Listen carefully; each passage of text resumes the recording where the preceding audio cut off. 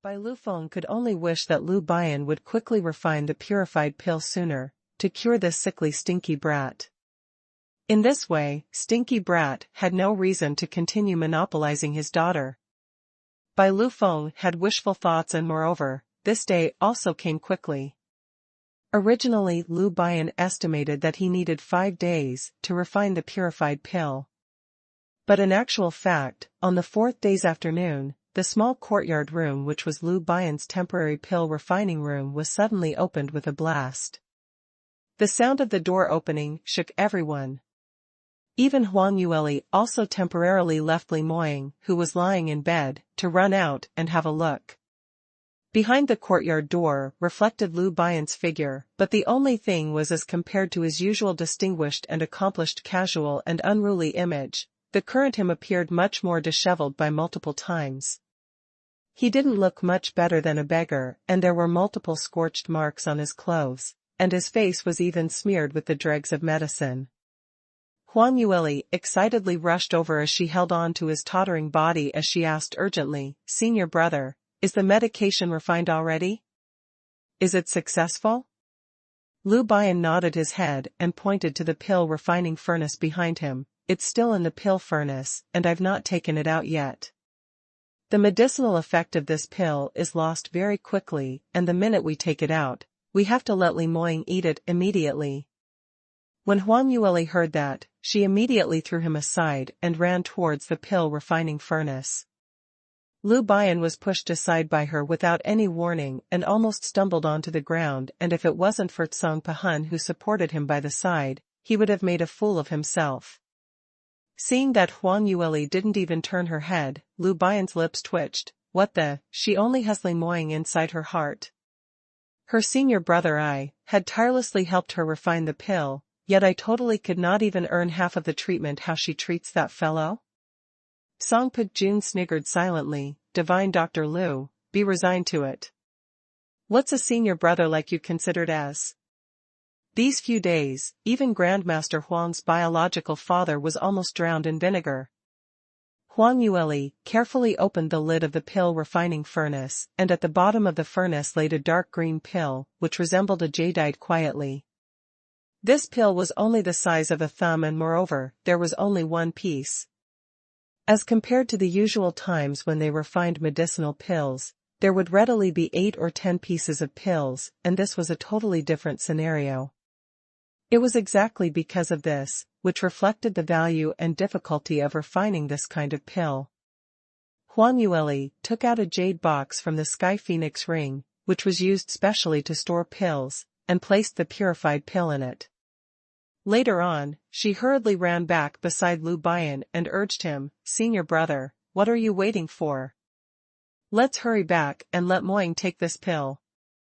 I can tell from these past few days that his body is obviously becoming frilier and frilier. I'm really worried." Lu Bian was originally feeling imbalanced and a little sour, but on seeing this, as Huang Yueli was saying these, her tears seemed as though it was about to roll out, and he immediately raised both his hands to surrender. "Junior sister, don't worry. As long as Moying's pulse is normal, he will definitely wake up after he takes the pill." Saying that, he turned towards Song Pujun. "Guardian Jun, can I trouble you to go invite Marquis by here? Earlier I said before that, in order to treat the soul detachment illness, it doesn't just mean to take the purified pill. We also need 4 9th stage realm, peak top exponents, and use our profound energy to help Li Moying fuse the medicinal effect, to restore his primordial spirit completely. Earlier I was still a little worried that there are only 3 of us here, which is hard to handle. But now since Marquis Bai is here, that's just nice." Song Puk-jun didn't object and nodded his head as he immediately turned around to leave. But Huang Yueli seemed to have thought of something as she called out to him, "Guardian Jun, wait a minute." She looked towards Lu Bian and her brows carried a few hints of worry. "Senior brother, you haven't had much rest for the past few days, and just managed to refine the medicinal pill, but now you're going to use profound energy to help Moying fuse the medicinal effect? Your body will not be able to take it. Why not? You rest for the night and tomorrow, then we'll treat Moying." I don't wish that after Moing regains consciousness, you will fall instead.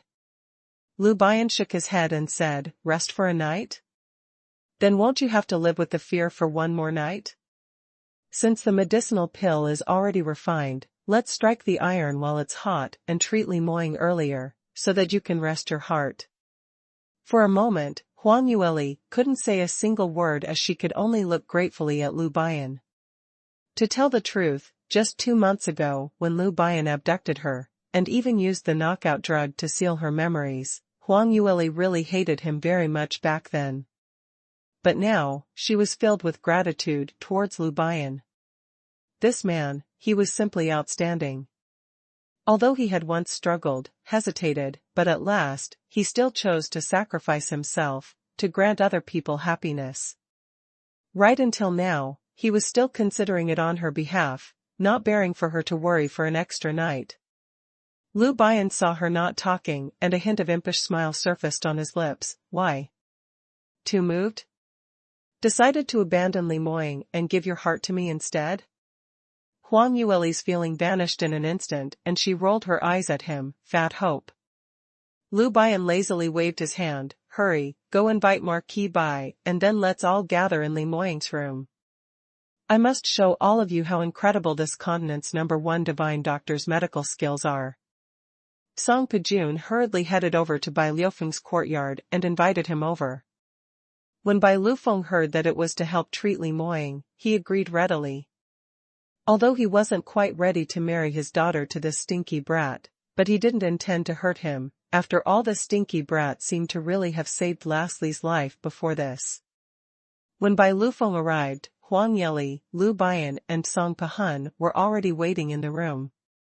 Lu Bian's complexion was still a little grayish and he had eaten quite a number of high-leveled medicinal pills to replenish his profound energy as he had been sitting on a soft mattress in the corner, while shutting his eyes to rest while cultivating. When he heard Bai Lufeng and Song Pejun's footsteps, he opened his eyes and said, everyone's here, let's start.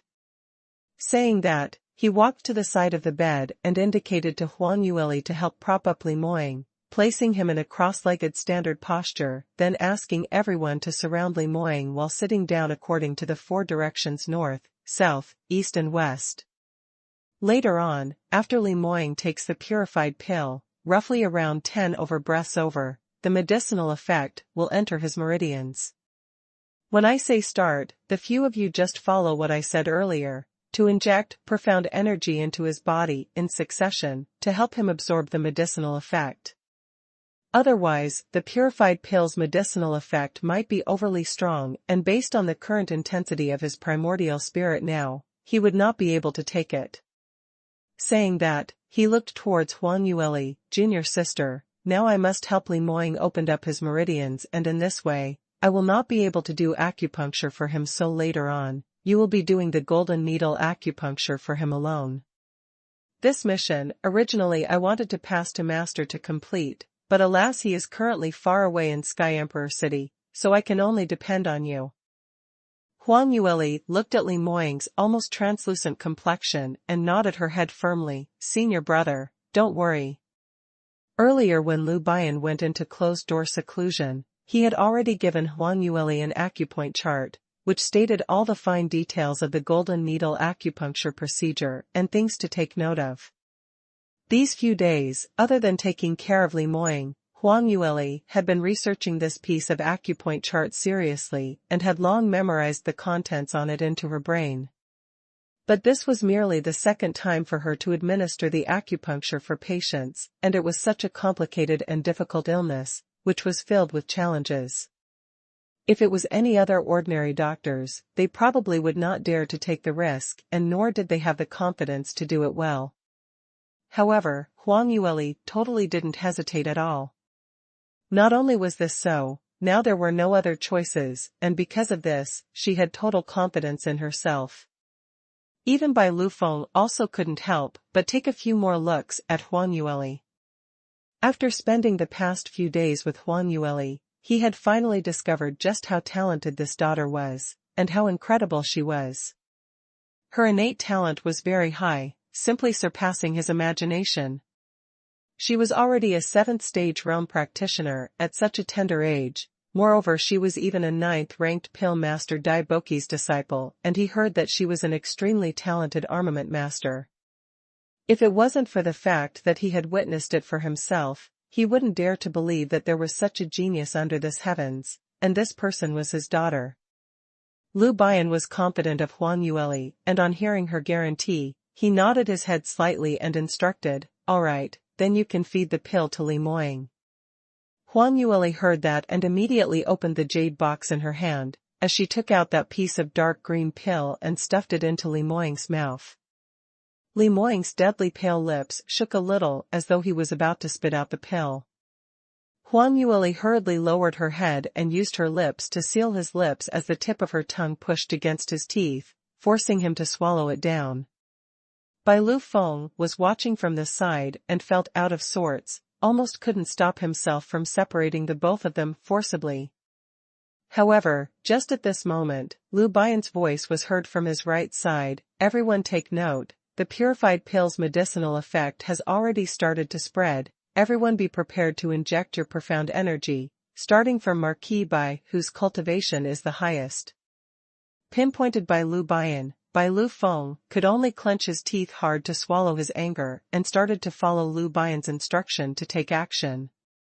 But in his heart, he had silently given Li Moying a demerit point. The few of them took turns to inject their profound energies to Li Moying, and the latter's original pale skin became even more transparent, and even his body's meridians were seen indistinctively. Whereas on his forehead, he started to sprout cold sweat, and not too long later, his entire face was dripping wet. He was restrained by Lu Bian and the other's profound energy, so his entire body was immovable, but his brows kept on twitching non-stop. One could only imagine just how intense the pain he was suffering right now. Huang Yueli took this scene into her eyes as her fists were slightly clenched, but she still didn't make a single sound, deeply afraid that she might affect Lu Bian and the others. After a while, Lu Bian's eyes gazed sideways as he spoke, "Junior sister, you can start the acupuncture now." "All right." Huang Yueli replied and walked up. Actually, when she heard that she was to personally administer treatment for Li Moying later, she was slightly anxious, but when it really came to this crucial moment, facing Li Moying's body, her inner heart actually calmed down instead. No matter what, this time round, they could only succeed and not fail. Whereas she had already exhausted all her best to personally save Li Moying. Huang Yueli's gaze was determined and her fingers pinched the sparkly and shining golden needles, aiming at the few acupoints on Li Moying's body as she pierced it downwards resolutely. Following her action, Li Moying's body shivered slightly as his throat also gave off a minute moaning sound. Huang Yueli knew that this was the reflection of how pained Li Moying was. Lu Bian had told her way before this that the treatment process for treating soul detachment illness was extremely painful, and what Li Moying needed to endure was pain, which was 100 times worse than being cut by knives.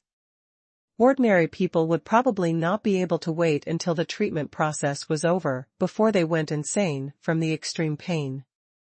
Li Moying's determination was very strong, and this sort of matter naturally wouldn't possibly surface on him, so this was something that everyone believed in. But the display of Li Moying's pain, to Huang Yueli herself, was a kind of test. Every single needle she pierced onto him would increase the pain that Li Moying felt, and under this circumstance, even for someone like Huang Yueli, who was so composed and resolute, would also be wavering.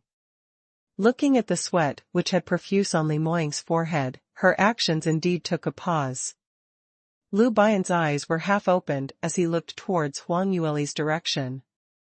He was now injecting profound energy into Li Moying, and it was the most crucial moment.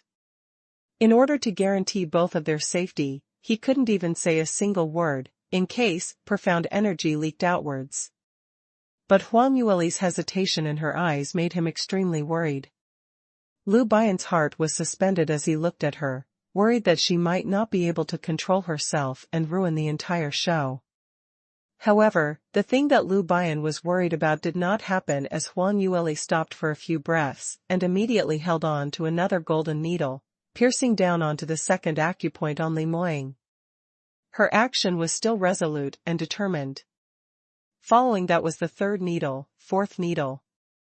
Huang Yueli's actions became swifter and swifter as her action became more and more precise. Li Moying's body, under her hand, was trembling non-stop because of the pain, and the degree of his tremble was getting greater and greater, but she remained calm and determined as every single golden needle that pierced down was just nice. It was perfectly matched against the marked points on the acupoint chart, piercing one after another golden needle into Li Moying's body. Lu Bian was assured and continued to concentrate on injecting profound energy into Li Moying's meridians. As time slowly went by, the purified pill's medicinal effect kept on diverging as it was slowly absorbed. His virtually routed primordial spirit, under the coordination of 4 ninth-stage realm peak practitioners, was slowly restored. Not knowing how long had passed, Lu Bian slowly opened his eyes and shot a gaze to Huang Yueli, indicating for her to remove the needles. It was already at this last stage, and Huang Yueli was already extremely tired out mentally and physically, but still, her actions did not carry any hint of hesitation at all. The golden needles under her slender and fair fingers flew speedily as one after another needle was removed. Lu Bian and the others also coordinated with her actions as they slowly retracted the profound energy which they injected into Li Moying's body.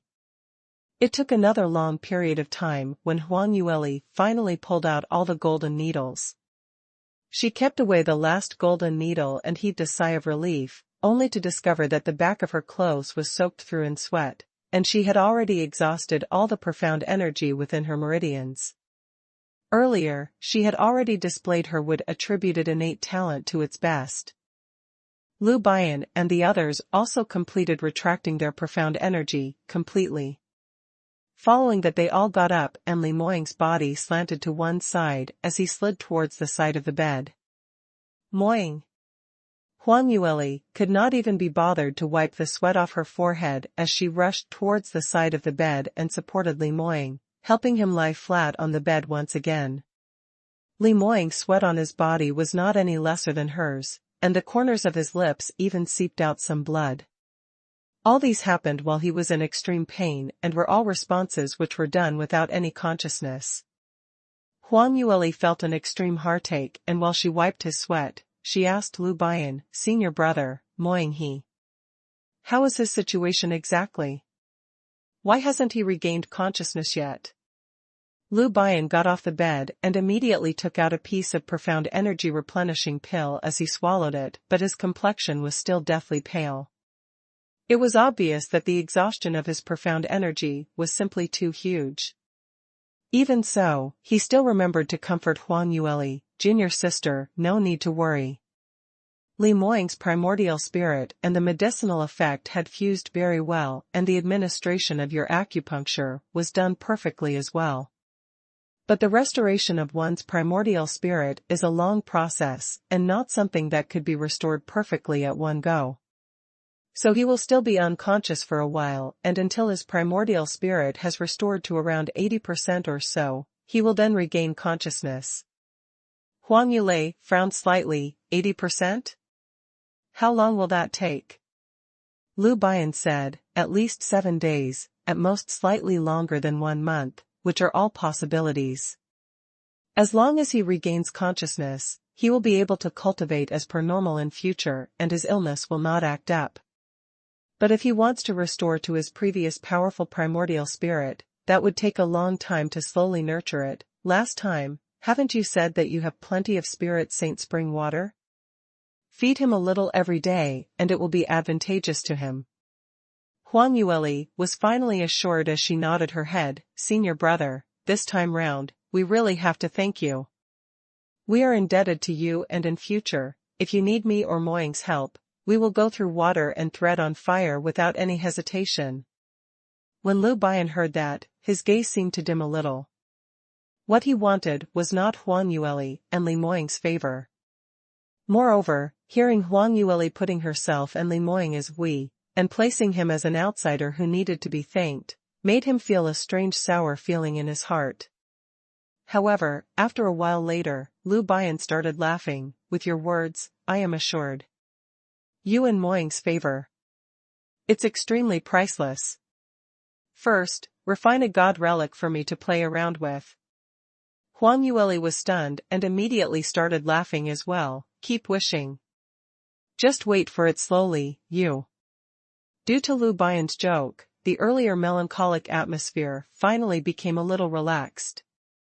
Lu Bian propped up his back and slowly stood up. Alright, I've already completed everyone on my hands and following this, I will not care any longer. Anyway, junior sister, you're an armament master, so you can take care of Li Moying properly. I'm going back to rest.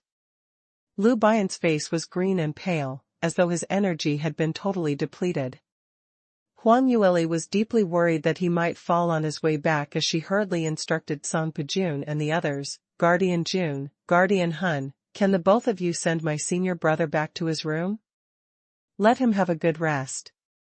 You two have been tired out as well, quickly go back and rest too. Song Pijun and Song Pahun both nodded. Young Miss Bike, be assured, we will make a move now. After they left, there was only Bai Lu Feng who was still standing in the room, looking at Huang Yueli and Li Moying. Huang Yueli first poured a cup of Spirit Saint spring water and fed Li Moying.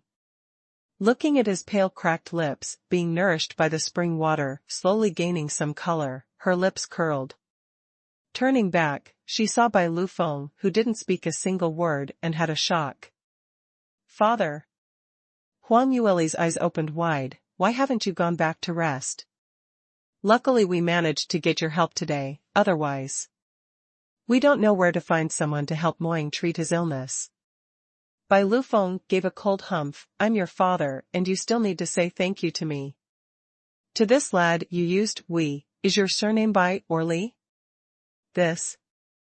Huang Yueli was stunned momentarily and quickly gave a dry laugh. Father, you think too much. Of course I'm your obedient daughter. Father has been tired out, let me massage your shoulders. She tried to win his favor by giving a fawning smile, prepared to move over and flatter him. Bai Lu Feng took a step back and his expression was still not very good, but his tone had evidently softened. No need. Earlier you administered the golden needle acupuncture, you must have exhausted quite a bit of profound energy, right? Have a good rest. There's nothing wrong with father, this bit of profound energy, I can still afford it.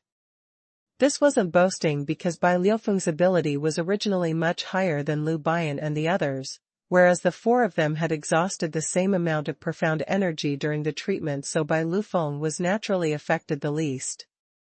Huang Yueli immediately put on an adored gaze. Of course you're my father, your ability is indeed outstanding. You're just too awesome. This flattery was actually a little exaggerated, but coming from his beloved daughter's mouth, made Bai Lu Feng feel comfortable from head to toe. Stop fawning. Bai Lu Feng spoke out with a little hint of tsundere, but his curled-up lips had already betrayed his true feelings. Father is going back to the room. It's not that you can't take care of this stinky brat, but it is only limited to this period of time when he is unconscious. After he regains consciousness, you have to avoid gossips. Do you hear me? Bai Lu Feng coughed softly twice, leaving this sentence. Eh? Huang Yueli's face was filled with puzzlement. She was still thinking that later when Bai Lu Feng left, how was she going to slip back to look after Li Moying? But whoever knew that Bai Lu Feng actually loosened up this easily? This was simply out of her expectations? Could it be that earlier that her empty flattery was effective? Bai Lu Feng could tell that she was surprised as he gave a slight harumph. This lad isn't totally useless. The pain of restoring one's primordial spirit is something that ordinary people could not endure, and those with slightly weaker determination would probably turn into a lunatic. This lad, not only did he not go insane, he didn't even moan much, so his determination is rather extraordinary. When I was injecting profound energy into his body, I also detected that his foundation was solid and his cultivation was firm, not some kind of soft embroidery pillow. Huang Yueli hardly heard about Li Moying's good points from her father's mouth. Amid the shock, she quickly revealed a bright smile. "Father, I've already said that Moying is very incredible. He absolutely can protect me. Now do you believe in me?" Bai Lufeng replied unwillingly. "Father only said that he wasn't a bag of straw, but his cultivation isn't bad doesn't mean that his ability is definitely strong. His actual battle power is another matter totally. After he wakes up, Father will test him properly.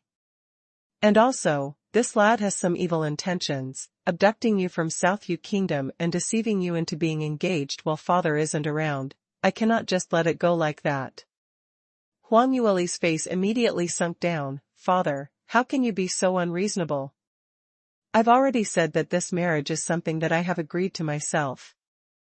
Bai Lufeng put on a straight face and said, "A marriage match is arranged by the parents' order and on the matchmaker's word." Father still hadn't nodded his head. "How can you decide on your own marriage? Anyway, this matter will be decided by Father." Saying that, without even waiting for Huang Yueli's reply, he flicked his sleeves. "All right, have a good rest.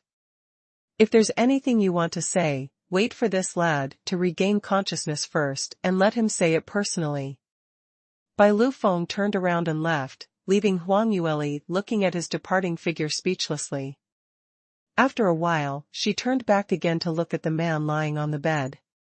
Li Moying's breathing had stabilized, and that pale and wan handsome face a few days ago had gained some color. Huang Yueli wiped his body and changed his inner clothing, and a refreshed Li Moying looked as though he was sleeping. That perfectly sculpted face had a quiet and tranquil look, as compared to the usual overbearing look. It was simply a totally different person. Huang Yueli's mood instantly perked up. "Moying, you must wake up sooner. I believe that you will definitely make my father see you in a new light, am I right?" She was confident of Li Moying's ability, and even if Bai Lufeng was so powerful, she didn't feel that Li Moying would be disadvantaged. So, even if Bai Lufeng had not agreed to their marriage and Huang Yueli made it sound so pitiful, but she wasn't really worried on the inside. After Li Moying regains his consciousness and exhibits his ability, he would definitely be able to make Bai Lufeng extremely surprised. The truth had proved itself that when Li Moying had indeed awoken, he indeed made Bai Lufeng have a rude shock. But, it wasn't because of his potential. Ever since Li Moying had taken the purified pill, he had been lying quietly in the room and his breathing was stable, as though he was sleeping. Lu Bian rested for 3 whole days, and on the 4th day onwards, he went over to Li Moying's room daily to take his pulse. Initially, Huang Yueli was still calm and because Lu Bian's diagnosis was always everything is normal, but as time went by, 20 over days had passed and Li Moying still hadn't regained consciousness, and that was when Huang Yueli started to become anxious. "Senior brother, Moying in this state, is he really alright? Why is it that it had been so long, and yet he still hadn't woken up?" On one occasion after Lu Bian finished the consultation, Huang Yueli asked anxiously. Lu Bian sighed. "Junior sister, you've already asked a few hundred times. I've told you long ago, that the primordial spirit's restoration will take a long time, and it might possibly take as long as 1 month. Moreover, the greater the damage of the primordial spirit, the longer the restoration time will take. Li Moying's primordial spirit in his past life is extremely strong, and that's something that you know as well, so this matter, we can't be anxious over it. Don't worry, he will absolutely be alright." Huang Yueli pouted her lips, "But till today, he's already been unconscious for an entire month." "It's already been over 1 month, does that mean that there's an accident?" The more she thought, the more anxious she was as she bit her lips, showing a pitiful look. Lu Bian saw her expression and almost burst out laughing, and at the same time, he felt a little emotional. Huang Yueli was someone who would not frown even if the sky fell down, and usually she was extremely bold, but now, Li Moying obviously was fine, yet he was able to scare her into this state. This only meant that she had delved in too deeply, and had lost the judgment that she should have. Lu Bian patted her shoulder and said, "Junior sister, you must trust senior brother's words and don't worry. Perhaps, Li Moying will suddenly regain consciousness in the next few nights, and by then, don't faint from joy. Lu Bian finished talking and carried his medication case as he turned around and walked out. He was anxious to return to his courtyard to cultivate. In the past few days, Lu Bian, Song Pejun and Song Pehun seemed as though they were injected with chicken blood, as they worked hard to cultivate day and night. It was rumored that they were agitated by Lord Zhan and by Lu Feng. In the past, although they were always suppressed by Mu Qingqing, this kind of peerless strong exponent above them, but everyone was still able to comfort themselves that there was only one pervert like him and ordinary people could not possibly be that ridiculously strong. They were able to gain 9th stage realm peak ability and were ranked on top 10 of the sky chart, and that was already an outstanding feat. But when Lord Zhan and Bai Lufeng exhibited their own potentials, they then realized that it wasn't that they were already not bad but because their knowledge was too shallow and they really didn't work hard enough. The only one who was infinitely close to 10th stage realm potential was only Mu Qingqing alone who could reach it. Now after such provocation, the trio all started to have motivation to move upwards, as they began to cultivate furiously. Whereas when Bai Lufeng saw that they took good care of Huang Yueli, he was very willing to help them and imparted quite a number of profound skills and cultivation methods that he had obtained from the ancient mystic region.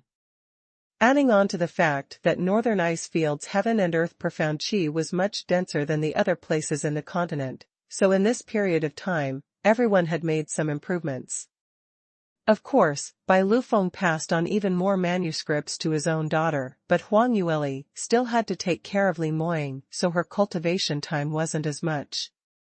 Even so, in this month alone, her cultivation had speedily ascended as she had already raised it from 7th stage realm 3rd level to 7th stage realm 7th level. Huang Yueli was now in a trance when she suddenly heard footsteps from behind her. Bai Lufeng walked behind her and gently hugged her shoulders. Lastly, you're looking at Bradley again? Don't worry, father has already taken a look for him. This stinky brat has a tough life and he will not die so easily. Father. Huang Yueli swept a glance at him, apparently not happy. Moying, he has a name, not what stinky brat surnamed Li. Bai Lufeng felt stuffed as his daughter's entire heart was totally abducted by that stinky brat. Bai Lufeng was feeling melancholic when suddenly, he felt Huang Yueli leaning towards him and spoke out softly, Father, I'm really so worried. Looking at her pitiful looks, Bai Lufeng's entire tummy of fury started to disappear and he could only care about consoling her. Don't worry, stinky brat has taken advantage of my daughter and I haven't even settled the debt with him yet. Does he even dare to die like this? Huang Yueli instantly didn't know if she should laugh or cry. Father. The father-daughter duo spoke quietly, totally not noticing that the eyebrows of the handsome-looking man who had been lying quietly on the bed had twitched a little. Li Moying only felt that he had slept for a very, very long time and his consciousness was blurry, as he felt lethargic all over. His senses were drowned by silent darkness, totally unable to see a sliver of light at all. Not knowing how long had passed, suddenly, a young lady's melodious voice rang softly in his head. Moying, Moying, quickly wake up. What's wrong with you? Why aren't you waking up? I'm so worried about you.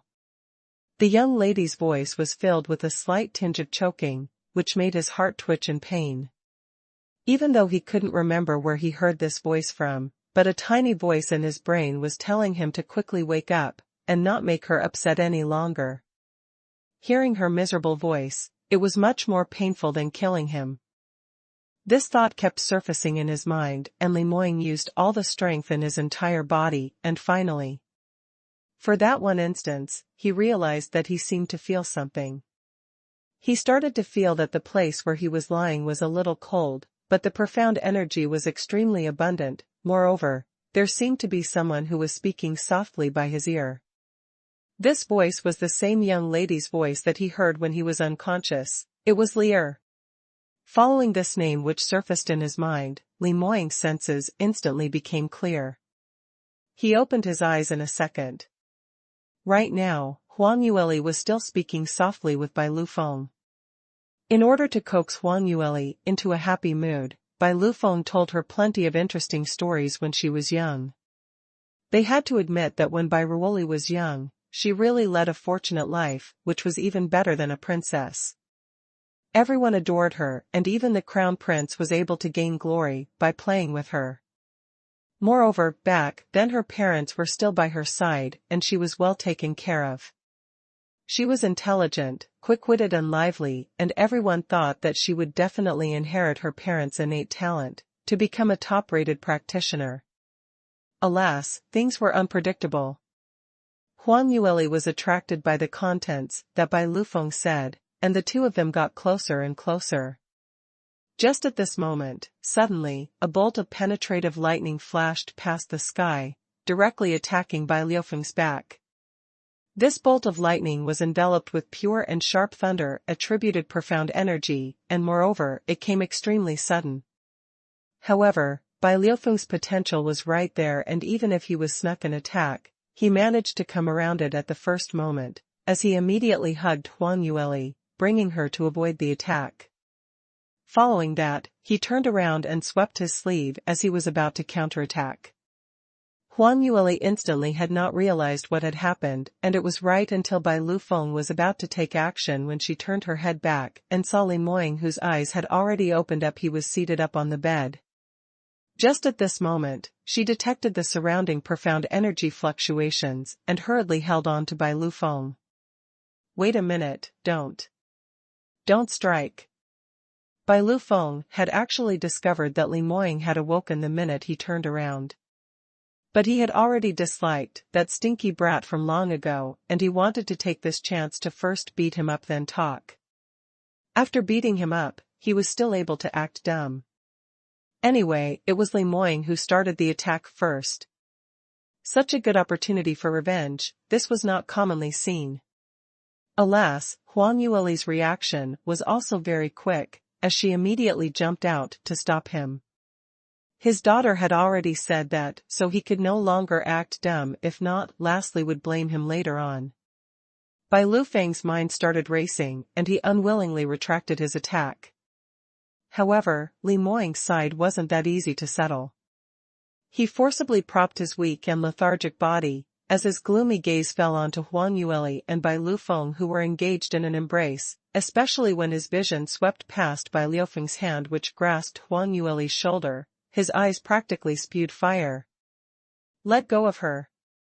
You. What are you trying to do to my Lear? Still not going to scram? Huang Yueli was stunned and immediately cried out urgently, wanting to explain. Moying, you're mistaken. This is actually your Lear? What right do you have to say that Lear belongs to you? I'm telling you, this lass belongs to my family. Not waiting for Huang Yueli to complete her sentence, Bai Lufeng suddenly let out his might. Huang Yueli's chest felt dull, and she wasn't able to say a single word out. Bai Lufeng took the opportunity to give a cold humph, as he casted a provocative look at Li Moying. His furrowed his brows coldly, and his expression swept across the man on the bed provocatively. Aha, he had seen many people with fat guts, but he had never seen someone this gutsy before. The minute he woke up, he attacked his future father-in-law, and he even dared to ask him to scram? If he didn't teach him how to respect his elders, he really wouldn't know just how red the flour was.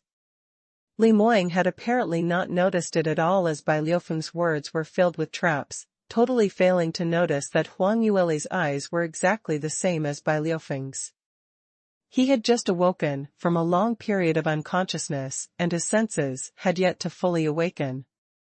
The current Li Moying only noticed that his beloved Lear was in the arms of a man who popped out of nowhere, and moreover, not only was this fellow arrogant, his potential was abnormally powerful. It was on par with that Lord Jean in the Snow Phoenix Palace. What background did this man had? Why was he on such intimate terms with Huang Yueli?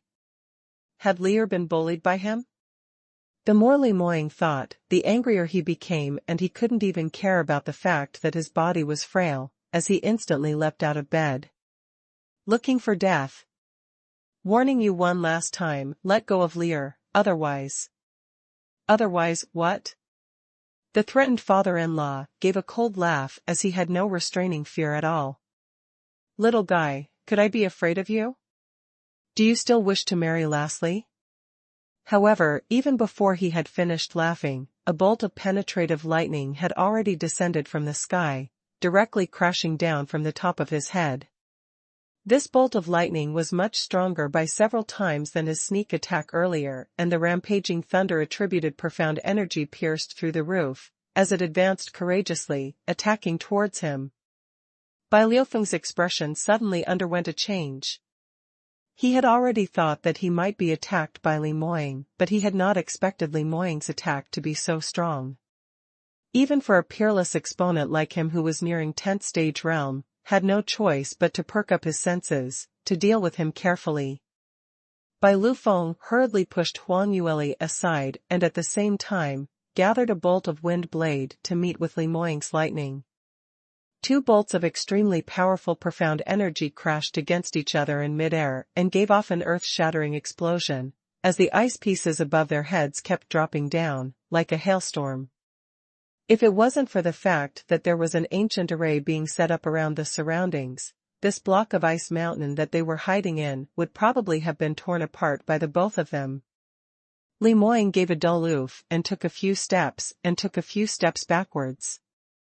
More or less he was at a disadvantage, but the war intent in his eyes grew thicker. Bai Lufeng had an astonished look. Li Moting's potential was totally out of his predictions. Just as the two men were engaged in a confrontation, Huang Yueli ran over and stopped right in between the both of them as she cried out exasperatedly, "Stop, both of you stop right now. You're not allowed to fight." Li Moying's expression changed, and he hurriedly cried out, "Lear, come over. This fellow's potential is very strong and it's too dangerous for you to stand there." Saying that, he wanted to stretch out his hand to pull Huang Yueli behind him. "Lastly, come over here." Li Moying's heart jolted when he heard that man on the opposite side saying the same thing. Out of his expectations, Huang Yueli actually walked right over towards him, letting him pull on to nothing. Li Moying almost fainted from fury, and just as he was unable to control his rage, he suddenly heard Huang Yueli's enraged voice, "Father, you're simply too much. Moying has just woken up and his body is still very frail. Why are you bullying him? What did you say? Father?" Li Moying's eyeballs almost fell onto the ground. Li Moying's eyes stared open in disbelief, thinking that he had developed hallucinations. Father? What father? Hadn't his Lear lost her parents when she was just 4 years old, which was why she was being bullied by the Bai family when she was in South Yu Kingdom? Wait. Li Moying suddenly recalled that when he was in South Yu Kingdom, he had once heard that Lear's father was Marquis Bai Lufeng, who was considered as a top-rated talented practitioner in South Sky region, but he mysteriously went missing when he went on an experience learning trip. Could it be? Thinking of this, Li Moying squinted his eyes as he looked at Bai Lufeng once again. This time round, he took an extremely detailed look and realized that this exceptionally handsome-looking man did have some similarity with Huang Yueli, especially that pair of eyes, which was simply from the same source. Of course, he looked very young, and just from his looks alone, it would be more apt to call him as Huang Yueli's brother instead. But a practitioner who looked so young and yet had such profound cultivation. Could it be that this really was Lear's father? Just as Li Moying was sizing Bai Lufeng up, Bai Lufeng was also observing Li Moying. His vision swept past Li Moying's handsomely ageless face and his robust figure, sensing the powerful aura which was emitted formlessly from him, and silently nodded his head. If it was said that Li Moying was a strange younger junior who was not linked to him, he would have no way but to admit that this young lad was really not bad and he would definitely have a good future. But as his future son-in-law, then, he failed. Having such a good-looking face and his eyes even carried luck with the ladies, so on one look, He should be a womanizer with plenty of young ladies being swept under his long robe. No wonder his obedient and adorable Lastly was cheated by him till she ran round in circles, staying together with him even before they were married. Adding on to Li Moying's innate talent and potential, it really seemed like what Huang Yueli said, extraordinary and a top-rated peerless genius in soaring heaven's continent. TSK, then his ill-lucked love affairs would be plenty more. Bai Lu Feng was ridiculing Li Moying in her heart, totally forgetting that just a few days ago, he was still warning Huang Yueli to find a powerful man who can protect her. Now on seeing that Li Moying was really able to protect Huang Yueli, he despised him for having too powerful an ability which would cause other women to covet him. It was simply contradictory. Anyway, he just couldn't bear for his daughter to get married, so no matter what he just found Li Moying unpleasant to the eye. The two men exchanged glances wordlessly, and Huang Yueli was so anxious that she stomped her feet. Father, Moying needs to rest. Return back to your room first, and you're not allowed to bully him. Bai Lu Feng was originally dissatisfied with Li Moying, and on hearing Huang Yueli saying that, the sour feeling instantly gushed towards his brain. The minute the stinky brat surnamed Li awoke, his daughter immediately didn't want her father any longer. It was obviously Li Moying who attacked him first, and he merely counter-attacked, but in the end Lastly said that he was bullying this lad? Where did his considerate and smart daughter go? It was definitely this stinky brat's fault. Thinking of this, Bai Lu Feng was even more insistent on not leaving as his cold gaze swept past Li Moying's face. You're Li Moying? I heard that when my Lastly was in Southview Kingdom, you took care of her. As her father, I must thank you properly. You are not feeling well, so have a good rest right here. When Li Moying heard that, his brows creased. He felt that the taste in these words seemed off the minute he heard it. His brows rose. Father-in-law, you're too courteous. Li Moying bowed his body slightly and his hands were held in front as he put on an extremely earnest attitude. Lear is my fiancée, so taking care of her is my responsibility. We're all one family, so please don't be so polite with me. Earlier, it's this son-in-law who hasn't got things clearly and accidentally hurt you. Please do not put it to heart. Li Moying's reaction was extremely swift as he instantly passed judgment on Bai Lu Feng's status. Although he didn't know why Bai Lu Feng, who had gone missing for more than a decade, would appear at this place, and why did Huang Yueli and him had suddenly reunited with each other, but since his Lear had already greeted him as father, then that meant that the other party was definitely his future father-in-law. The position of father-in-law was something that every man could not afford to offend, moreover for such a top-rated top exponent like Bai Lu Feng. Although Li Moying was not resigned, but he was still able to pass judgment at the first moment that admitting being terrified was the best choice to make now. Bai Lu Feng was stunned for a moment, because he had not expected Li Moying to suddenly have a change of attitude at the very next moment. Wasn't he very smug just a while ago? He was puzzled deep in his heart, but his mouth still didn't spare him as he spoke out immodestly. Young Master Li, I think you must be mistaken. Since the ancient times, when two families unite in marriage, the match is always by parents' order and matchmaker's word. The marriage arrangement that you two juniors set by yourself doesn't count, and it's all child's play based on two children's words, so you need not put it to heart. Lastly is still so young and her innate talent is so much, so she should place her emphasis on cultivation first. It's too early to talk about love and delay her cultivation, so will young Master Li please stop addressing Lastly as your fiancé? Li Moying was stunned for a moment and immediately, his brows creased even tighter. He had not expected that on his first meeting with his future father-in-law, he made such a huge blunder, and the other party even refused to admit the marriage arrangement between him and Lear. Why did it turn out like this? What exactly had gone wrong? While Li Moying was still hesitating, Huang Yueli looked astonishedly at Bai Lu Feng, then after her she puffed up her cheeks as she fumed. Father, what rubbish are you sprouting? I told you many times before that it was myself who willingly got engaged with Moying. Bai Lufeng looked at his angry expression and felt even more out of sorts. Ever since he was reunited with his daughter, she had always been obedient, but whenever he mentioned this stinky brat Li Moying, she immediately went up against him. This time round it's gone too far, she even tore her own father's stage in front of this stinky brat. He gave a cold harumph as he spoke out unhappily, "Father also said this many times already. The marriage that you have set yourself doesn't count and father will not admit it. You're still so young and you should just focus on cultivation. It is normal for us practitioners to consider marriage when we are a few hundred years old, since where is there anyone who is abducted at such a tender age?" When Huang Yueli heard these words, her heart was filled with anxiety and moreover she still didn't quite understand what was going on. Wasn't it Bai Lufeng who said it in the past, that he felt that Li Moying didn't have enough potential, hence he wasn't assured in marrying her to him? But now Bai Lufeng had personally witnessed that after Li Moying had recovered from his illness, he was able to fight evenly with the continent's top-rated exponent, and his innate talent was totally shocking. What was her father still dissatisfied with?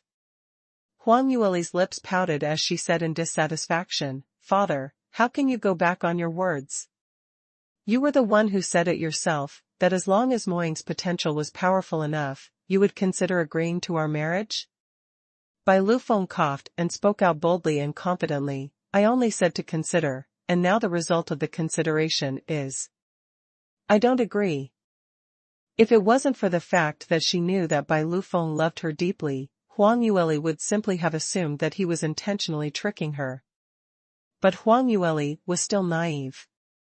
Although Bai Lufeng didn't intentionally trick her, but he was intentionally tricking Li Moying. She looked at Bai Lufeng angrily, "Father, this action is called reneging on your debt. Anyway, no matter what, the marriage arrangement between Moying and I is real, and the whole of South Yu Kingdom knows about it back then. Now the entire Sky Emperor City's practitioners also know that we are a couple, and even if you don't agree, it would not change anything." When Bai Lufeng heard such heart-stabbing words, his heart was basically splattering with blood. This really was too much. She actually refused to listen to her father's words, insistent on being together with this stinky brat. His daughter was definitely most obedient and most filial, so it must be this stinky brat's fault. Bai Lufeng clutched his chest hard and spoke out exaggeratedly, "Lastly, you're actually so fierce towards father. And even rebutted father, because of this stinky brat. Didn't you see that he was the one who intentionally attacked me earlier? If it wasn't for father's swift reaction, I would have been injured by him. He even told father that I'm looking for death. Aren't you concerned if father is injured or not, just only saying that I'm not?" Huang Yueli blinked and on seeing Bai Lufeng's upset look, she instantly felt guilty. "Father, then are you injured?" But before Huang Yueli could finish her words, Li Moying spoke out behind her, "Father-in-law, cough cough, will you please be appeased, it's all my fault. Cough cough, earlier I just regained consciousness and didn't know what was going on, so I thought that someone was bullying Lear, hence I acted rashly and almost injured father-in-law. It really is the son-in-law's fault." His voice radiated with frailness and his words were intermittent, with soft coughs in between, and he sounded extremely pitiful. Huang Yueli immediately became anxious as she ran over to him in a few steps, as one hand supported his back while the other grasped his wrist to take his pulse. "Moying, how are you feeling? Quickly lie back on the bed, you're still very weak. Earlier you still struck out without a care, you simply don't love yourself at all. Quickly lie back on the bed." Li Moying feebly leaned against Huang Yueli's body naturally, but he refused to leave as he persisted on speaking, "No, your father refused to forgive me, so I must beg for his forgiveness." Huang Yueli was so anxious that she stomped her feet. "What's there to forgive? We're all one family, he will understand." Cough cough, cough cough, no way. The more Li Moying said that, the more heartache Huang Yueli felt. Whereas Bai Lufeng almost blew up in anger. This young lad was really too treacherous. He even put on such a weak and frail look. Who was he showing it to? He had just taken in the profound energy injected in by 4 ninth stage realm peak practitioners, so his profound energy inside his body should be exploding in abundance, totally not as frail as he looked on the surface. Alright. Didn't she see that thunderous strike earlier? Just how powerful was the power of that earlier? He must have known that Lastly would feel heartache for him, hence he intentionally did this, right? Moreover, Li Moying's words were tastefully chosen. On the surface it seemed that he was apologizing, but in actual fact, it was to remind Huang Yueli that he had just regained consciousness and wasn't clear of the situation, hence he was innocent, whereas Bai Lufeng was too much in striking out against a patient like him, in order to obtain Huang Yueli's sympathy. How could there be such a black-bellied fellow like him?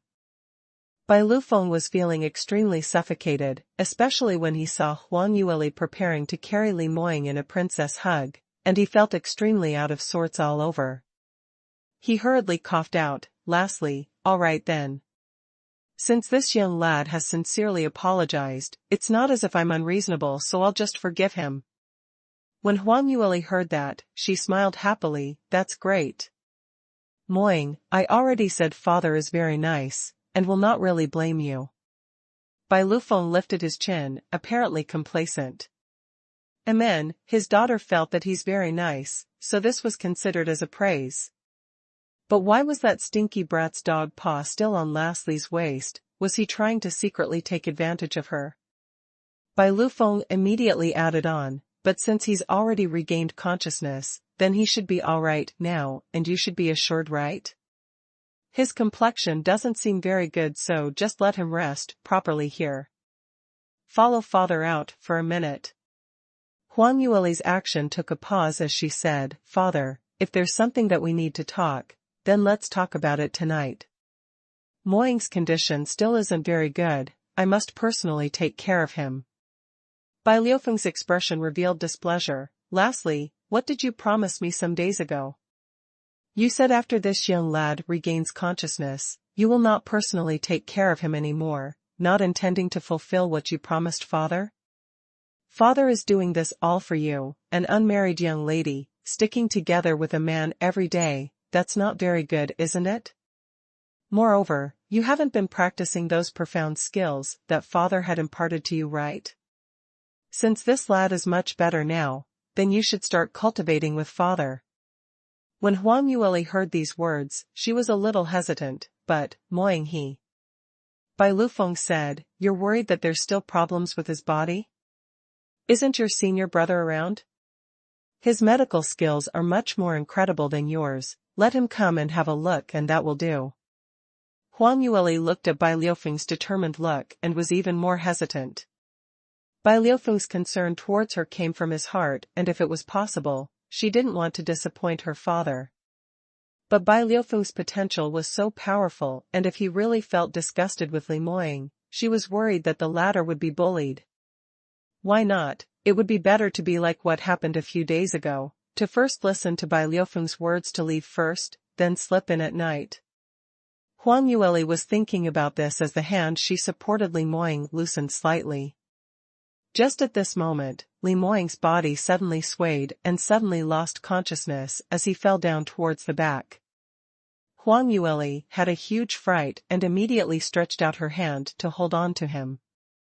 "Moying, what's wrong with you?"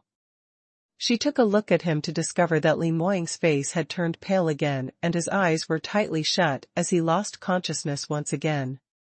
She was burning with anxiety, as she didn't expect Li Moying to actually faint after regaining consciousness not too long later. Could it be that his illness had returned? At this present moment, she totally could not consider Bai Liufeng's feelings as she instantly carried Li Moying up and placed him back on the big bed. At the same time she spoke out pressingly, "Father, you also saw this yourself. I can't leave this place and I must stay here to take care of him. Father, if you're tired, please go rest earlier, I'm all right here." Bai Lufeng went into a daze as he almost spat out blood. Because he had obviously seen for himself that this stinky brat was still normal one moment ago, but at the very next moment, he turned into a frail and weak patient. It would be strange if he hadn't acted this out. This stinky brat was just too scheming, but his daughter actually believed in him.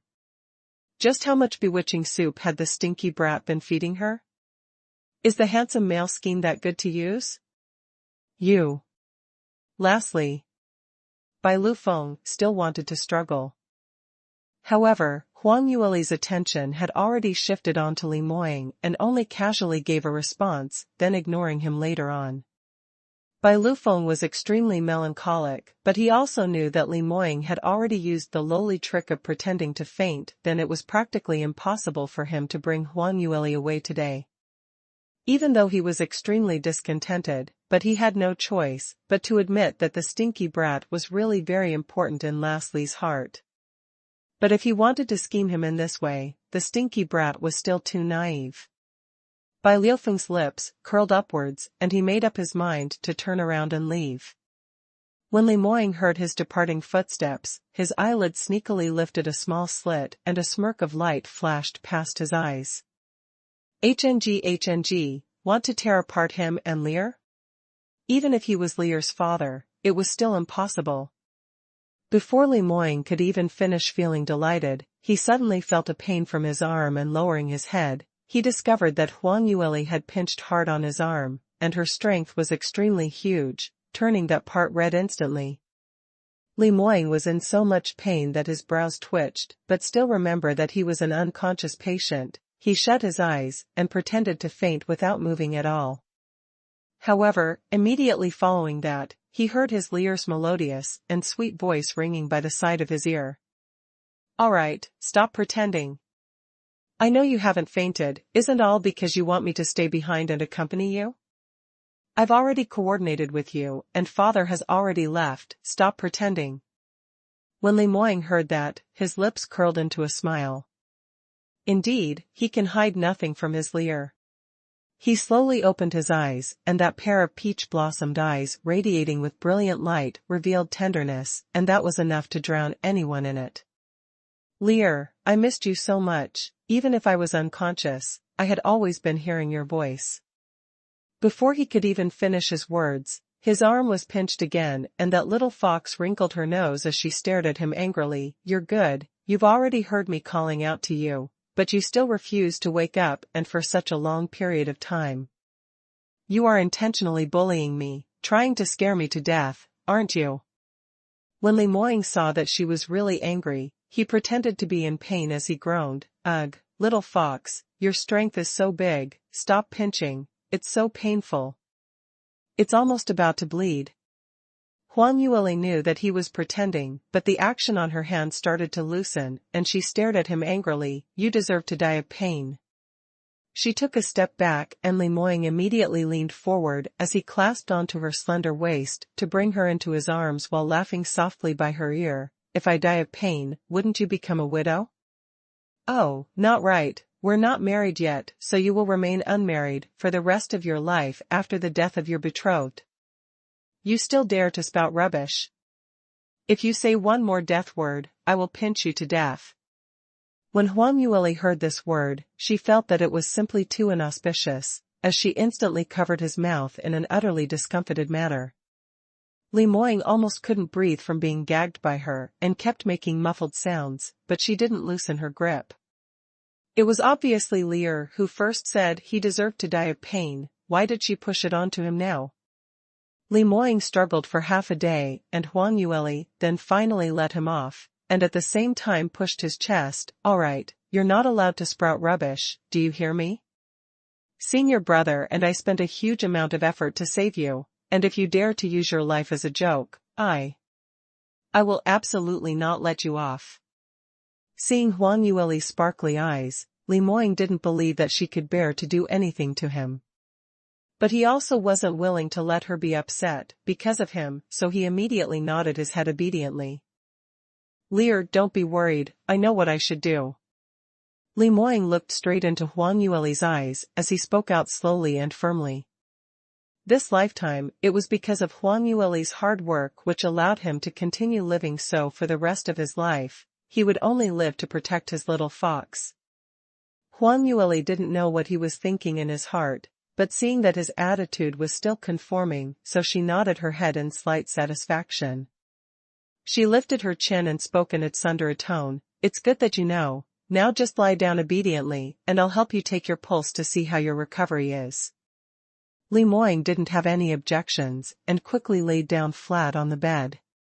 Huang Yueli placed her fingers on his wrist and congealed her senses for a moment. Her expression was evidently relaxed. "Still all right, like what senior brother said, your primordial spirit's recovery isn't too bad, and those injuries that you've sustained in your internal organs and meridians while crossing hands with Lord Jean have all recovered back to normal." Li Moying smiled and said, "I know my own body best. Other than the soreness in my entire body from lying down too long, there shouldn't be any other ailments." When Huang Yueli saw his relaxed look, she started feeling unpleasant and said, "Even if you've recovered well, you cannot just fight the minute you regain consciousness. You really don't want your life.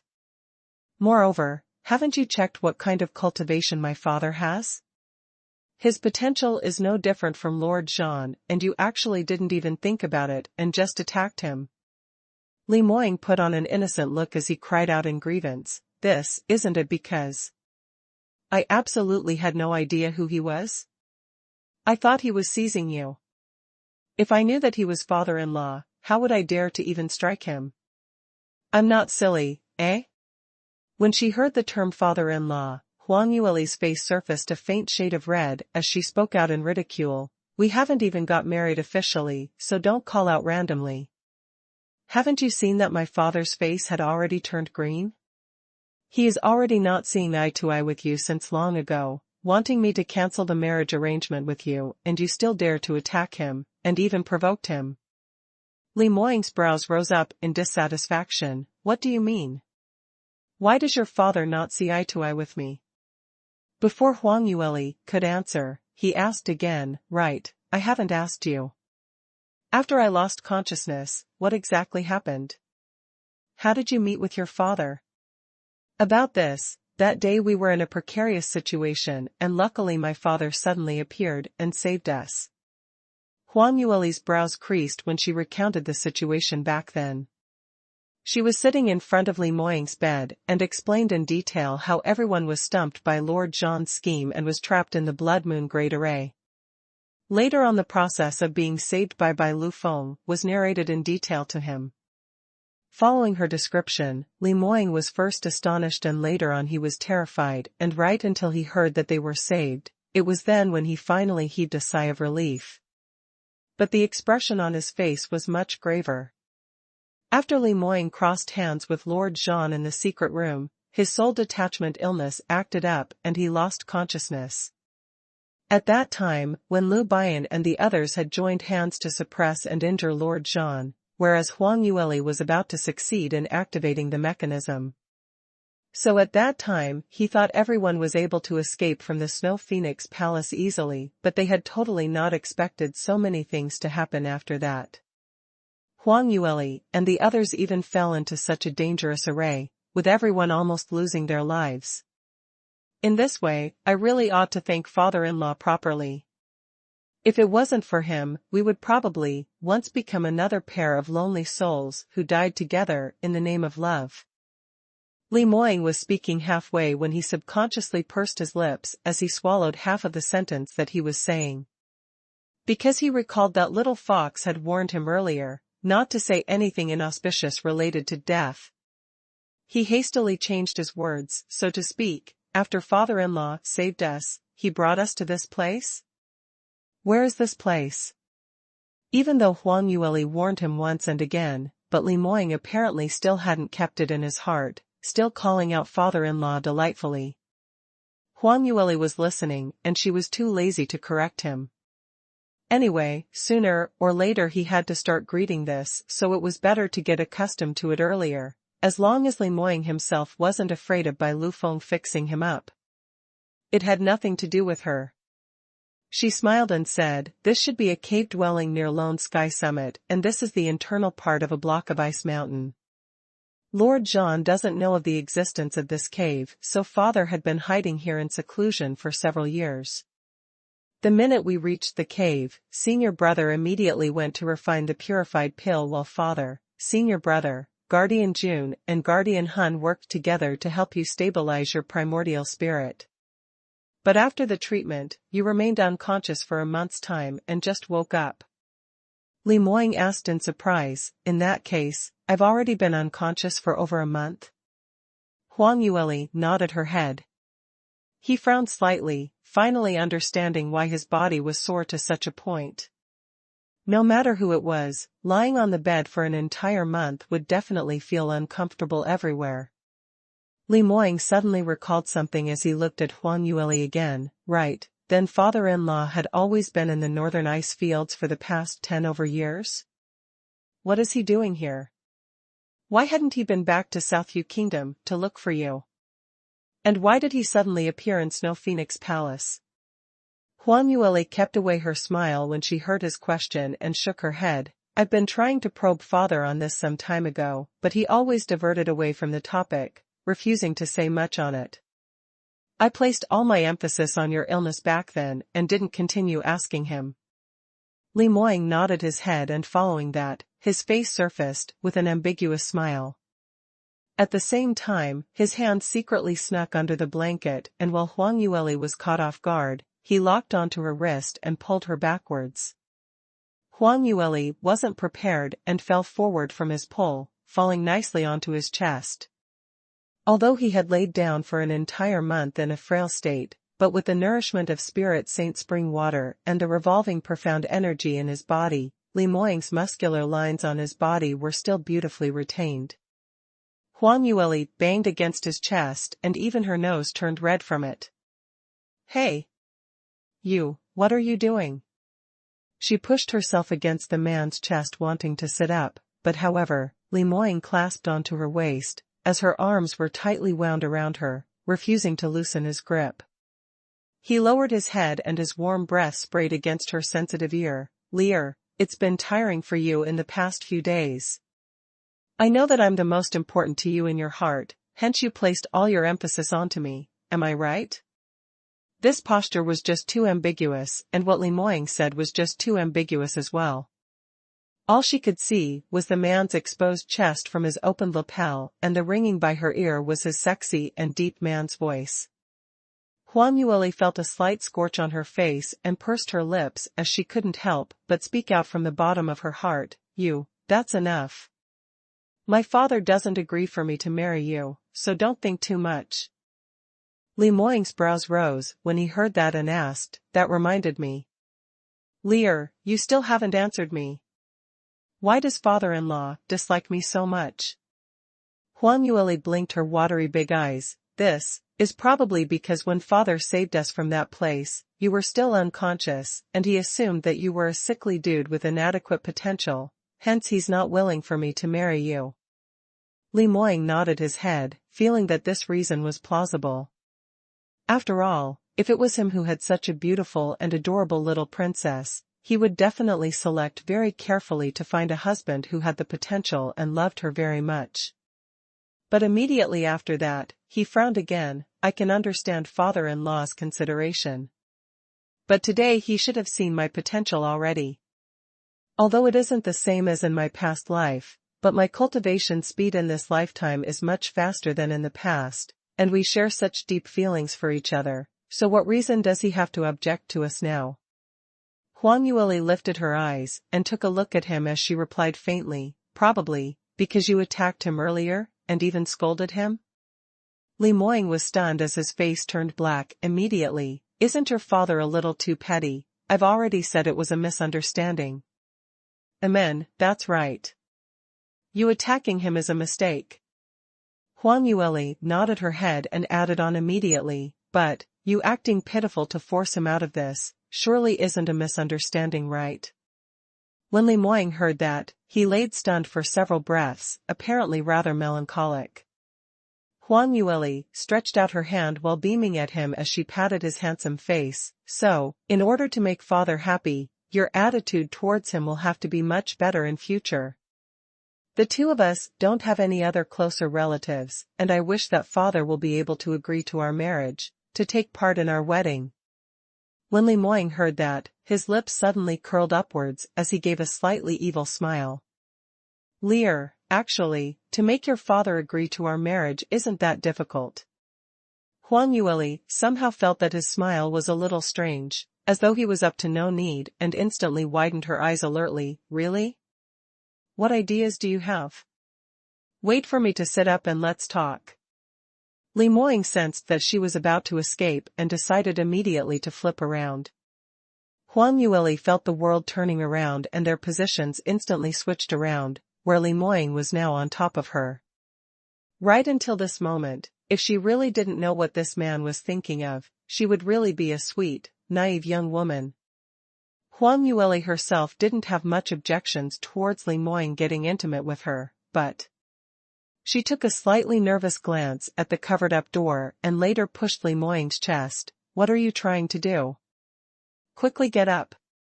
Li Moying buried his face into her neck and took a deep breath, giving off a sexy low laugh. Why get up? I'm teaching you how to make father-in-law agree to our marriage? Let me tell you, it's actually very simple. As long as your tummy has our little baby, then he will have no choice but to agree. Huang Yueli leaned in his arms lethargically, but kept repeatedly cautioning herself not to fall into his handsome male ploy, and must remain conscious. Quickly stop sprouting rubbish. If we were to really have a little baby before our marriage, my father will definitely kill you. What more agreeing to the marriage, keep wishing. How would we know that it's not possible when we haven't tried? Li Moying kept on guiding patiently and systematically. Why not, let's try. Before he could even finish his sentence, a boom sound was heard and the door, which was originally not shut properly, was immediately pushed open by someone. At the door stood two figures, and it was Bai Lufeng and Lu Buyuan. Seeing them, Huang Yueli and Li Moying were stunned, apparently not expecting Bai Lufeng to have left and returned, and he even brought Lu Baiyan along. On the other end, when Bai Lufeng saw these two juniors' postures, his face turned white from anger as he immediately barked out, "Stinky brat, what are you trying to do to my Lassie? Quickly let her go." He had just left for how long, and this stinky brat actually abducted Lassie onto the bed. If he hadn't arrived timely, heavens knew what they would have done. When Huang Yueli saw Bai Lufeng, she was extremely embarrassed because no matter what, she had not imagined that she would let her father see such a scenario. Although both of them had really not done any improper things, but it was still embarrassing. Under the pressing situation, Huang Yueli pushed Li Moying hard, and she even used profound energy in it. Li Moying was pushed to the side of the bed and had finally managed to stabilize himself, but his hand loosened and Huang Yueli jumped off the bed. She bit her lips, not quite daring to look at Bai Lufeng's expression. Cough cough, father. That, haven't you already gone off to rest? Why have you come back again? Bai Lufeng gave a cold snort. If I haven't returned, I still wouldn't know that the person who said a few words earlier and almost fainted from deficiency of qi had actually woken up so quickly, and moreover still able to pull you onto the bed. Cough cough cough cough. Huang Yueli choked on her saliva and she couldn't stop coughing. Her father was indeed smart. Had he discovered that Li Moying had pretended to faint, hence he put on an act to show that he had left, but in actual fact, he took a sudden trust just to wait and expose the both of them? This time was really a goner. They were caught red-handed in bed. How was she going to wrap things up? Huang Yueli was feeling apprehensive, but Li Moying remained calm and composed as he climbed up from the bed and tidied up his long robe before cupping his hand in greeting towards Bai Lufeng. Father-in-law, thank you for being so concerned about this son-in-law. To actually come by to see me for a second time, it has simply delighted this son-in-law. He originally was handsome and ageless, and his old-fashioned obeisance of ceremony rites was refined, so even if the clothes that he wore was very ordinary, it was still unable to hide his glamour. Bai Lufeng took a horizontal look at him, and there was no way that he could not admit that Li Moying indeed looked talented and attractive. But just based on the fact that he dared to get touchy with his Lear, that proved that he was definitely a playboy and was unreliable. Bai Lufeng roughly pasted a label on this stinky brat and later on became rather proud of himself that he had caught a handle on that fellow, so just wait to cancel the marriage arrangement. He spoke out unfriendly, Li Moying, I haven't agreed to your marriage, so if you continue to call out randomly, don't blame me for being discourteous. Li Moying looked at Huang Yueli, who was hinting at him with her eyes, and could only nod his head as he readily followed good advice. All right then, since Fath, no, Senior Bai has said that, this Jenner does not dare to not follow. Bai Lufeng saw that he was still rather tactful and heaved a sigh of relief, but on turning his head around, he saw his own daughter exchanging gazes with him non-stop. Whereas these two's mutual understanding was very well coordinated. They used their eyes to convey messages, and there weren't any delays at all. Bai Lufeng coughed heavily. Lastly, Huang Yueli still hadn't noticed him, so Bai Lufeng could only increase his volume. Lastly, this time round, Huang Yueli had finally heard him and her actions took a pause as she instantly turned her gaze back onto Bai Lufeng. Father. Bai Lufeng stared at her, feeling that this could not continue. Ever since the stinky brat regained consciousness, he sensed an extremely serious crisis, and if he didn't take action quickly, this stinky brat was going to abduct his Lastly away again. He instantly said, all right Lastly, haven't you said that you're worried that this stinky brat has no one to take care of him? I've asked Divine Dr. Lu over. With a 9th-ranked pill master around, he's definitely much stronger than you, so just let him take Li Moying's pulse. Now you will leave with me. But Huang Yueli frowned and wanted to convince him. But just at this moment, Lu Baiyan, who had been standing by the side, suddenly opened his mouth. That's right, junior sister, with me around, you can rest assured. I know Li Moying's illness most clearly, so let me check on him properly to see how his recovery has progressed. You should have a good rest. After all, you've already looked after him for several months, and it's tiring enough. But, senior brother, Huang Yueli looked at him in astonishment, apparently not expecting Lu Baiyan to actually say such a thing. Actually, when Lu Baiyan saw Li Moying and Bai Lufeng's interaction, he was almost bursting with laughter. It was really rare, because usually he was the one who was sunken in front of Li Moying, but now he could see Li Moying's sunken look. Who asked him to be arrogant? Who asked him to be domineering? Now he had already offended his future father-in-law, let's see what he would do. Lu Baiyan was very happy to see Li Moying running into bad luck, so when he saw Bai Lufeng preparing to give him trouble, he immediately ran over, expressing that he would coordinate with him fully. He and Bai Lufeng were standing on the same line, and in the past he couldn't win against Li Moying, but now, the team player Bai Lufeng was extremely powerful. Wanting to marry his junior sister, how could it be that easy? They absolutely could not let Li Moying to get such a cheap advantage. Huang Yueli's thoughts took a chance and understood that Lu Baiyan was intentionally tearing down the stage, so she instantly didn't know if she could laugh or cry. She was just preparing to say something to chase away these two protective men. Suddenly, Li Moying spoke out from behind her, Lear, what Lu Baiyan said is correct, let him take a look for me, and you will be assured. I have just woken up from a month-long unconsciousness and feel very hungry. Lear, can you fix something up for me to eat? Huang Yueli was stunned and suddenly recalled that Li Moying had not eaten anything for an entire month. Even though practitioners could rely entirely on recycling the heaven and earth profound qi to survive, but as time went on, not eating anything would damage their internal organs. Moreover, she could tell that Li Moying seemed to be finding a reason for her to leave. Huang Yueli was a little worried about letting him and Bai Lufeng stay together, but luckily there was still Lu Baiyan around and the two of them were not alone together, so, they wouldn't fight, right? She met with Li Moying's eyes and saw resolution and decisiveness in his eyes and was finally assured. All right, then I'll go find something for you to eat. Saying that, she turned around and left.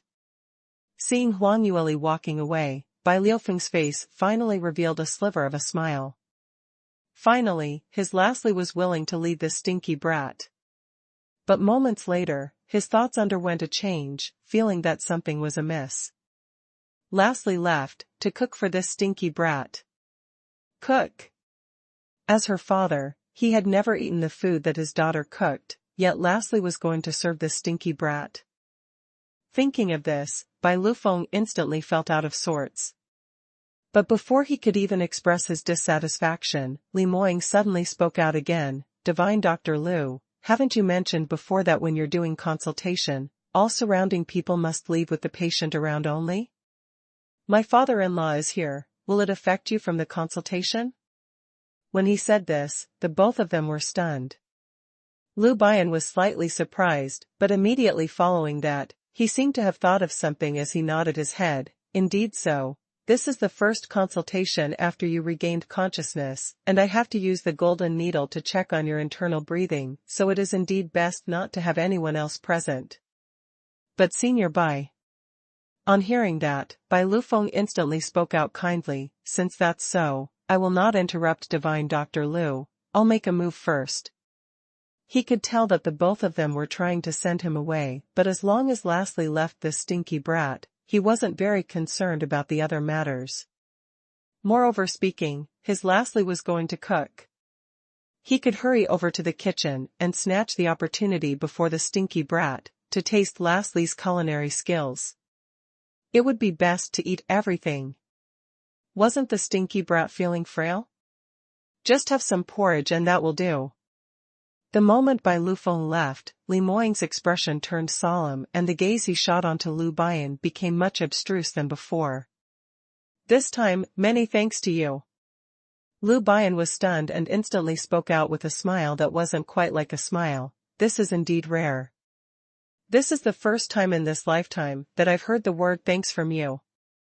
His words carried a hint of ridicule, but Li Moying seemed as though he didn't detected anything and still continued solemnly, "I have to thank you, not to thank you for saving my life, but to thank you for exhausting your means while I was unconscious, to protect Lear so that she is able to stand in front of me unharmed."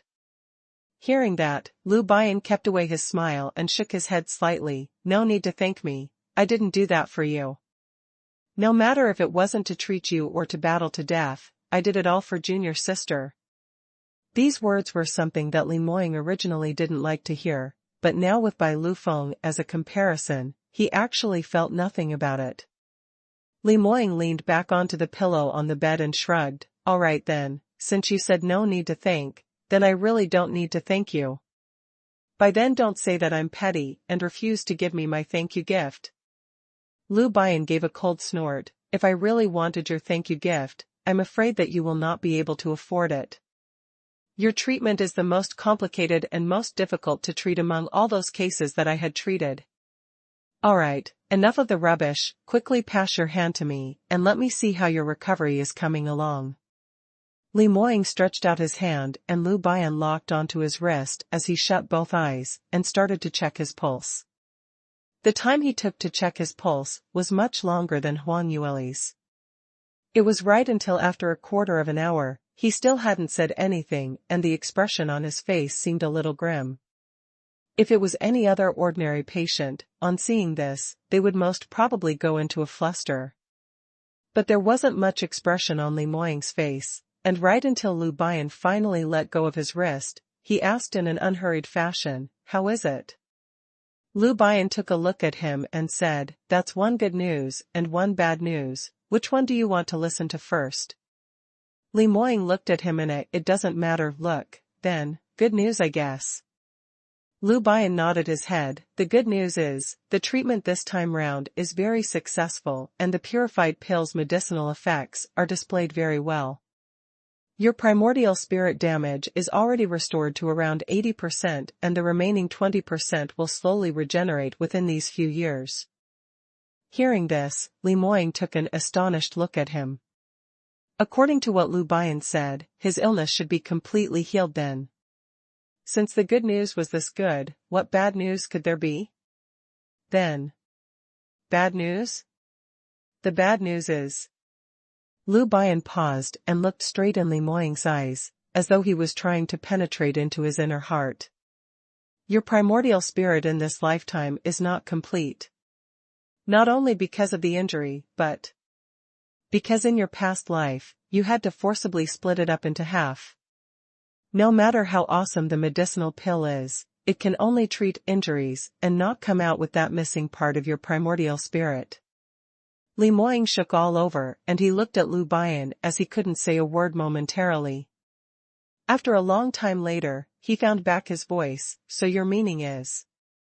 Lu Bian sighed and said, so, no matter what, the intensity of your primordial spirit is only half of your past life, and what kind of consequence does this lead to? You should be clearer than me. Your cultivation and potential will definitely be seriously affected, and even though your innate talent in this lifetime is much stronger than your past life, but you will never be able to reach the peak state in your past lifetime. Even to the extent that you possibly might not be able to break through the 9th stage realm peak. When Li Moying heard that, he finally couldn't help but frown. To a peerlessly strong exponent like him, getting injured or even dying wasn't considered as a scary thing, but if their ability dropped, it would make them suffer more than dying. Even though Lu Bian had once reminded him, but back then it was merely a guess and now, it had become a conclusion. Lu Bian's words finally triggered him. Li Moying remained silent for some time and said, is there really no way? Any medicinal pills that can raise one's primordial spirit's intensity? I've once read one of the ancient manuals and you're well versed in medical books. Can't you grasp these medicinal pills prescriptions? Lu Bian shook his head and said, if there was a way, I absolutely would not say such things.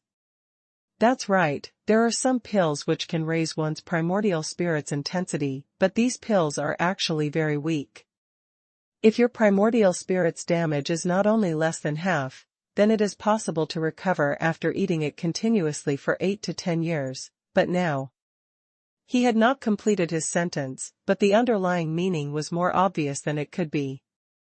The degree of damage to Li Moying's primordial spirit was so serious, so even if there were numerous 9th-leveled medicinal pills for him to spend, it would be unable to turn the hopeless situation around. Lu Bian carefully sized up Li Moying's expression. Although they were now bearing the relationship of love rivals, but strong exponents understood each other, and when they saw a powerful able genius practitioner with outstanding innate talent, to accept the fate that he would never be able to break through, Lu Bian felt a little unbearable for him. Unless. Lu Bian recalled the contents that he had read once from an ancient manual back then and almost let slip of it. But immediately following that, he shook his head and shook away this thought. No, he couldn't say that. Just as Lu Bian had gone into a trance, Li Moying had already thought it through and accepted his explanation. I understand your meaning, and thank you for helping me find ways and means to treat this for the past days. Since your medical skills has no way to help me, it looks like it's a reality that cannot be changed. Li Moying paused and said, this matter, I hope that it will only be known to the both of us. You must help me keep this a secret, especially, you can't let Lier find out about it. It was imaginable that if Huang Yueli found out about this, just how much she would resent herself and how miserable she would feel.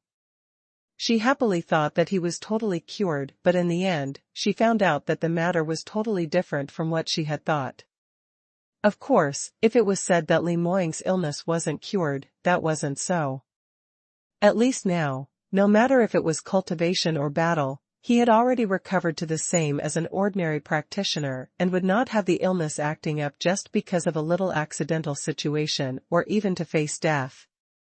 But, if it was to say that he was completely cured, that was not totally correct as well.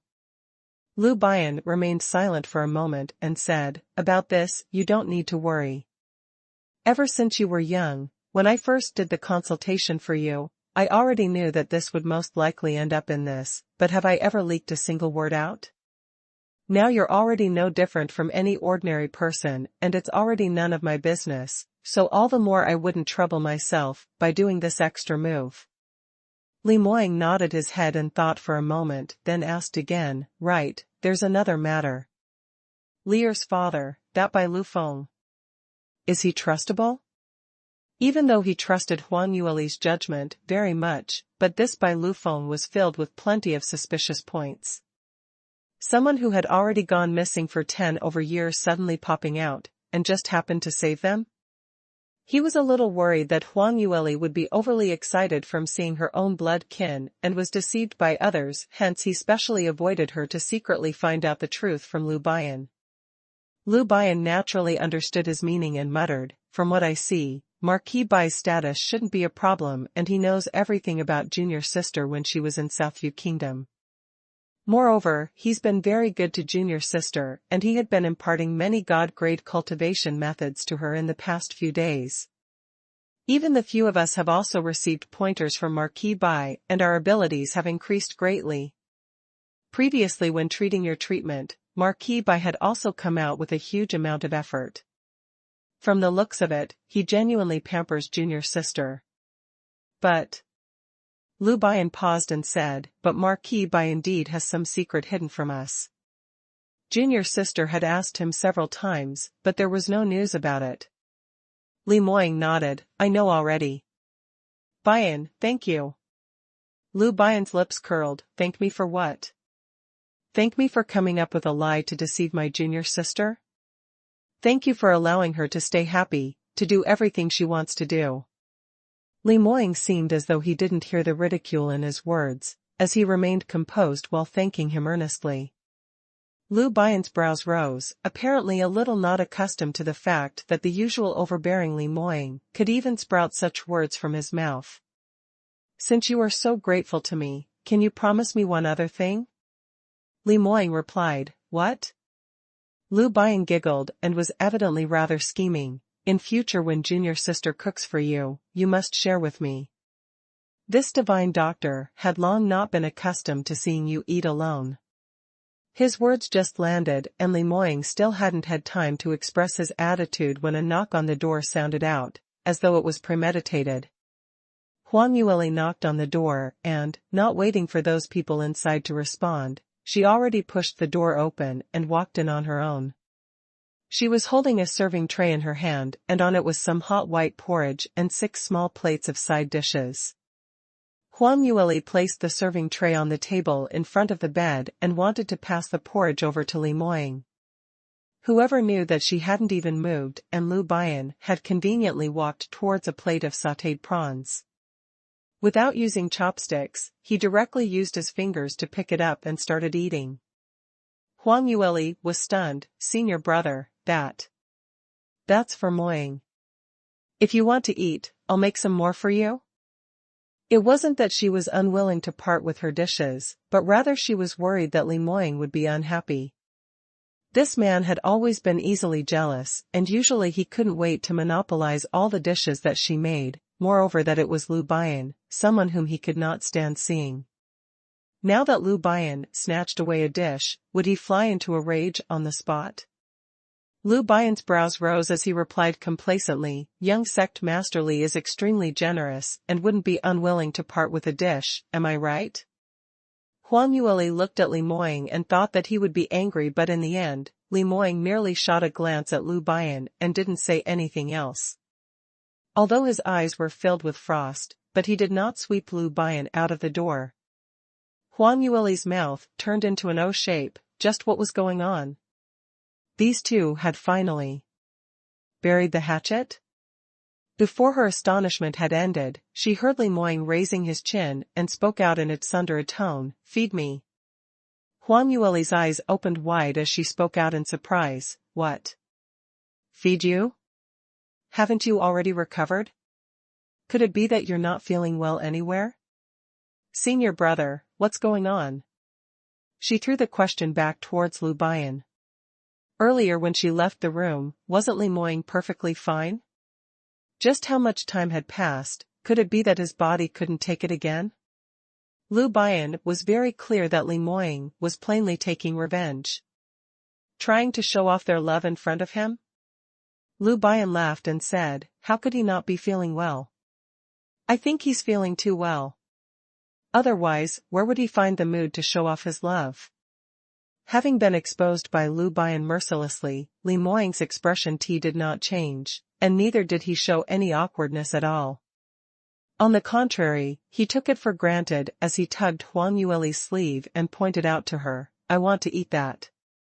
I want to eat this. Huang Yueli was rendered speechless, feeling that Li Moying was simply too childish, but yet she was unable to reject his request. So she could only act like a little maid, obediently listening to his commands. Li Moying looked at his little fox's obedient look and his heart was crying out delightfully.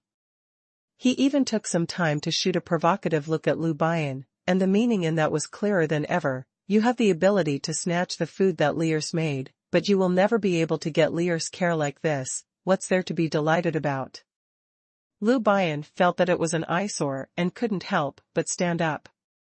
Huang Yueli was stunned as she turned his head and looked at him. Senior brother, you're leaving already?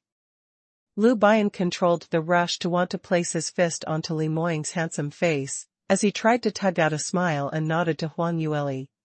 It's not early anymore, and I'll first make a move. Right, this medicinal pill is something that I've specially refined in these past few days, and in it contains a small amount of bipolar black orchid which can help Li Moying continue to nurture his primordial spirit. Feed him a pill every day. Saying that, he retrieved a porcelain bottle from his chest and passed it into Huang Yueli's hands. Huang Yueli kept the medicinal bottle properly and personally sent him out. After she returned, Li Moying continued to pester her to feed him, and after she finally coaxed the childish man who had turned into a 3-year-old baby, Li Moying turned around with a plop and pressed her onto the bed again. Lier, stay and accompany me. Li Moying's straight nose rubbed against her delicate face, as he enticed her in a deep low voice. Huang Yueli hugged his neck and automatically offered her lips, planting a kiss on his icy cold thin lips. However, just as Li Moying was feeling joyous and was about to return the kiss, she stretched out her hand in between the both of them. Alright, you've already eaten your meal, and I've already kissed you. Now I'm heading back.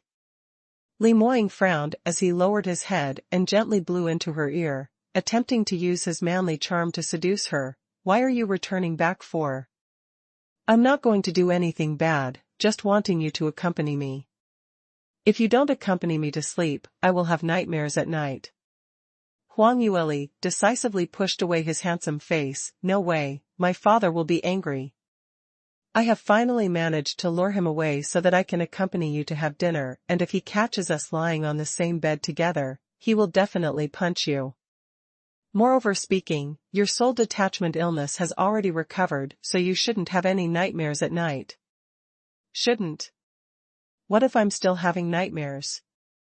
Li Moying attempted to act pitiful. Huang Yueli said, then you're pretending. After you took the purified pill, you didn't have a single nightmare when you were unconscious for an entire month. Why is it that you will have it now? Looking at Lier's sparkly big eyes, Li Moying was speechless. His fiancée was getting smarter now, and was very difficult to abduct. Moreover, there was a troublemaker father-in-law behind her. What should he do? Li Moying was extremely stuffed, but after he was warned by Huang Yueli thoroughly, he could only let go and allow her to leave. Before Huang left, she saw the porcelain bottle on the table and said, right, almost forgot about this. Senior brother left the medicinal pill behind, and don't forget to eat it.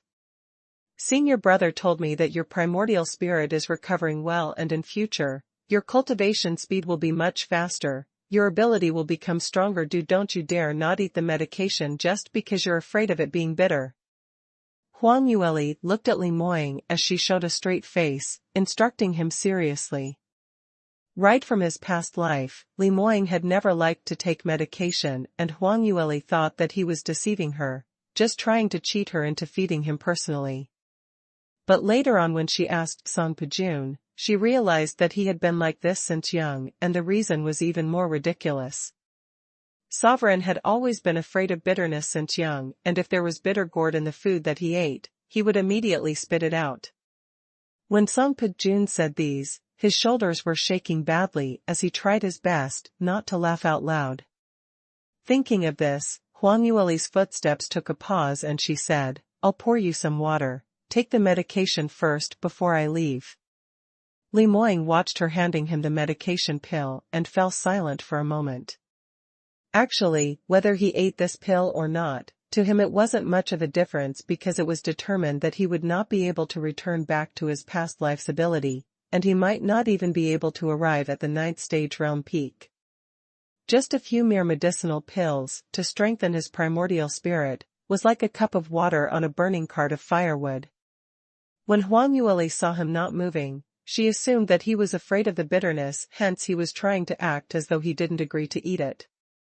She pouted and delivered the teacup to his lips. "Quick, don't hesitate.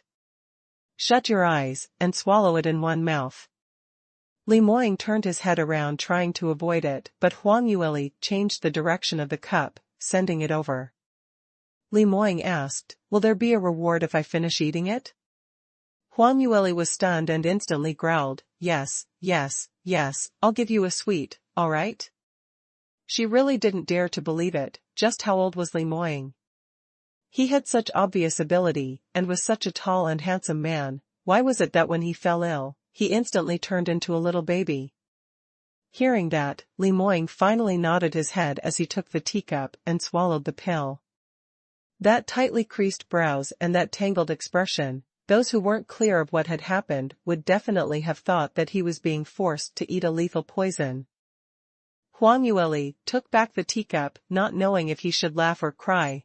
"I'll go get you a sweet, MMPH. Before she could finish her words, she was caught right into Li Moying's arms, and his thin lips sealed her mouth, recklessly tasting the sweetness around her lips. After some time, Li Moying then let go of that young lady whose face was flushed, and he licked the corners of his lips, revealing a satisfied expression. "Not bad, really very sweet." "You." Huang Yueli covered her lips and spat out a word as she felt pain around her lips. It seemed to become swollen. This man, he really was a beast. Li Moying acted obedient after gaining the advantage as he gave an evil smile. "I feel that this method isn't too bad. Whatever medicine you have, I will eat it as long as you give me a sweet after I'm done eating, and that will do."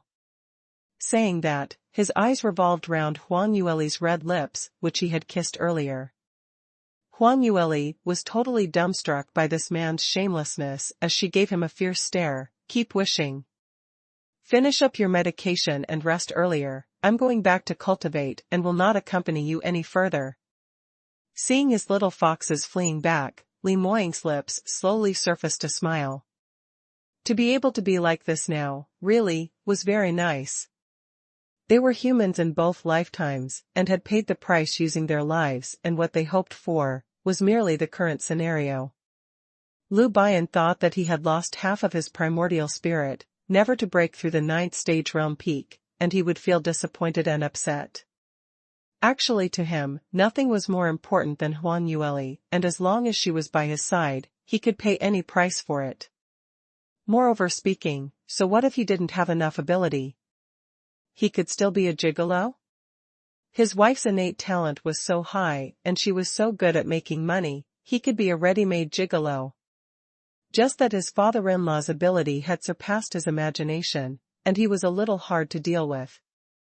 Li Moying mulled over Bai Liufeng's matter and started feeling his eyelids getting heavier, and as he laid on bed, it didn't take long for him to fall asleep. He fell into deep sleep, and when he woke up the next day, it was already the next day's afternoon. Li Moying saw that the sun was already heading towards the west and sat up from his bed. He simply didn't dare to believe that he actually slept for such a long time. He had slept from the previous day's afternoon till now, which was an entire 24 hours. Moreover, usually Huang Yueli, who would come to his room to take care of him in the early morning, did not appear. Li Moying's brows creased and he briefly washed up and walked out of the room to look for his lair. The minute he pushed open the courtyard door, he was astonished. Yesterday, after he crossed hands with Bai Lufeng, he was coerced by Huang Yueli to lie back on the bed to rest, and hadn't got the chance to come out for a walk. It was until now that he then realized that they were actually situated in a superbly crafted ancient cave dwelling. Although it was built inside the ice mountain, but the surrounding environment wasn't as cold as he had imagined. Moreover, under so many spirit-gathering arrays, the cave dwelling's heaven and earth, profound chi's intensity had reached an astonishing degree. This absolutely was a treasure trove which was advantageous to practitioners' cultivation. Li Moying didn't know which courtyard was Huangyueli in, so he could only enter each one individually to ask, but he hadn't been able to find her. Luckily, Song Pujun was very honest, and on seeing Li Moying, he told him, "This morning I saw Grandmaster Huang and she went over to see you. On seeing you still sleeping, she didn't disturb you and headed over to Marquis Bai's place, which is the largest courtyard right in the center. So she went over to father-in-law's side." Li Moying looked at Bai Liufeng's courtyard pensively. Not too long later, Li Moying appeared at the entrance of the courtyard and called out brightly, "Marquis Bai, Junior Li Moying is here to visit you.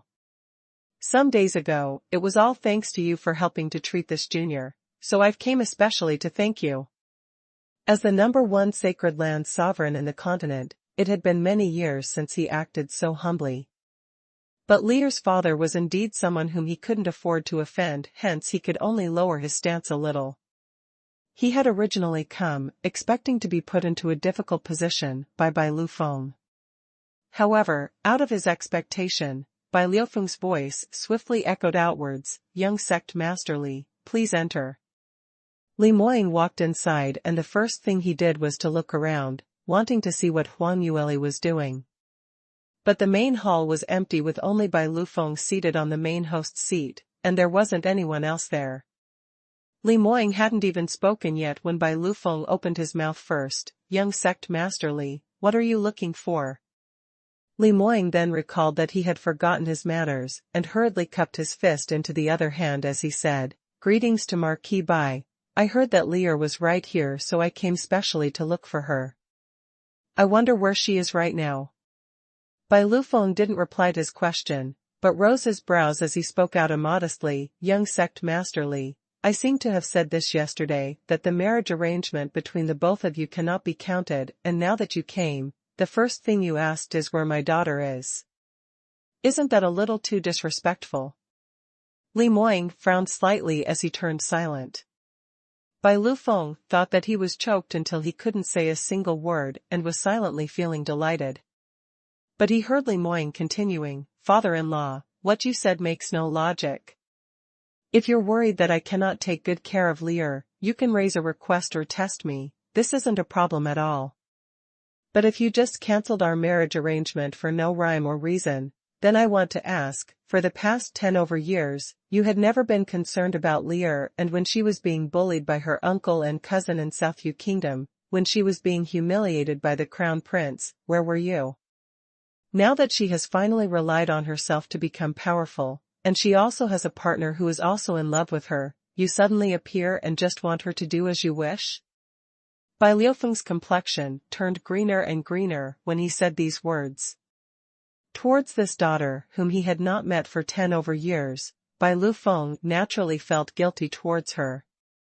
Otherwise, he would not exhaust all his means to help her, and even past the god-grade cultivation methods and various treasures that he had obtained, inheriting it entirely over to her.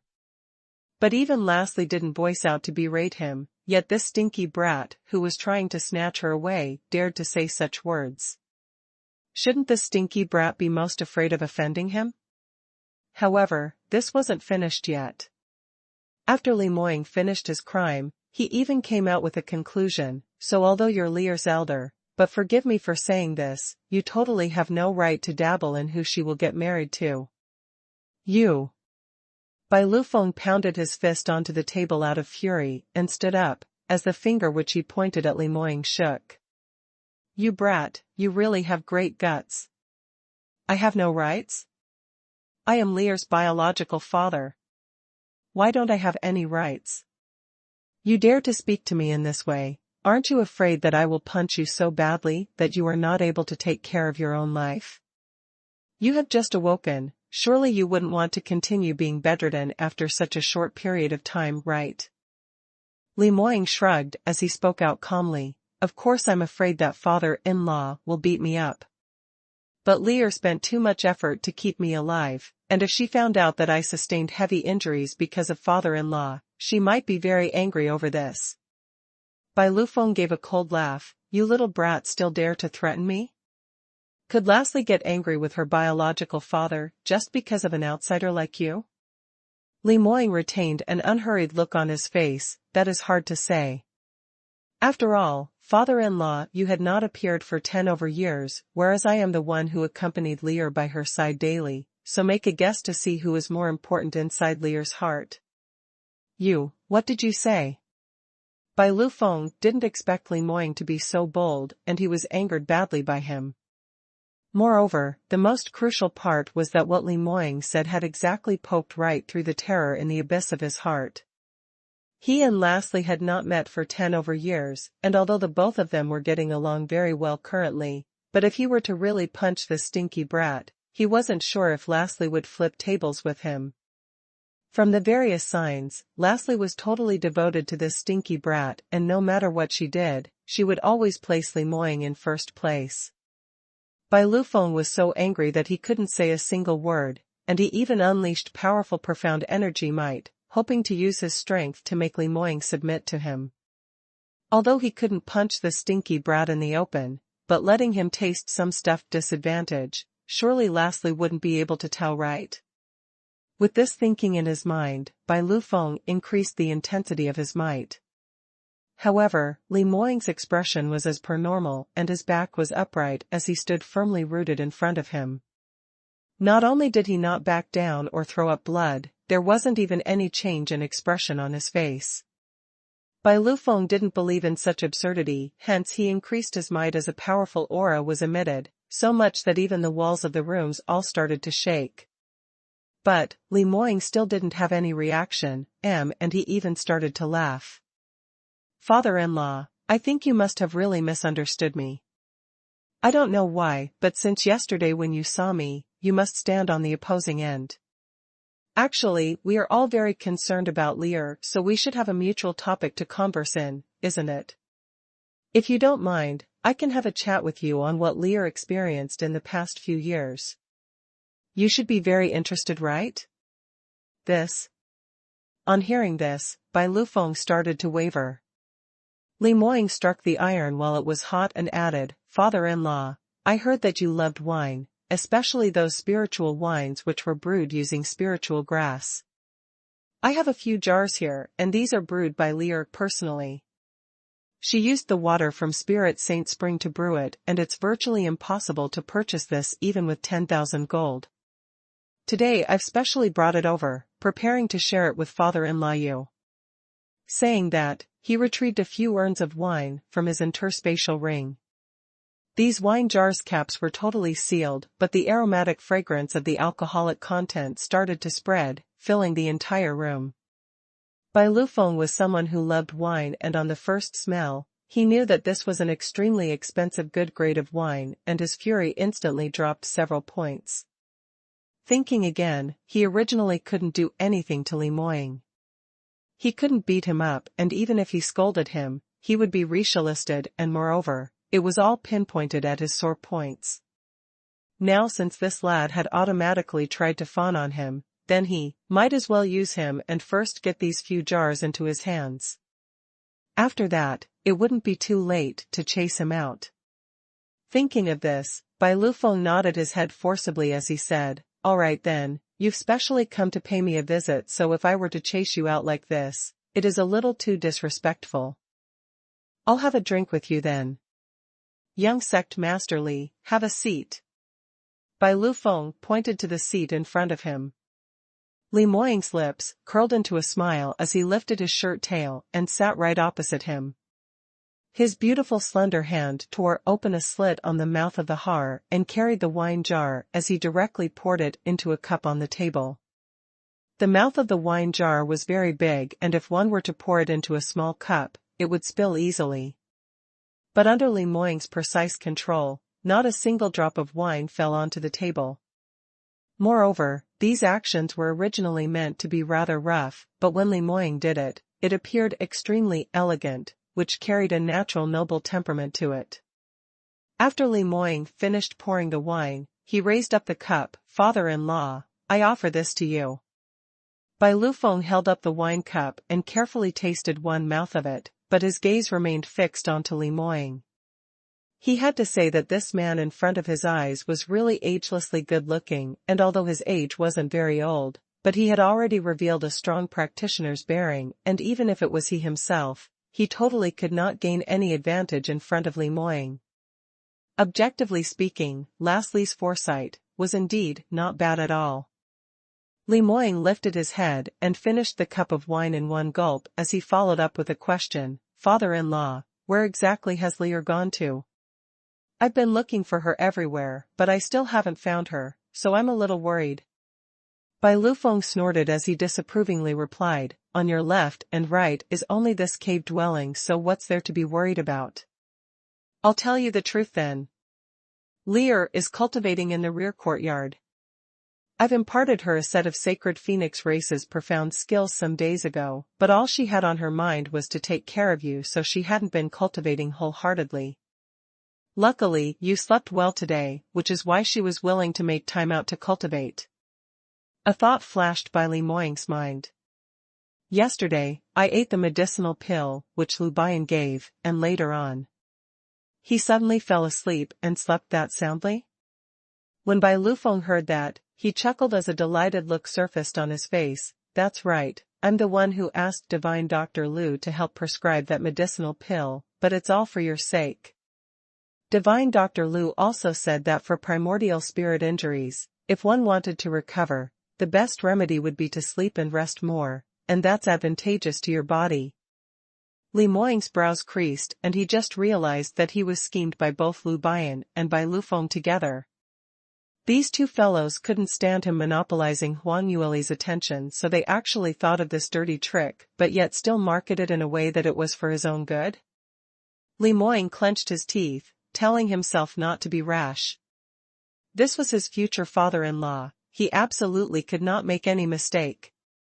When Bai Lufeng saw him deflated, his mood finally turned better as he continued, "Speaking of this, don't blame me for scheming against you. You ought to think more for Lastly's behalf. Her innate talent is so good, and she obviously can become a peerless genius of the generation, but yet she had wasted her previous cultivation time on you.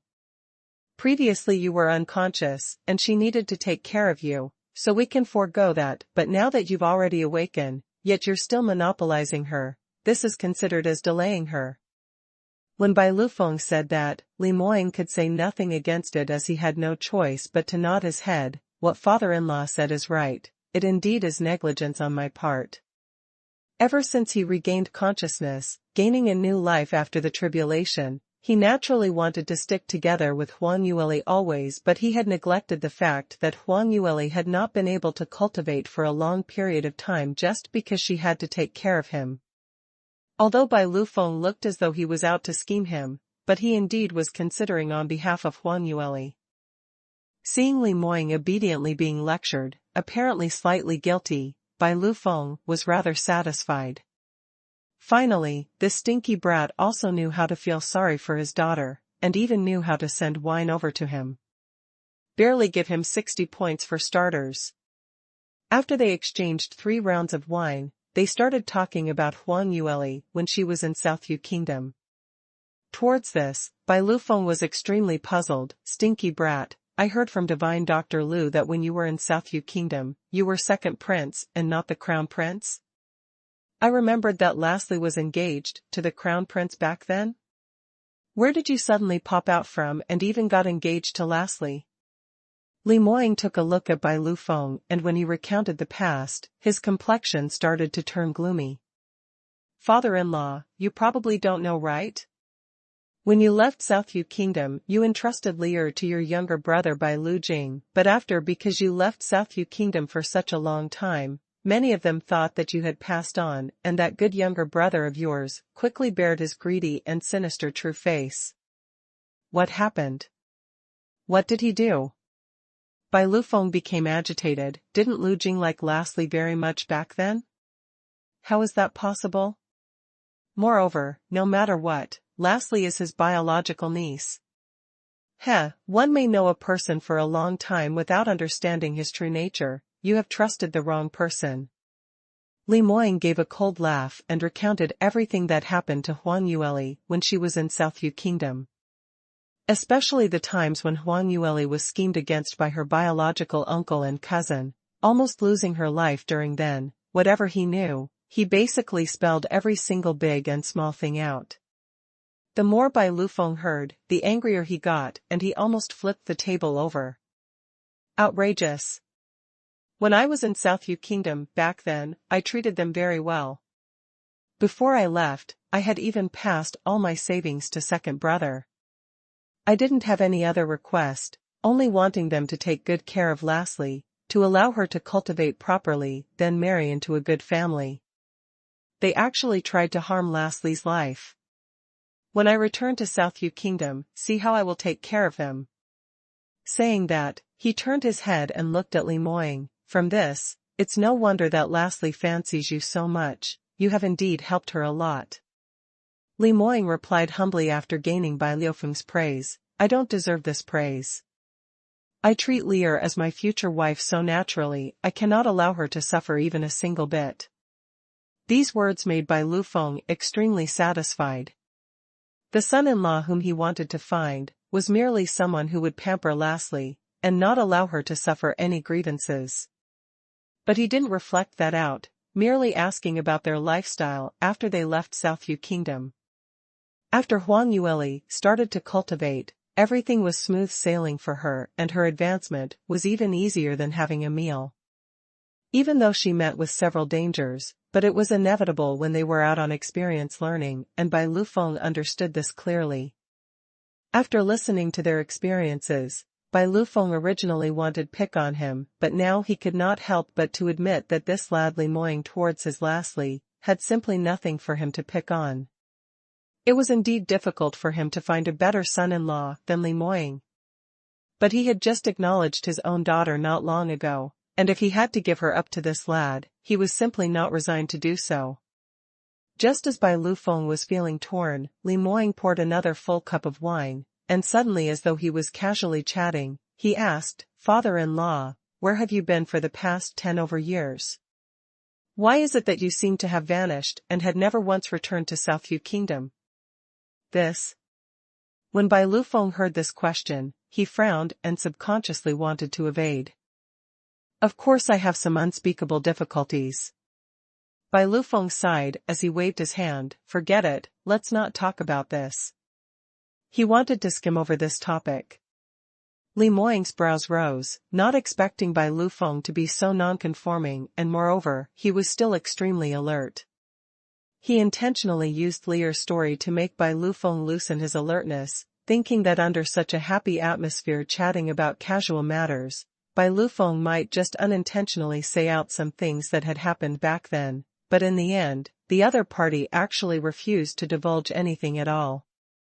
Li Moying was about to continue asking when suddenly, he heard a voice ringing from the back of the screen. Father, why not talk about this? I also want to know, where have you been in the past 10 over years? Li Moying and Bai Lufeng were both stunned as they turned around in surprise to see Huang Yueli slowly walking out from the back of the screen. Bai Lufeng asked astonishedly, Lastly, why have you come out? Huang Yueli pointed to a door behind the screen and said, earlier I wanted to leave, but I just happened to hear Moying's voice from your room, so I came in from the back door. She put it very simply, but the two present knew clearly that Huang Yueli was afraid of her own father bullying her fiancé, hence she specially came by to eavesdrop on them. Li Moying instantly showed a hint of laughter. Whereas Bai Lufeng was feeling stuffed as he said, what I asked is not this, haven't I instructed you just now? That set of God-grade cultivation method that I imparted to you, Fiery Wings, is a set of cultivation method that is very hard to master. Hence it requires you to comprehend it without any distractions, and you cannot be disrupted by external sources. Haven't you agreed to this in the morning? You are to go into closed-door cultivation in the rear courtyard, and until you master this set of cultivation method, then can you come out. Why did you change your mind so quickly? Saying that, he fortified his tone, cultivation is for your own self. How can you keep on interrupting your cultivation every other day, just because of a man? If Li Moying's presence really influenced your cultivation, then don't expect me to agree to your marriage. Following the deepening of the interaction with Li Moying, Bai Lufeng started to acknowledge his character and innate talent. But his own daughter was still overly attentive towards Li Moying, but that was also the point that made him most worried. Huang Yueli blinked her eyes, as she looked extremely innocently at her own father. Right, I said that before, that if I don't master fiery wings, I will not come out of closed door. Bai Lufeng immediately said, you also remember yourself saying this. Alright, there's nothing for your concern here now, hurry back and cultivate. Relax, what can I do to this lad? I'm merely having a chat with him. He waved his hand and indicated for Huang Yueli to hurry back home, to continue your closed-door seclusion. However, Huang Yueli's foot didn't move as her expression was even more innocent. But father, I've already mastered that set of cultivation method, so going back into closed-door seclusion really has not much meaning anymore. Bai Lufeng was first stunned as he stared at her for a few breaths, thinking that he had hurt himself wrongly. After that he suddenly came around it and spilled out, you've already mastered it? It's not possible. How could it be possible? This is a God-grade cultivation method. You think that it's those kind of heaven-grade, low-leveled cultivation method that you usually practice, that easy? Although your innate talent is very high, but without a month's time of effort, you can forget about mastering it. Don't find reasons to cheat father, quickly go back and cultivate. Bai Lufeng totally didn't believe that there would be such a matter like this. He himself was a rare peerless genius in soaring heaven's continent. Whereas Huang Yueli's mother had extremely outstanding innate talent. But even for such geniuses like them, it was impossible for them to be able to master a God-grade cultivation method in one day. This sort of matter simply was unheard of, and it could not possibly happen. Huang Yueli looked at him and didn't make much explanation, but only holding her breath to congeal her concentration as she directly readjusted the profound energy within her body. Fire-attributed profound energy suddenly burst out from her petite body. 2 rays of light shot out from her back and within a second, it turned into a set of several meters fire wings. This pair of fire wings shone brilliantly with dazzling rays and, when it flapped gently, it carried an extremely dazzling brilliance, as though a phoenix's wings had descended onto earth. Huang Yueli's body also started to rise slowly into the sky.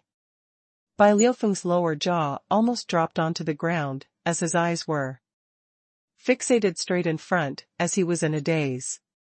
Li Moying's lips contained a smile as he was mesmerized by Huang Yueli's demonic charm as she was shrouded by the flames, totally not feeling surprised at all. His Lear's comprehension had always been this astounding, and he had seen plenty of it. It was merely just mastering a God-grade manual within a day. What was worth being astounded with? It took half a day before Bai Lufeng found back his voice, as he stammered slightly, Lastly, you really mastered it. How is this possible? This pair of wings. Huang Yueli flapped her wings again as the radiant flame scorched the walls, which had apparently reflected signs of being charred. Li Moying hurriedly replied, Lear, keep away your fire wings first. Don't burn your father's cave dwelling.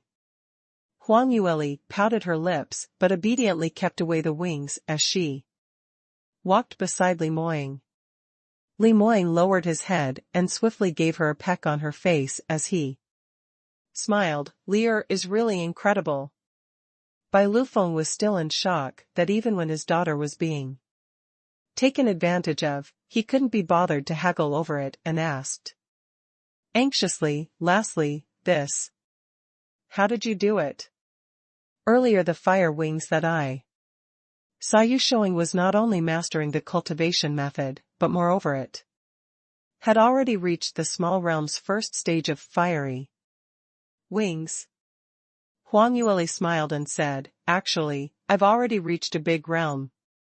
But your room is really too small, so I'm afraid if I fully extend the entire wing, I might just burn the entire courtyard, so I already tried my best to restrain my aura.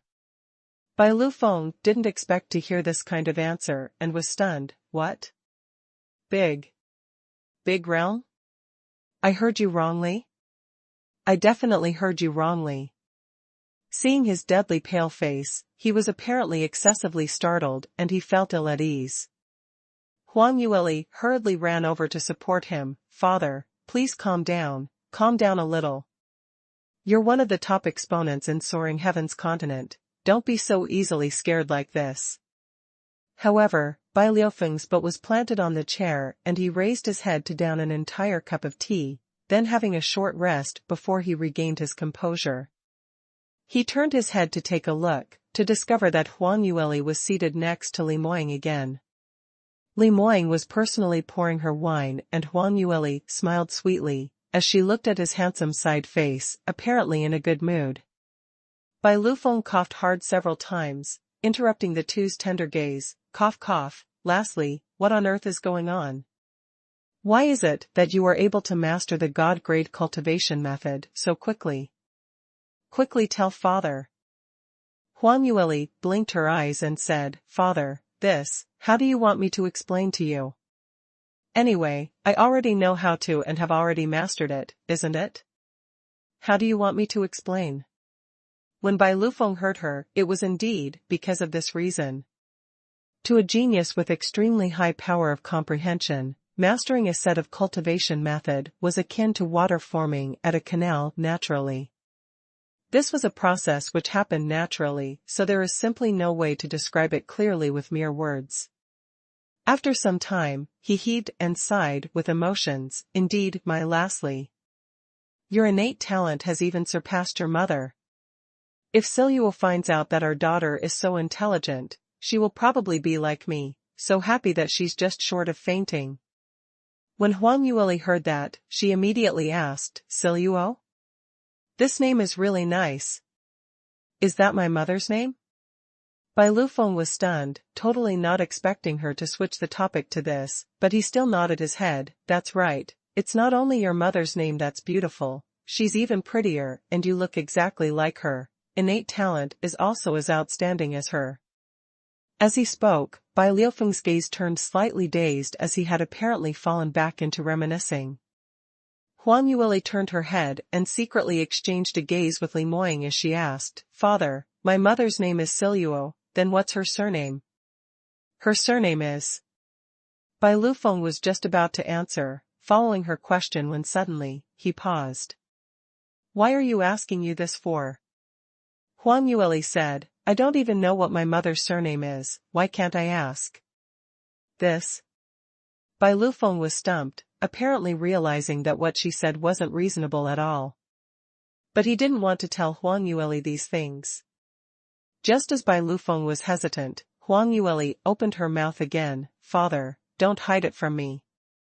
Actually, you have always been in the northern ice fields for the past 10 over years, right? This? Another question was thrown over and Bai Lufeng found it harder and harder to answer. However, Huang Yueli totally didn't had any intention to wait for his reply as she continued to speak. You can travel freely around in the Blood Moon Great Array, so it's imaginable that you have been lying in wait for a very long time, to even have such profound understanding of the topography in Snow Phoenix Palace. Whereas you staying here, not even caring about your biological daughter, for an entire period of 10 over years, there should only be one reason, you are doing this for my mother. Bai Liufeng's hand shook and hit the wine cup on the table. The sparkling and translucent aromatic wine spilled and dripped down along the corner of the table, as it dripped onto his pants. Lastly, how could you possibly? Huang Yueli replied calmly but firmly, Father, you want to ask me how I know? Actually, these matters are apparently easy to see, you just need to think carefully and you'll be able to understand. Moreover, I can also deduce that my mother should be a member of the Snow Phoenix Palace, so father is so restrained that he refused to say a word on her name. Snow Phoenix Palace was originally one of ancient god realm's sacred Phoenix Palace's historical remains, and from this, mother should be from the sacred Phoenix race? Is her surname Huang? Bai Liufeng's astonishment increased with every single sentence that Huang Yueli said. It was until Huang Yueli finished speaking when Bai Liufeng's astonishment had gone to the extreme, but he instead calmed down. He heaved a deep sigh while looking at Huang Yueli and shook her head. Lastly, Father really hadn't imagined that you're so intelligent to such a stage. Father originally didn't want to tell you because I'm afraid that you will be worried, but since you've already guessed everything, then I have no need to hide it from you anymore. Bai Lufeng leaned back against the back of the chair as his eyes were half shut, seemingly thinking about something.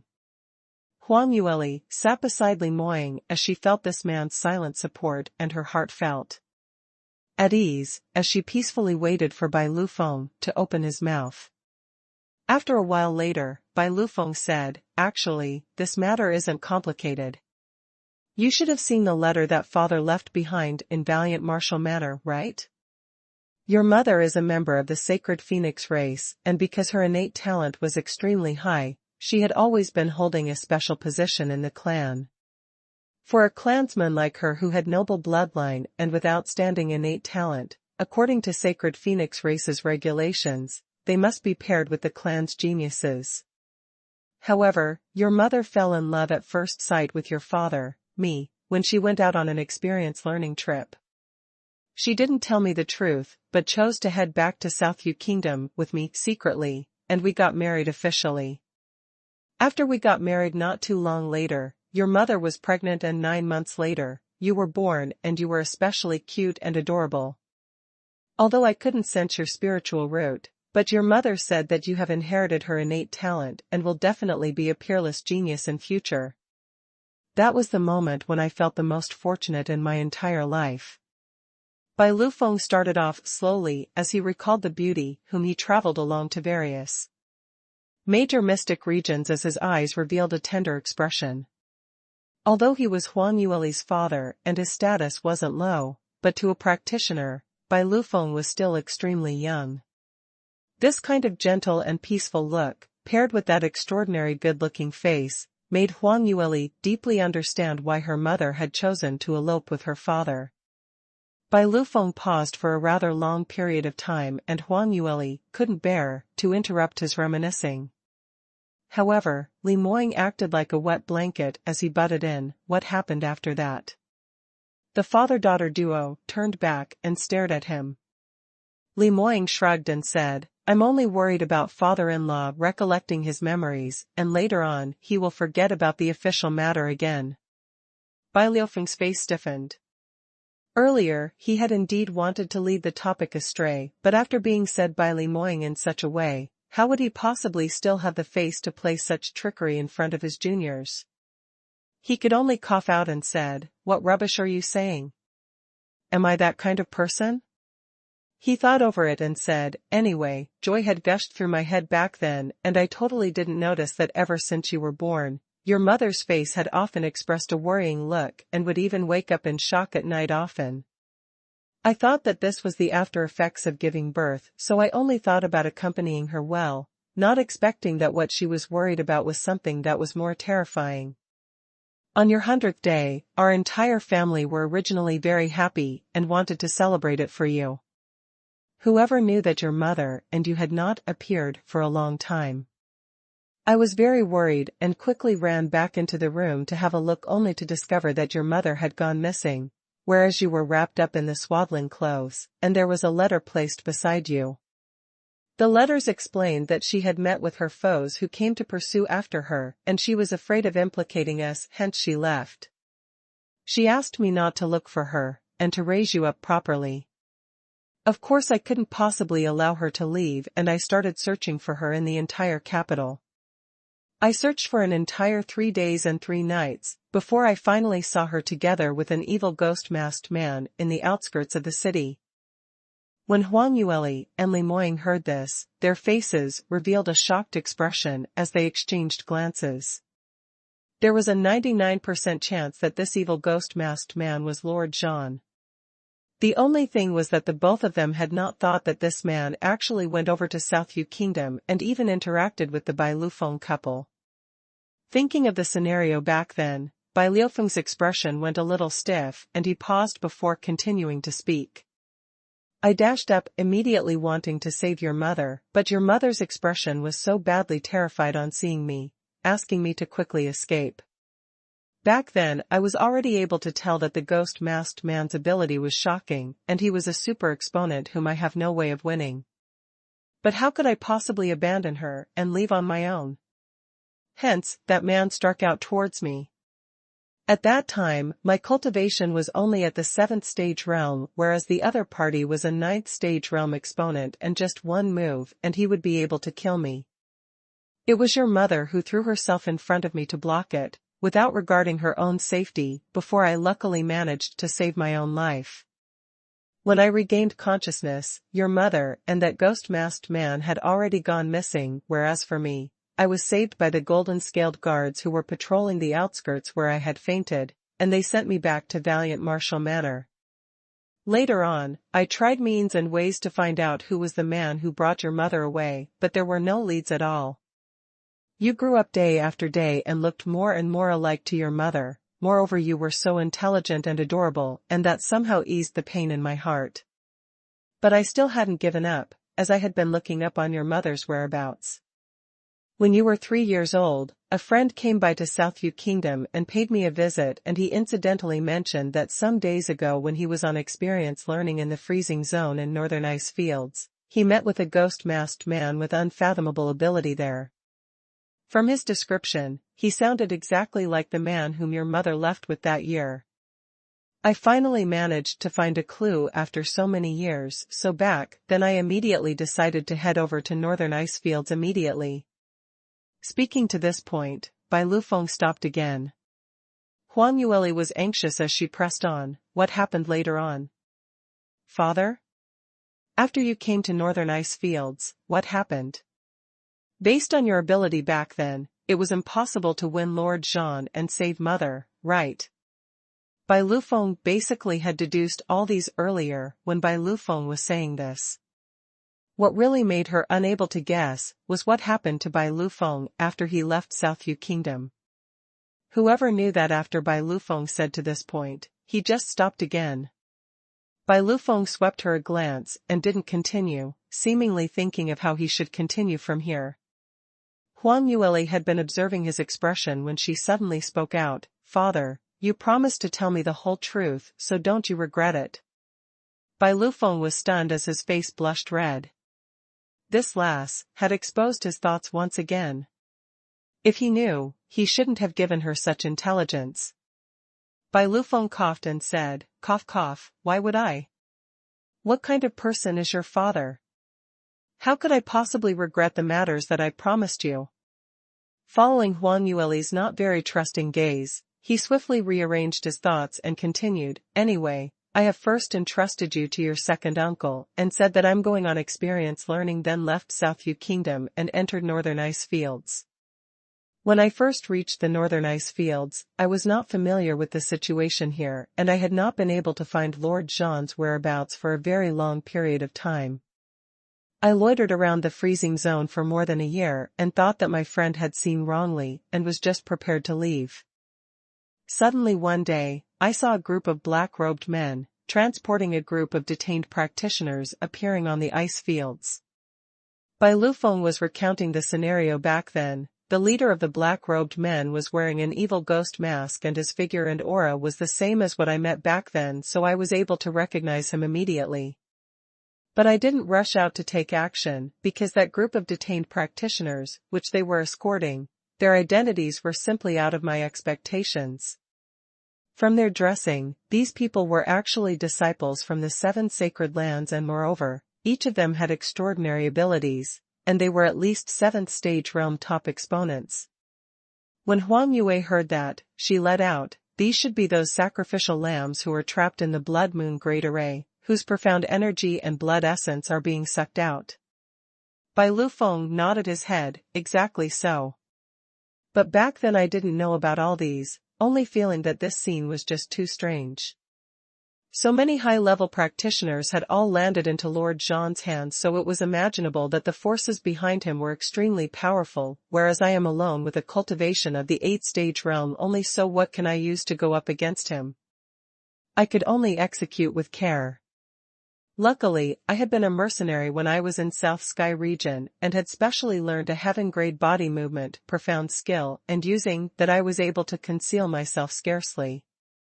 I secretly followed them to Lone Sky Summit, saw them opening up an underground palace after triggering a mechanism, and they walked right into it. Huang Yueli blinked and asked, "So that's why? That should be the Snow Phoenix Palace." "Then father, did you also enter after that?" Bai Lufeng shook his head. "I was still prudent back then, wouldn't I be sending myself to my death if I entered indirectly? So I was hiding nearby in Lone Sky Summit, and after observing for several months, I discovered that the underground palace often had practitioners entering and leaving, and most of them were 9th stage realm top exponents. Besides that, every 2 months, they would kidnap a bunch of practitioners to the northern ice fields, and sometimes Lord Zhang would lead the team personally, whereas at other times, someone else would lead the team. As for those practitioners who were caught, they were all 7th stage realm and above." Huang Yueli was secretly feeling alarmed, and at the same time, ever since her rebirth, the questions which had shrouded her mind finally had an answer to it. Ever since she regained her past life's memories, she discovered that there were apparently much lesser high-leveled practitioners in Soaring Heaven's continent as compared to 20 years ago. Especially those younger high-leveled practitioners. In the past in Sky Emperor City, there were plenty of 7th stage realm practitioners under 40 years old, and the talented practitioners in various powerhouses were plentiful. But now it was much worse. Even for the number 1 Sacred Lands Blue Profound sect, among the younger disciples, there were much lesser people who had broken through to the 7th stage realm.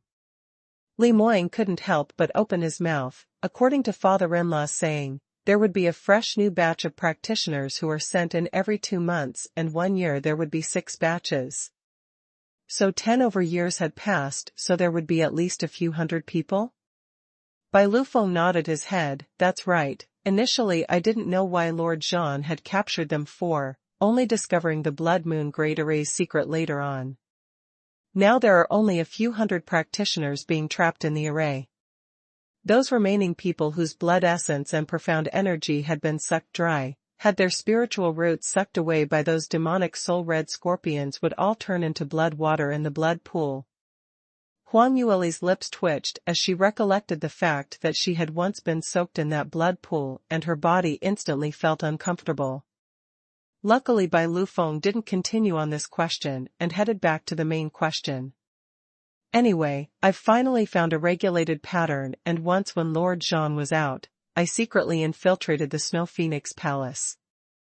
The story was now at its most crucial moment, and Huang Yueli unknowingly straightened her body while she sat up, and leaned a little closer, hoping to hear the story more clearly. Even Li Moying also placed the teacup in his hands onto the table, his expression slightly grave. Bai Lufeng continued, "A pity. Back then I didn't know much about arrays, and although I had seen the activation method of the Snow Phoenix Palace, but the moment I entered the underground palace, I was trapped in a secret room.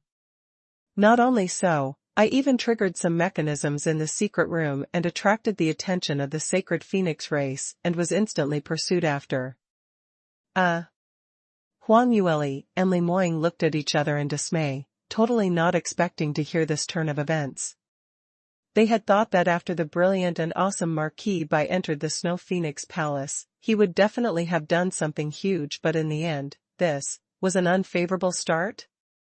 Bai Lufeng noticed their gazes, and gave them a dissatisfied stare. "What are you looking at?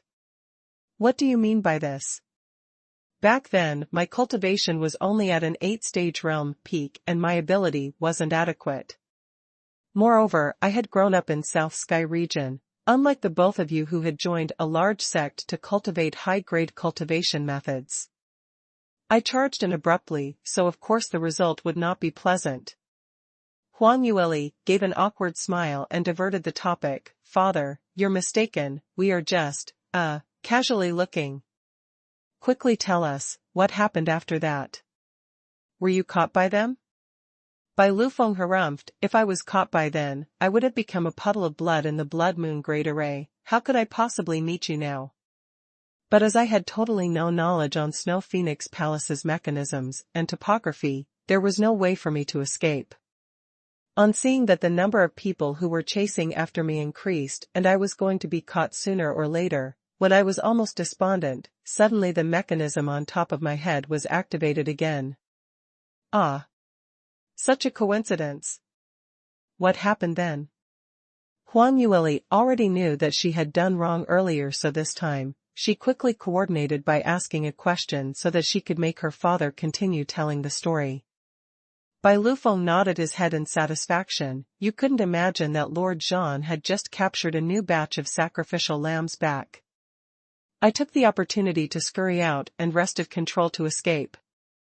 Lord Zhan naturally wouldn't let me off and he struck out a palm strike, which caused a heavy injury on me. Luckily, I was still rather familiar with the surrounding environment and hid in the snow pile as I escaped from there. Even though I didn't land into Lord Zhan's hands, but my injury was extremely serious and my meridians were all severed, internal organs shattered, and I practically didn't know if I could live to see the next day's sun. I thought that I couldn't be saved, but whoever knew that as I leaned against an ice mountain waiting to die, I accidentally triggered a mechanism and fell into a cave dwelling. Bai Lufeng stopped and pointed to the roof. And it's this cave dwelling that we are in right now. Ah! Huang Yueli's eyes widened in shock. Earlier Bai Lufeng's experience was indeed extremely hair-raising, and although Bai Lufeng intentionally played it out in an extremely plain manner, even skipping out on the fine details, but Huang Yueli was still able to imagine just how precarious that scenario was back then. Bai Lufeng smiled and said, after I fell into the cave swelling, I obtained all the inheritance which the original owner of the cave dwelling, Seiju Su. This Seiju Su was a god realm array master in the ancient times, and his cultivation was not bad. When he was in Soaring Heaven's continent cultivating, he built this cave dwelling and even left a huge amount of cultivation methods, manuals, and manuscripts behind. Huang Yueli completely understood what happened when she heard this. In this way, Father, you've obtained Seiju Su's inheritance, which was why you are able to survive even after you were heavily injured. Moreover, you have also obtained the ability to become such a powerful top-rated practitioner and array grandmaster. No wonder, Bai Lufeng had become so incredible. Back then in Southview Kingdom, although he was one of the best genius practitioners in South Sky region, but as compared to those top-rated exponents in Sky Emperor City, the disparity was just too huge, not to mention having to rough it out with Lord Zhan. Bai Lufeng nodded his head and said, that's right, but the matter isn't as simple as what you think. Seiju Su's cultivation methods are mainly based on using calm to stop movements, and during cultivation, one must quieten your heart and enter a state of non-self and also be desolated from the world. This was why he created this cave dwelling which ordinary people would not be able to find. Back then I was on the verge of death, so I didn't consider so much and could only grab the uppermost cultivation method to cultivate. Whoever knew that this one cultivation made me enter a realm, and in a blink of an eye, 10 years went by. Huang Yueli and Li Moying gave an enlightened expression. No wonder you hadn't been back to Southview Kingdom for the past 10 over years, so, it's because you were in closed-door cultivation inside the cave dwelling. Bai Lufeng added, initially, I didn't expected that this closed-door cultivation would use up such a long amount of time because on Seiju Su's manuscript, it was written that the better the practitioner's innate talent, the first time one entered the realm would be much longer. Whereas I am not really an especially outstanding talent in Soaring Heaven's continent, so in the eyes of God Realm, I shouldn't be considered as anything. But in the end, whoever knew that this closed-door cultivation lasted for 10 years?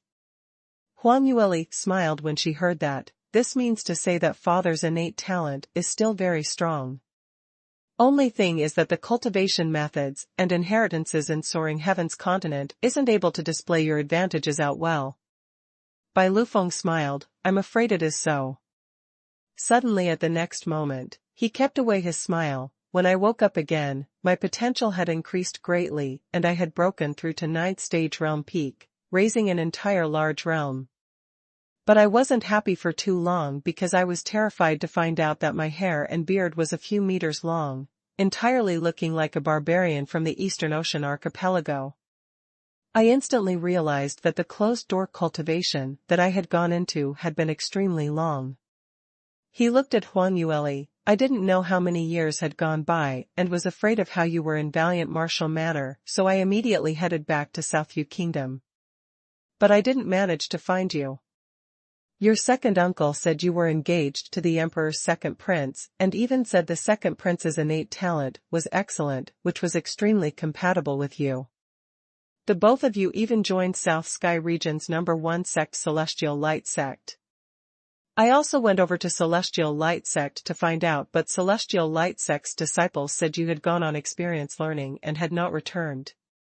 On one hand, I missed your mother, and on the other hand, I felt that it was normal for practitioners to go on experience learning, so I left first. When Bai Lufeng said to this point, he stopped with his face filled with self-resentment. It's all your father's fault for believing in others. I feel that Bai Lujing is your biological uncle and will not possibly harm you. I also thought that he was able to let you join Celestial Light Sect, and that was considered as nurturing you properly. Whoever knew that the truth behind the scenes is so inconceivable. Huang Yueli saw his extremely frustrated look and hurriedly stood up as she headed up to hold his hands. Father, don't think too much, it's not your fault. It's second uncle and the others for being too shameless. Moreover speaking, aren't I right here in one piece? Bai Lufeng sighed and patted her hands. Lastly, don't worry, father will not let you feel aggrieved again. When I return to Southview Kingdom, I will definitely make those people who have harmed you pay the price. His face was filled with anger, but Huang Yueli didn't mind it at all. Actually there's not much difference since this matter has already passed. Based on my ability and status now, dealing with them instead gives them too much face. Bai Lufeng apparently didn't agree to this, but he didn't say much. Huang Yueli continued, then after father left Southview Kingdom, you returned to Lone Sky Summit again? Bai Lufeng nodded his head. Yes, 10 years had passed in a flash and your mother disappeared for a total of 14 years, and she had never once appeared, so I was really worried that she's already. But I will not give up as long as I haven't seen it with my own eyes. So I returned to Lone Sky Summit once again, and this time, I have Sage Yusu's inheritance. Moreover, I myself am an array master, so after researching on his manual, my array mastery improved by leaps and bounds. Moreover, I was even more careful now. Ever since I infiltrated the Snow Phoenix Palace, I would make preparations and at the same time, record down all the arrays and mechanisms that I saw, referring to Sage Yusu's manuscript to research on a decoding method.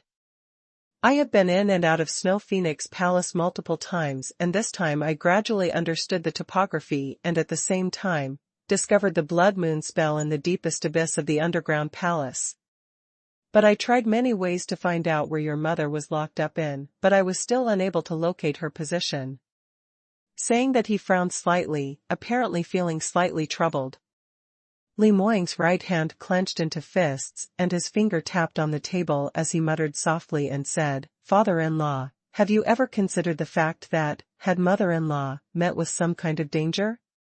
After all, Lord Jean is such a heartless and unscrupulous person, and there are many lost souls in the Blood Moon spell. Mother-in-law has also gone missing for 10 over years. When Bai Lufeng heard that, he immediately said, Impossible. I don't believe that such a thing happened. Huang Yueli also couldn't help but poke Li Moying. Saying such things in front of Bai Lufeng, wasn't it adding oil to fire? Bai Lufeng had such deep feelings towards Huang Siluo. How could he possibly consider the fact that she had already died? Even if this was a high possibly thing, they shouldn't even say it out at all.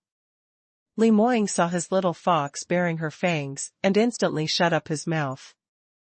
Although Bai Lufeng's first reaction was intense, but he quickly calmed down and said, I said Siluo is fine, not because I'm self-comforting myself.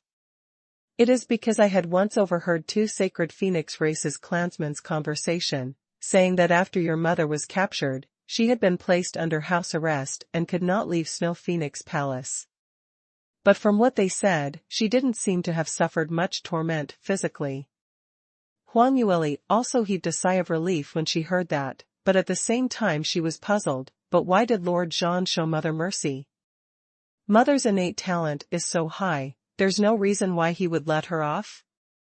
Bai Lufeng shook his head and stared at Huang Yueli for a moment, and he looked as though he set his determination and said, of course Lord Zhan will not do anything to your mother, because he is your mother's biological brother. What?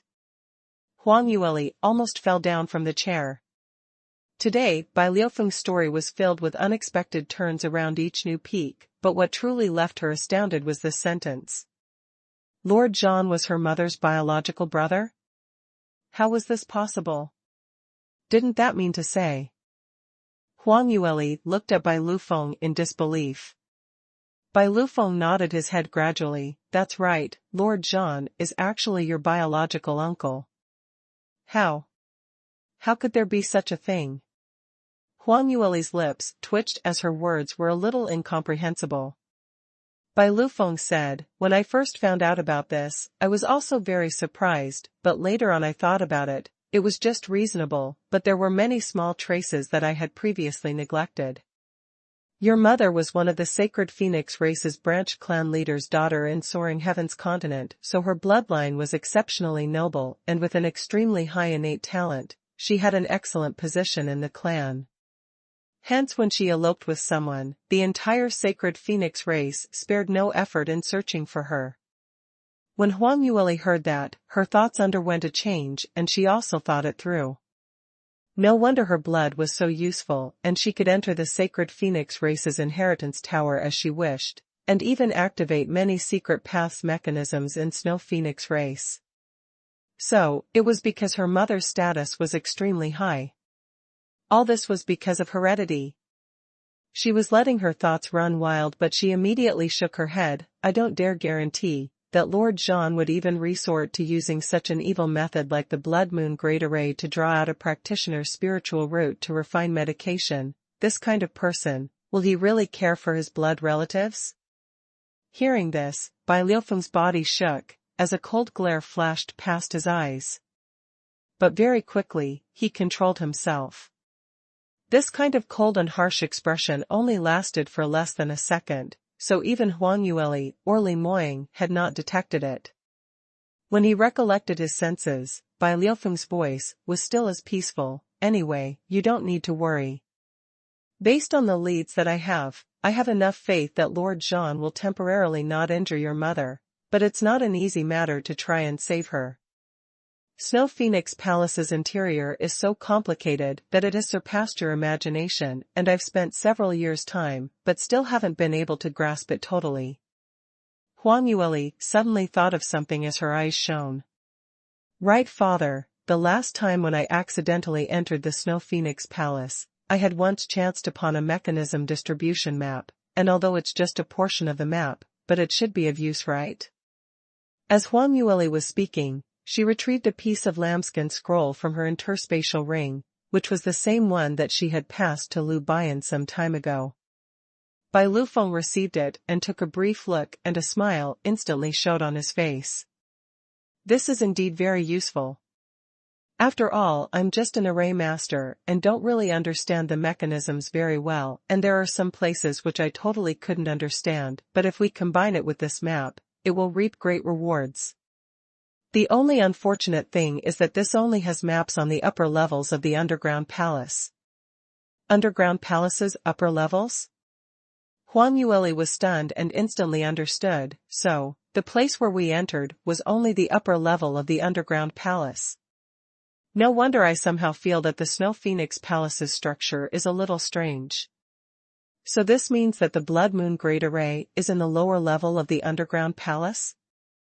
Bai Lufeng shook his head. No, the position of the Blood Moon Great Array is in the middle level of the Snow Phoenix Palace, and there are different arrays and pill refining rooms beside it. I've already found out the basic positions. But below this level, there's still the lower level of the underground palace. Hearing that, even for an armament grandmaster like Huang Yueli, she also expressed a shocked and astounded expression. Snow Phoenix Palace is actually split up into 3 levels. This, indeed, is a historical remains left behind from the ancient times. In such a cold place like the northern ice fields, it was originally a very difficult thing to construct a palace underground because the ice layers below the ground were often not stable. Even if the armament master's blueprint design was extremely perfect, but when they really started to build, it was very difficult to attain the expected result. But Sacred Phoenix Race's Snow Phoenix Palace was not only constructed underground, moreover it was 3 levels deep. The connecting mechanisms between the 3 layers was exceptionally complicated, and if she hadn't witnessed it personally, Huang Yueli would not dare to believe that such a thing could have happened. Bai Lufeng said, based on my understanding, your mother should be trapped in the 3rd level of the underground palace, but I've tried many ways and still can't find a way to infiltrate the 3rd level without alarming Lord Zhan, because there are a few mechanisms which are too difficult to decode. Huang Yueli hurriedly said, Father, don't worry, I'm an experienced armament master and I have researched extensively on various mechanisms, and coincidentally you are an array master, so if the both of us work together and do an extensive research on this, we will definitely be able to find a way. Bai Lufeng took a look at her, as he replied in an unsure manner, let's hope so, anyway, we will try our best.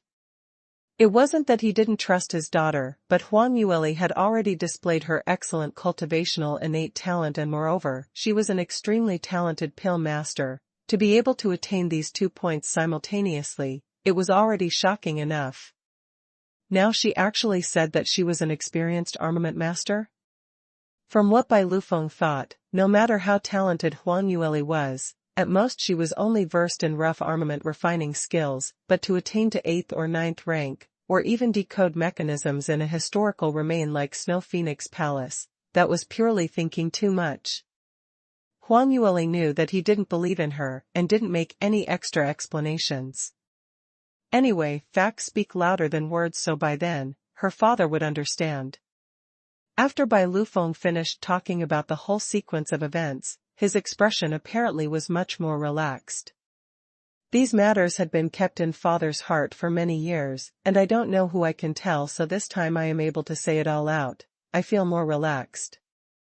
Huang Yueli's brows rose as she shot out in ridicule, Father, you still dare to say such a thing? I've asked you so many times, and you refuse to tell me the truth. Bai Lufeng sighed, isn't it because I don't want you to get worried? If we want to save your mother, then we will need to face a strong opponent like Lord Zhan. Moreover, he's not the only top expert in Snow Phoenix Palace. Sacred Phoenix race have all outstanding innate talents, and the strong practitioners in the clan are like clouds. I've even seen quite a number of 7 Sacred Lands practitioners being expelled by them. Speaking of this, his expression turned extremely solemn. That's right. Lastly, Father is telling you all these is because I don't want you to continue guessing blindly. But you're not allowed to join in all these matters. When this lad surnamedly has almost recovered, you will return to Sky Emperor City. Huang Yueli was stumped. Huh? Why?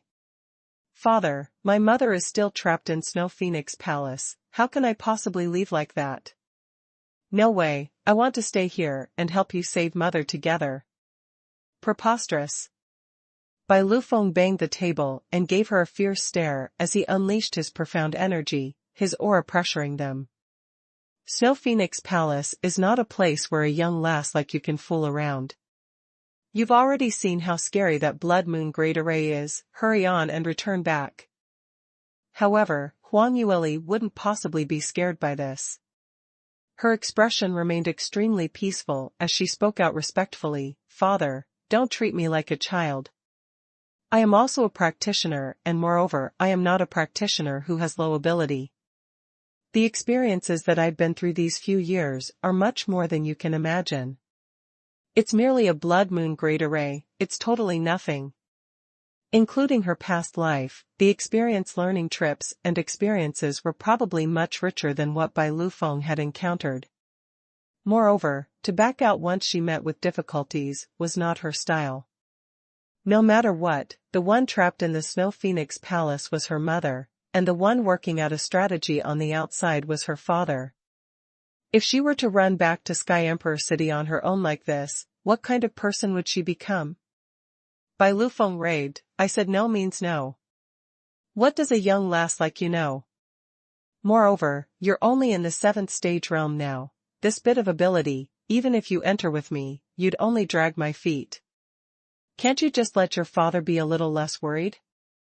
Huang Yueli pouted, Father, don't worry, I will not drag your feet. You see that I went on experience with Moying and the others, and we also entered the Snow Phoenix Palace together. They didn't even slight me for dragging their feet. Anyway. Still no. Bai Lufeng didn't allow any areas for rebuttal as he rejected instantly. Don't ever mention this to father anymore. Anyway, you can only stay here until this stinky brat's illness has completely recovered. Alright, now I want to rest, the both of you can leave here now. Bai Lufeng was completely muddled now that he even forgot that he usually hated Huang Yueli spending time alone with Li Moying the most, and now he actually asked them to leave together. Huang Yueli was speechless and she kept on persuading Bai Lufeng, but the other party seemed as though he had steeled his heart as there was no space for discussion at all. In the end, Bai Lufeng started to get impatient and personally prepared to chase them off. Seeing them both about to be swept out, Huang Yueli then shot a cry for help using her eyes to Li Moying who was beside her. Li Moying comforted her as she squeezed her little hand and had a brief thought before opening his mouth. Father-in-law, please don't be anxious. You don't wish for Lear to take the risk and I have the same thinking in mind, so I will find a way to help you convince her. But. Bai Lufeng swept his eyes onto him, but what? You lad is still understanding, but I will not let my lastly marry you, just because you did such a small thing. Li Moying had a righteous young lad's face on, you're mistaken, I don't mean it in that way. I only wanted to say that this illness of mine will take at least 2 months to recuperate, otherwise if we were to travel through the freezing zone, we might easily fall into danger. Since we're going to stay for a while longer and we have nothing much to do, why not just let Lear help you with some research and see how to decode Snow Phoenix race's mechanisms? You might not know that Lear's armament refining skills are really very strong, even much stronger than her pill refining skills. When Li Moying said that, Huang Yuli's eyes shone as she turned her head around and used a worshipping gaze to look at him. Indeed, the man whom she had taken fancy to, he was much craftier and slyer than her. Taking 2 months to recuperate, he really speaks without thinking. Lu Bian had just said this yesterday, that the man's recuperation was getting along very well, and even if they were to set off for Sky Emperor City today, there wouldn't be any problem. Now he put it in this way because they needed a reason to keep staying here, to first let Huang Yueli take part in the decoding of the mechanism, and the more she understood, the more things she could partake in, so Bai Lufeng would not be able to chase her away easily. Bai Lufeng was indeed quite stirred up by these words. His mechanism skills standard wasn't quite there, and that had always been a point which he had been extremely melancholic about, and it was the same thing which made him met with quite a number of troubles when he entered and left the Snow Phoenix Palace. If Huang Yueli indeed had such a high armament refining standard as what they claimed, then with her help, it would definitely reduce his work by half, while doubling the effectiveness. Most importantly, they were just researching on the map in the cave dwelling, and there was no danger associated with this at all. To allow his daughter to come out with a part in saving her mother, this proposal was doable. Thinking of this, Bai Lufeng was finally convinced as he nodded his head, alright, since you are so confident of your armament refining skills, then from tomorrow onwards, you will come in the morning to examine the Snow Phoenix Palace's topography with father in detail, and start cultivating in the afternoon. Huang Yueli nodded her head and smiled as she agreed. Bai Lufeng revealed a satisfied look when he heard Li Moying opening his mouth to say, alright, since father-in-law has already finished talking about his matters, Lear's cultivation task has also completed for the say, then let's make a move first. Saying that, he turned towards Huang Yueli and lowered his voice while speaking out pitifully, "Leer, I'm hungry." Huang Yueli instantly let out an "ah" sound as she spoke out in dissatisfaction. "You haven't taken anything and you came over? And you even drank such strong alcoholic wine. Your illness has just started to get better and you're already in a haste to court disaster? Quickly, hurry back and I'll cook something for you to eat." She pulled Li Moying and was in a hurry to leave. Bai Lufeng had just solved the most pressing matter as he finally could put down the huge stone in his heart and finally realized that his own daughter had been abducted by that stinky brat again. He hurriedly coughed out, "Lastly, you're leaving just like this? Father still has a few ancient manuals here that you can cultivate with." Li Moying unhurriedly butted in, "Father-in-law, earlier you asked us to quickly leave, right? As juniors, of course we cannot defy your orders and will immediately leave, please don't worry about it." Bai Lufeng choked as he almost couldn't breathe. "Relax. Relax his head." Earlier he was afraid that Huang Yueli would insist on staying behind to save her mother, hence he wanted to dismiss them, but now that he thought back about it, he had indeed said the wrong thing. But whatever he said now was too late. He was actually rendered speechless by the stinky brat that he couldn't say a single word out. Bai Lufeng could only look at his precious daughter pulling that stink brat's hand as the both of them started to leave the courtyard, in an extremely stifled feeling in his heart. What he didn't know was when they returned to Li Moying's room, Huang Yueli's first sentence was to ask, "Moying, do you feel that what father said was the truth or a lie?" Her brows creased together as her eyes were filled with puzzlement. Li Moying grabbed her little hand and pulled her to sit beside him as he spoke out softly, "Majority of the things that your father said should be the truth, especially the matters before he went into closed-door cultivation. It should all be real, and when he returned to Southview Kingdom to look for you, he had just missed us, so more or less, it should be true. Only when he returned to the northern ice fields and what happened later on, these matters, even I also can't be sure if it's true or fake." Huang Yueli nodded, "That's right, your thinking is the same as mine. I somehow feel that some of the things that father said seems a little strange somewhere, but yet I can't speak it out clearly." Her brows furrowed as she pondered and continued to say, "Let's not talk about the others, just focus on the fact that there are so many mechanisms in Snow Phoenix Palace, and how sinister Lord Jean is. Father had gone into the Snow Phoenix Palace so many times, how could he totally not notice it at all? Another example, father said many things about the sacred phoenix race, and he even knew that mother and Lord Jean are biological siblings. These are sacred phoenix race's secrets, so how would their clansmen possibly just shoot their mouths off casually, and just coincidentally happen that father eavesdropped on them?" Huang Yueli's face was filled with worried, "Anyway, father's words contain too many suspicious points, so he is definitely hiding something." Li Moying thought for a second and said, "What you say is correct. We've gone such a big round in Snow Phoenix Palace, and other than Lord Jean, we totally didn't see any other clansmen from Sacred Phoenix race, so where could your father have heard this from? Why is father trying to deceive us?" Huang Yueli bit her lips. Li Moying patted her little hand and said, "I'm guessing that your father still doesn't want you to get involved in these matters. According to my deduction, he had likely crossed hands with Lord Jean numerous times, and moreover the situation was extremely precarious, so he was able to get so much news. But he had intentionally concealed this portion of truth as he's worried that you will insist on staying to help him." Huang Yueli nodded, "That's right, this matter should be like this. But I've already used both the carrot and stick approach for so long, and yet father is still unwilling to tell the truth. I think even if I keep forcing him, it will be of no use. Following this, what should we do?" Li Moying's lips curled into a smile as he didn't mind too much on this. "Following this, haven't I already said earlier? As long as my soul detachment illness doesn't recover, we will not be able to leave this place, so do try and sound out your father a little more. Hopefully you will be able to make him change his mind." Li Moying's meaning was naturally to continue pretending to be sick. Under normal circumstances, Bai Lufeng would not believe in this, no matter how good Li Moying's acting skills were, it was useless. But now the situation was, Bai Lufeng and Huang Yueli had been separated for many years, and his subconscious definitely wanted to interact with his daughter for a longer period of time, so even if he didn't believe it, he would most likely not expose this. Huang Yueli took a look at him as she was a little hesitant, but Moying, in this way, we will have to stay here for a longer period of time. You've left Blue Profound Sect for such a long time, are you truly assured?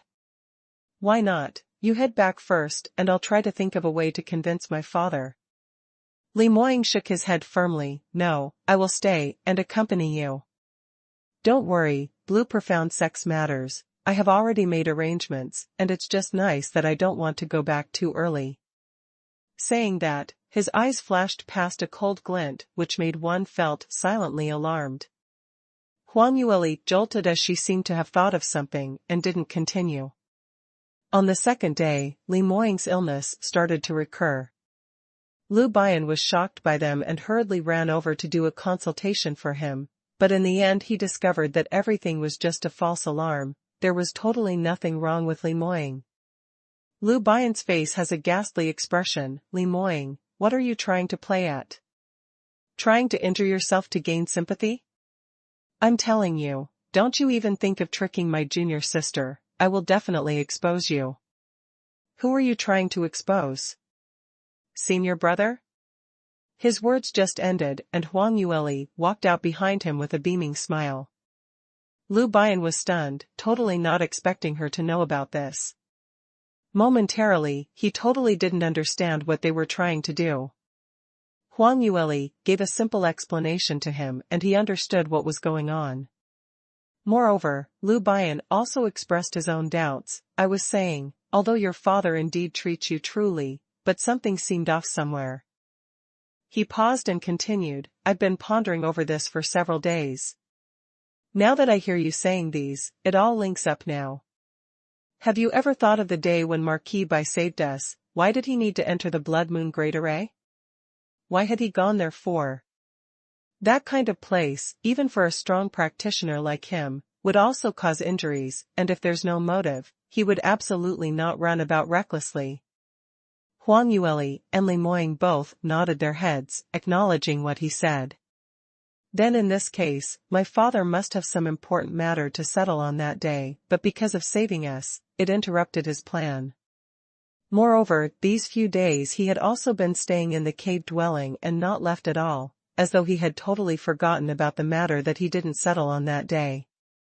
Is he afraid that I will find out? Huang Yueli continued talking and an enlightened look appeared on her face. Li Moying nodded slightly, looks like the matter is exactly like this. The next day, Huang Yueli discovered that Li Moying had already sent Song Pajun back to Sky Emperor City, only leaving Song Pahan by his side. Whereas Huang Yueli originally wanted to make Lu Bian head back first, deeply worried that it might delay his official matters, but Lu Bian insisted on staying behind. Seeing Huang Yueli disagree with it, he immediately casted out his reason. You say, if I the divine doctor were to leave, would your father believe that Li Moying was still sick? What he said was logical and Huang Yueli didn't have any other things to say against that, so she could only allow him to do as he wished. Lu Bian would come over to do the consultation for Li Moying every day and also prescribed quite a number of medicinal pills for him. But ever since he had the experience of being schemed by him, Li Moying totally rejected all the medicinal pills he had taken out, and threw it all aside. Whereas to Li Moying, he would soon realize what was called moving the stone to crush his own feet. He thought that in this period of time while they were cultivating in the cave dwelling, he would be able to see Huang Yueli all the time, to have a pretty lady staying by his side, but the truth had proven that he was thinking too much. Bai Lufeng didn't see eye to eye with him and would always find various reasons to get Huang Yueli to his courtyard, trying ways and means to separate the both of them. He arranged Huang Yueli's room to be next to his and insisted on sleeping only after she had extinguished the light in her room. Li Moying had no way to abduct his little fox in the day, so he could only learn to be a flower thief trying to sneak on the beauty at night, but unfortunately his father-in-law's ability was even stronger than his, so in 10 times that he tried, he would always be caught red-handed 9 times. If it wasn't for Huang Yueli, who pleaded for him, he would have been beaten up so badly that he would not be able to take care of himself. Since they couldn't sleep together at night, surely they could meet in the daytime, right? However, the truth wasn't so. Every single morning, Huang Yueli would be called over by Bai Lufeng to study Snow Phoenix Palace's mechanisms and arrays. Huang Yueli had entered the Snow Phoenix Palace once and even conveniently took a set of the underground palace's first story's map, but these as compared to the information that Bai Lufeng had, was just 1 hair from 9 oxen. Every single time Bai Lufeng entered the Snow Phoenix Palace, he would always record down the mechanisms and arrays that he had discovered in detail through drawings and words, especially those that he couldn't decode. He would attempt several times, thereby obtaining many useful information. After so many years of accumulation, he had already consolidated it into thick bundles of information.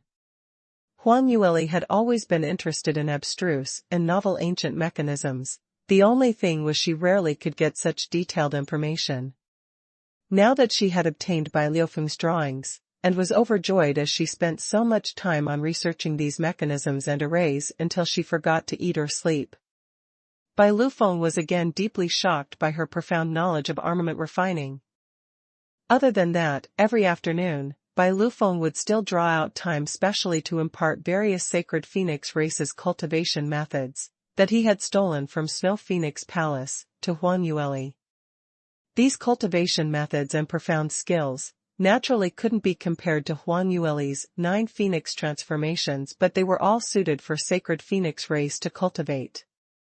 Huang Yueli's innate talent was outstanding and she was able to comprehend by analogy, so her learning speed was extremely fast. Moreover, these black-grade cultivation skills were all inherited from God realm and those made up for the shortcoming she had in cultivation. Under two-phase contrast, her cultivation speed had increased at God speed and she quickly shot up to 7th stage realm peak, charging towards 8th stage realm at any moment. But in this way, both researching arrays and cultivation had already occupied most of Huang Yueli's time and she totally had no time to care about Li Moying. For a total of 2 months, Li Moying wasn't even able to have a meal that his little fox cooked. Of course Bai Lufeng had done this intentionally, and he had done this, originally to see Li Moying's furious look. However, out of his expectations, Li Moying's performance was rather peaceful. He would take the chance, while Huang Yueli was resting during lunch break, to check on her. During other times, he would silently return to his own courtyard to cultivate. In this way, 2 months had passed and Li Moying's cultivation had also improved swiftly, directly ascending from 9th stage realm 5th level to 9th stage realm 8th level. One reason for this was because the heaven and earth profound chi's density in northern ice fields was extremely high, while another reason was because during the period of time when Li Moying was seriously ill, he could not cultivate nor advance in level, but he was still able to absorb the heaven and earth profound chi. Those had all gathered inside his body, but he was unable to use it for himself. The moment his soul detachment illness had been treated, it had absolved the restraint on not being able to cultivate. These profound chi which had been gathered had all been turned into profound energy within his meridians in a short amount of time, hence Li Moying's cultivation had progressed rapidly. Bai Lufeng appeared to slight Li Moying, but he had been observing him secretly. Seeing that Li Moying not only had outstanding innate talent, his cultivation speed was extremely fast and moreover, he especially respected Huang Yueli, supporting her cultivation advancement. As time went by, Bai Lufeng felt that this prospective son-in-law wasn't too bad, and he couldn't pick out any problems with him in various aspects. But although he had silently consented to Li Moying in his heart, he didn't show it out and usually he would still treat Li Moying with a neither cold nor hot treatment. On a certain day 1 month later, Li Moying went to look for Huang Yueli in the afternoon. Usually at this time, she should have already ended the morning's research on the mechanisms.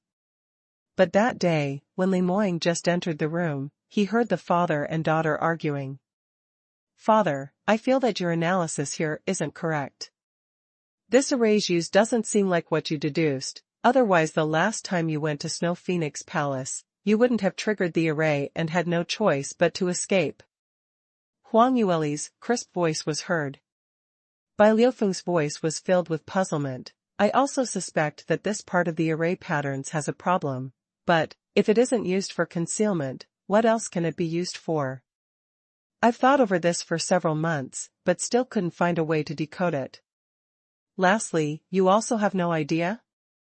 Huang Yueli shook her head. Father, I've already said this long ago, I'm an armament master. Towards array skills, I only know a little and there are many things that Father, you have taught me instead. Bai Lufeng couldn't help but frown. Then what should we do? Hearing their conversation, Li Moying couldn't help but give a cough as he interrupted them. Father-in-law, if you don't mind. Actually, I have a suggestion. Bai Liufeng's train of thoughts was interrupted by him and displeasure was reflected on his face as he lifted his head and looked at Li Moying. You lad, you're not an array master. What suggestion could you possibly have? Li Moying gave a faint smile and said, although I am not an array master, but I know an outstanding array master whose standard is comparable to you. Bai Lufeng frowned as he spoke in a slightly distrustful tone. How is that possible? My array skills. It's not that I think too highly of myself, but those array masters who can be compared to me, there aren't many in Soaring Heaven's continent. Unless, right, you're from Blue Profound Sect. His eyes slowly widened as he thought of something. Huang Yueli also reacted to it and said, what Moying said is right, I am really muddled and haven't even thought of this. Father, Blue Profound Sect's second guardian, Song Piyu, is Soaring Heaven's continent's #1 array master now. Although his standard might not be as high but his ability remained very strong and moreover, he is extremely knowledgeable and he has read many ancient manuals. If he is here, we might be able to find a new train of thoughts, unfortunately. Speaking of this, she frowned again. Song Piyu was left behind in Blue Profound Sect and the distance from here was a few 100,000 miles apart. Even if they were to send the letter out now, to ask Song Piyu to head over from Sky Emperor City now, the travel time would take at least 1 month. Moreover, Song Piyu was now the substitute sovereign in charge and he absolutely could not leave the sect on his own, otherwise there would be no one to helm over the entire Blue Profound Sect and everything would be in chaos. Bai Lufeng was first delighted but immediately after he also thought of this point so he shook his head. Guardian Yu's name is famed throughout and it would be best if we had his best but he's probably in Sky Emperor City now, right? He isn't of any help. Li Moying smiled as he spoke out in an unhurried tone. If we wanted Song Piyu to come to the northern ice fields, it indeed isn't practical, but you can go back to Blue Profound Sect with us? Our entire sect will treat you as our distinguished guest and you can also slowly discuss in detail with Guardian Yu. Moreover, there are plenty of high-ranked array masters and armament masters in Sky Emperor City, and if there are any unsolvable problems, you can find more people to research on this together. Huang Yueli looked at Li Moying in astonishment when she heard that. They exchanged information through their eyes. Li Moying winked with his eyes, and Huang Yueli instantly got it. 2 months had passed, and she had tried many ways to glean information from Bai Lufeng, but his lips were tight, totally not revealing a single word at all, so somehow she wasn't able to find any news of value. Seeing Li Moying's illness to not be able to keep up with the pretense, this matter still hadn't got any progress, so these few days she had been worried, thinking of sneaking out to discuss with Li Moying during one of the nights. In the end, Li Moying seemed as though he knew the art of reading one's heart. Before she had even gone to ask, he had already thought of an idea. Huang Yueli immediately smiled. What Moying said is correct. Father, haven't you always been worried about me being together with Moying, worried that he will bully me? Why not you come with us to Blue Profound Sect and check his background, so if he plans to do anything bad behind my back, you can expose him and help me vent my anger. Li Moying carried a smile in his eyes when he heard that.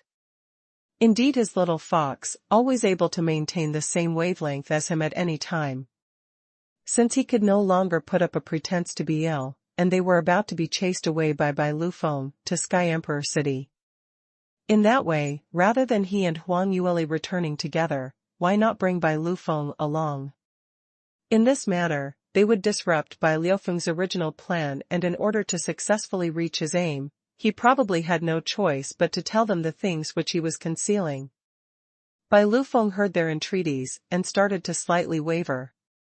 As a high-ranking array master, he had always been cultivating alone using Sage Yusu's manuscript and had never interacted with same-ranking array masters. To have the opportunity like this was a kind of temptation to him. But very quickly, he shook his head. No way, I can't return with you all. Although these arrays are complicated, but if I spend a little more time and attempt a few more times, I will definitely still be able to decode it. There's no need to waste so much effort to run back to Sky Emperor City. But, Father. Huang Yueli took a step forward, wanting to continue convincing him. Whoever knew, Bai Liufeng's topic took a change. Right, speaking of this, the few of you have stayed at my side for quite some time, around 2 months already, isn't it? I can see that young sect master Li's illness should more or less have recuperated with a recent improvement in cultivation, so you should be fine now.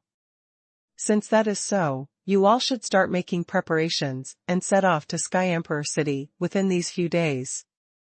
Huang Yueli blinked and looked at Li Moying in dismay. Her father was really not to be trifled with. Not only did he not duped, he even opened his mouth to chase them away. Huang Yueli quickly leaned next to him and held onto his arm while swaying it around. Father, why are you chasing your daughter away? How can you bear to? Moreover, aren't you worried about me leaving with Moying? After I go to Sky Emperor City with him, whatever happens between us, you're not going to care any longer? Bai Liufeng's brows twitched, as he apparently felt an extreme heartache. He had to offer his lively cabbage to this pig, heart-shattering pain. But he clenched his teeth. No matter, just go back with him. Father, cannot delay your cultivation. Don't worry, if Stinky Brat dares to bully you, next time when Father goes to Sky Emperor City, I will absolutely skin him alive. Huang Yueli was slightly surprised by Bai Liufeng's strong determination. Her eyeballs turned and she said, Father, are you really certain that you want me to go back with Moying? Before I came, I had already promised Moying that after he is cured, we will return to Blue Profound Sect and get married immediately. Bai Liufeng's hands shook as the scroll on the table was swept onto the floor by him. You. What did you say? Say it once more? Huang Yueli blinked her large eyes and said in an extremely innocent manner, I am getting married to Moying. We have been engaged for 2 years plus for now, and originally we agreed that we will get married once I have reached the marriageable age, but as Moying's soul detachment illness was getting more and more serious, he proposed to get cured first before getting married, so that he would not hold me up. Now that his illness is finally better, we can finally. No way, I don't allow it. Bai Lu Feng couldn't bear to continue listening as he banged onto the table and interrupted her. The minute he was agitated, his 9th stage realm peak practitioner's aura was unleashed as his might was astounding. But Huang Yueli was totally not terrified by him, as she had a calm expression on his face. Father, I remember when I was very young, you taught me that one must make good our words. I have already promised Moying, so how can I go back on my words? Huang Yueli spoke out a little unhappily. Bai Lu Feng was so angry that his heart and liver were in pain, as he cried out melancholily. He had really never seen anyone who was not shy in this matter, actually rushing to marry the stinky brat. AI, his cabbage, no, it's his little princess, how could she act like this? I don't care if you have agreed or not. Without this father's consent, you can forget about marrying anyone casually. Bai Lu Feng threw out his ultimatum to Huang Yueli. But thinking about it, he was still not at ease as he shot his penetrative gaze towards Li Moying's face. Stinky brat, if you dare to lay a hand on my daughter, you should know what's the consequences, right? Bai Liufeng's words were filled with plain threat. Li Moying retained his calm and composed look as he spoke out gradually, "Father-in-law, forgive me for not being able to comprehend. Why do you not approve of our marriage? Why? Do you even need to ask why? How old are you, and lastly, which practitioner gets married at such a young age? You two have a bright future in front of you, and there will still be many changes in future. Those practitioners who got married when they were young would most likely end up in divorce later.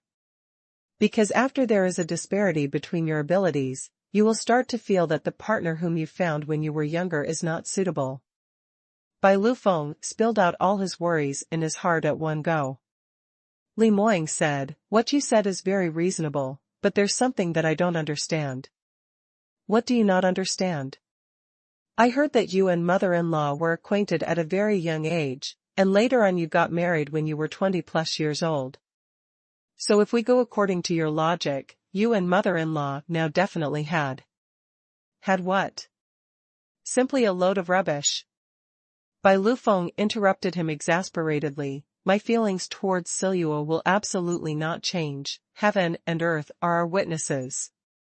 If not for this, it would not be possible for him to stay vigil in the northern ice fields for the past 10 over years until today. He would still try to find means and ways to save Huang Silua out." Li Moying nodded his head. "In this way, those couples who got married when they were young should be even more loving, right?" "That's of cough cough, you can't say that." Bai Lufeng was almost brought to the drains by him, as he only realized what he was saying when he started to agree to it. But in this way, he couldn't think of anything to rebut them, only insisting that, "Anyway, no matter what, I just don't agree to it." This was almost close to acting dumb. But Bai Lufeng was still pondering on the fact that he was their senior, so even if he acted dumb, they couldn't possibly do anything to him. He had not expected Li Moying to open his mouth again. "Father-in-law's suggestion is something that we will naturally heed, so even if we get married a few years later, it doesn't matter." Bai Lufeng heaved a sigh, but he heard him continue, "But anyway, since you're going to stay in northern ice fields and will not head over to Sky Emperor City, as the saying goes that the skies are tall and the emperor is distant, so even if we get married secretly, you wouldn't find out about it. After we give birth to an adorable grandchild, even if you don't agree, you can only—" "Stinky brat, you're simply looking for death." Bai Lufeng's anger, which had just subsided, instantly rose up again, and it was stuck at his chest. Not to mention the melancholies that he was feeling. He patted the table hard, and without warning, a bolt of wind blade was swung out towards Li Moying's chest. Bai Lufeng acted swiftly, and in a blink of an eye, his profound energy was right in front of the opponent's face. However, there wasn't a sliver of panic on Li Moying's face at all. His body swayed slightly, and the wind blade brushed past his side and made a hole in the wall, behind his back. And he himself was unscathed. Li Moying stood up unruffled and replied in an unperturbed manner, "No matter what you say, I will not waver in my decision to marry Lear. Moreover, we will leave for Blue Profound Sect within the next 7 days, so will father-in-law please consider this carefully." He nodded his head at Bai Lufeng and turned around to leave. Huang Yueli looked at her father in a cautious and prudent manner, and upon discovering that he stood there rooted to the ground in a daze, not knowing if it was because he had gone muddled from the anger, hence she hurriedly slipped away as though her salves were anointed. "Moying, wait for me." She chased up to Li Moying and hugged his arm from behind. Li Moying stopped in his tracks as he stretched out his hand and pinched her fair little face while shaking his head. "You really dare to say anything? See how angry your father is." Huang Yueli rolled her eyes at him. "Then how about you? Later on you're obviously the one who infuriated father." Li Moying replied innocently, "Aren't I just tagging along with your flow to carry out this? Moreover speaking, I am really genuine in wanting to marry you. Could it be that you don't really want to marry me, but just want to befuddle your father? Then I'd be too sad." As he said that, his hand stretched out towards Huang Yueli's waist, and lowering his head, his handsome face leaned towards her as he breathed out gently. Huang Yueli's eyes widened as she looked at the handsome countenance in front of her eyes, and her heartbeat skipped. Don't talk rubbish. She managed to react in time and pushed Li Moying's chest. Let me go. If father sees us, he will really beat you up. Li Moying's lips curled, and not only did he not loosen his hand, instead he planted a kiss on the sides of her lips. Don't worry, your father will not really beat me to death, at most just beat me a few times. Moreover speaking, if he really saw it, perhaps he might just follow us back to Sky Emperor City? Speaking of this matter, Huang Yueli's little face started sinking again. I feel that this matter is really far from good. I wonder what father thinks. Could it be that my mother is actually unsafe in Snow Phoenix Palace, and that's why he's unwilling to leave? Li Moying muttered to himself irresolutely, this shouldn't be right. If your mother is in a life-and-death crisis, your father would probably have disregarded everything and dashed into Snow Phoenix Palace. Why would he waste these 2 months with us? That's true as well. Li Moying saw her worried look, and all 10 of his slender fingers started massaging her forehead, to smooth down the parts which were creased. All right, don't worry, I'm guessing that your father would most probably not leave with us. By then we'll just pretend to leave, then secretly find a place to hide and follow your father in the dark, to see what he's exactly up to. Huang Yueli nodded. We only do that. After that, Bai Lufeng considered for several days and asked Huang Yueli and Li Moying to go look for him. He expressed his consent for the both of them to return to Sky Emperor City, and at the same time, he gave Huang Yueli a lot of manuscripts and prescriptions. Huang Yueli was extremely disappointed that he still refused to say out the truth, but luckily she had already thought of the next step to take, so she accepted all these peacefully.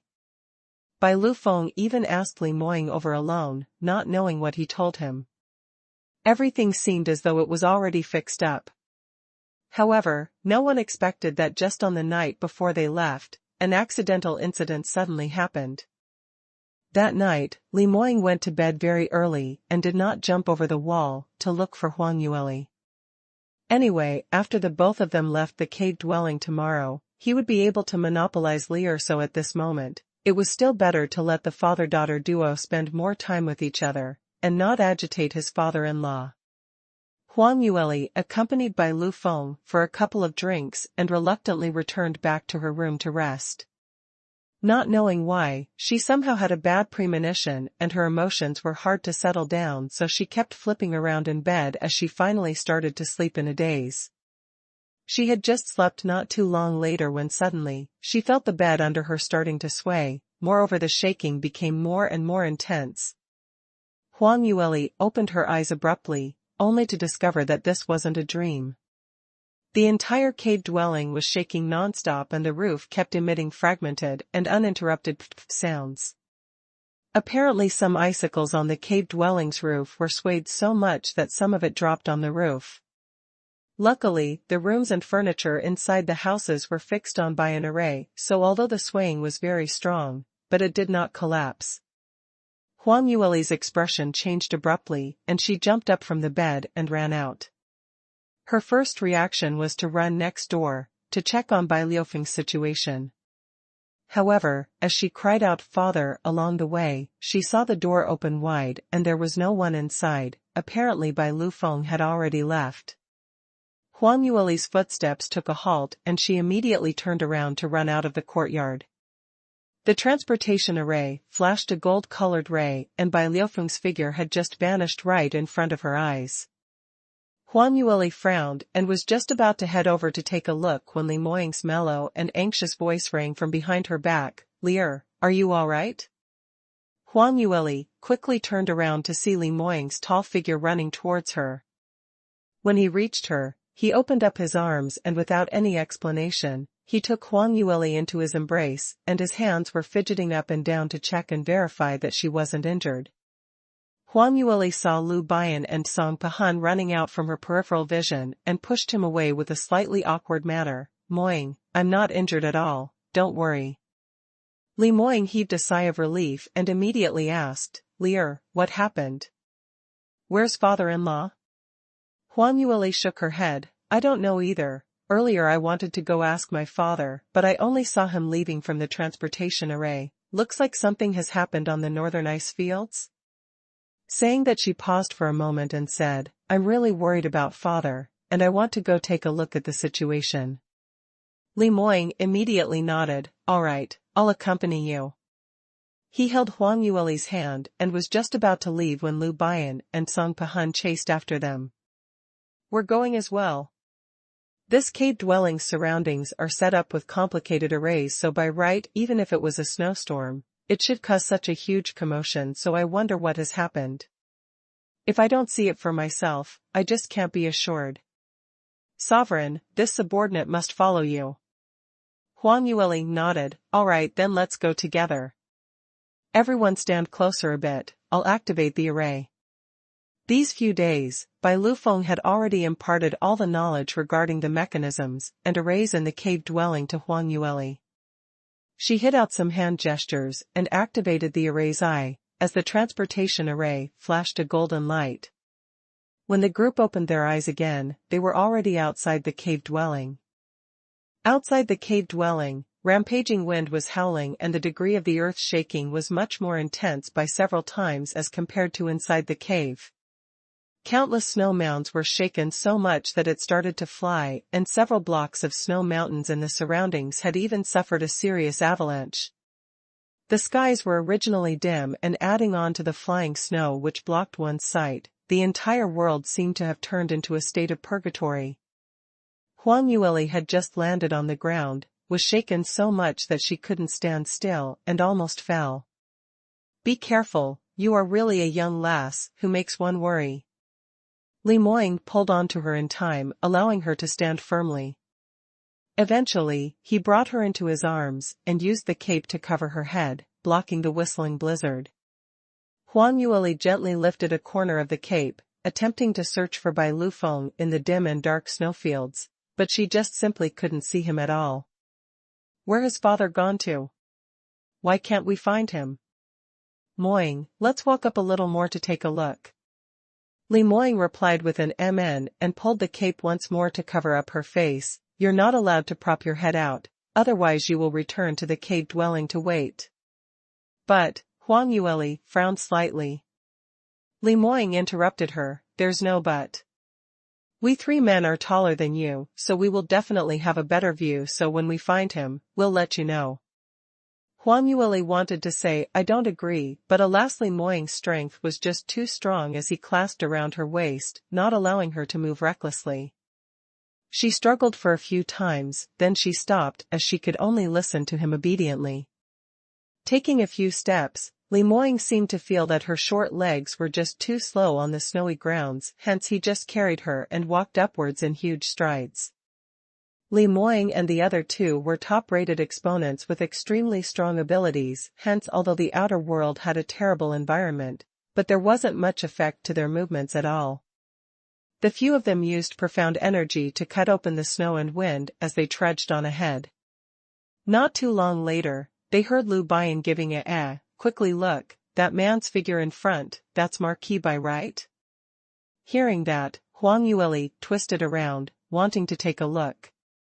However, Li Moying's arm tightened his trip as he refused to let her pop out her head. He even gave her a light slap on her butt. Be obedient, we're almost there. Hey, you! Huang Yueli's eyes widened in disbelief that this man actually hit her but in public.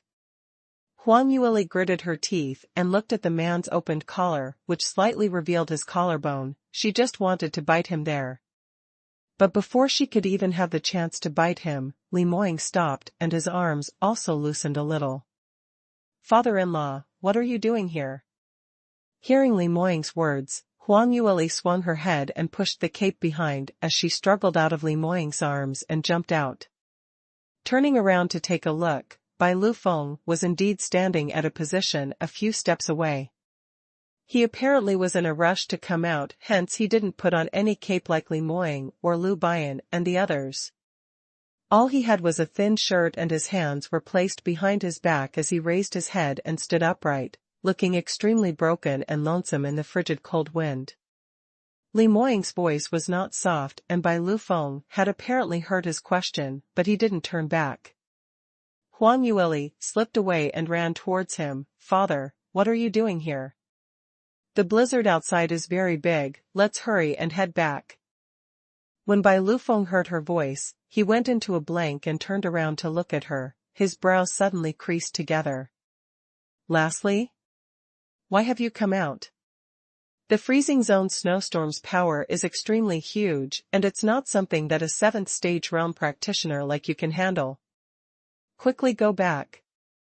Huang Yueli tugged the purple ferret fur cape on her. Moying had brought me a coat and I'm not cold. Moreover, father, you are wearing less than me. What on earth are you doing here? I'm here, because I have something to do. It has nothing to do with you. Bai Lufeng brought out his dignity as a father and wanted to chase Huang Yueli back. However, Huang Yueli had already shot towards his position and looked towards the direction where he was gazing at earlier. On one look, she was stunned. This. Could it be? In front of her eyes was originally Lone Sky Summit, but right at this moment, the entire snow mountain had collapsed by half, and whereas in this pile of ruins, a magnificently built palace was shown. Moreover, they could see clearly that this palace originally should be buried in the lower part of Lone Sky Summit, but now, a majority of it is shown on the ground level. Furthermore, it was gradually shooting upwards in a speed that was visible to the eye. Li Moying and the others already walked over and raised their heads to look over, as their faces all revealed an astonished expression. After some time, Huang Yueli managed to regain her senses. Father, could this be the Snow Phoenix Palace? Even though she had never seen the exterior of Snow Phoenix Palace, which was buried in the underground, but she had some deep understanding of the Snow Phoenix Palace's mechanisms and arrays, so she was able to recognize the palace on one look. Bai Lufeng wordlessly nodded his head. Huang Yueli frowned. Then in this case, Lone Sky Summit collapsed and suddenly caused such an intense snowstorm. It's all because the Snow Phoenix Palace had ascended from underground? But what's going on now? Could it be that Snow Phoenix Palace wasn't an underground palace in the past, but because of some accident, hence it descended downwards? Then what's happening now? Why is it able to resurface on the ground once again? Huang Yueli's mind was filled with questions. Even for a knowledgeable armament master like her, on seeing the scenario before her, she couldn't comprehend what was going on. A palace sinking into the ground meant that its exterior mechanisms were totally damaged, so basically it was impossible to recover. Even if Lord Zhan had great abilities to restore all the mechanisms totally, but if he wanted to let a dilapidated palace to resurface onto the ground, he needed a huge amount of energy, so no matter what kind of spirit-gathering array it was basically very hard to do it. Moreover speaking, Snow Phoenix Palace had already been underground for so many years and had been soundlessly hidden, yet at this moment, it suddenly resurfaced onto the ground in such a high fashion. This matter absolutely had something to do with Lord Zhan. What was he trying to do? Huang Yueli asked a lot of questions at one go, but Bai Lufeng didn't reply to her as his eyes were fixated on the direction of the Snow Phoenix Palace, with an expression of deep worry in his eyes. Huang Yueli became worried as she called out to him several times. Father? Father? What are you thinking about? Bai Lufeng remained silent for a long time before he finally replied, Nothing, father wants to stay here alone for a while. Go back with Li Moying first? But father, what are you? Huang Yueli saw him in this state, so how could she possibly be assured in letting him stay here alone? Not waiting for her to finish, Bai Lufeng intensified his tone. Listen to me, go on back first. Huang Yueli pursed her lips and did not reply, but she didn't move either. Bai Lufeng saw her look and naturally couldn't bear to be fierce towards her, so he could only heave a sigh and look towards Li Moying. Bring Lastly back first, don't worry, I'll only stay here for a moment and will not go far, after a while I'll be back. Li Moying muttered irresolutely for a mere moment and nodded his head. All right, we will head back first. Father-in-law, please be careful of your body. Saying that, he took a few steps forward and hooked his hand on Huang Yueli's waist and carried her. Huang Yueli was caught off guard and fell towards his robust chest, as she started twisting and turning while trying to get up. Moing, let me go. I want to look after my father. Hey, are you listening to me or not? Let me go. Who on earth do you listen to? Li Moing ignored her and directly put the cape's hat back onto her head and carried her away with large strides. It was until they walked for 100 meters or so when he finally slowed down his pace while whispering beside the little fox's ear, who was still struggling, "Don't worry, your father will be all right. I asked Pahan to stay and watch him from the side so if anything happens, he will inform us in a timely fashion. Let's go back first. If you stay here, your father will be even more unassured."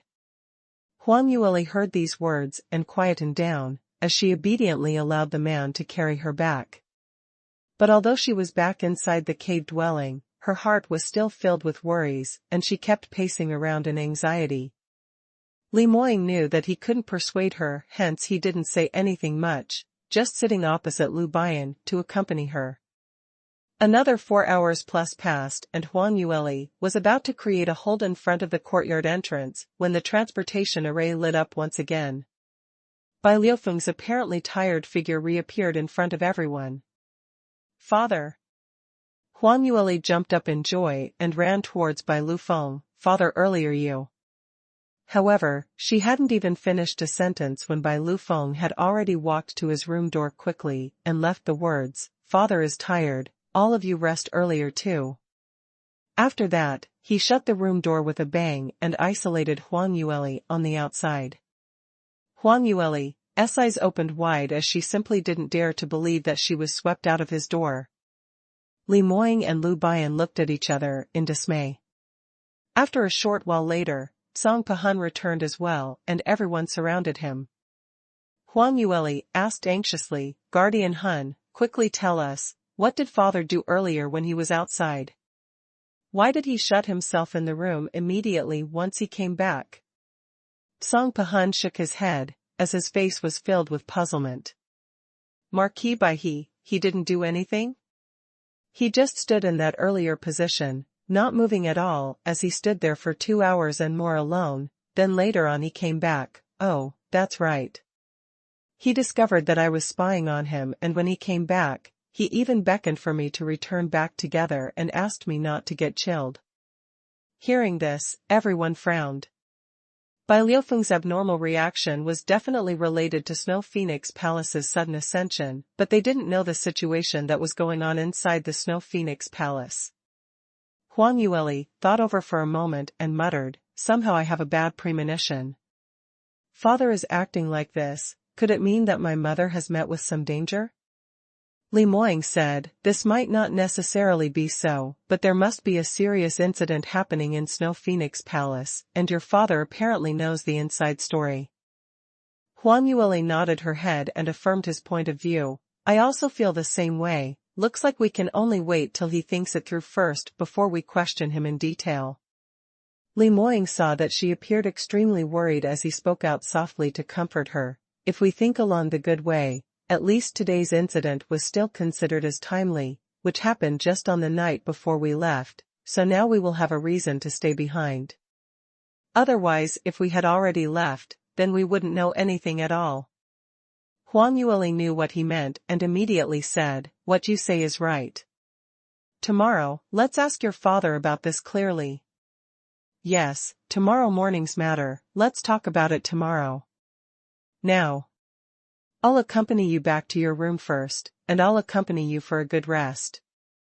Li Moing held up Huang Yueli's little hand and brought her back to her room. Song Pahan saw him getting up and about to leave when he called out hastily, "Sovereign, wait."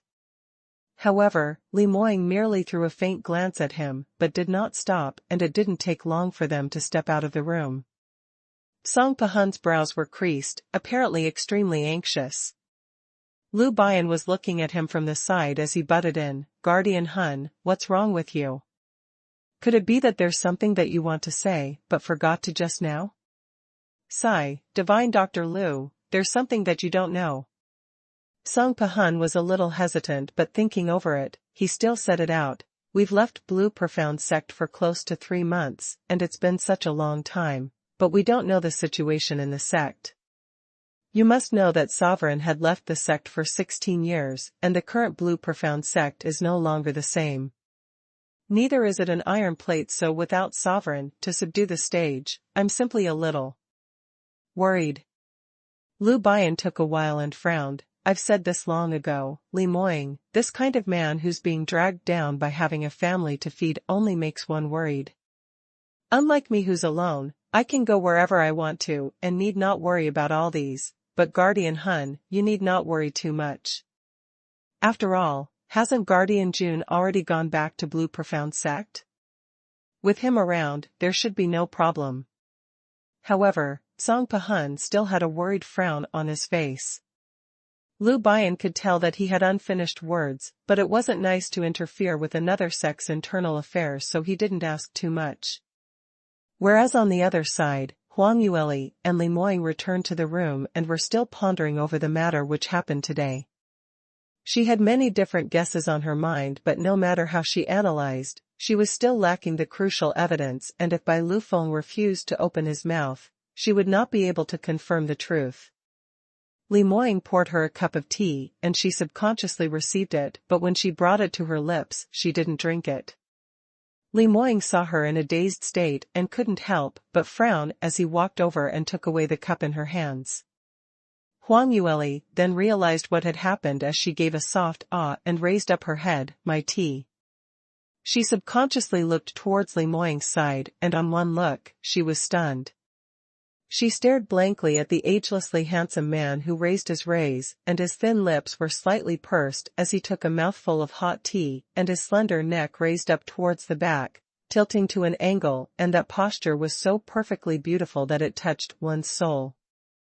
Immediately following that, Li Moying placed the cup on the table and his hands were placed against the back of the seat as he circled Huang Yueli entirely into his arms.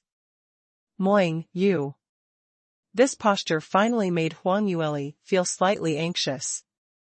She nudged her but uneasily. However, Li Moying's thin lips had already pressed down against hers, and a man's breath instantly invaded her breathing. Huang Yueli initially was a little resistant, but Li Moying was very patient and his thin lips gently touched her lips and waited for her to slowly relax. Eventually, Huang Yueli started to open her lips under his ambiguous fine kiss. Li Moying then started to probe in his unbridled tongue as he fed the tea into her mouth. Huang Yueli originally did not have any water for the entire night and was now extremely thirsty. But as she was very worried about Bai Lufeng, she didn't have time to think about drinking water. Right now, after she was fed by Li Moying, she finally felt thirsty as her 2 hands were placed on the man's neck, drawing him closer as the tip of the tongue licked him lightly, drinking every single drop of water cleaning. It was now when she backed off a little and stuck out her little tongue. So thirsty, I still want to drink. Li Moying's gaze landed on the tip of her little pink tongue and his gaze dimmed. He took a step back and lifted up the teapot as he filled the cup full with tea once again. Seeing Li Moying holding up the cup, Huang Yueli consciously stretched her hand towards him. Thank you. However, out of her expectations, Li Moying didn't pass the cup to her. Instead he lifted his head and containing the tea in his mouth, he pressed near her once again. Hey, Li Moying, I can drink mice. MMPH. Huang Yueli's protest was stuffed back into her mouth. Her eyes widened and she could only allow Li Moying to press her down against the chair, to borrow the name of feeding her tea while kissing her carefully everywhere. By the time Li Moying was finally satisfied and he let her go, Huang Yueli's face had turned crimson red and she had a resentful expression as she stared fiercely at him. Li Moying gave an evil grin. What? Why do you keep staring at me? Could it be that you're still not satisfied and you are anticipating to develop into the next step? Develop your head. Huang Yueli gritted her teeth as she hissed, I want to sleep. If you dare to move around recklessly, tomorrow I'll ask my father to beat you up. When Li Moying heard her childish threat, he almost didn't know if he should laugh or cry. A girl with a good father was always hard on her words and soft in heart. Huang Yueli had never been like this in the past. She would have given him a tight slap herself directly. Now things were different. She always used Bai Lufeng to threaten him. Actually, even if Bai Liufeng's current ability was much higher than his, but Li Moying was basically not afraid of him. But as he was Huang Yueli's father, he ought to love the house and the crow, hence he would feel intimidated due to his love for her, hence he had no choice but to restrain his usual overbearing manner. But this kind of leer made Li Moying liked her even more. With her fierce glare, childish threats, and even those various absurd obstacles from Bai Lufeng made Li Moying feel that they were becoming just like a pair of ordinary childhood couple in love, as though those heart-rendering life and death crises had never happened before. These kind of days, if it could last on, just how nice would it be? But today such a strange matter happened, and Bai Liufeng's reaction simply made him feel worried. Somehow he felt that this tranquil beauty was about to be broken very soon. Li Moying narrowed his eyes and suppressed the faint uneasiness in his heart as he slowly walked towards the bed and removed his outer clothing and shoes, then climbed onto the bed and laid down beside Huang Yueli. Sensing the man's strong and robust body leaning over, Huang Yueli's body stiffened up. Li Moying laughed softly as he intentionally blew a breath of hot air behind her ear. Huang Yueli was originally planning to pretend to sleep, but now she couldn't keep up with the act as her elbow cudgeled him on his back. That's enough. I'm not in the mood to play with you today. Li Moying shook his head as he burst into laughter. What are you thinking of? Isn't your thinking a little too evil? I only wanted to hug you and sleep a while. Haven't we always been doing that in the past? Could it be that you've been controlled by your father for a few days, and now you're preparing to ignore me already? As he said that, he started to lower his volume, pretending to be pitiful. Huang Yueli simply couldn't do anything to him. This man, he usually looked so aloof and reserved, but the minute he was in front of her, he instantly turned into a large hound who has no face nor skin, which made her heart soften. The only thing she could do was to use the blanket to cover her head, hoping to pretend that she was an ostrich. All right, enough with the nonsense. Aren't you going to sleep? Then hurry up and sleep. I've already fallen asleep and now you've woken me up. Seeing that his little fox's head was about to burst into flames, Li Moying's lips curled into a smile and didn't say a word more. Huang Yueli was originally feeling very frustrated, feeling that she would probably remain sleepless for the entire night till dawn, but in Li Moying's broad embrace, she felt exceptionally quiet as though all her worries had vanished, and very quickly, she submerged into dreamland. Li Moying heard her calm breathing and propped himself up a little to look at her sweet sleeping looks as he lowered his head and stole a kiss by the side of her lips. Good night, my Lear. Don't worry, no matter what difficulties lies ahead, I will always be by your side. Huang Yueli had a relatively good night's sleep. The next day when she awoke, the skies were already bright. Whereas the man beside her was gone, only leaving a slightly warm depression on the bedsheet. Huang Yueli had a shock as she instantly jumped down the bed, and she couldn't even be bothered to wash up when she just casually put on an outer jacket and ran out. Father. Presumptuous, such a cold day, and you just ran out like this? Lear, why didn't you put on your boots? Don't you know that you will catch a cold? She dashed out of her courtyard and heard both Bai Lufeng and Li Moying's voices at the same time. When Li Moying saw her looking like this, he totally wasn't hesitant, walking over quickly as he carried her up. Yesterday there was an avalanche and the cave dwelling's temperature is also affected by the outside world, so don't you feel that today is much colder than usual days? Quickly, go back and put on your boots. Wait a minute, father. Huang Yueli was kicking her pair of slender calves in his arms, looking like a little fox tossing and turning around. However, Li Moying's strength was huge and his footsteps were swift as he held on to her and walked right back into the room in a few steps, as he put her down on the chair. Whereas for him, he turned around and picked up her shoes as he personally knelt onto the ground and holding her little feet, he put on the boots for her. Huang Yueli was originally still struggling, but on seeing this dignified and powerful man, kneeling on the ground in front of her, she wasn't able to say a thing for the moment. Bai Lufeng followed them in closely, as he also walked right in and happened to chance upon this scene. His eyes flashed past a gratified look as he gave a slight cough. Huang Yueli hurriedly withdrew her feet. "Father, you're here." "Yesterday night." She had just started the sentence when she was interrupted by Bai Lufeng. "Looks like moying this child is really not bad to you. In this case, I can finally be assured to hand you over to him." When Huang Yueli heard that, she raised her head abruptly and her eyes widened.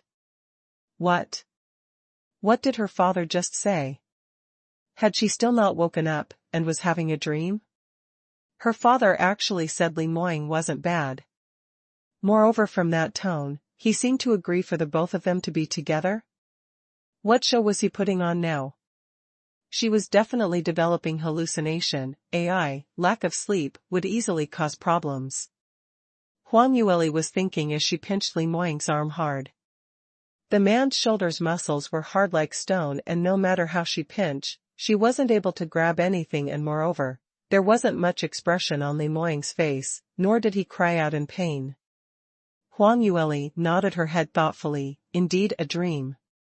Li Moying's eyes flashed past a smile as he stretched out his hand and pointed at her perky nose. "Who says you're dreaming? This is real. You weren't awake earlier, and I have been discussing our marriage with your father earlier." "What? Father, you really agree to us getting married?"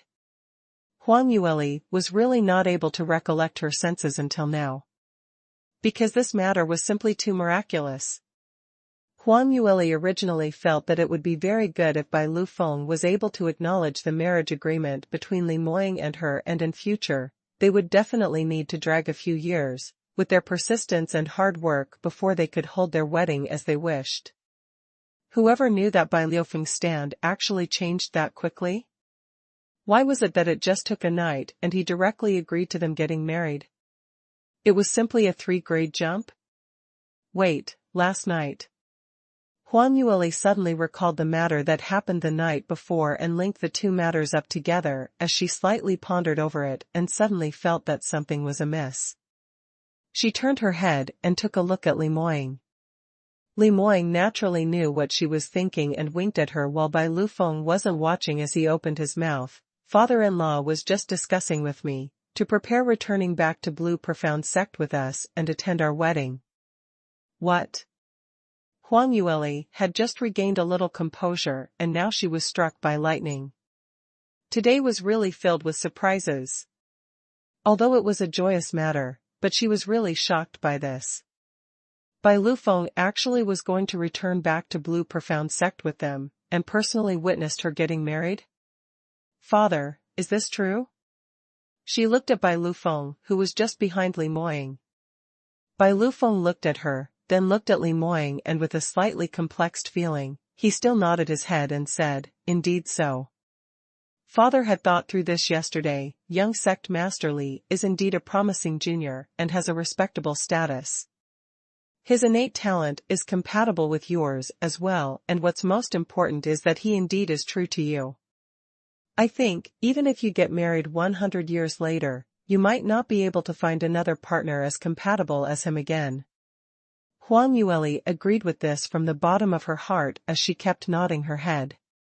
Looked like it wasn't that her father couldn't see Li Moying's positive traits, but had intentionally picked on him. So he knew it very clearly. Bai Lufeng saw her nodding her head and was feeling out of sorts, almost couldn't help but say that he was regretting it. But his mind quickly flashed past yesterday's Snow Phoenix Palace in the snowstorm, and his ears seemed to echo what that person had said to him. Bai Lufeng clenched his teeth and continued to say, "Since you're going to get married sooner or later, might as well for you to get married earlier, at least there is someone to take care of you. No matter what happens in the future, at least you will not be alone." The minute he said that, Huang Yueli's heart thumped hard. Bai Lufeng must have met with some problem, otherwise as a father, it was not possible for him to say such things.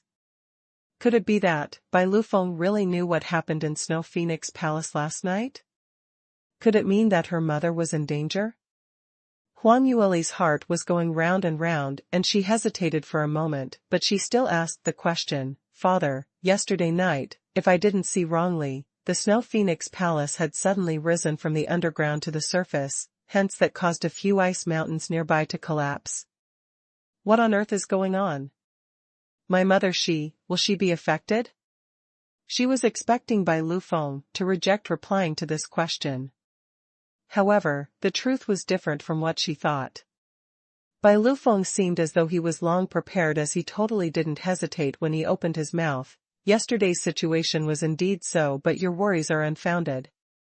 Snow Phoenix Palace originally was on ground level, and moreover, several hundreds and thousands of years ago in ancient times, Sacred Phoenix race was soaring heaven's continent's most powerful force, and they occupied Lone Sky Summit's best spiritual artery in the entire continent, as heaven and earth chi are all gathered right here. Snow Phoenix Palace's mechanisms are extremely complex, because it has abundant, profound chi, hence it's able to sustain. However, 10,000 years ago, heaven and earth underwent a major change, and heaven and earth profound chi wasn't enough, so Snow Phoenix Palace started to sink down bit by bit." Huang Yueli was flabbergasted when she heard that, but quickly understood what was going on. "In this way, it's almost the same as the ancient array which we saw in Ice Serpent Valley." Ice Serpent Valley? Bai Lufeng's brows rose. "What place is that? Are they the descendants of the Ice Serpent clan?" Huang Yueli was stunned. "Ancient times also has Ice Serpent clan? No wonder."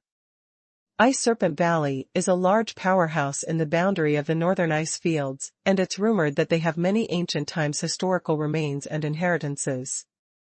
Before Moying and I entered the freezing zone, we had once helped them restore an ancient array. Bai Lufeng nodded his head. "In this way, it shouldn't be wrong. Sage Yusu mentioned in the manuscript that he left behind that Ice Serpent clan is a half-god clan, and their ability as compared to Sacred Phoenix race or such large clans are simply like heaven and earth's difference, so no wonder they could only construct their cave dwelling in the northern ice field's boundary." Huang Yueli spoke out in enlightenment. "So we can say that Snow Phoenix Palace has also absorbed enough heaven and earth profound chi in these years, hence it's able to rise up from below? But something's still not right. Snow Phoenix Palace's mechanisms are apparently much more complex than Ice Serpent Valley, so the profound chi they require should be much more, right?" Bai Lufeng looked at her as he gave a slight sigh. "Lastly, what you say is totally right. Snow Phoenix Palace had risen from the ground and exhausted profound chi and required 10 times more than the ancient array that you mentioned. So just based on a spirit gathering array to absorb the heaven and earth profound chi is apparently not enough, hence Lord Zhan had thought of resorting to those unorthodox methods." Hearing that, Huang Yueli's mind suddenly lit up as she slipped out these. Could it be that the second level of the underground palace where the Blood Moon Great Array is used for? Bai Lufeng nodded his head and said, "That's right, the Blood Moon Great Array is used to absorb the practitioner's profound energy and blood essence, and it can be turned into an energy to as a driving force for Snow Phoenix Palace. Based on soaring heaven's continent's thin layer of heaven and earth profound chi now, spirit gathering arrays are not able to absorb much profound chi even after operating for several years, and moreover the purity of it isn't high at all. But the profound energy drawn out from practitioners' bodhis aren't the same.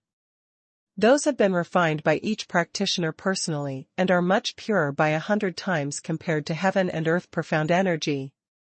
Moreover, Lord Zhan would specially pick those talented practitioners from the 7 sacred lands, and their blood essence are much more vigorous than most practitioners, so using the means of exhausting their vitality would enable them to derive even more shocking energy."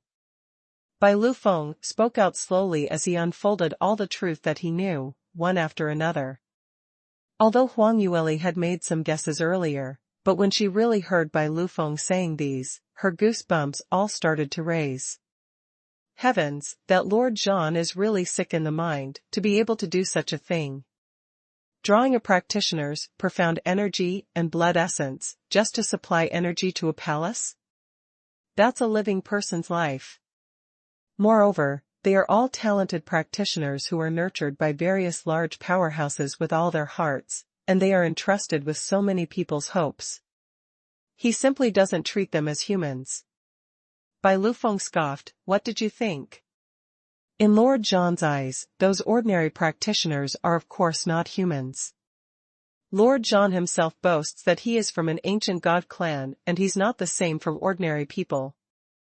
I've once heard him personally say that since humans can hunt magical beasts and obtain their magical beast cores to cultivate and set up arrays, then ancient god clan hunting human practitioners to draw their energies, isn't it the same? This, he simply. Huang Yueli's eyes opened wide as she became speechless. Lord Zhan doing this was indeed devoid of human consciousness. But his fallacious reasoning was something that made one unable to rebuta. Li Moying patted her hands as he gave a cold humph. Ancient god clan is indeed high up there. No wonder Lord Zhan doesn't agree to mother-in-law and father-in-law's marriage. Bai Lufeng trembled as he sat back on the chair despondently while sighing. What Moying said is right, sacred phoenix race had always been intermarrying their own people, just to maintain ancient god clan's bloodline's purity. But I heard Lastly's mother say that there are some malpractice in intermarriages and in recent years, many sacred phoenix race's clansmen had contracted a strange disease. Moreover, they contracted the illness at a younger age than usual and quite a number of them were not even able to give birth before they passed away. The clan has lesser and lesser people by the day, and moreover their innate talents are no longer as in the past. Saying that, his gaze landed onto Huang Yueli, those geniuses with excellent innate talents like Lastly, the sacred phoenix race probably hasn't even seen one in several 100,000 years already. Huang Yueli's lips curled in ridicule. However, I am born from mother and father who is someone outside the clan. Sacred phoenix race's regulations are simply too ridiculous. Assume that they are better than others? Alas, from what I see, they are merely villains who hide underground and do dirty deeds. When Bai Lufeng heard that, he was stunned as he gave a few heavy coughs. Cough cough, cough cough. Lastly, don't take nonsense. Your mother is a genuine sacred phoenix race, and your body is flowing sacred phoenix race's blood. Every single ethnic group, there would definitely be some good and bad guys, so we can't lump them together. Huang Yueli's lips tugged. Anyway, I am not going to admit that lunatic Lord Zhan is my uncle. She paused for a moment and said, now that Snow Phoenix Palace has risen from the underground, but we don't know why Lord Zhan is planning to do this, what motive he has and what next step will he take. Father, do you have any idea? Bai Lufeng shook his head. This I don't know. Lord Zhan's thinking is just too deep and the way he executes things is just too bizarre, so how can it be something that we can easily guess? But no matter what, this can be considered as a chance for us. Snow Phoenix Palace resurfaced back on ground level and the difficulty of entering it will decrease greatly, so if we want to save your mother, it will be slightly easier. Huang Yueli didn't expect him to say such a thing. She thought that Bai Lufeng would avoid talking about her mother's matters, but he actually initiated talking about, and moreover from the looks of it, he seemed rather confident. Could it be that she had previously guessed wrongly? Huang Yueli's thoughts were racing in her mind, but her face didn't express anything, only asking, then father, what plan do you have? Bai Lufeng said, I've thought through it. These mechanisms and arrays seem very difficult to decode just based on the both of us, and last time you mentioned that the continent's #1 array master Tsang Piyu is in Blue Profound Sect and I'm very interested. Just right, we can take the chance while you and Moying are getting married. I'll also head over to Sky Emperor City to have a chat with him, and at the same time, also meet up with some old friends. Perhaps it might be beneficial. Huang Yueli's brows rose slightly as her heart suddenly seemed to have understood something. Father, what you said is correct. I've long wanted to bring you over to Blue Profound Sect for a look. Then do you have anything else to prepare? Which day shall we set off? Bai Lufeng replied without any hesitation when he heard her, rather than picking a day, why not set off today then? Ah? Today? Huang Yueli received another shock. Bai Lufeng looked at her curiously and said, "Why are you so shocked? Father is a man, unlike you, who needs to pack so many things when I leave the house.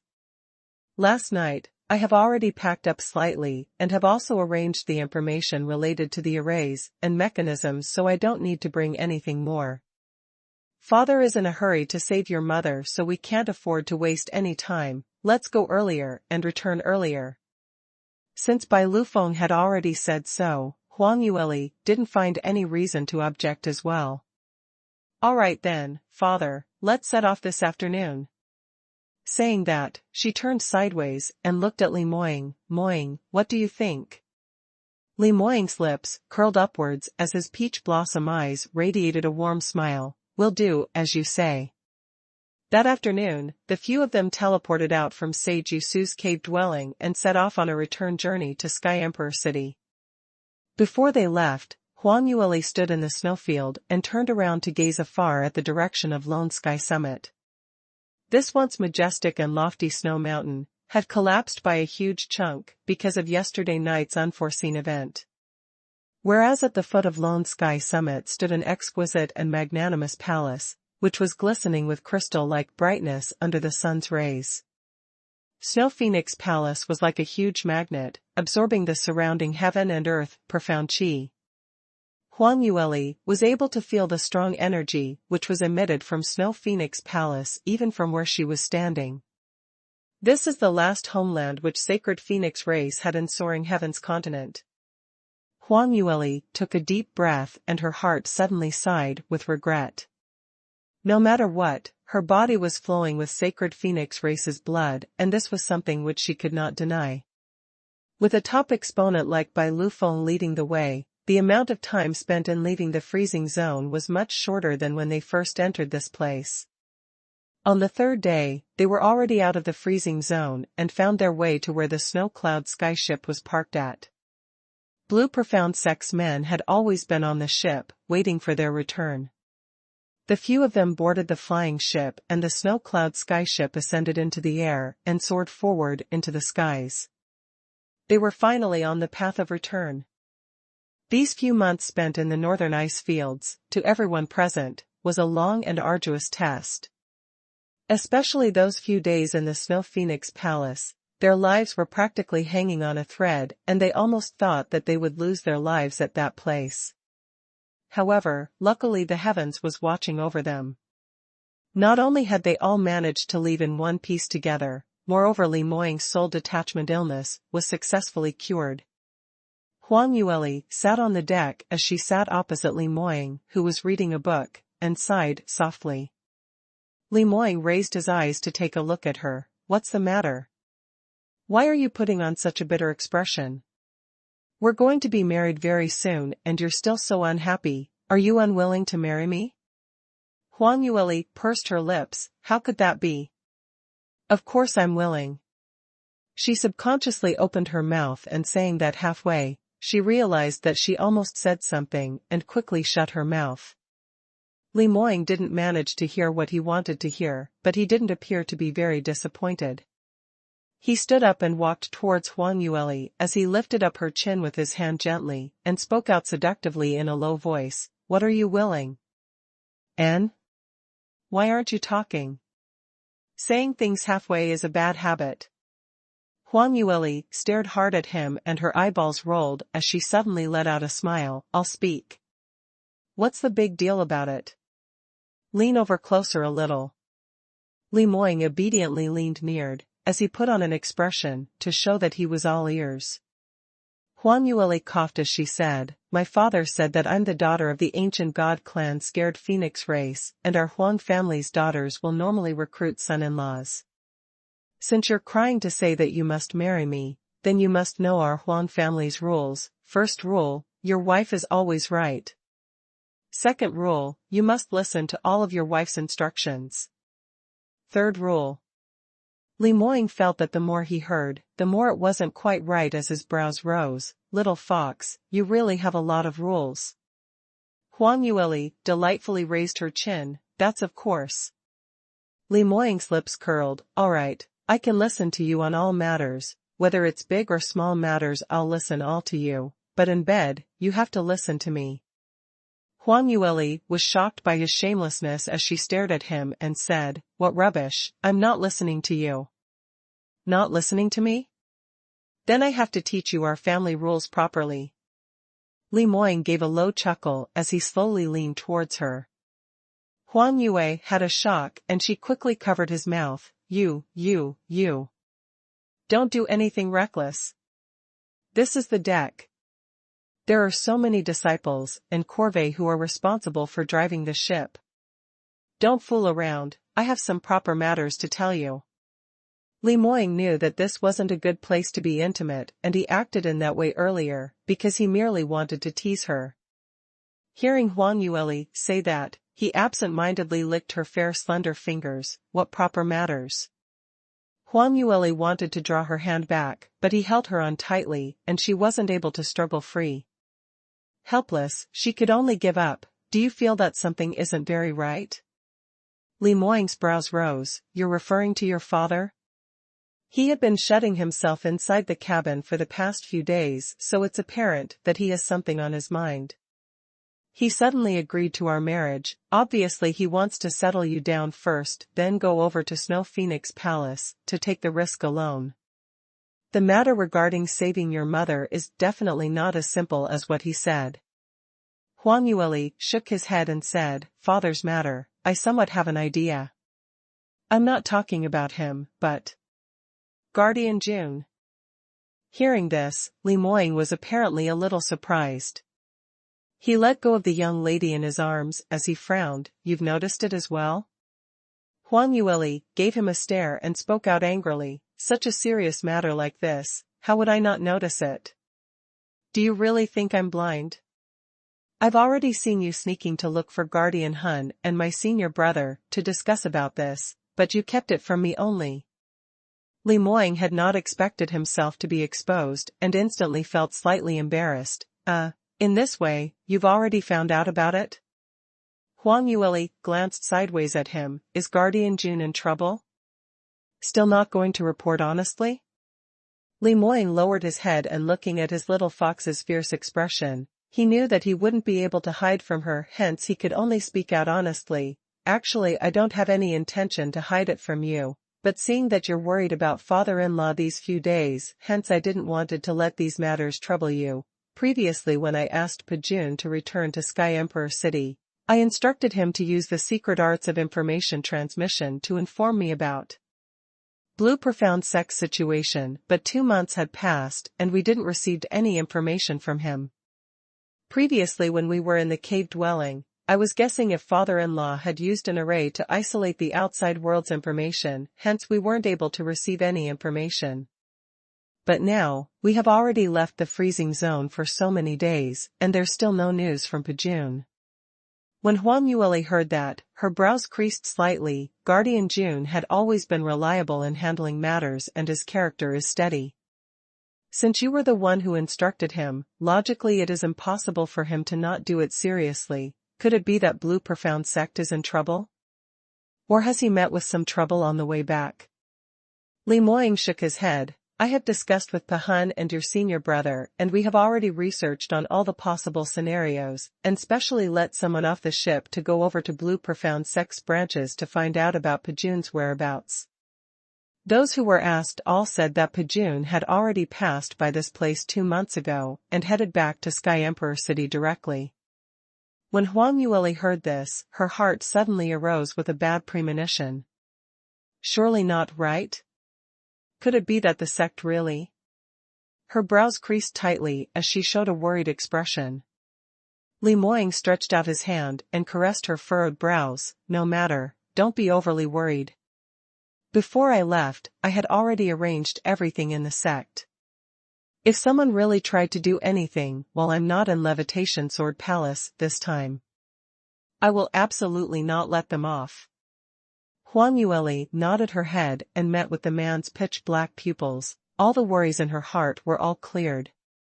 That's right, no matter what happened, anyway there's nothing that could baffle the powerful man in front of her. In the past, she would worry about Li Moying's soul detachment illness and that he couldn't cross hands with anyone, but now, anyone who dared to provoke Li Moying would definitely regret that they were born on this continent. Originally Li Moying was preparing to bring Huang Yueli on a sightseeing tour to slowly return back, but as Song Pajun's whereabouts was unknown, he wasn't able to feel at ease, hence he made the disciples who were responsible for driving the Snow Cloud sky ship to fasten the speed and return directly to Sky Emperor City. After another 10 days or so, Snow Cloud sky ship had finally arrived at the mountain's entrance in front of Blue Profound Sect. The few of them got off the ship and immediately sensed that the situation wasn't quite right. The sovereign's symbolic Snow Cloud sky ship was always eye-grabbing even if it was in the tall skies, and generally when it was 10 over miles away, the disciples on duty in front of the mountain's entrance would have already discovered them. Following that, the acting sovereign Song Piyu would personally lead their men out to welcome them. But today, everyone had already alighted the flying ship, but Song Piyu's shadow couldn't even be seen. Even to the extent the number of disciples on duty usually in front of the mountain entrance, were only left with 2 younger disciples whose cultivations weren't even higher than 4th stage realm, as they stood at the lower part of Blue Profound Sect. In the past at the mountain entrance in Blue Profound Sect, it was always heavily guarded and there were even hundreds of disciples on duty, and they had at least 5th stage realm cultivations and above. Now there were only 2 of the outer disciples with weaker abilities guarded here, so this matter was simply too abnormal. The few of them exchanged glances, and now that things had reached to this stage, it was already obvious that some accident had really happened in Blue Profound Sect. Otherwise, it was impossible for the door to be wide open, as they were lacking in defense. 2 outer door disciples revealed a terrified expression as they saw the Snow Cloud sky ship slowly descending, and after a short blank, they immediately turned around and wanted to sneak away secretly. However, Li Moying and the others had already noticed their existence. Song Pahun's body swayed and he appeared right in front of the 2 of them as he blocked their path. "The 2 of you. Which Wing Hall's disciples are you from? You've already seen young sect master alighting and you actually don't go forward to pay your respects, but instead turn around and run? How dare the both of you?" Song Pahun gave a cold harumph and the 2 outer disciples were so scared that their souls were about to fly away as they shivered in fright. "Hun. Guardian Hun, spare our lives." Song Pahun's finger flicked and 2 bursts of profound energies flew out as it sealed the duo's meridians. "I'm not qualified to let the both of you off. You yourselves head over to young sect master and plead for forgiveness." He led both of them back to Li Moying's side. When the both of them saw Li Moying's lanky figure, they were so scared that their faces turned pale and their feet turned into jelly as they knelt down. "Young sect master, this disciple is guilty. Young sect master, will you please spare our lives?" Li Moying swept them a glance and didn't say a word. Song Pahun asked them on his behalf, "You're already in front of young sect master and still not going to explain honestly? Which hall wing are you from? Why are there only 2 of you on duty today? Where are the others?" The 2 of them had terrified expressions and after a short moment of hesitation, the bolder one spoke out first, reporting to young sect master, "This disciple is Blue Cloud Hall's outer disciple. Today, there are only 2 of us on duty because. He hemmed and hawed as his gaze roved around. Song Pahun barked out, "Because of what? Still not going to confess? If I find out that any one of you is telling a lie, the consequence, you should know it clearly in your heart." His bark carried 10% of profound energy, and it caused the duo's heart to waver. The 2 of them shuddered, and when they recalled about the legendary tales of this guardian Hun's methods, they didn't dare to hesitate as they hurriedly explained, "Young sect master, it's like this. Today is originally our Blue Cloud Hall's outer disciples on duty, but our hall master has instructed that today, valuable guests from the 6 sacred lands will be paying a visit to our sect and we are short-handed, hence they had called all our senior brothers over to Levitation Sword Palace to help out. Song Pahun couldn't help but scoffed. Young sect master is still out on experience learning while sovereign is still in cultivation. Why had the 6 sacred lands people come to Blue Profound Sect for? Your hall master even let them all in? The two of them shivered terribly. This disciple does not know, we are only acting on his orders. Song Pahun gave a cold laugh. Still dare to talk rubbish? If you're really left with no choice, then why are you running away when you see the sovereign? You're obviously feeling guilty. Song Pahun's voice was extremely strict and the two of them kept kowtowing nonstop in fright. This disciple doesn't dare. This disciple really doesn't dare. This is what our hall master has instructed, and he also said that once we see young sect master and guardians returning, we must inform him immediately.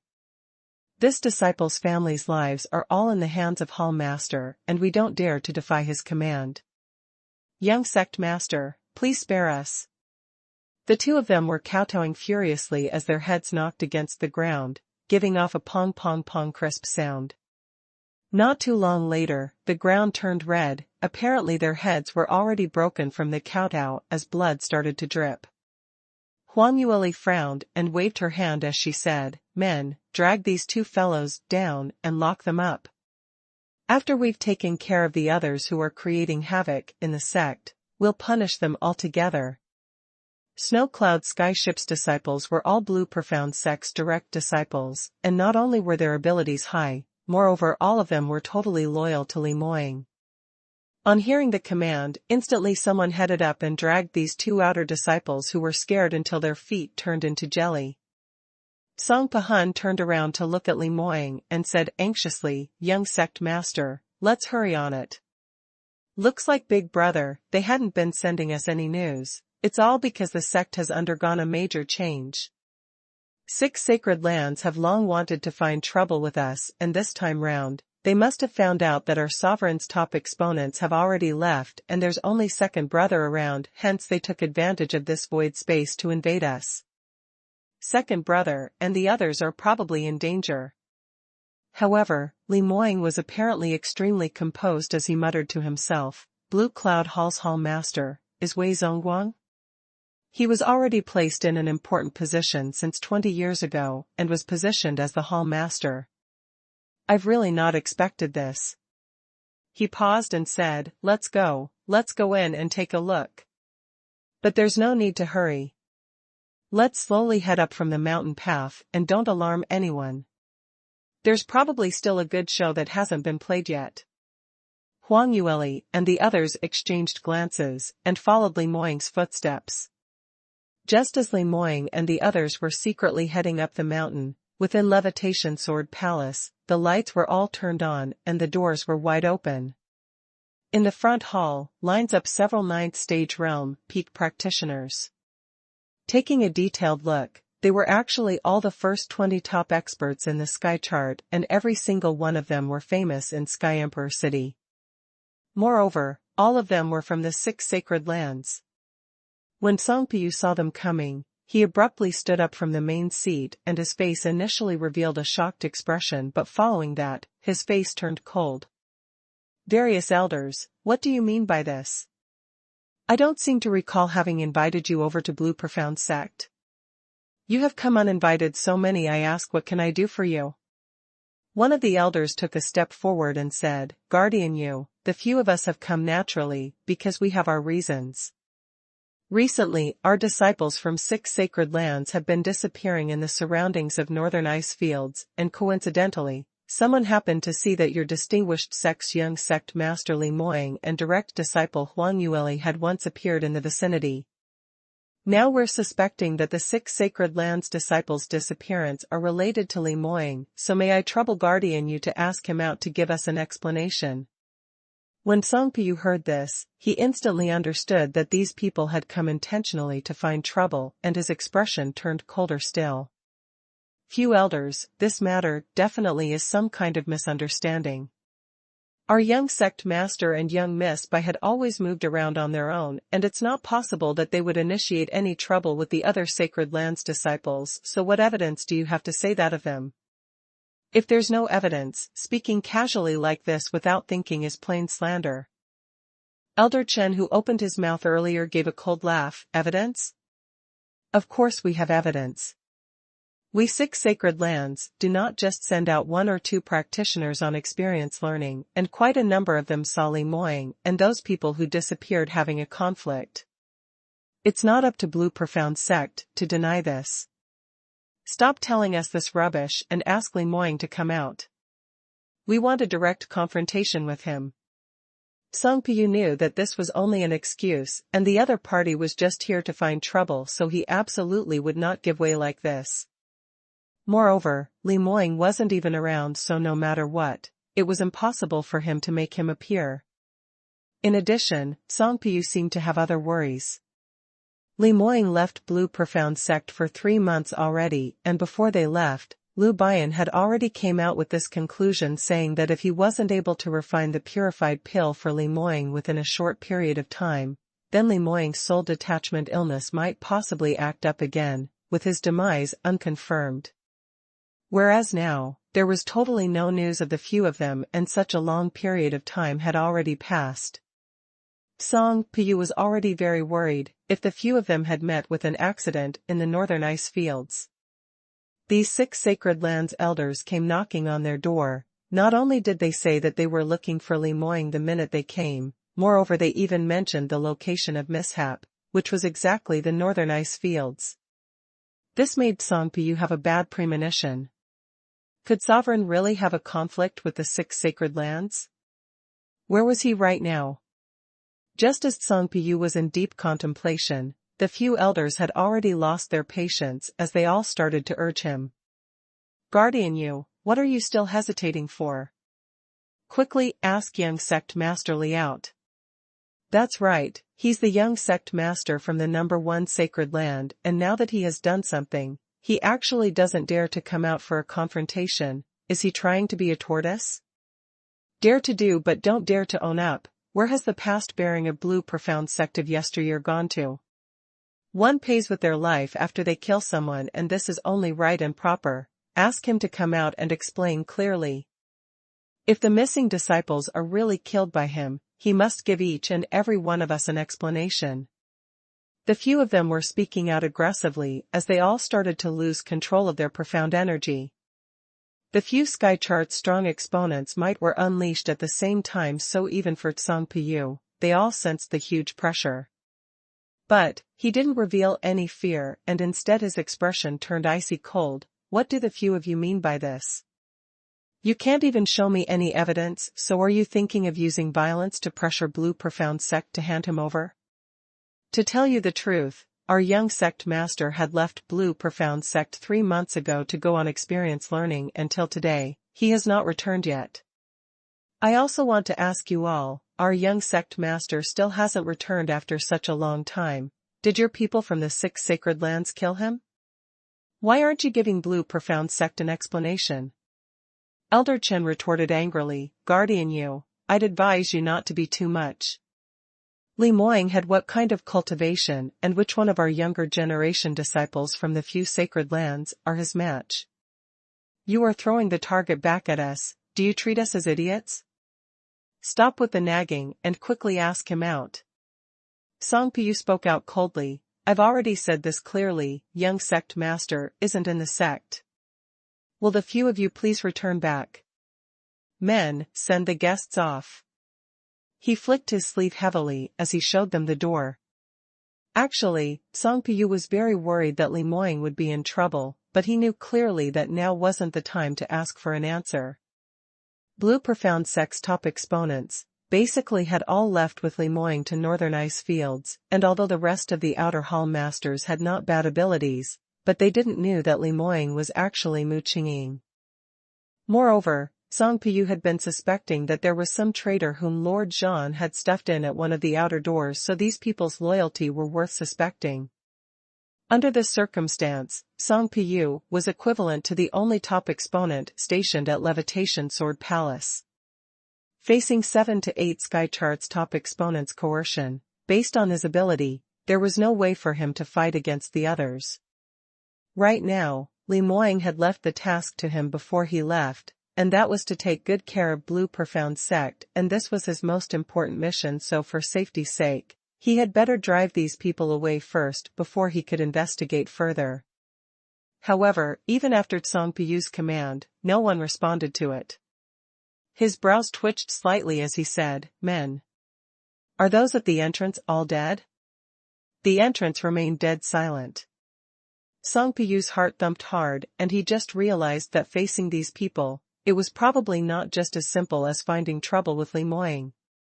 They had probably found out long ago that Blue Profound Sect's top exponents were all out, and this time round, they had apparently come with a vicious intention.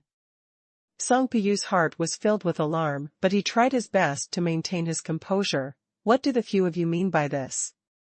You actually dare to take action against our Blue Profound Sect's disciples?" Elder Chen smiled and said, "Guardian Yu, I'm afraid that you're mistaken.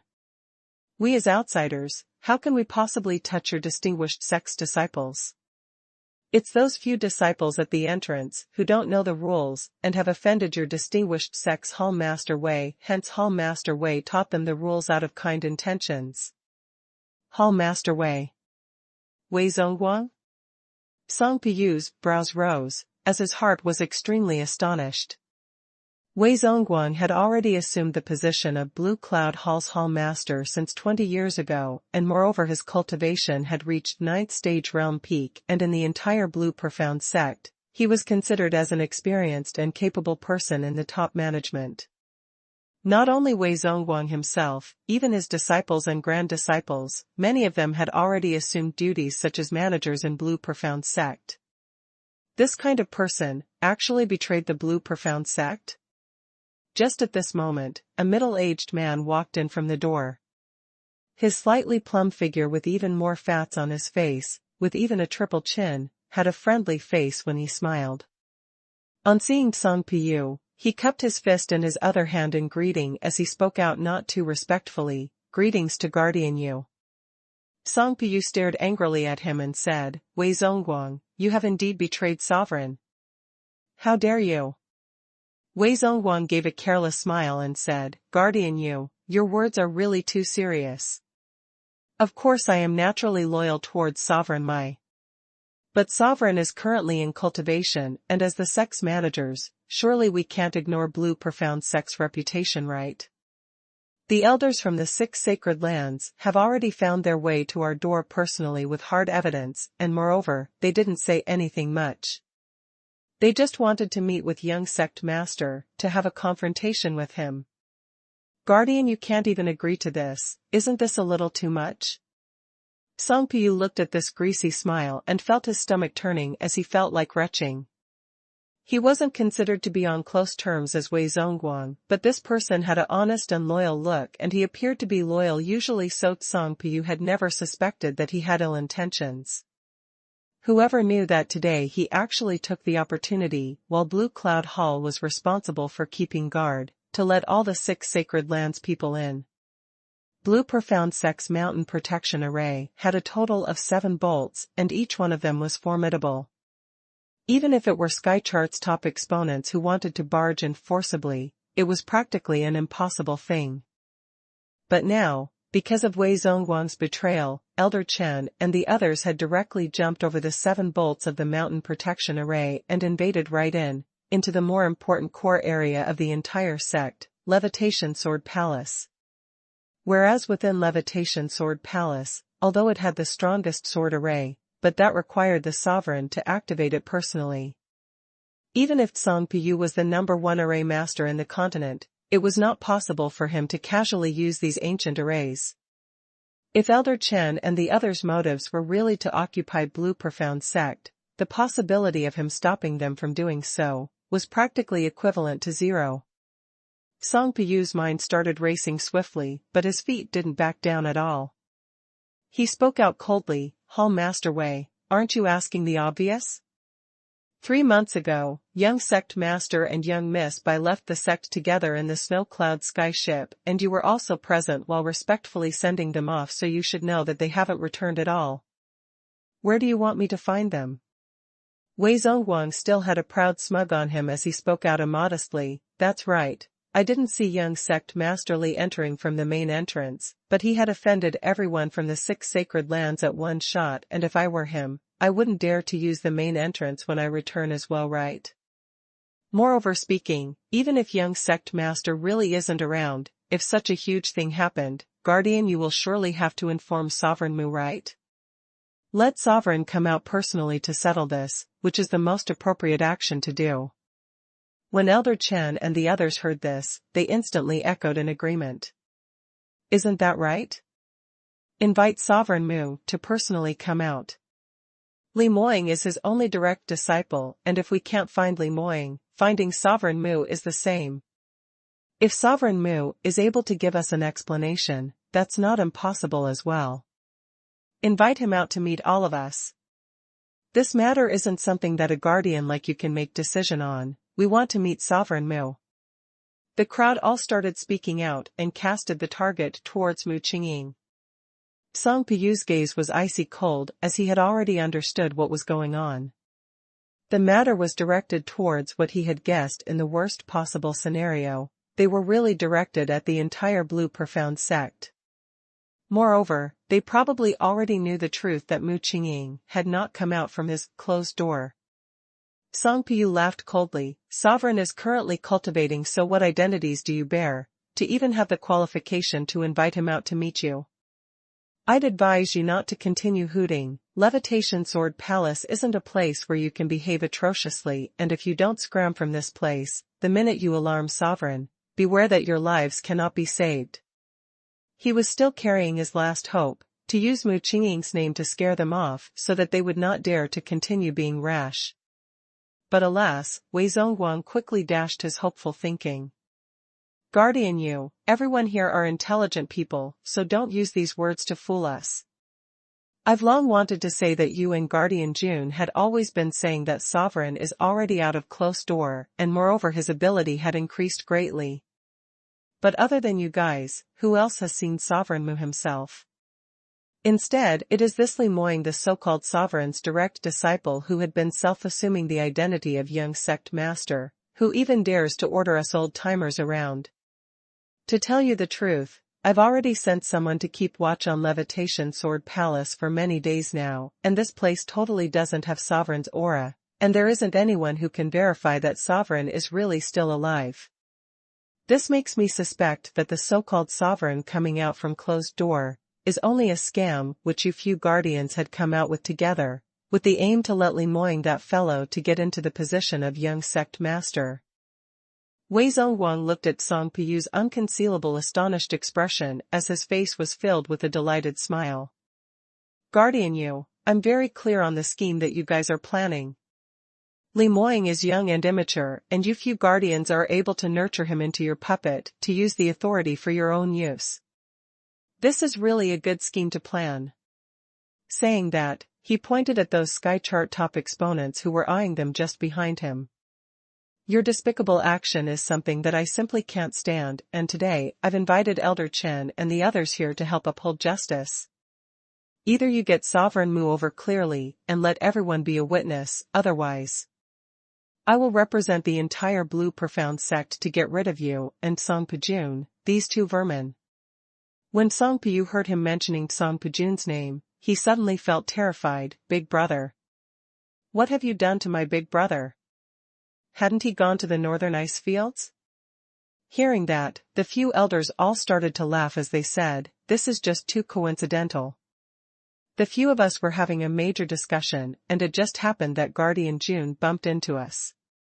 He heard that we wanted to expose his scheme, and his embarrassment turned into anger as he wanted to strike out at us.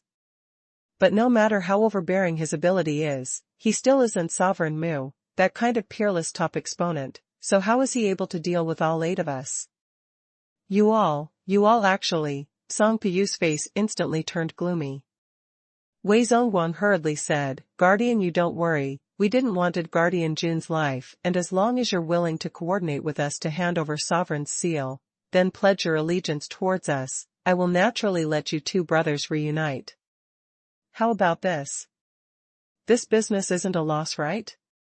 We know that since you've been brought up by Guardian June since young and you're indebted towards him, so now all you need to do is to just move your fingers and you will be able to save his life. If you're not willing to do so, then aren't you being too ungrateful? When Song Piyu heard that Song Pijun was still alive, he silently heaved a sigh of relief. He stared coldly at Wei Zongguang, as he gritted his teeth and said, "So you want to be Blue Profound Sex Sovereign? Just you, are you even fit? Don't waste your time, it's not possible for me to hand over Sovereign's seal to you." Hearing that, Wei Zongguang's smile slowly disappeared. "I've already given you a chance, and since Guardian Yu doesn't know what's good for you, then don't blame us for being discourteous." His words had just landed and the few elders all took a step forward, as they surrounded Song Piyu. From what they thought, no matter how powerful Song Piyu was, he was just a little better than them. This bit of disparity, under the special circumstance where the number of people had outweighed him, no longer posed any threat at all. As long as they slightly spent some effort, they would be able to injure Song Piyu seriously. Song Piyu took a step backwards as he swiftly congealed the profound energy in his body, and his imposing aura gradually rose up. Wei Zongguang's pupils contracted as he cried out sharply, "We can't allow him to succeed accumulating his power. Everyone, let's strike together and first take down Song Piyu." Elder Chen and the others responded and took action in unison. But just at this moment, Song Piyu had already completed the process of accumulating his power and his right hand rose up, but he didn't attack Elder Chen or the others, but instead patted his own chest. Following his action, a stream of blood was spurted out from his mouth as it sprayed out towards the skies of Levitation Sword Palace. A loud buzz reverberated. 10,000 swords in the skies howled. A portion of Levitation Sword Palace's sword array was forcefully activated under the drive of his inherent fated blood essence. In the skies came the crashing and vibration sound from the sword array, and following that was a burst of extremely powerful profound energy windstorm, as it instantly swept across the entire main hall. Everyone standing in the main hall weren't able to take on such a vigorous impact and were instantly sent flying out. Whereas for Song Piyu himself, his face had instantly turned white like a sheet of paper, as though all his vitality had been sucked dry in that instance. At the same time when the sword array was activated, his body started to turn limp as he fell down towards the back slowly. Song Piyu had clearly sensed that the energy in his body was swiftly depleting. Based on his array skills cultivation, and adding on to the many years of research on Levitation Sword Array, he indeed was able to use his inherent fated blood essence to forcefully activate the sword array, but the price to be paid was extremely heavy. For example, a huge amount of inherent fated blood essence exhausted his body's vitality, and he would probably die here today. Song Piyu only felt his consciousness slowly disappearing. But just at this moment, his ears suddenly echoed a burst of terrified crying, "Second brother!"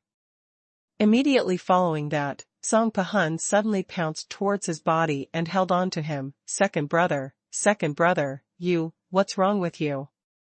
Why have you turned out like this? Second brother, wake up, please wake up." He had lost his head out of fear and was shaking Song Piyu's body hard. Lu Bian was just a step away from him as he chased up, "Guardian Hun, calm yourself down. Stop shaking Guardian Yu like this, otherwise he will really be dead. Quickly, lay him down flat."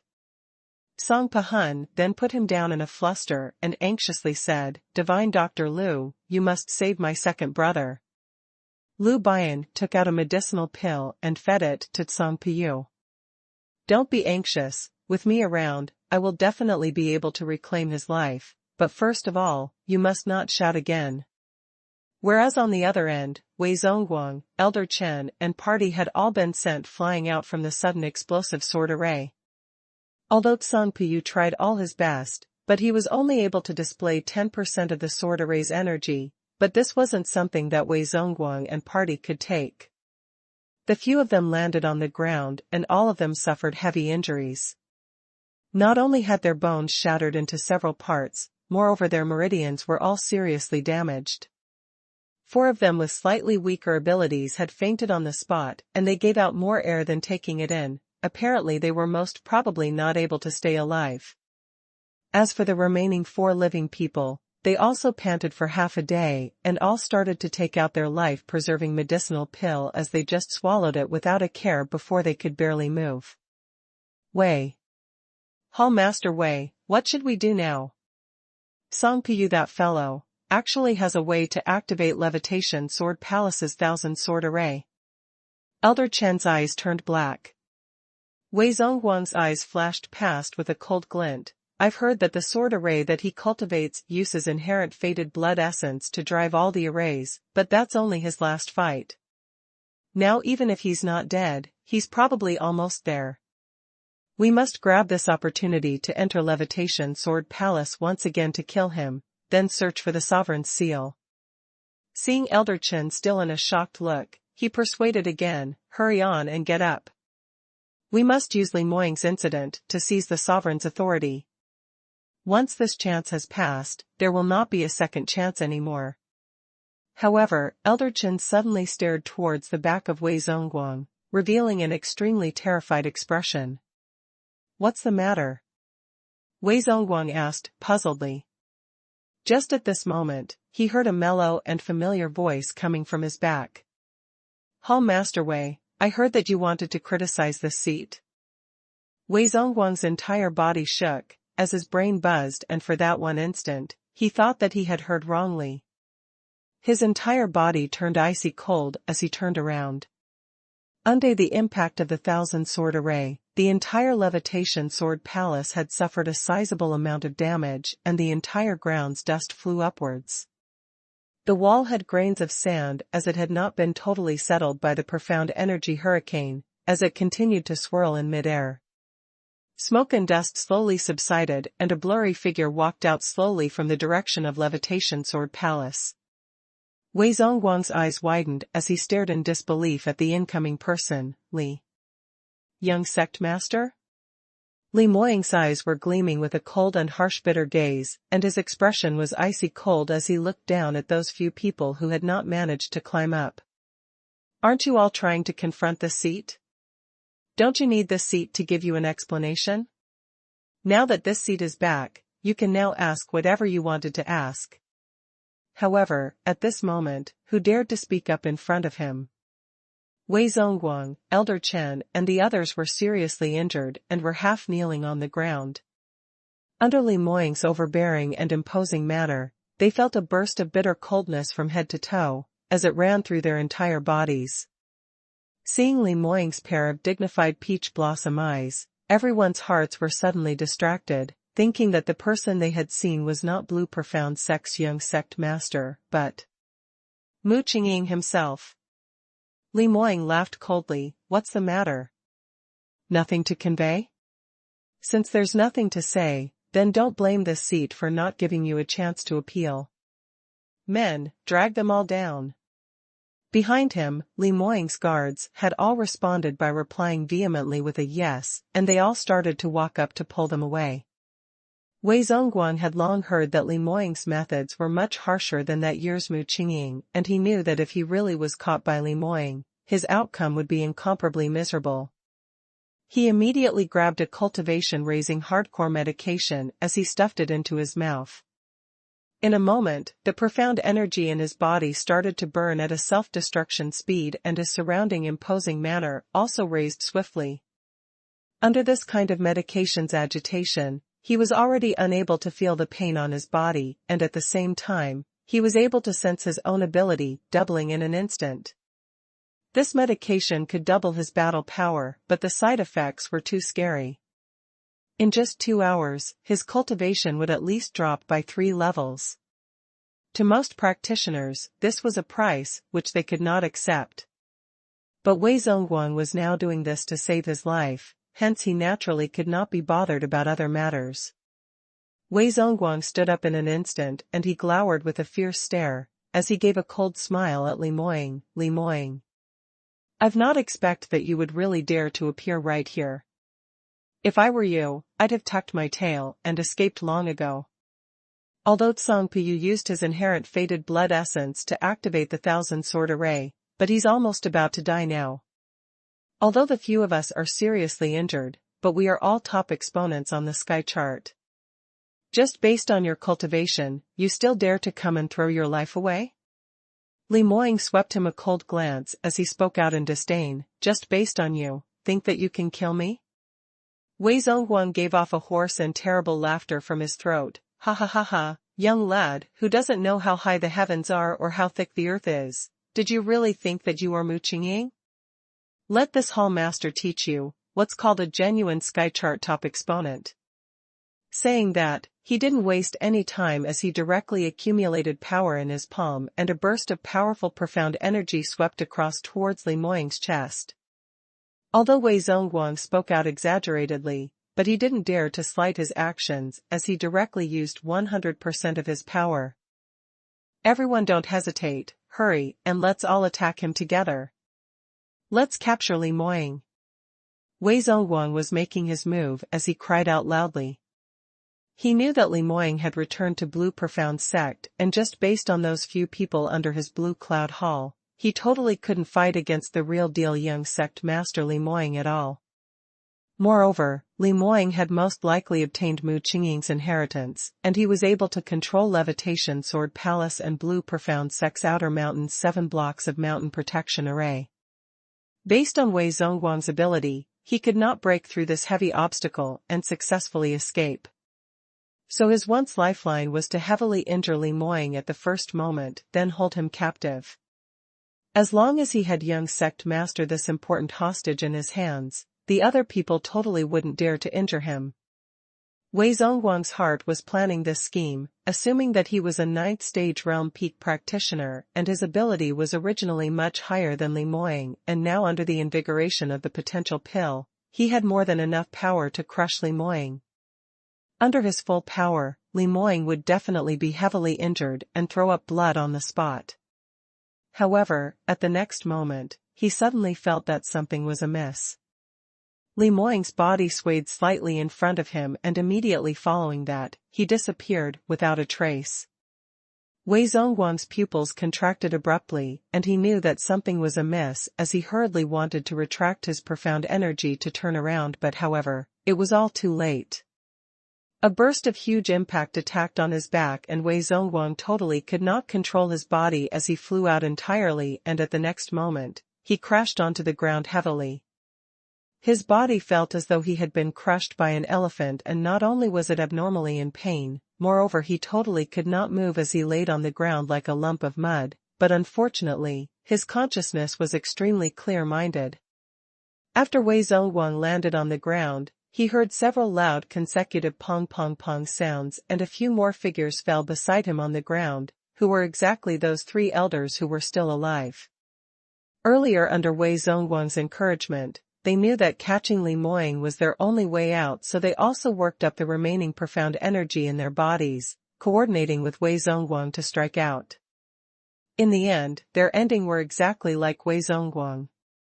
They weren't even able to see Li Moying's action or figure clearly when they were sent flying in one move.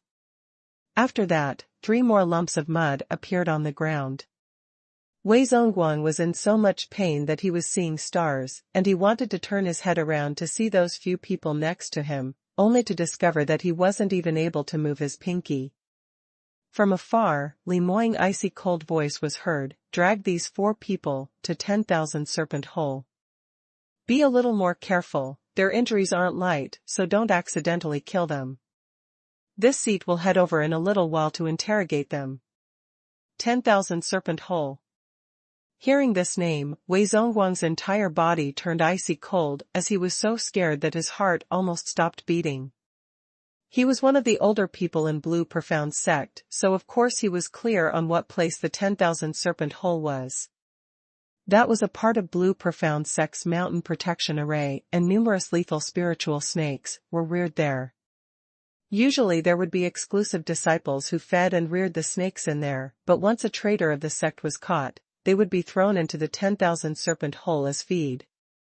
Moreover, the manager of the 10,000 Serpent Hole would control the spiritual snakes, to let the spiritual snakes slowly nibble on the flesh and skin of those who were thrown into the hole, but not allow them to die easily.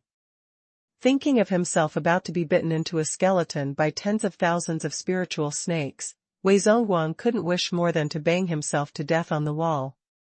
However, he was totally unable to move right now, and even if he wanted to die, it was not possible to materialize this. Wei Zhongguang shivered as he felt extremely remorseful on why he was so obsessed and had dared to strike against Li Moying. In actual fact, until now he still hadn't understood why. Why was it that he had already taken the pill to invigorate his power, but why was he still being regulated by Li Moying when they met face to face? Wasn't Li Moying only at 9th stage realm 4th level, before he set off to northern ice fields? Even if he had a breakthrough when he was in experience learning, it wasn't possible for him to advance to 9th stage realm peak directly, nor could he be compared to those established skychart top exponents. But the truth was, for top experts who were ranked top 20 on the sky chart, were actually unable to take one strike of his. Li Moying. How could he possibly be this powerful? Simply even more overbearing than that year's Mu Qingqing, and even more perverted. Li Moying looked at those 4 people being dragged away as he turned around with a cold and indifferent expression on his face, as he returned back to the Levitation Sword Palace's front hall. In actual fact, taking care of these few clowns didn't require too much effort from him. After his soul detachment illness was cured, Li Moying's ability practically soared as it grew, and it took just one day to level up one level. Even though Lu Bian said that there was no way that he could return to the peak state, but his ability was definitely not something that ordinary 9th stage realm peak practitioners could hope to resist against. In the front hall, the sword chi had already dissipated by a large half and the dust and ashes in the air were starting to settle down. Song Piyu's face was as white as paper, as he laid on the ground without moving. Only his brows were twitching intermittently, which proved that he was still alive. Lu Bian squatted beside him, as he held on to a golden needle, as he pierced one after another into his body. Whereas Song Pahan and Huang Yueli were standing by the side, looking worriedly at Song Piyu.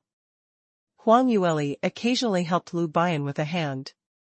Li Moying walked over quickly as he stretched out his hand and placed it around Huang Yueli's slender waist while he spoke out softly, "Lear, we've been rushing back for so many days, you must be tired, right?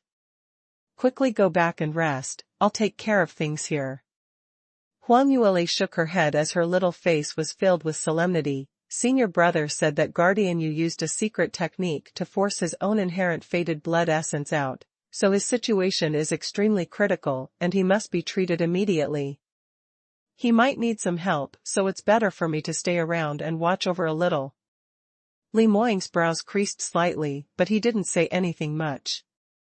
Song Pahan looked at Li Moying as he bowed to pay his respect and asked in a soft voice, "Sovereign, has that shameless traitor Wei Zhongguang been caught?"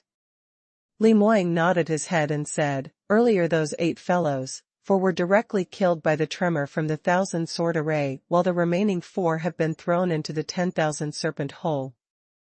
I specially spared their lives to prepare for a detailed interrogation because these fellows probably has a mastermind behind them." Song Pahan clenched his teeth and said, "Sovereign, this subordinate requests to personally interrogate these few fellows. They caused second brother to turn out into this state, and if I don't personally torture them, I am not able to resolve the hatred in my heart. And big brother has also been caught by then, but we don't know where he is right now, so I must go and interrogate them clearly." Huang Yueli couldn't help but interrupt. Guardian Hun, Wei Zhongguang and the others were conspiring to seize the position of sovereign, and this kind of top secret must be done in an extremely low-key manner. So before they take action, they would definitely not dare to risk shifting him away. Moreover, they also need to use Guardian June to threaten Guardian Yu, so Guardian June is most likely still locked up inside Blue Cloud Hall. When Song Pahan heard that, he was enlightened as he said, "I see, many thanks to Grandmaster Huang for your enlightenment. This subordinate will now head over to Blue Cloud Hall to save him."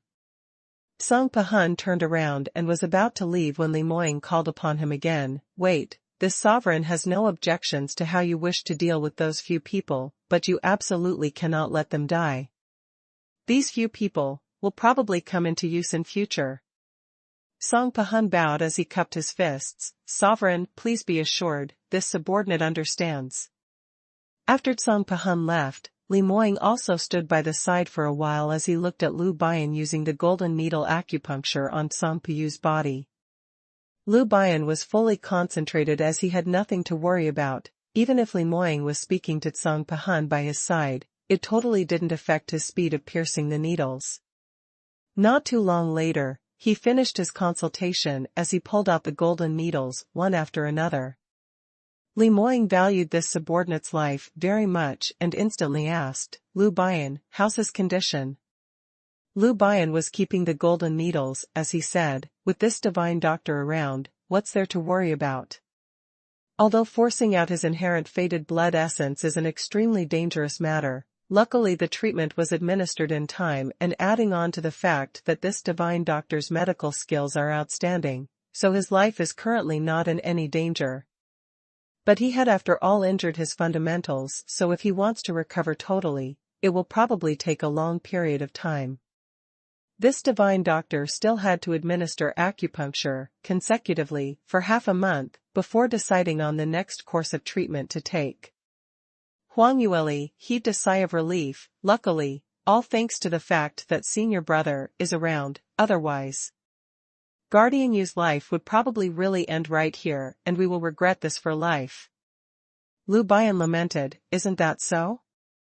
No one would ever expect that Guardian Yu usually looked like such a refined and gentle man, but when it came to a crucial moment, his temperament is actually so unyielding. Facing 6 sacred lands as Elder's siege, he actually didn't hesitate at all to take on such an intense method, preparing to perish with them together. When he said that, Huang Yueli and Li Moying both turned silent. In actual fact, before Wei Zongguang appeared in Levitation Sword Palace's front hall, the few of them had already reached Levitation Sword Palace. But they didn't choose to take action immediately, but wanted to hear what their motive was so that they were able to find out who the mastermind was. Hence they had been hiding behind the screen, and didn't show themselves immediately. Originally, according to everyone's prediction, Song Piyu's ability was very strong, and he was also the continent's #1 array master, so even if he wasn't able to fight off so many Skychart's top experts, if he chose to escape for his life, persisting for a joystick of time was absolutely no problem at all. So when Wei Zongguang and the others were about to tear their faces apart to take action, everyone would then rush in to save him and there wouldn't be any problem at all. But no one had expected that the moment Song Piyu took action, he was actually so resolute. Li Moying and the others realized that something was amiss and instantly rushed right into the front hall, but they were not able to stop Song Piyu from exploding his inherent fated blood essence in time. In fact, Song Pahun was initially thrown out by the 1,000-sword array, and if it wasn't for Li Moying who grasped onto him in time, he would probably be seriously injured as well. Just as they remained silent, a young direct disciple ran in hastily. Sovereign, Guardian Hun asked this disciple to come report that Guardian Jun has already been rescued. Other than a little external injury and meridians being restrained, he is all right. Li Moying heard that and stood up. I'll go take a look at Pajun. He turned around and was prepared to step out when he felt his clothes becoming taut, as his lower hem was pulled onto by someone. Li Moying lowered his head and took a look, to discover that the person who held on to him was actually Song Piyu. Song Piyu had been unconscious since earlier, and Lu Bian had instructed that before he regained consciousness, they absolutely should not move him, hence he had been laying flat on the floor. When Li Moying and the others rushed into the front hall, as Song Piyu had lost a large amount of his inherent fated blood essence, he practically had lost his consciousness, so even when Song Pahun shook his furiously with all his might, it was not able to make him regain any consciousness. Hence, whatever happened later in the front hall, he totally knew nothing about it. When Song Pahun regained consciousness, his mind was still dizzy, and his entire body was extremely frail to the extreme. Lu Bian's golden needle and medicinal pills could only hang on to his life, but his lack of blood essence still required him to replenish through his own cultivation, so Tsang Piyu was still icy cold all over as his chest felt suffocated while his entire back was sweating profusely. This kind of terrible feeling seemed as though he would die at the very next moment. His vision was slightly blurry as he seemed to see Li Moying's figure. Tsang Piyu didn't expect Li Moying and the others to rush back today, so he thought that what he saw was a hallucination before his death. On seeing Li Moying about to leave, his first reaction was to use his remaining bit of energy to pull onto the other party's lower hem. Li Moying was stunned and his footsteps took a pause as he turned around. SOV. Sovereign. Tsang Piyu's breath was like gossamer, as he spat out this blurry word lethargically. Li Moying replied, "Don't talk first, you are heavily injured, so it's best to first."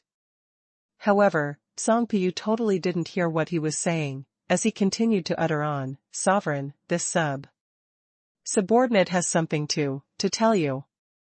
Li Moying frowned as he didn't know how to stop Tsang Piyu. What he wanted to say was most likely related to the happenings earlier in Levitation Sword Palace, and everyone had already witnessed it with their own eyes, so they didn't need him to say anything more right now. Moreover, Tsang Piyu's current condition was simply too weak and he wasn't suited to talk at all. The best would be for him to lie down quietly. Li Moying looked at Lu Bian, hoping that Lu Bian would think of a way. But just at this moment, Tsang Piyu said, "Sovereign, actually. This subordinate knows that you and Grandmaster Huang had always suspected that it is this subordinate who betrayed the sect. It's this subordinate who leaked out Levitation Sword Palace's matters." Hearing this, the trio present were all stunned, as they gazed at each other with an inexplicable guilt. Because what Tsang Piyu said was actually what they had once silently guessed. Back then, everyone was trying to collect the bipolar black orchid, but once and again, Lord Jean had snatched it first, so they couldn't help but suspect that there was a traitor in the sect.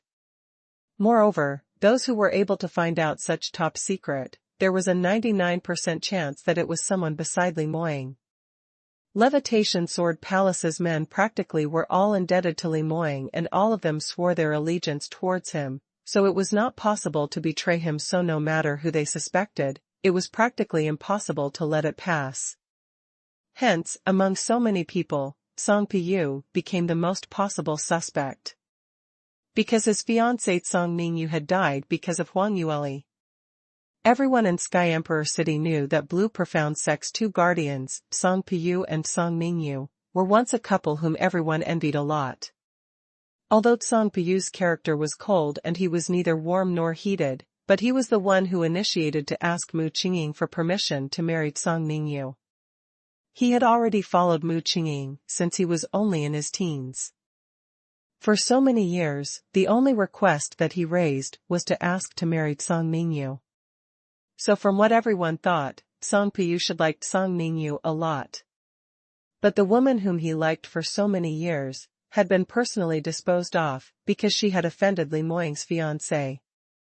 Asking oneself honestly, if they met with such a matter, who would be able to do their best towards this kind of master? At that moment, even Song Pahan and Song Pajun were extremely worried that Song Piyu would instantly back out from Blue Profound Sect to establish his own sect. However, the situation that happened later was totally out of everyone's expectations.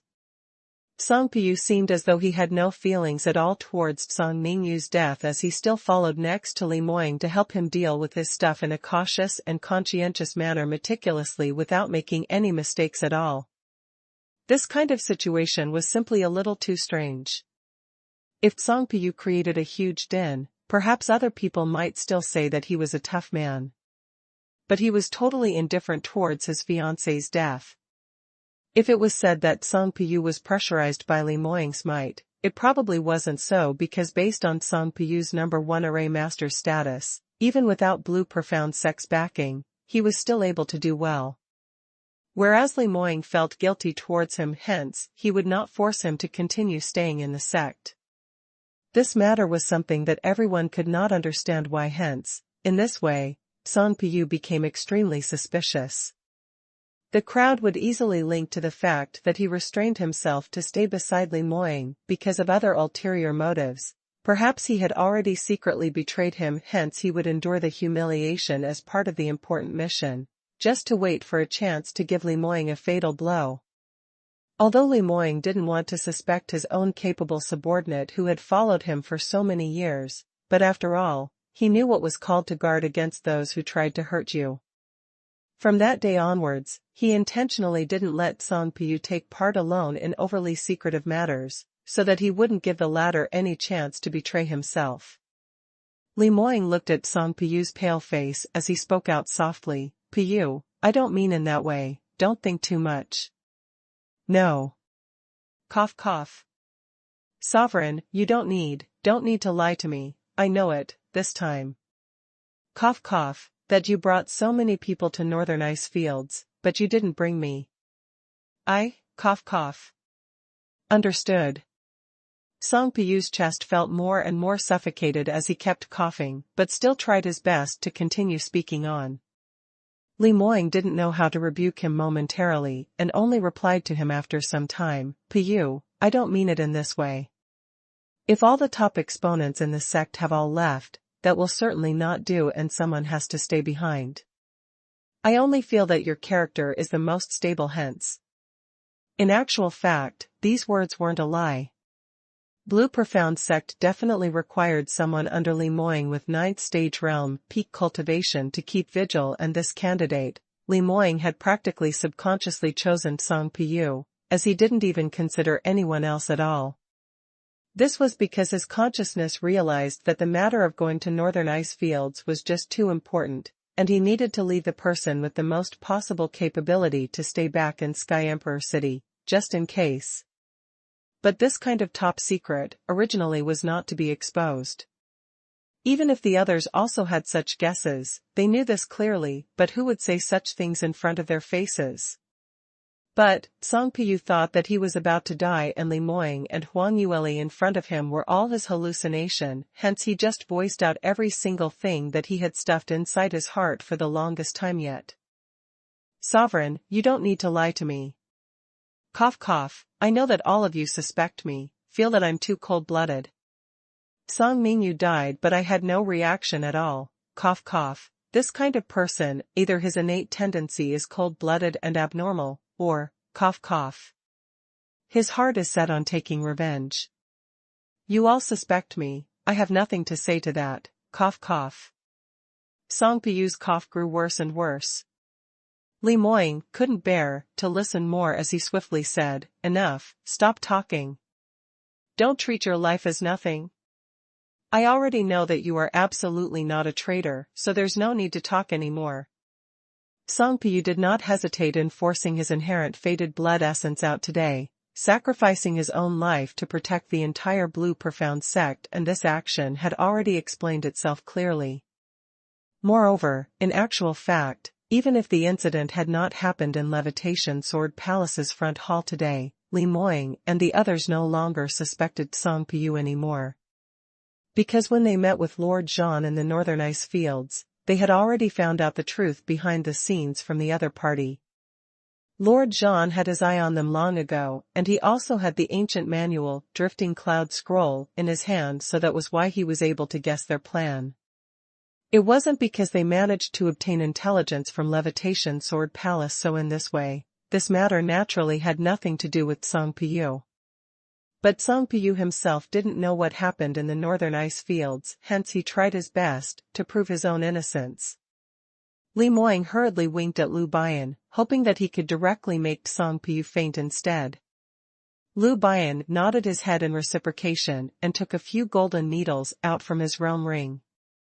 But before he could even administer the needles, Song Piyu's cough stopped as he continued speaking. "Sovereign, you definitely don't know why I requested to marry Song Mingyu from you. It wasn't because that I admired her greatly, but because, cough cough, because she had already started admiring Sovereign since 20 over years ago, and had caused a misunderstanding between you and Grandmaster Huang. I'm worried that she would hurt Grandmaster Huang, and also worried that if something happened, without a skychart top exponent like her, Blue profound sex ability would henceforth be weakened. So I thought over this, and the only, cough cough, only way was for me to marry her. When Song Piyu said that, those three present were totally dazed on the spot and they weren't able to regain their senses for a period of time. Lu Bian's golden needles, which were pinched in between his fingers, seemed to be unable to pierce down as he was simply overly shocked. Song Piyu started on another round of consecutive coughing and after a while later, he finally stopped. When he opened his mouth once more, his voice had apparently turned even weaker. Sovereign, this subordinate is guilty, I shouldn't admire. Grandmaster Huang, but this subordinate definitely doesn't have any improper ideas, only wishing that you and Grandmaster Huang can become husband and wife sooner, cough cough. This subordinate had never betrayed you. His voice grew softer and softer and in the end, as though he had exhausted all of his energy, slowly there wasn't any more noise. Whereas for those three present, until now, they still weren't able to respond as they looked at him in shock. Never in their wildest dream had they expected that Song Piyu had secretly liked Huang Yueli, and moreover, he managed to conceal it so well. Several decades had passed by and he had never once revealed any traces of it. Moreover, in order to help Huang Yueli, he spared no effort in getting engaged to Tsang Mingyu. Of course, this marriage arrangement to Tsang Mingyu was stocks and chain, but to Song Piyu, wasn't it as well? With this marriage arrangement as a cover, he was able to keep this secret in the abyss of his heart forever, which wouldn't cause anyone to suspect anything. If it wasn't for the series of changes which happened later on, Song Piyu would probably not say this secret even until the day he died. After a while later, Lu Bian was the first to come round it as he shot a smile which didn't look quite like a smile at Song Piyu, as his eyes carried a hint of sympathy, and a hint of ridicule. So, there's actually someone sillier than me under this heavens. What should I say of you? He raised his head and giggled as he took out a few bottles of medication bottles from his interspatial ring, and taking out a few medicinal pills, he stuffed it into Song Piyu's mouth.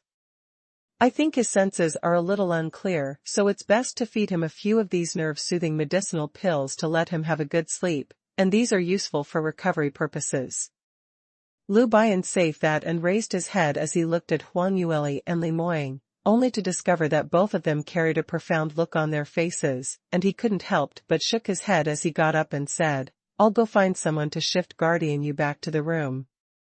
Earlier he said so much and didn't vomit out blood, so his recovery shouldn't be too bad. My golden needles are very effective. Saying that, he walked out. Huang Yueli took a deep breath, not knowing what she should say. Suddenly realizing a familiar person who had secretly liked her, and even did so many things for her in the dark, her feelings were so complex that she didn't know how to face the other party. Among Li Moying's subordinates, she was actually most familiar with Song Piyu.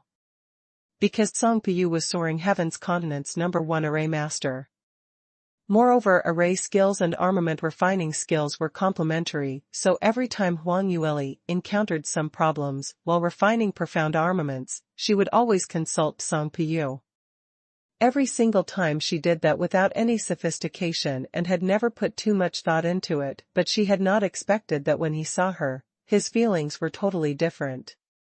Just as she was in a daze, Lu Bian had already brought in 2 inner disciples. The 2 of them were holding on to a stretcher and under Lu Bian's commands, they carefully carried Song Piyu onto the stretcher and lifted him outwards.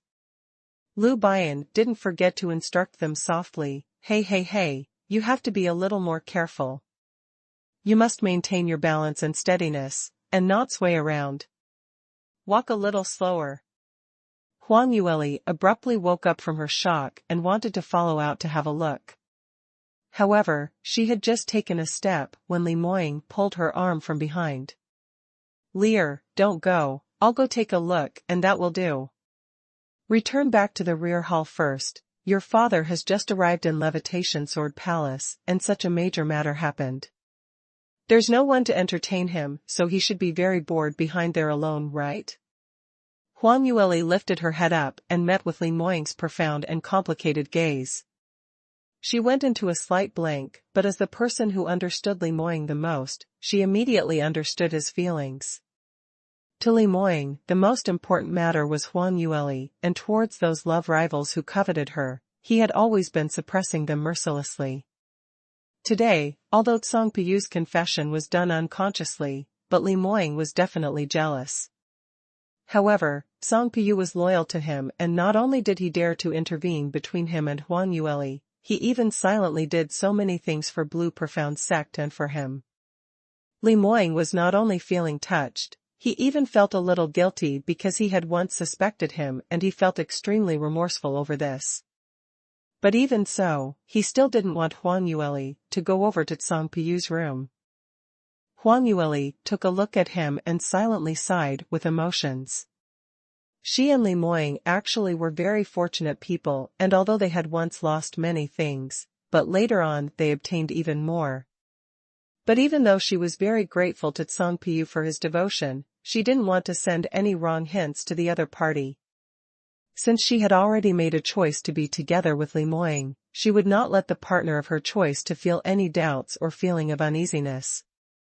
Huang Yueli stopped in her tracks and walked right up as she hugged Li Moying and quickly let go of him again. "All right then, help me go take a look and I'll go accompany my father first. If senior brother needs help, just send someone over to call me." Li Moying hooked on her waist as she was retreating and stole a kiss as he lowered his head onto her lips before saying, "No matter, go on and accompany father-in-law and that will do. Even if he needs help, isn't your master still around?" Huang Yueli was stunned as she revealed a helpless expression. This man. He really was. Usually she really couldn't tell, he was actually so petty. Huang Yueli shook her head but still turned around and walked out of the main hall as she followed along the corridor towards Levitation Sword Palace's rear direction. Bai Lufeng had followed them to alight from the flying ship, but he didn't have any intention to dabble in Blue Profound Sect's internal affairs, so he didn't take part in all these. Huang Yueli asked them to help settle him down in a small courtyard towards the south. But Bai Lufeng didn't stay in the room to rest. Instead he stood on the vacant land and raised his head as he gazed at the majestic 1,000-sword array in the skies above Levitation Sword Palace, as his eyes were filled with admiration. "Father!" Huang Yueli saw him from afar as she cried out loudly. Bai Lufeng turned around to take a look at her and a smile hung on his face. "Lastly, has the sect's affairs been settled?" Huang Yueli nodded her head. "Moying, he's not in Levitation Sword Palace, so Blue Profound Sect was short of a leader and some villains started to have awry thoughts, but now these traitors have already been punished." She briefly explained the situation in a few mere words. Bai Lufeng muttered irresolutely, "This is good. But father suggests that you must thoroughly get an oral confession from these people." Huang Yueli blinked. "Father's meaning is?" Bai Lufeng's lips curled upwards, coldly, "This matter, perhaps it might be related to your uncle. I've heard of this long ago that Lord Zhan had always wanted to control the 7 sacred lands, and that would be more convenient for him to get those younger disciples with outstanding innate talents, to turn them into Blood Moon Great Array's sacrificial lambs. Moreover, 20 years ago, he had already controlled 5 of them. These few sacred lands disciples actually hadn't got into an accident when they went on experience learning, but were schemed against by their own sect's seniors, hence they were sent to the tiger's mouth." Huang Yueli was stunned and she immediately couldn't help but cry out with a loud "ah." She was simply too astonished. Originally, Lord Zhan actually set up such an evil array like the Blood Moon Great Array, which was used to absorb a practitioner's blood essence and spiritual root, and this matter was already horrifying to hear. However now, when Bai Lufeng revealed the truth, it had once again broken through her bottom line. These pitiful practitioners who were unfortunately dealt with this deadly blow, were actually not caught because of their negligence, but because they were intentionally schemed on. This simply was some huge plot which one was unable to believe in. Huang Yueli's expression was ghastly. there's actually such a matter like this. No wonder, the other powerhouses had much more practitioners than the others, and only Blue Profound Sect had the least. She paused and suddenly thought of something as she said, "Wait, Lord Jean only managed to control the 5 sacred lands? But back then I personally saw that in the Blood Moon Great Array, other than Blue Profound Sects, the number of disciples from the other 6 sacred lands who had been harmed are not any lesser." "Father, have you said it wrongly?" Bai Lufeng shook his head. "You didn't listen to me carefully. Father said it was 20 years ago. Back then, Lord Jean had already gained control of the 5 sacred lands, but Mythical Flame Palace and Blue Profound Sect were something which he wasn't able to gain control of because Blue Profound Sect's Sovereign Mu and the Little Palace Lord Huang Yueli from Mythical Flame Palace simply had too powerful abilities and their controls over their sects were simply too strong, so even if it was Lord Jean, he didn't dare to directly do anything beneath their eyelids." Hearing about this, Huang Yueli's face revealed an astonished look as she totally had not thought that Bai Lufeng would actually mention Li Moying and her past lives. But now thinking back then when she was in Mythical Flame Palace, she had indeed caught a number of traitors on and off, as though someone seemed to be plotting something behind her back. But she only had her mind on restoring the Sky Phoenix ring, and most of her thoughts were placed on cultivating and armament refining, hence after she punished the culprits, she didn't bother to continue investigating. She had not expected that even these matters had Lord Jean's shadow. Bai Lufeng didn't notice her astonished expression as he continued speaking, but later on, Lord Jean seemed to have used some kind of way to convince Huang Yueli's senior brother Qi Xiaojiao, and with his coordination, they managed to force Huang Yueli to self-explode in the northern ice fields. From then on, Qi Xiaojiao became Mythical Flame Palace's palace lord, and the 6th sacred land had fallen into Lord Jean's clutches, turning into his puppet. The more Huang Yueli heard, the more alarmed her heart was. This Lord Jean's methods were simply unimaginable. Such huge sects, and so many powerhouses with tens of thousands years of inheritances were all played within his palms. These sects' elders who had cultivated for several hundreds, thousands of years had experienced so much, but in front of Lord Jean's underhanded methods, they were all defeated. What ability did Lord Jean have? Why was he able to make them submit to him? Huang Yueli pondered over this in her heart, and her lips also asked the same question.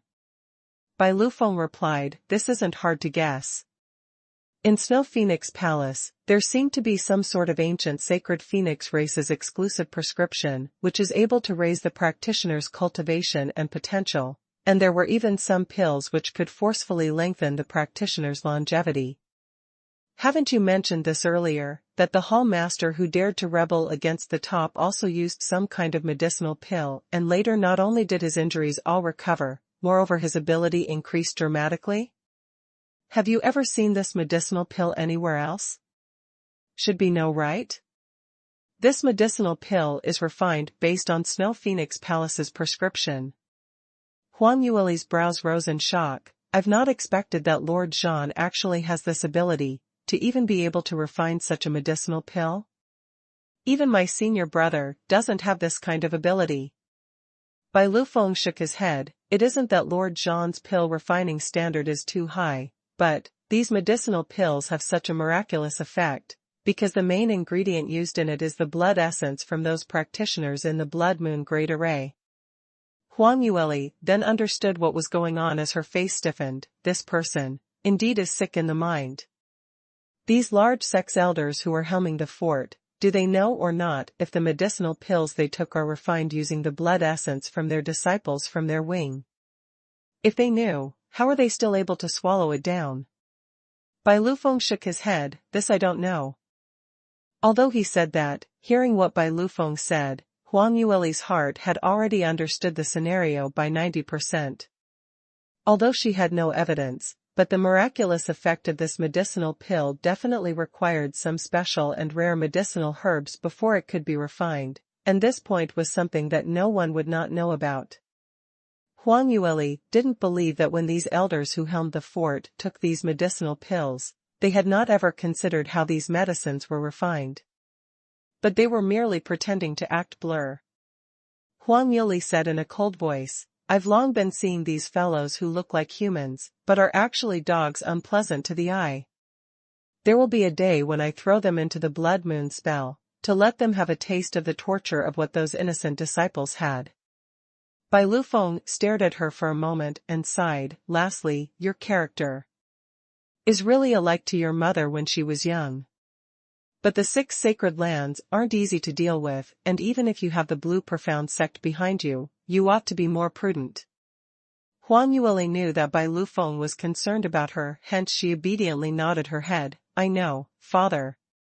Bai Lufeng spoke out again. "Speaking of this, Blue Profound sect had not been invaded by Lord Zhang's forces. This kind of control is simply not something to be taken lightly of. Sovereign Mu had gone into closed-door cultivation for so many years, but his prestige is still existent. This is something that simply makes one unable but to admire him for." Speaking of this, he suddenly paused for a moment as he asked in a surprised tone, "Right, lastly, the last time when I returned to South Yu Kingdom to search for you, I happened to pass by Sky Emperor City, and I heard them mention that Sovereign Mu has already came out of his closed door. Is that true? In this way, will he be able to attend you and Li Moying's wedding? Father had always admired Sovereign Mu since young, and I wonder if I have the chance to pay a visit to him?" About this. Huang Yueli was stunned as she didn't expect him to mention this the minute he entered Levitation Sword Palace, and she didn't know how to reply him for now. Bai Lufeng saw her hesitation as his brows creased involuntarily. "Lastly, what's going on? Could it be that Sovereign Mu, he didn't finish his words, but the meaning in his words were extremely obvious. Bai Lufeng recalled the situation today, and he instantly felt that something was amiss. No one had dared to offend Blue Profound sect for so many years, but today, elders from 6 sacred lands actually besieged them and almost entered as a result of an irreversible turn of events. Moreover, even a mere outer door hall master dared to collude with outsiders to press towards Levitation Sword Palace. If Mu Qingqing still remained in Blue Profound sect, if he really was the same as what the rumors said, and he had already come out of closed door successfully with a drastic increase to his ability, then this sort of thing would totally not have possibly happened. So to speak, there was only one conclusion, and that was Mu Qingqing had already died? When Bai Lufeng thought of this point, his heart jumped as he looked at Huang Yueli in bewilderment. If this had really happened, then Blue Profound sect would definitely undergo a huge change where the sky and earth turned upside down. His previous daughter getting married to the number 1 sacred lands at this juncture was probably not a good thing. Huang Yueli shook her head slowly. "Father, don't worry, things aren't like what you imagined." Her brows creased slightly as her thoughts started to turn swiftly, thinking of how to explain to Bai Lufeng. Telling the truth to Bai Lufeng was of course the best solution, and moreover, he was definitely someone worth trusting. But this matter sounded too much like a thriller, so she wondered if Bai Lufeng would be able to accept this truth. Anyone who found out that his own daughter was actually the legendary peerless exponent who had undergone reincarnation would probably suffer a huge shock. Especially when Bai Lufeng said that he started to admire Mu Qingqing since he was at a young age. If he suddenly discovered that the future Sun Lala, whom he had always been torturing and bullying, was once the number 1 top exponent in the continent, would her father faint from the shock? The more Huang Yueli thought, the more pricklier this matter was. However, the more she kept silent, the more Bai Lufeng felt that he had guessed it correctly, and moreover, he had already started going on various deductions, as he felt extremely worried as he started thinking about it. "Lastly, it seems like father shouldn't have agreed for you to get married to Li Moying at this moment. It's father's fault for not having thought through all these carefully, because I've not expected Blue Profound sect to be so messy now. I think you should delay your marriage for a little while longer." Bai Lufeng couldn't help but say. When Huang Yueli heard what he said, she hurriedly replied, "Father, things are really not what you thought it to be. Sovereign Mu, he Something did happen, but there's no more problem now, only. Only? Bai Lufeng looked at her with a face filled with distrust. This look evidently expressed that Huang Yueli was trying to find a reason to deceive her own father in order to continue with the marriage successfully. Huang Yueli thought over this carefully and decided to tell Bai Lufeng about the actual situation happening between herself and Li Moying. After all, Bai Lufeng was now in Levitation Sword Palace, and in her, everyone was clear of Li Moying and her identity, so even if she didn't say it out now, sooner or later this matter would be exposed.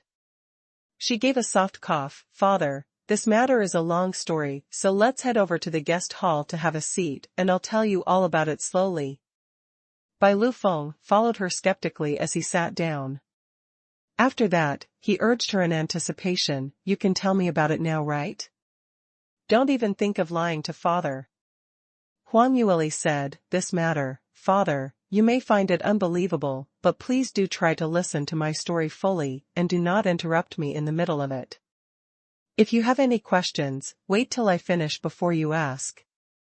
Bai Lufeng nodded his head, no problem. Without further ado, Huang Yueli stopped hesitating and started speaking about it right from the start. Father should know that close to 17 years ago, right at the place in the northern ice fields near Lone Sky Summit, a shocking event that rocked the entire soaring heavens continent happened. Mythical Flame Palace's little palace lord, Huang Yueli, was besieged by the 6 sacred lands, and she died due to self-explosion. When Bai Lufeng heard this opening, he started developing doubts. But he remembered Huang Yueli's earlier request and didn't say anything much. Huang Yueli then talked about how Li Moying used the secret technique to collect her primordial spirit and then using his own life as a price to help her get reincarnated, as well as how the both of them met with each other in this lifetime and how they recalled all the past lives' association, slowly unfolding the entire story. Bai Lufeng was initially seated upright on his seat, but as Huang Yueli started depicting this story, the shock on his face became more and more exaggerated. He suppressed the puzzlement in his heart as his mouth started to move and was just about to ask something when Huang Yueli swept him a glance, and he forcefully swallowed it back. Finally, after Huang Yueli finished her story, she spread out her hands. Anyway, this matter is like this. Although it sounds very bizarre, but this had indeed happened to both of us. Li Moying is Mu Qingqing, and he has gone through a lot of things for me in both lifetimes, and I am also devoted to him. Previously he suffered from soul detachment illness, so he could not express his identity openly, but now that his illness is already cured, it will probably not take too long before the entire soaring heavens continent finds out about the news that he has returned. Bai Lufeng originally had a stomach full of questions, but when Huang Yueli finished speaking, he wasn't able to say anything. Because what Huang Yueli had said was simply too surprising and too sensational. If it happened 10 over years ago, he probably wouldn't believe that such a thing could have happened under this heavens, because it was just too ridiculous. One had already self-exploded her primordial spirit but was still able to reincarnate? However, in these years, he had seen quite a number of ancient manuals in the northern ice fields and also witnessed Lord Zhang's various remarkable abilities and methods. He more or less understood that many things which seemed fascinating, in the eyes of the ancient god clan, was not totally impossible. Huang Yueli knew that he would be extremely shocked, hence she didn't interrupt his train of thoughts, merely sitting by the side waiting for him to gather his thoughts. After a very long period of time, Bai Lufeng let out a long sigh. So to speak, my daughter is actually Soaring Heavens Continent's #1 armament master Huang Yueli? No wonder your armament refining standard is so high. Previously in northern ice fields, I had already found it strange, because you're obviously only 16 or 17 years old, but your knowledge and potential in terms of armament refining had surpassed many famous 8th-ranked armament masters in the continent. So the truth is actually like this. Huang Yueli nodded her head as she lowered her voice. Father, I didn't mean to hide this fact from you, but this matter itself was something that most people would find it hard to believe. Bai Lufeng waved his hand as he interrupted her words. No matter, father understands. You know how to protect yourself, and this is a good thing, and this matter is indeed not suitable for too many people to know about. He paused and frowned, but this matter probably can't be concealed for long, right? You and Lemoyne getting married, but Sovereign Mu doesn't show up at the wedding. How are you preparing to explain this by then? Huang Yueli replied, I haven't discussed this with Moying yet, but since today the matter whereby Wei Zhongguang betrayed the sect, I guess that Moying might be considering to publicly declare his identity in the near future. But as long as Mu Qingqing appears once again, it will be able to suppress all those various large and small powerhouses which are getting restless. Bai Lufeng nodded his head and sighed. He remained silent for a while, and when he opened his mouth again, his tone still carried shock and surprise. So, Lemoyne he really is, cough cough, Sovereign Mu's reincarnation? This was the only part within the entire truth which made him brood over. Bai Lufeng had totally not expected that the prospective son-in-law whom he had slighted with various kinds of disdain and picked upon, was actually Blue Profound Sect's Sovereign Mu who had once rocked the entire Soaring Heavens continent. When Mu Qingqing was already famous throughout the lands, Bai Lufeng was still a nameless practitioner, and at most he only gained a little fame in South Sky region. But as compared to a peerless exponent like Mu Qingqing, he was totally not on the same grade. Once, he had admired Mu Qingqing so much. In the end. Now. Huang Yueli nodded her head as she replied earnestly, that's right, it's exactly like this. Seeing Bai Lufeng in such a despondent look, Huang Yueli blinked and lowered her voice as she acted cute while putting on a pitiful look. Father, what's the matter with you? Although I still have my past life's memories, but I'm still your daughter. Could it be that you don't love me anymore? Bai Lufeng spoke out with complicated feelings. Of course father knows that you're father's obedient daughter, but for the peerless top exponent whose name had been famous throughout Soaring Heavens continent for the past 10,000 years, to become his son-in-law, this matter, he still felt that it was just too miraculous. Bai Lufeng's first reaction was to feel a little terrified. But on seeing Huang Yueli winking her big eyes and showing an adorable look, his thoughts took a turn and he suddenly felt extremely delighted.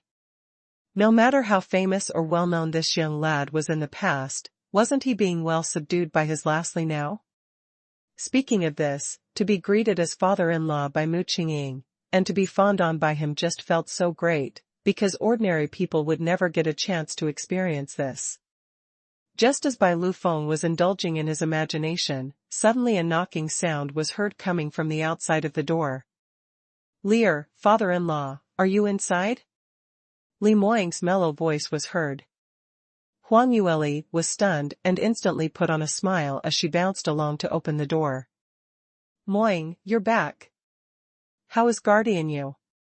Lemoyne took a big step in and on hearing her question, his brows rose as he stretched out his hand and gently pinched her fair cheek. The minute I came, you asked about another man? Do you still have your future husband on your mind? You need a lecture. Huang Yueli gave him a stare. You're standing right in front of me, so what's there to ask if you're well or not? How is he? Quickly tell me. Lemoyne shook his head as he couldn't do a single thing to his little fiancé and could only answer her. Pu is still unconscious right now, but your senior brother has already said that this is a normal situation and his life will not be in danger. But Pu's inherent faded blood essence had suffered a serious loss, so no matter what, he needs to recuperate for at least half a year before he can recover. Now there's already the serving maidens to take care of him and your senior brother has already returned to his room to rest, so you don't need to worry anymore. Huang Yueli nodded her head, that's great.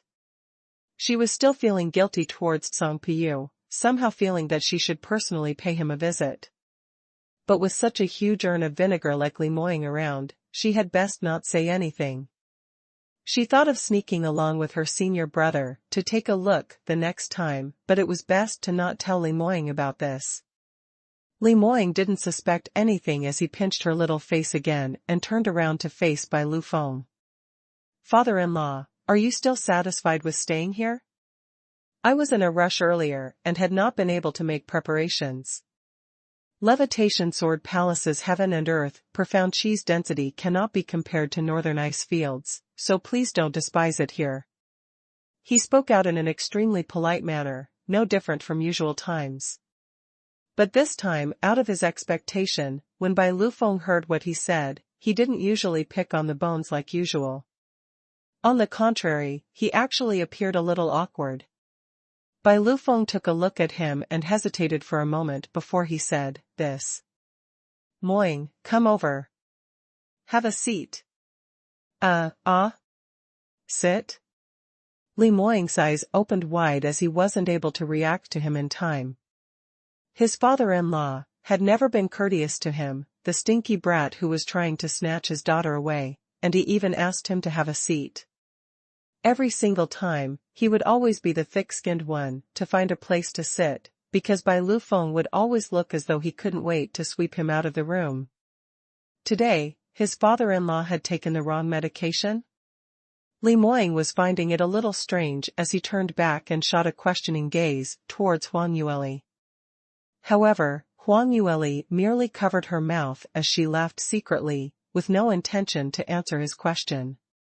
Li Moying knew something was up and suspiciously creased his brows, but he wasn't able to find out what was wrong. Earlier when he wasn't around, what incredible thing had happened? He was just finding it strange when Bai Lufeng cleared his throat and said, "Moo, cough cough, Moying you ran about to handle so much stuff upon returning back, it's been hard on you. Lastly had just asked someone to brew this top-grade cloud flake tea, have a cup to relieve your thirst." Oh, alright, drink tea, drink tea. Li Moying was even more astonished that not only was he not swept out of the door, but had been bestowed a seat to have tea. Abnormal, simply too abnormal. Surely the tea wouldn't be poisoned, right? Li Moying raised up his teacup as his heart was shrouded with thoughts. He believed that his Lear would not possibly murder her own husband, not possible. Hence he braced himself and drank the tea. The taste of the tea was sweet, and it was the top-grade cloud flake tea which he had specially found means and ways to please his little fiancée. Could it be that there really wasn't any scheme, that Bai Lufeng had already seen the wedding between him and Huang Yueli about to materialize, hence he looked at him in a new light? Li Moying put down the teacup as he silently pondered over this while asking, "Father-in-law, today you have just arrived, but saw the internal farce that is happening in our blue profound sect. This is simply such an embarrassment." Bai Lufeng looked at the extraordinarily suave young man before him who bore an elegant bearing, and he silently sighed in his heart. No wonder, from the first time he saw Li Moying, he felt that this man was someone out of the ordinary, but he had already reached the 9th stage realm's 7th level. No matter what, he was definitely an appalling peerless genius. God realm would probably be lacking in such a character with excellent innate talent as well. Moreover, Li Moying had a natural king's bearing where it was impossible to look straight. When he stood next to Liu Bian, even though his cultivation was one of the lowest among all of them, but anyone was able to tell that he was the center among that group of people. Although he seemed as though he didn't see eye to eye with this son-in-law on the surface, but actually what Bai Lufeng really thought had always been unbelievable. How was his Lee's foresight was so good to casually pick such an outstanding young man? Moreover, she was adept at disciplining, which made Li Moying totally devoted to her. Until today, Bai Lufeng had finally managed to find the answer to the questions in his heart. So, everything was not a coincidence. Bai Lufeng coughed, "No matter, it's all because of me that you've stayed for 2 months in northern ice fields, thus delaying the affairs of the sect. Otherwise all these wouldn't have happened at all, so if we were to speak of this, it's actually my fault." When Li Moying heard that, he silently shuddered. Father-in-law was acting so courteous today, being so understanding, and that simply made the hairs on his back stand. Li Moying thought about this, and felt that the atmosphere wasn't too bad today. It was rare that Bai Lufeng was so cooperative, and although he didn't know the reason, but he should still grab this opportunity to discuss the proper matters. He instantly sat up straight and putting on a firm look he said, "Father-in-law, I've already drank the tea so I'll just say what I have on my mind. Before I went to northern ice fields to treat my illness, I'd already sent someone to check on the dates and next month 20th would be an auspicious day in the past 100 years, which is suitable for marriage matters. Such a good day rarely comes across, and it's just nice that a senior like you is around, so please don't miss it. I'm intending to marry Lier on that day officially. What are your thoughts on this?" Bai Lufeng had not even spoken when Huang Yueli cried out, "Next month 20th? That fast? You haven't even discussed this with me. How can you make your own decision?" Hearing that, Li Moying's lips twitched as he couldn't help but give the young lady next to him a stare. He had not thought that his father-in-law had yet to object, but this restless little fox actually jumped out first to drag his feet. Huang Yueli raised her little chin in a look which expressed that she wasn't to be outdone. "Why stare at me for? Have I said that I want to marry you?" Li Moying's brows rose, and suddenly he clasped Huang Yueli's hand on the table as he propped himself up halfway, leaning towards her. The distance between the both of them instantly drew close and Li Moying leaned towards her, only stopping when he was just an inch away from her tender pink lips. "Lier, you really don't wish to marry me?" His lips curled with a smirk of devious smile, as he asked in a mellow voice. Li Moying's tone was originally deep and magnetic, and now that he intentionally suppressed his voice, it carried an indescribably temptation. Huang Yueli's eyes grew wide as she looked at the handsome countenance in front of her eyes, as well as that pair of peach blossom eyes which were filled with tenderness, which made her heartbeat skip a beat. Why aren't you speaking?" Li Moying leaned close once again. There was just a little bit of distance before the two of them were plastered together. Huang Yueli's face instantly flushed red, as she wasn't able to control her vigorous beating heartbeat, as she was extremely vexed by this. Fell. This man was always using the handsome male scheme against her recently. What was most scheming about this was that she actually fell for it every single time.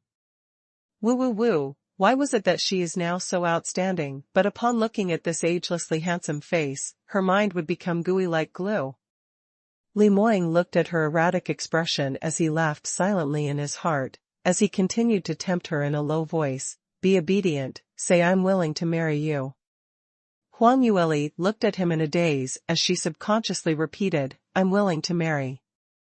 Li Moying's lips curled satisfactorily, "So obedient." His words quickly stopped Huang Yueli's sweet and beautiful lips. Having his little fox making the promise of marrying him made Li Moying overjoyed, as he totally hadn't considered how treacherous his handsome male scheme was, only taking that very soon this little fox would belong to him alone. Whoever Lu Baiyan, whoever Tsang Piyu, whatever dog or cat, they weren't allowed to even take one look at her. The more he thought, the happier he was as he kept on kissing the young lady, who was caught in his arms. Cough. Bai Lufeng had originally been thinking about the fact that Li Moying was Mu Qingqing, hence he didn't feel good about controlling him. Whoever knew that once Li Moying started kissing, it actually went on endlessly. Bai Lufeng looked at his little white cabbage's fresh little face and felt extremely melancholic. Hence, he suddenly got these all thought through. Who cared what identity he bore in his past life? Anyway, in this lifetime, lastly was the pearl in their palms, which he and Siluo had hoped for in the longest time ever. Whereas Mu Qingqing was just a pig who dug his white cabbage away. Even if his identity was a little special, but he should not get fresh with lastly in front of him. Bai Lufeng initially coughed lightly a few times, but alas, Li Moying's eyes were filled with the young lady's seductive countenance, and totally didn't hear his voice. Huang Yueli heard him, but alas her strength wasn't enough, hence she was unable to push this man away. Bai Lufeng could only cough a few more times, and as he felt that his throat was becoming hoarse, it was then when he saw Li Moying suddenly seeming as though he had awoken from his dream while he released Huang Yueli. He put on a black face and decided to recollect his face as a father-in-law. Young sect master Li, you and my lastly aren't married yet. Don't you think that doing this is a little overboard? Li Moying immersed in the sweet young lady's breath when he was suddenly kicked, before realizing that Bai Liufeng's tone was already extremely unfriendly. He let Huang Yueli go as he backed off a little, and immediately following that, he was pushed away by the young lady in his arms. You, get further away from me. Huang Yueli wiped her mouth with the back of her hand, as she said with disdain. Li Moying was calm and unruffled as his lips curled upwards. Anyway, you've already said that you're going to marry me earlier, so you're not allowed to go back on your words. Huang Yueli stared hard at him. I'm going to go back on it, why? Not even married, and he's already so fierce to her. If they really got married, would this man change into another person and not pamper her so much anymore, right? In the past she heard before that there were plenty of men who acted in one manner before marriage and another after marriage. Li Moying gave a cold laugh as his gaze landed on her lips once again. The meaning in his threat was exhibited in his feelings rather than his speech. Huang Yueli subconsciously lifted her hand to cover her mouth as she looked at him alertly. Cough cough, young sect master Li. Are you serious in coming to discuss marriage or not?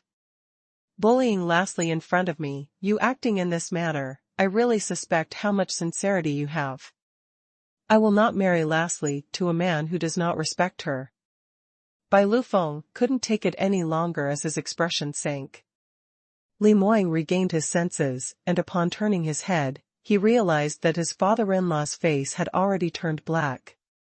He hurriedly explained, Father-in-law, you're mistaken.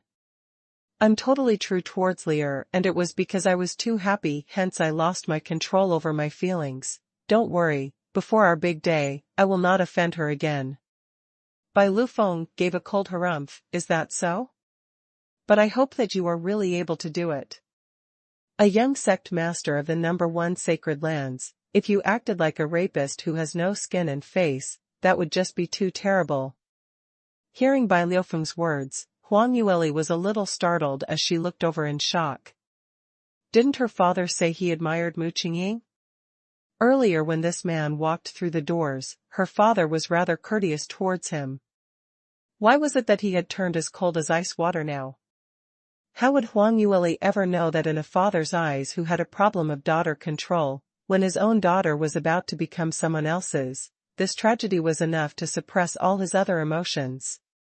Whatever party he admired when he was young, since it had already turned into a stinky brat fighting for his daughter with him, then that person would become a party whom he was resolute to strike down. Whereas when Li Moying heard this, he felt that his father-in-law had finally turned into a normal person. Earlier his amiable manner towards him really made his goosebumps stand up. Surely it wasn't that he had been abused daily, hence it had become a habit, right? Li Moying hurriedly said, Father-in-law, please don't worry, since I can say this, then I will naturally do it. Anyway, there's still a month plus more to the 20th of next month, so I still have this bit of patience. Patience? What patience? After a month plus later, my little cabbage would become yours? No matter how sincerely Moying put it, but the more Bai Lufeng heard, the more melancholic he got and the sadder he became. He really wanted to say that he didn't agree to Huang Yueli getting married so early, and she was to stay at home for 100 years more. But he was just about to say that when he suddenly recalled the matter that he was about to do. Forget it, no matter how unwilling, his daughter would eventually have to marry. At least, while he was still alive, he would be able to witness lastly getting married. Consider it that heavens had not treated him too badly. Bai Lufeng sighed, I'll believe in you, for now. Hearing that, Li Moying no longer maintained his usual aloofness and calmness. Although Bai Liufeng's attitude was a little cold, but he didn't object to his suggestion earlier, and that meant to say that he had already agreed to himself and Lear getting married next month. This was something that he had wished for in his 2 lifetimes, and finally hoping for this end result. He was so excited that he nearly jumped up as he quickly replied, many thanks to father-in-law for agreeing.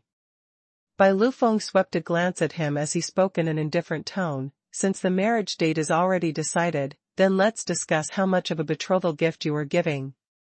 Li Moying was honestly stunned. Betrothal gift? Hearing his hesitant tone, Bai Lufeng was instantly angered. Why? You wish to marry my daughter, but you're not intending to give any betrothal gift?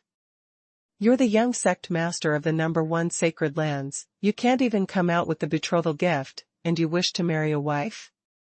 Li Moying replied with a slightly embarrassed tone, Father-in-law, what you're saying is right, this betrothal gift should be given, but... But what? On hearing him still trying to debate, Bai Lufeng's anger just arose out of nowhere. Initially when he heard about the 2 lifetimes fate between Li Moying and Huang Yueli, he was originally a little touched, feeling that Li Moying would definitely be very good to Lastly. In the end, whoever knew that when they were really about to hold the wedding, when he was to come out with the gold and silvers, this stinky brat actually hesitated? Could it be that the deep sentiments, performance previously, were all to deceive Lastly? On seeing Bai Lufeng about to fly into a rage, Huang Yueli hurriedly butted in, Father, don't speak recklessly, Moying he's not petty. It's because all his fortunes had already been placed under my control and he has no money on his hands at all, so it's no use even if you force him. This time, it was Bai Lufeng's turn to be stunned. What? The money is in your hands? Don't be deceived by him. Do you know that based on his identity and ability, how much fortune should he have? Not to mention casually giving you some gold, silver, or jewelry, and that means it's all his fortune. What's most valuable are those high-leveled cultivation methods, profound armaments, medicinal pills, rare treasures, and whatever priceless yet off-market treasures in his hands. Huang Yueli beamed at him as she replied, Father, don't worry, I know clearly what is worth a fortune and what is not, so I will definitely not be on the losing end. Moreover, Moying is actually not as rich as I am. When Bai Lufeng heard that, he was suddenly enlightened. The young lass in front of his eyes was not an ordinary young lady, she was the #1 armament master in Soaring Heaven's continent in her past life. God knows how much treasures had she seen before. Back then, Huang Yueli was termed a Soaring Heaven's continent's #1 profiteer, so how could she possibly be muddled by anyone so easily? Bai Lufeng then eased his heart as he nodded, it's good that you know inside your heart. In a second, his gaze towards Li Moying turned slightly complicated. A man of this status like Li Moying, yet he was willing to hand over his entire fortune to Lastly, that went to prove that he had seen her as his most intimate partner since long ago. It looked like, as her father, no matter if he agreed or he didn't, he actually wasn't able to stop them from being together at all. Huang Yueli smiled as she said, but father's words had indeed reminded me. Blue Profound Sect is after all the continent's #1 sacred lands and young sect master is getting married, so those betrothal gifts absolutely cannot be any lesser, otherwise it will just be too terrible looking on the day. I will think of ways to handle this. Father, Moying and I have never handled such matters after all, and we don't know the rules, so can you help me think about what we need to look out for? When Bai Lufeng heard what she asked, a smile popped out on his face. Don't worry about this, other things father doesn't dare to say, but about marriages, father was someone who had personally held a few sessions for others when I was in Southview Kingdom back then, and have more experience than the both of you. Since you're both born in Southview Kingdom, then this wedding will of course have to be held according to Southview Kingdom's rules. With father around to take a look for you too, it will definitely be done magnificently. Huang Yueli's eyes lit up as she said happily, indeed, father is the best. Then I will have to depend on father for help. Li Moying sat by the side, as he didn't speak a word, putting on an amiable look, listening to his father-in-law and his fiancée making decisions. Seeing Huang Yueli's excited look, he couldn't help but smile as well. This little fox was most afraid of troublesome matters, and a wedding was so troublesome. How would she have the patience to personally handle this? Now that Bai Lufeng had offered to help out, this lass was indeed excited, as she was able to pass the pot over in a second. She was really so black-bellied, so crafty, so likable. Huang Yueli was just discussing something with Bai Lufeng as she slanted her head and looked at him. Moying, what views do you have? Li Moying shook his head as he smiled. I have no views. I'll listen to father-in-law and I will try my best to satisfy all your requests. Huang Yueli giggled, you're so smart. An astute and crafty pair of husband and wife, then threw this entire matter to Bai Lufeng.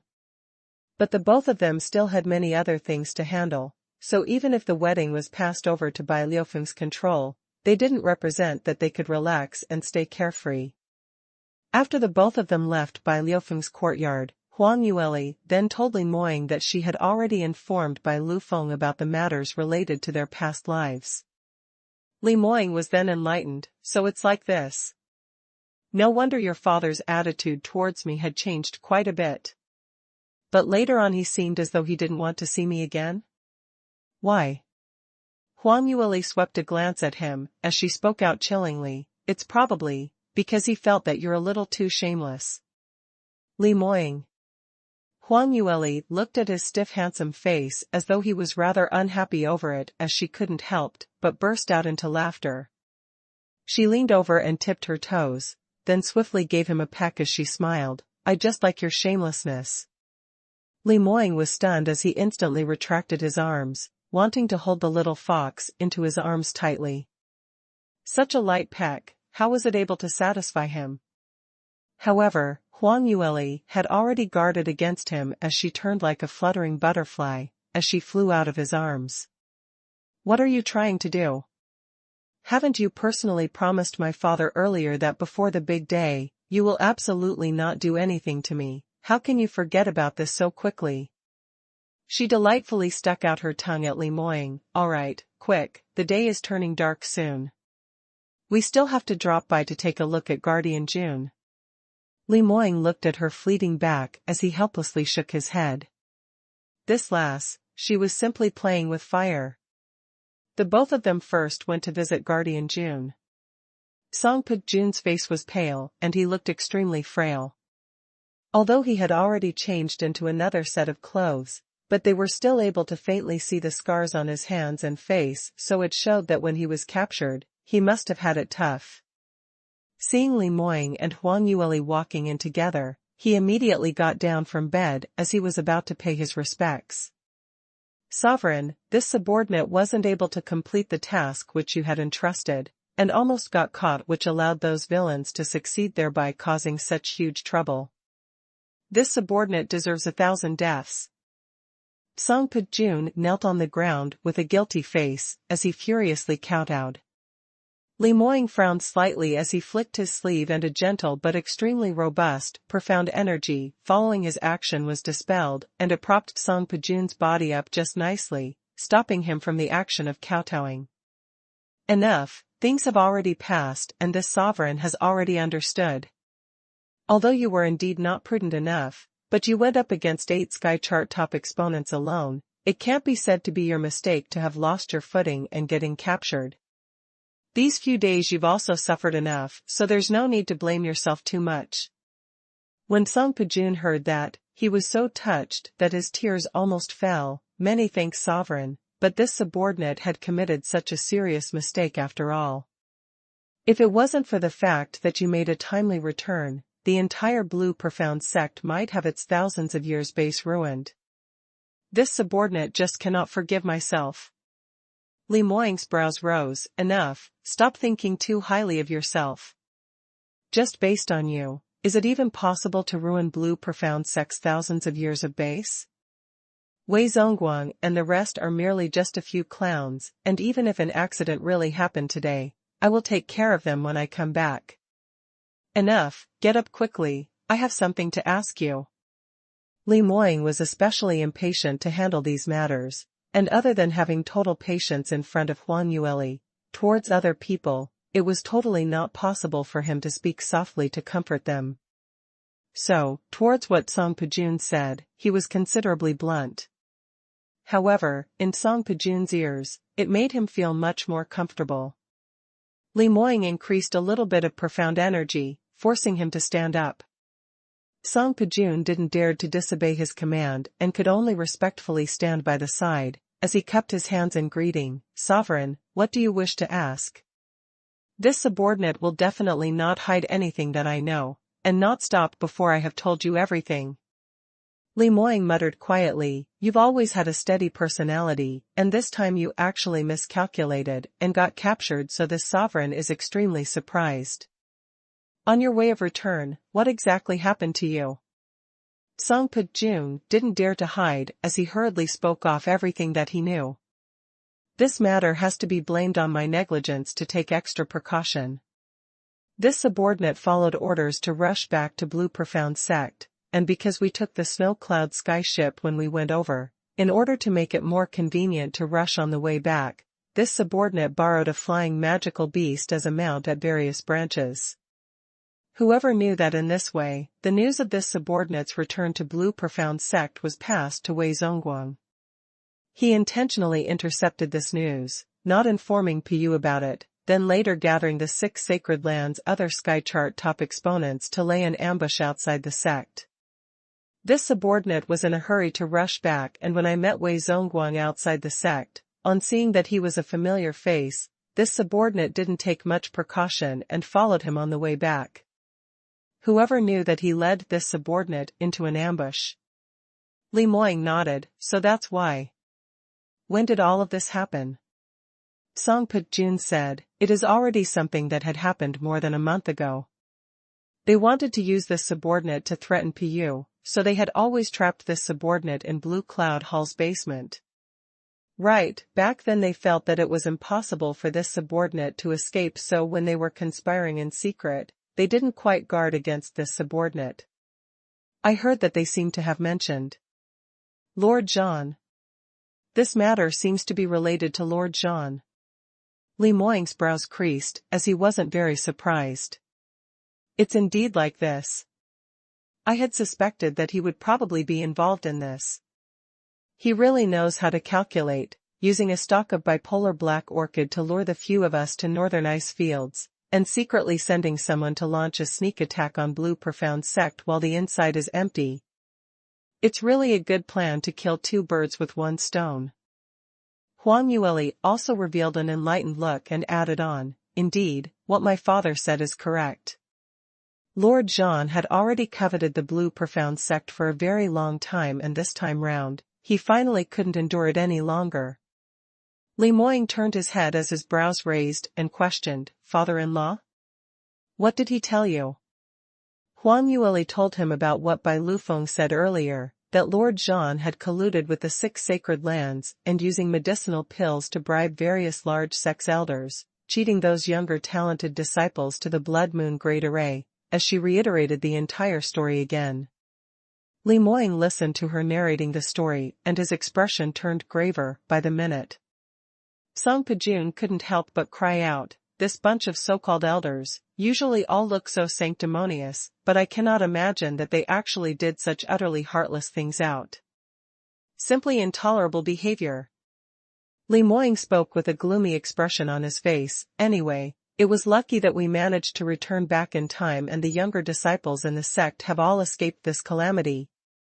We should all learn a lesson from this and take this chance to clear out all the traitors like Wei Zongguang, with this kind of disloyal heart, absolutely not letting a single one of them off."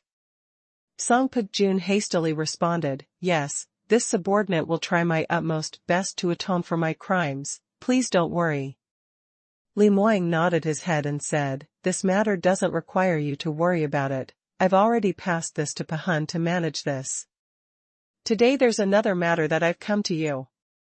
Song Pijun was stunned, as he didn't expect Li Moying to say such a thing. From what he thought, quickly clearing the traitors in the sect was the most important matter, but was there actually something else which was even more important? He hurriedly replied, "Will Sovereign please instruct, this subordinate will do my utmost best to atone for my crimes by meritorious acts." Huang Yueli blinked as she couldn't help but laughed. "Guardian June, you really don't need to be so anxious. Moying really doesn't have any intention to blame you. It's like this, we'd like to tell you a piece of good news. Moying and I will be officially holding our wedding next month. Song Pujun's eyes grew wide with astonishment, as he couldn't recollect his senses for more than half a day. When he left northern ice fields, Bai Lufeng was still showing Li Moying a face filled with disdain, being totally dissatisfied with whatever he saw on him, so it seemed that if his sovereign wanted to marry his wife, he would probably need to experience a few more years of hard work and effort. Whoever knew that it had just been 2 months and the two of them were actually going to be married? Congratulations, sovereign, congratulations, Grandmaster Huang. He looked towards Li Moying with undisguised admiration. He was indeed sovereign, he could even handle such a tricky and difficult father-in-law like Bai Lufeng. Li Moying's face showed a pleased expression as his big day was nearing, so he totally couldn't hold his usual cool and harsh look, and whoever he saw was much more pleasing to the eye by several times. Even if it was that scum, Wei Zongguang, he wasn't able to affect his good mood.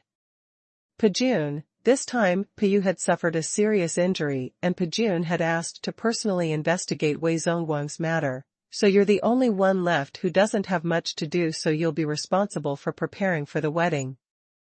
Song Pujun was stunned, but this subordinate, don't know all these things.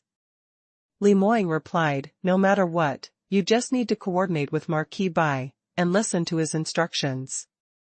That would do. Song Pujun hurriedly expressed that he would handle this joyous occasion well.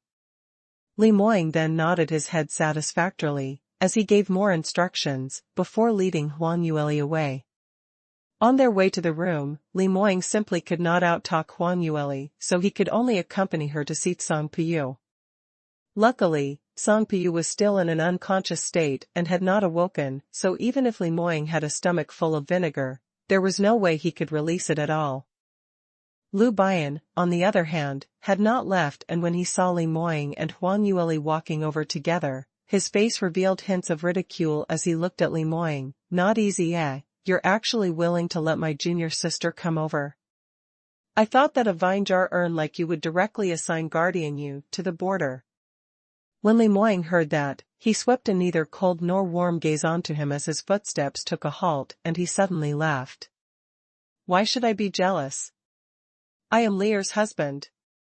No matter how much other people like her, they can only keep this inside their hearts. Husband? Lu Bian gave a harumph. You're still not after all, so don't be so complacent that early. However, Li Moying's smile on his face didn't decrease. Not early, not early, we are going to get married very soon, and if I still don't assume the position of her husband, father-in-law will be angry. Right, I forgot to tell you, I and Lear's wedding date has already been set, and it's on next month's 20th. Lu Bian instantly couldn't continue with his smile as the expression on his face also turned relatively stiff. You. What did you say? Your wedding date has already been set. So soon? Li Moying saw his despondent look and his heart felt extremely delighted as his smile became even more radiant. Soon? Not soon, right? I've been with Lear for such a long time and we've been engaged for more than 2 years, so it's considered late to get married now. But at least I am able to marry the girl who I like, so waiting for such a long time is all worth it. Saying that, he intentionally suppressed his voice. Bian, in the past we were best buddies and you're Lear's senior brother, so after we finished the discussion with father-in-law, the first person whom we informed is you, not even having any time to prepare the wedding invitations. We'll pass it over to you later on, so please don't mind. The more he said, the more delighted he got, and the more Lu Bian's expression turned uglier by the second. Huang Yueli was getting more and more speechless upon hearing that. It really was enough. How did this man become so childish? She stretched out her hand and made a grab for him. Enough, stop talking already. Isn't it just getting married? Is it worth it for you to be so complacent? Li Moying drew her into his arms along with the flow as he smiled with satisfied aspiration. Of course I am complacent, why can't I be? We're only married this once in both lifetimes, so of course it's the number one big thing. How can you say that it's a small matter? Huang Yueli patted his arm with force. All right, it's a big thing, big thing. Let go of me first. Li Moying gave a harumph as he started to act shamelessly, not letting go. Earlier your tone was just too terrible, totally not putting any emphasis onto our wedding. Looks like this fiancé of yours had not done a good performance, so we must be more intimate in future. Huang Yueli was completely defeated by him as she couldn't help but roll her eyes at him. Can you stop being so childish? We are here to see Guardian Yu, and the patient is still here. Can you be a little more solemn? I just can't be solemn. Li Moying had a face filled with a smile as he simply couldn't stop himself. When those female serving attendants who had been entering the room to serve them saw this, they all revealed a badly shocked expression. This was simply too horrifying. Their wise and brilliant sovereign had always been cold with no emotions, always standing at the top, so who was this man who smiled like a fool? Could it be that this was a retard who looked exactly the same like their sovereign? Huang Yueli was pinpointed by that pair of glistening and dazzling peach blossom eyes as her face uncontrollably blushed with a shade of red. In order to prevent Li Moying from saying more embarrassing things, Huang Yueli could only hasten her speed. She walked towards Song Piyu's bed and swiftly checked on his state as she inquired a little on Song Piyu's condition. Unfortunately, after Lu Bian suffered such a heavy blow, he was totally despondent as his thoughts wandered, and he answered perfunctorily. Huang Yueli sighed silently as she was slightly worried about Song Piyu's condition. Her senior brother looked really unreliable. Maybe later she should get someone over to invite her master to have a look. She was pondering over this in her heart as she hastily pulled Li Moying and turned around as she prepared to leave. Suddenly, just as she and Li Moying turned around, Lu Bian suddenly awoke from his daze as he cried out urgently. Right, Moying. I have something very important to tell you. If you're convenient, go with me to next door study to have a short chat. Their footsteps took a pause.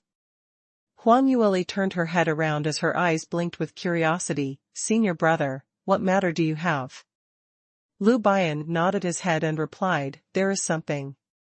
Huang Yueli found it a little strange because Lu Bian was innately unconstrained and there were very rare times when he was this strict and solemn, and that made her feel that things didn't seem quite right. Since that's so, then let's head over next door now. As Huang Yueli said that, she pulled Li Moying along as she headed over. But she was called upon by Lu Bian once again. Junior sister, wait. This matter, I wish to speak to Moying alone. You're a girl and it's not suitable for you to hear all these, so, can I trouble you to lend me your fiancé for a moment? We just need 10 minutes and that will do. Huang Yueli's puzzlement became even stronger when she heard that. What do you mean? Is there something that I cannot hear? There are no secrets between Moying and I. Right? She turned around and took a look at Li Moying.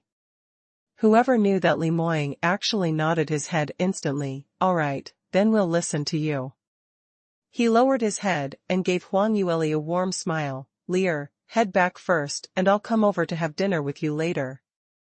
Huang Yueli was stunned as she took a suspicious look at him and Lu Bian, feeling rather ill at ease in her heart. All right then, but don't you two even think about hiding something from me and do some stuff, otherwise, HNG, you know what I mean. After Huang Yueli left, the two men walked into the study room next door. When the door shut, Li Moying's expression instantly sank as he had already faintly guessed what Lu Bian was going to say.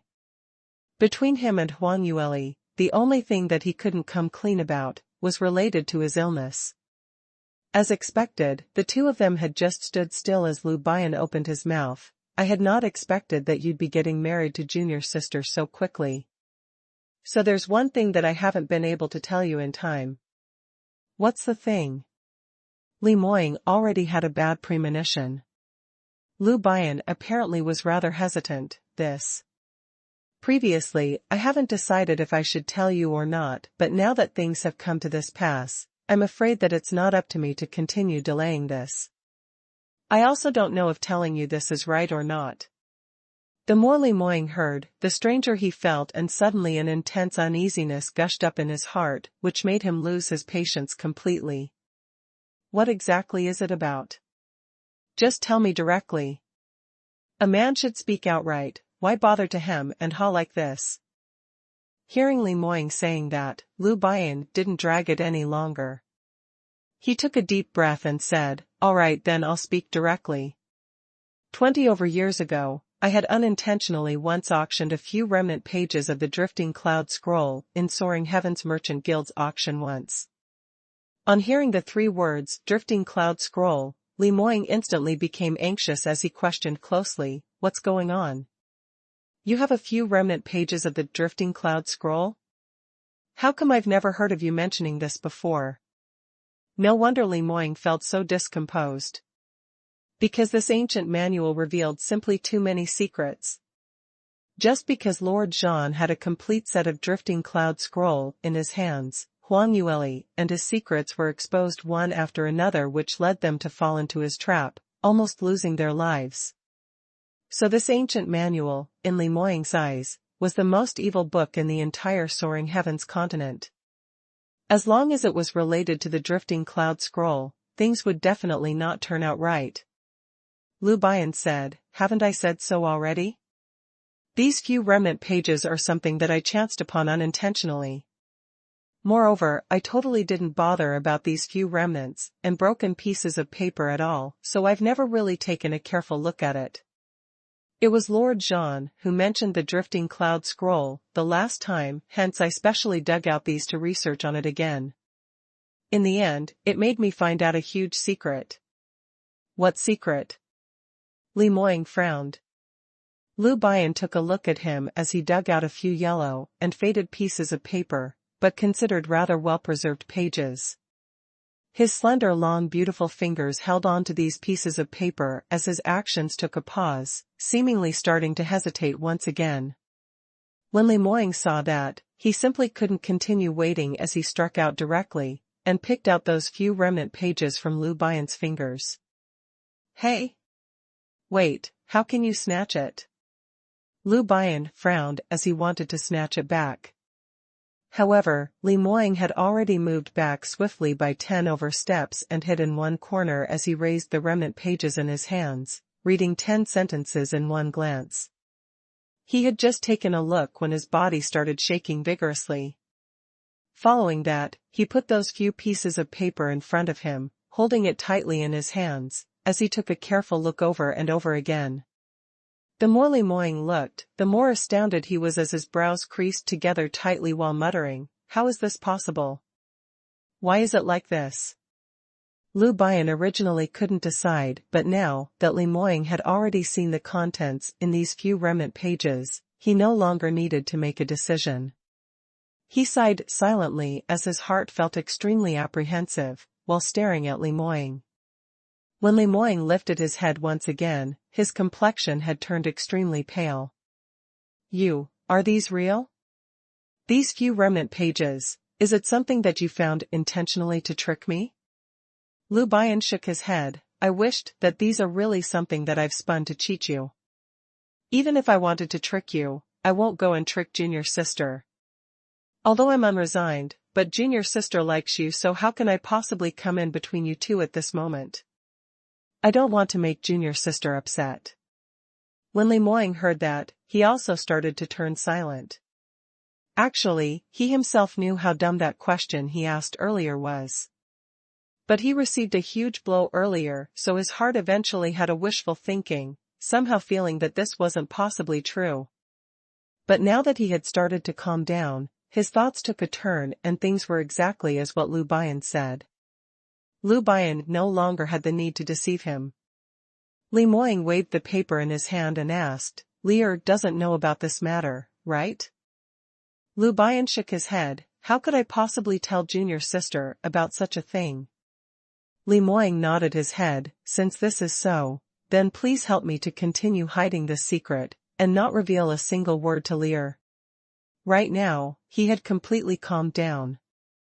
The contents revealed on the remnant pages of the Drifting Cloud Scroll, although had indeed left him extremely shocked, and he felt that it was difficult to accept it, but at least it was much better than finding out that he had only 1 month to live. At least, the problem now was not related to his life. The worst scenario was merely that his cultivation would never be able to recover. Li Moying kept on thinking about this in his mind, and at the same time he held up those few remnant pages in his hands. Leave these with me first, I don't hope that Lear would have a chance to get them.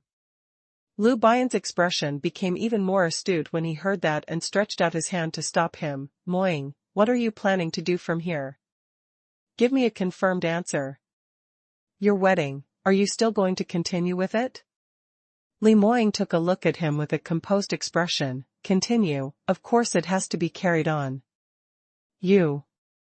Lu Bian's expression changed, as he almost couldn't stop himself from landing his fist on his face. Haven't you read clearly earlier? You. There's a possibility that you will harm Junior Sister's life. Could it be that you are not intending to care about Junior Sister just to take the chance to resume your former ability? I've never expected that you're actually such a selfish person. If you really dare to do this, I will absolutely not let you off. Li Moying took a step back slightly as he put on a slight frown. Don't be so agitated. I know what you're thinking. Relax, how would I possibly do something to hurt Lear? But you don't wish for Lear to self-blame herself and become upset after she finds out the truth, right? Otherwise, you'd have passed these few remnant pages over to her earlier, isn't that so? So in order for her to not become suspicious, I must continue with the original plan to get married. Lu Bian's face was filled with distrust as he stared at him tightly. What you're saying, is it all the truth? You're not intentionally lying to me, so it doesn't mean what you say, right? Li Moying swept a glance at him as he spoke out calmly. Don't you find yourself ridiculous for asking all these? Now, you can only choose to trust me, isn't that so? Lu Bian's body trembled, as his expression became even paler. At this moment, he really doubted his own decision to hand over the few remnant pages of the drifting cloud scroll. Did he do the right thing? Li Moying looked at him and shook his head slightly. I know you're concerned about Lear, hence you doubted me in this way. But I can swear to heaven that I would rather fall into eternal hell and will absolutely not hurt Lear at all. Everything I've done in the past, doesn't it verify this point? Lu Bian continued to look straight at him. That's different. Even if you're willing to fork out your life for Junior Sister, that doesn't necessarily mean that you're willing to fork out other things. You should know my meaning clearly. Li Moying replied, up to you to believe or not, time will eventually prove everything. Right now, his expression had already resumed back to normal, as though the despondent man who had just read those few remnant pages of the drifting cloud scroll had never existed previously. Li Moying finished his words and tied up his clothes as he spoke out. If there's no other matters, I'll make a move first. Lear is still waiting for me to return and I don't wish for her to be waiting anxiously. Lu Bian took a deep sigh as he sent him out with his eyes. Huang Yueli had not returned to her bedroom at all, but had been waiting at the door instead. So the minute Li Moying stepped out of the door, she immediately pounced over. Moying, what exactly were you discussing with senior brother? Why did you chat for such a long period of time? Huang Yueli hugged Li Moying's arm as her little lips pouted, grumbling with dissatisfaction. When the both of them left the room, the expressions on their faces were a little strange. So the longer they stayed in the study room, the more uneasy Huang Yueli felt. But unfortunately, these two love rivals who usually engaged in a state of mutual hostility had really chatted for a long period of time.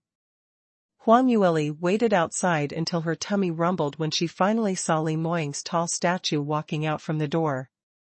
Li Moying's lips surfaced a smile as he stretched out his hand to tidy up Huang Yueli's hair, which were messed up by the wind, while chuckling softly. Didn't I ask you to go back to the bedroom first? Why are you guarding by the door and refusing to go back? Could it be that you can't bear to be too far apart from me? Huang Yueli rolled her eyes at him. Who doesn't bear to be apart from you? It's because I saw your secretive looks. Speak, are you doing something bad while hiding it from me? Her watery big eyes were opened wide as she used an interrogative gaze, sizing Li Moying up and down, not missing any single change of expression on his face. However, Li Moying had long been prepared, so how would he possibly be seen through by her so easily? He shook his head as though he was helpless with a smile which was filled with adoration in his eyes while he stretched out his hand to pinch her cheek. You keep saying that I love to be jealous every day. I think you're the one who's petty. I just left you for around 2 hours, and you're suspecting that I'm doing something bad behind your back. What bad things can I possibly do? Surely it can't be that I got together with your senior brother, right? Huang Yueli was stunned before realizing the meaning in his words, and went speechless. What rubbish are you sprouting?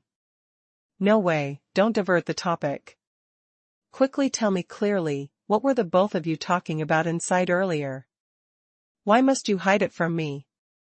Li Moying touched her little head and said, There's really nothing.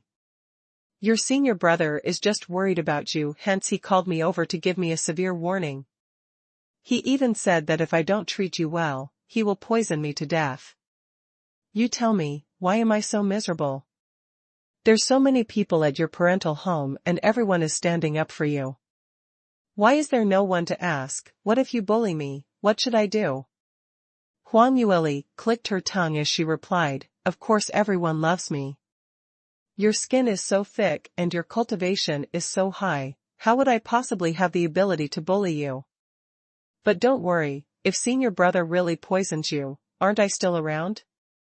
I will find the antidote for you. Li Moying's brows rose, then I'll have to first thank my wife.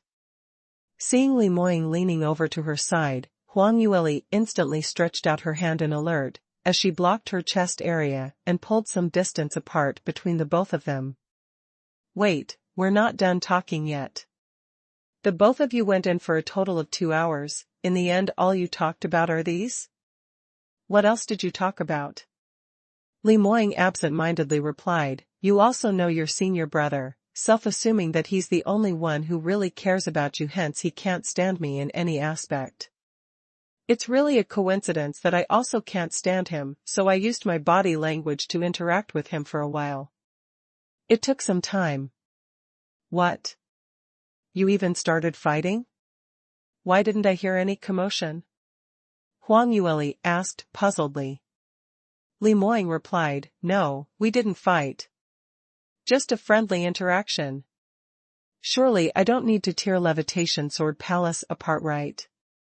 Alright, Lear, stop mentioning your senior brother in every sentence. If you continue calling him, I'm really going to be jealous. Huang Yueli apparently didn't quite believe Li Moying's bluff and she frowned slightly as she looked right into the entrance of the study room. Just at this moment, the room's door creaked open.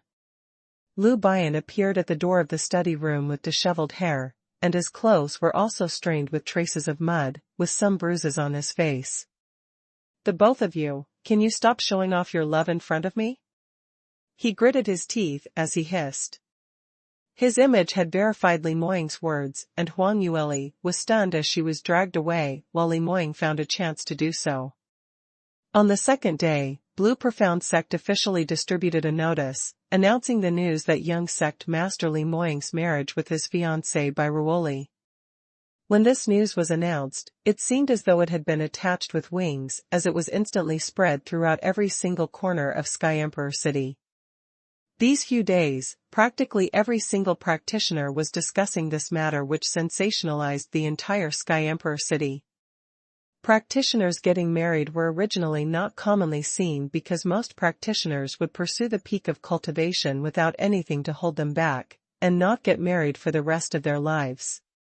Whereas this round, the two who were getting married were the peerless geniuses in Soaring Heaven's Continent's #1 sacred land.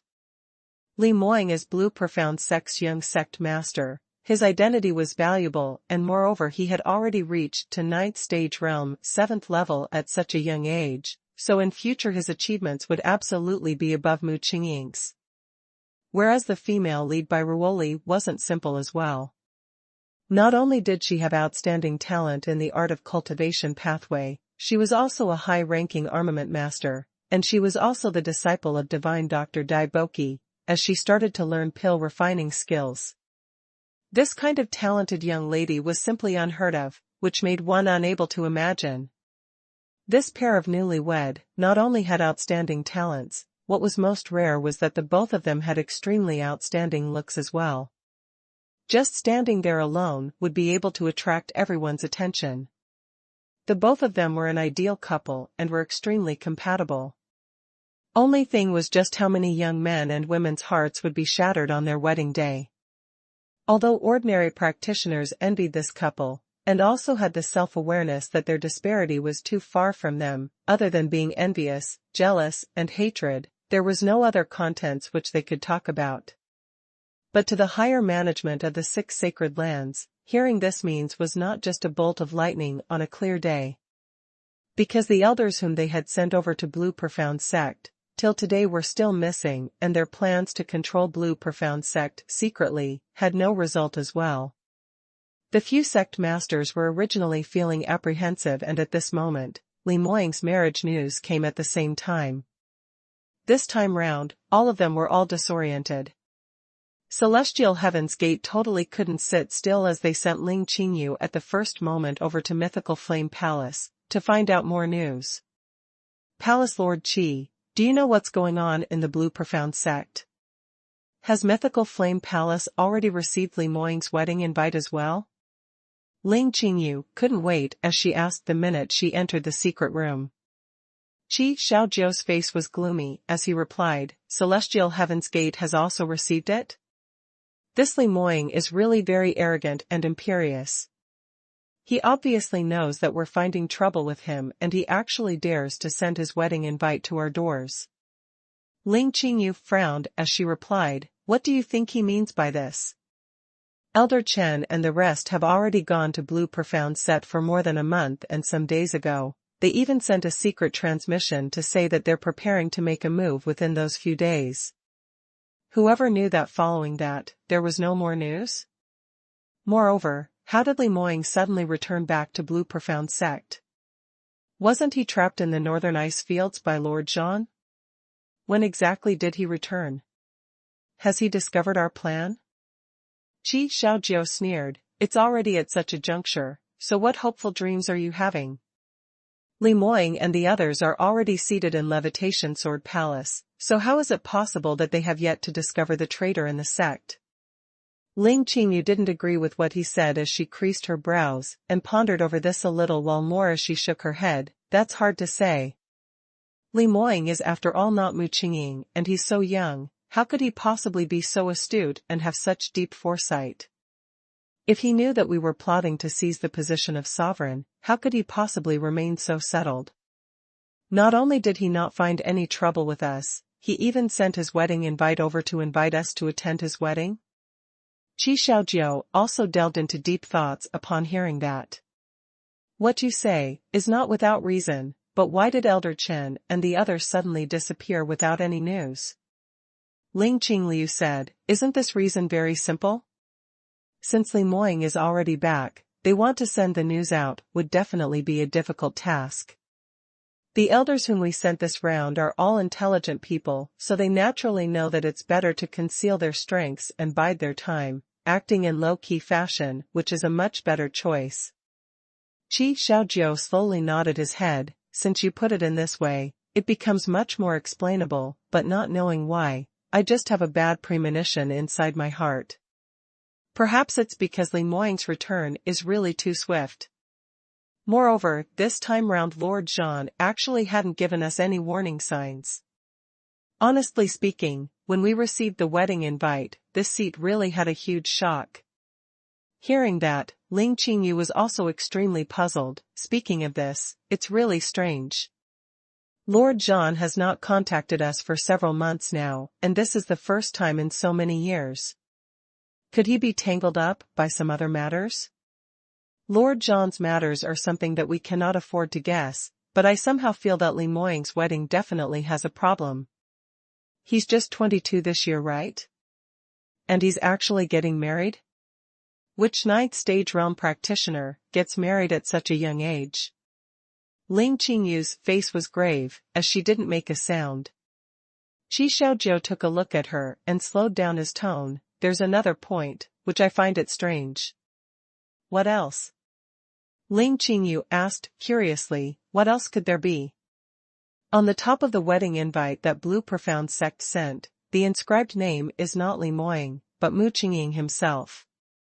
This wedding invite was sent out by Mu Qingying personally, inviting us to attend his beloved disciple's wedding ceremony. But hadn't Lord Zhan mentioned with confidence before this, that Mu Qingying had already died? What did you say? Ling Qingyu shook as she was so agitated that she stood up from her seat. You mean to say Mu Qingying is not dead? Qi Xiaojiu looked at her agitated look as a cold sneer or ridicule appeared on his face. What's the matter? Look at how excited you are. Mu Qingying isn't dead, then our trouble would be major, yet you're this happy? Surely you don't really think that Mu Qingying is still alive and you will have a chance, right?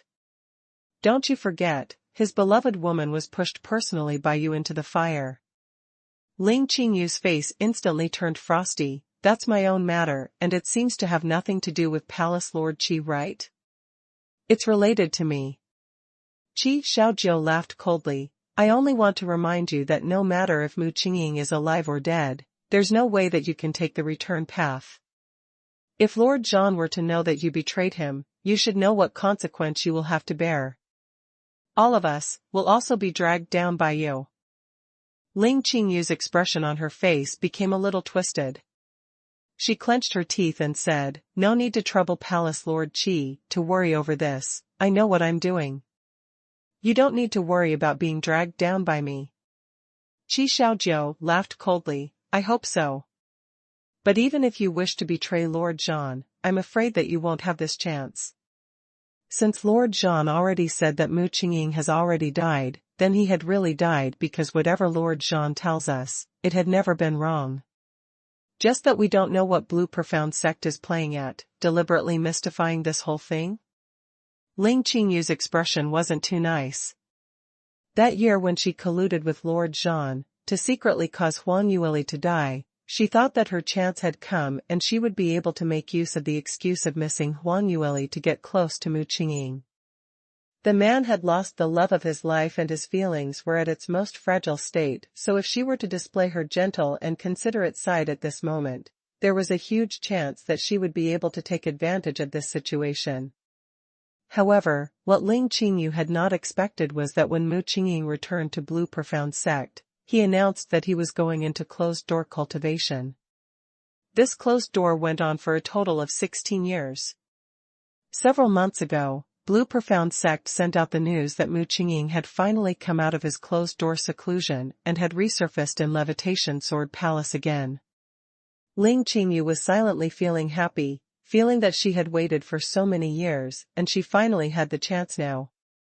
Whoever knew that not too long later, Lord Zhan personally brought the news saying that Mu Qingying had already gone into Qi deviation 16 years ago, and had died. The news that Blue Profound Sect sent out was fake, and it was merely used to befuddle the other powerhouses in Sky Emperor City. Ling Qingyu knew clearly that Lord Zhan's words had a 90% accuracy, but to her, this blow was simply too huge to her. She was still holding on to wishful thoughts, feeling that this time round, perhaps Lord Zhan was wrong, and perhaps Mu Qingying was still alive. Qi Xiaojiu looked coldly at Ling Qingyu, knowing clearly what she was thinking about. But he wasn't too worried that Ling Qingyu would betray them. After all, Mu Qingying was definitely dead for sure. Even if he didn't die, after witnessing those younger generation disciples' miserable sight in the Blood Moon Great Array, Ling Qingyu absolutely did not have the guts to go against Lord Zhan at all. Enough, stop staying in a daze. What's the main purpose of your trip to Mythical Flame Palace? What exactly did you want to ask? Qi Xiaojiu urged impatiently. Ling Qingyu then came round and said, my father wants me to come ask how Palace Lord Qi intends to handle the matter after receiving the wedding invite. We 6 sacred lands definitely must advance or retreat together. How to handle it? Qi Xiaozhou's lips curled up coldly. How else can we handle this? Since they have already sent the wedding invite to our doors, as Sky Emperor City's first-rate influential powerhouse, if we don't go to send our congratulations, that would definitely not do, right? Ling Qingyu was stunned. You're really intending to attend the wedding? What if this is really Blue Profound Sect's trap? Then what should we do? Trap? Lemoying this brat who still hadn't weaned off his mother. What trap could there possibly be? Qi Xiaozhou spoke with disdain. Since Mu Qingqing isn't around, by then it would be impossible for him to show himself at the wedding, and the guests present would all find out that Mu Qingqing most probably is in an unfavorable situation otherwise. Why wouldn't he appear at his beloved disciple's big day? By then, probably Blue Profound Sect's internal departments would not be convinced by lemoying this young brat.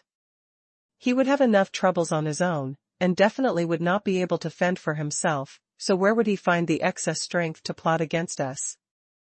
Ling Qingyu thought over this and slowly nodded her head. What you say is not wrong. Moreover, Qi Xiaozhou's eyes flashed past an icy glint. This is a heavenly chance graced upon us, the 6 sacred lands. How can we possibly let this pass? From his cold and gloomy voice, Ling Qingyu suddenly thought of something as he raised his head up. You're thinking of making a move during the wedding? Qi Xiaozhou swept her a glance. You're actually not too stupid.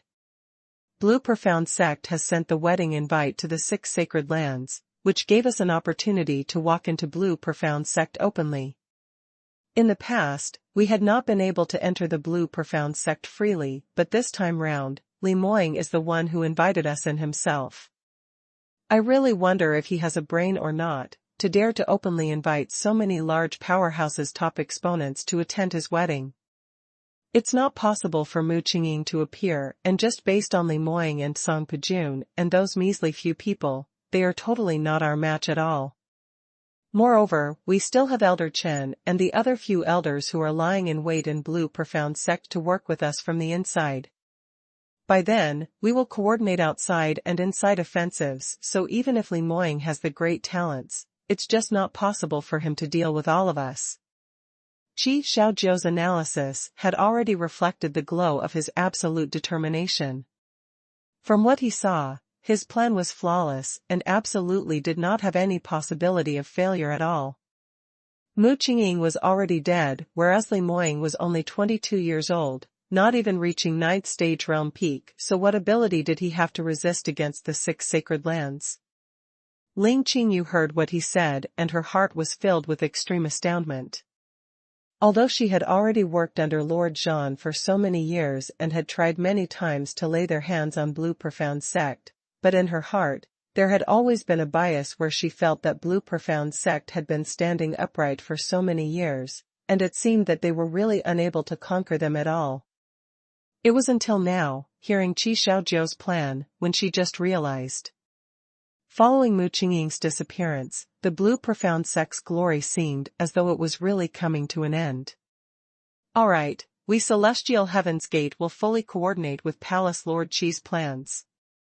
Suppressing the strange piercing pain in her heart, Ling Qingwan nodded her head to make this promise.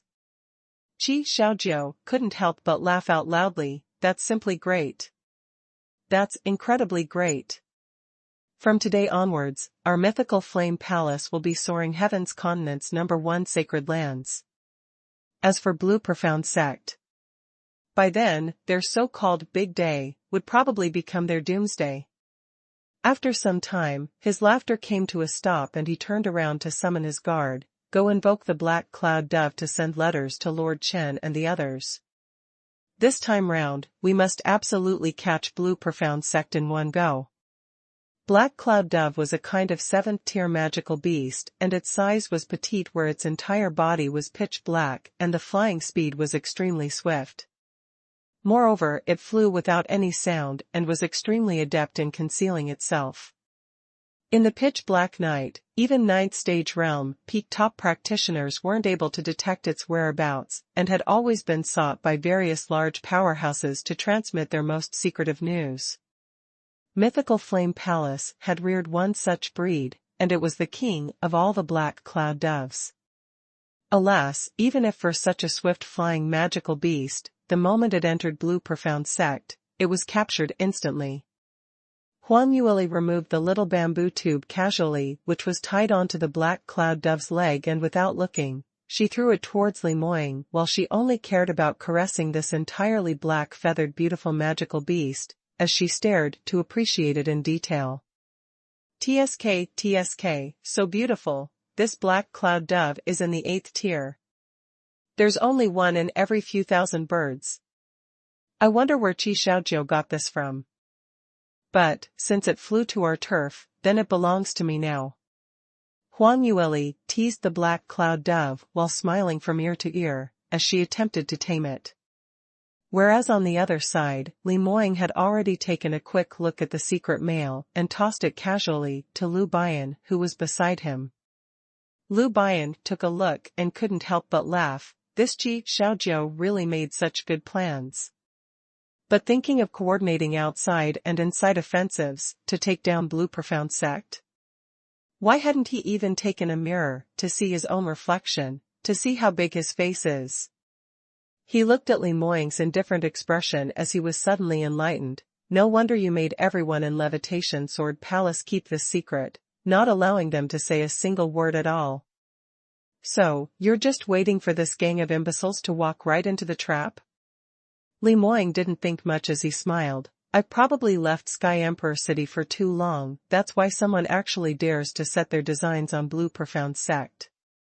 If I don't teach them a lesson, some people might actually think that I'm a has-been. His tone was stable, and there was even a slight smile on his face. But in Lu Bian's ears, it made his back surfaced a chilly sensation. He mourned in silence for those who dared to challenge Li Moying, from the bottom of his heart.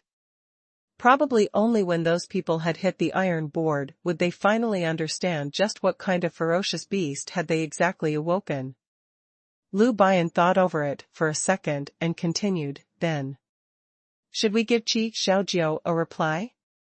So that they can set their hearts at ease to prepare for that day's itinerary? Replying to the letter would be the best course of action, but... Li Moying's topic took a turn as he looked towards Huang Yueli's direction, but my Lear seems to have taken a fancy on that dove, so since she likes it, let's not send that dove away. Lu Bian turned his head around when he heard that. He found Huang Yueli to be staying by the windowsill as she kept teasing the dove, and even attempting to make it sign a contract with her. Alas, the black cloud dove was an 8th-tiered magical beast and its ability was much more powerful than Huang Yueli. Moreover, its character was innately proud and arrogant, so it didn't quite pay any attention to her. In a fit of pique, Huang Yueli summoned little Wang Kai from the Sky Phoenix Ring. When little Wang Kai appeared, Lu Bian almost fainted. This is the pet which junior sister is rearing. What kind of magical beast is it? A turkey? Little Wang Kai had grown by quite a bit and really was the size of a turkey. Moreover, it was still extremely fat, and when it flapped its wings, it seemed like a meatball which was floating in the air, looking like a juicy and tender piece of meat. Even though in the eyes of a human, this phoenix indeed had a little hindrance in terms of appearance, but in the eyes of the black cloud dove, an ancient spiritual beast was so powerful and prestigious, which gave off an aura which it totally could not resist against, hence it could only lie on the ground obediently, allowing Huang Yueli to draw the amulet on it. 1 month's time passed in a blink of an eye. During the day of the wedding, the sky was clear and there wasn't any cloud within the radius of 1,000 miles. The number 1 Sacred Lands Young Sect Master's big day, this kind of exaltation matter, naturally attracted the entire Sky Emperor City's practitioners. No one would miss this chance to fawn upon the number 1 Sacred Lands. Since early morning, various large powerhouses' practitioners and guests had all arrived at Blue Profound Sect, coming forward with their congratulatory messages. There were even quite a number of powerhouses from the 4 sky regions, which had journeyed day and night rushing here immediately after they received news of this day. Actually, a large majority of them didn't have the wedding invites in their hands, so they weren't even able to enter Blue Profound Sect's mountain entrance. But even if they were only able to deliver the congratulatory gifts which they had meticulously prepared at the mountain entrance, to many of them, it was already the greatest honor. Qi Xiaojiu, as the Palace Lord of Mythical Flame Palace, one of the 7 sacred lands, blew his own horn based on his own position, so he naturally wouldn't arrive this early like those small forces practitioners did. When he and Ling Qingyu appeared, it was already evening time and the wedding ceremony was about to start. When Mythical Flame Palace's flying ship appeared on top of Blue Profound Sect, it caused a sensation among the practitioners who were nearby. Quickly look, that's Mythical Flame Palace's Violet Rainbow Express, and it's rumored to be a 9th-tiered profound artifact, which is comparable to the Snow Cloud Sky ship. Indeed, Mythical Flame Palace, only that year's Grandmaster Huang's Fomalhaut, to be able to own such a powerful flying ship, and as compared to Blue Profound Sect, it's totally not on the losing end. Quickly look, Palace Lord Qi is out. He's one of the top exponents with a ranking on the sky chart. Qi Xiaojiu just stepped out of the flying ship and immediately heard the neighboring practitioners giving off rounds of praises, and he instantly felt rather content in his heart. 20 years ago, when Huang Yueli was still alive, every single time Mythical Flame Palace's man appeared in public, everyone's gazes would gather onto his junior sister. The halo on Huang Yueli was simply too dazzling, so even if Qi Xiaojiu was considered as one of the top-rated talents in Sky Emperor City, but under the cover of Huang Yueli's light, he seemed so unremarkable and he couldn't even attract anyone's attention at all. Qi Xiaojiu's natural disposition was ambitious and aggressive, and on the surface, he seemed as though he cared and loved Huang Yueli, but in actual fact he was itching with hatred, hoping that Huang Yueli could vanish on the spot. Now that Huang Yueli was finally dead and he had finally become the Palace Lord of Mythical Flame Palace, he could finally enjoy these practitioners' worship and respect. However, just as Qi Xiaojiu was silently being content, another sudden burst of discussion was heard. Mythical Flame Palace is one of the 7 sacred lands, and it was once so powerful, but now, didn't the Palace Lord come personally to hurry over and deliver the gift over to Blue Profound Sect? Isn't that so? I heard that ever since Palace Lord Huang passed away that year, there was no successor, and other than Qi Xiaojiu, there weren't any top experts who could hold the reign. Their armament refining standard also took a devastating decline. The Violet Rainbow Express was also left behind by Grandmaster Huang back then, and the current Mythical Flame Palace just can't construct anything out at all. Sigh, what a pity, what a pity. In comparison, only Blue Profound Sect is forever standing strong. Indeed worthy of being the #1 sacred lands. In the past, there was Sovereign Mu, such a #1 top expert, and now young Sect Master Li has such excellent innate talent, so for the next few hundreds of years, it will probably still be Blue Profound Sect's time. And also today's bride Master Bai, I heard that she's already a 7th-ranked armament master. Perhaps she might surpass that year's Grandmaster Huang very soon, to snatch the title of the #1 armament master. When Qi Xiaojiu heard that, his brows were twitching and his hand was already in place on the handle of the long sword hanging on his waist. He was so infuriated that he simply wanted to kill someone. What was so outstanding about that brat Li Moying? Everyone actually felt that this brat was much more incredible than him. Ling Qingyu, who was standing beside him, had already sensed his uncontrollable rage, as she couldn't help but frown. Palace Lord Qi, don't you forget that we're here today, because we have proper things to handle. Now we haven't even entered Blue Profound Sect's mountain entrance, are you already thinking of creating a ruckus? Qi Xiaojiu seemed as though he had awoken from his dream as he gave a cold harumph and his right hand retracted from the sword handle. Nothing, the time's not early already, let's hurry on and head in. He would just allow these blind scumbags to live a little longer. After Mythical Flame Palace had replaced Blue Profound Sect to become the #1 sacred lands, he would absolutely show these fellows some colors. Qi Xiaojiu took large strides and quickly walked on. Seeing Mythical Flame Palace's Palace Lord personally arriving, the disciples who were on duty at the mountain entrance appeared to be extremely polite. "So it's Mythical Flame Palace's palace, Lord Qi. Quick, welcome in." Song Pijun personally came out to lead Qi Xiaojiu and Ling Qingyu himself, but Qi Xiaojiu's complexion was still rather ghastly.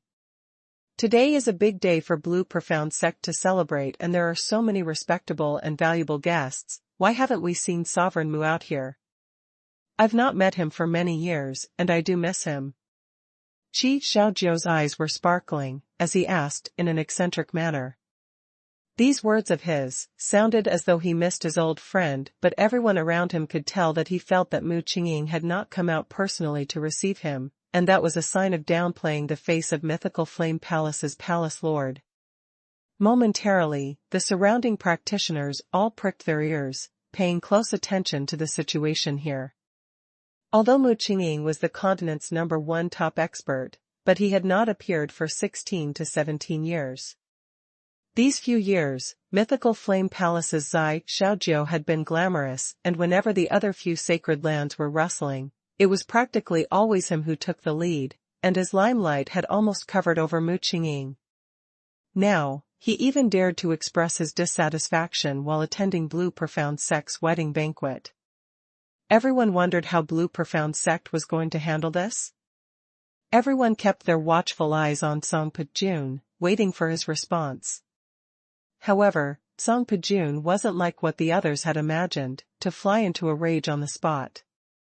On the contrary, his attitude remained neither servile nor overbearing as he replied in an extremely courteous manner, "Palace Lord Qi is really thoughtful. But our sovereign had been rather busy with today's wedding banquet, so he really isn't able to split himself up to come here to receive guests personally. So if we have neglected our distinguished guests, please forgive us if we have not been able to look after all of you properly." Oh, so this is the reason. Everyone was then enlightened. But after a moment later, everyone all started to feel slightly puzzled. This explanation sounded rather logical and reasonable, but it was totally not Blue Profound Sect style. Usually, even when Mu Qingqing had not come out of his closed-door seclusion, Blue Profound Sect had always been extremely overbearing, and when they met with Qi Xiaojiu's kind of provocation, they would absolutely not let it go easily. But today, at Young Sect Master's big day, Song Pijun not only didn't do anything to Qi Xiaojiu, moreover his words even seemed to carry a hint of weakness. Ordinary practitioners all felt puzzled, even more so for Qi Xiaojiu, who could tell, just from hearing his tone. His thoughts took a turn and his lips surfaced a cold smile uncontrollably. It seemed that Mu Qingqing had really met with a mishap. What Lord Zhan said was totally right. Only this reason would make Blue Profound Sect's guardian to lower his tone in such a manner. Forget it, since Sovereign Mu isn't willing to meet an old friend like us, then we won't force upon this as well. Anyway, during the wedding ceremony, we will still meet eventually. Will Guardian June please lead us in? Oh right, this is Mythical Flame Palace and Celestial Heaven's Gates gift list. Will Guardian June please have a look? Qi Xiaojiu signaled with his right hand, and two disciples behind him took a step forward, presenting the bright red list to Song Pijun. When Song Pijun lowered his head to take a look, his brows instantly twitched. This gift list. Qi Xiaojiu gave a humping laugh, just to let Guardian June know, there has been too many young practitioners who were admitted into our Mythical Flame Palace in the recent years, and the resources are depleted just too fast within the sect, so our income doesn't cover the expenditures. Hence, we simply couldn't come out with any presentable gifts at all. This seat felt a little embarrassed, but later on, I thought this over. Blue Profound Sect is wealthy and imposing, so you shouldn't be lacking in just these few pieces of high-tiered profound artifacts, so this seat might as not make a fool of myself, haha. These few items, just casually have a little fun with it, just a little token to show my respects. As Qi Xiaojiu was talking, he started laughing as he was quite pleased with himself, with an expression as though he had nothing to fear, totally not worrying that Blue Profound Sect might be displeased. In his heart, he was thinking that after tonight, Sky Emperor City would no longer exist under the name of Blue Profound Sect. Since that was so, what did he have to worry and fear about? Naturally, he wouldn't even leave a single bit of face for them. Song Pejun's expression grew extremely unsightly. If it wasn't for the fact that before he came, Huang Yueli had specially instructed him thoroughly, he might had already lost control of himself. To throw back this gift list onto Qi Xiaojiu's immensely pleased face, directly beating him up so badly that he was unable to take care of himself. This look of the vile character being conceited and arrogant really made one disgusted from the deepest abyss of his heart.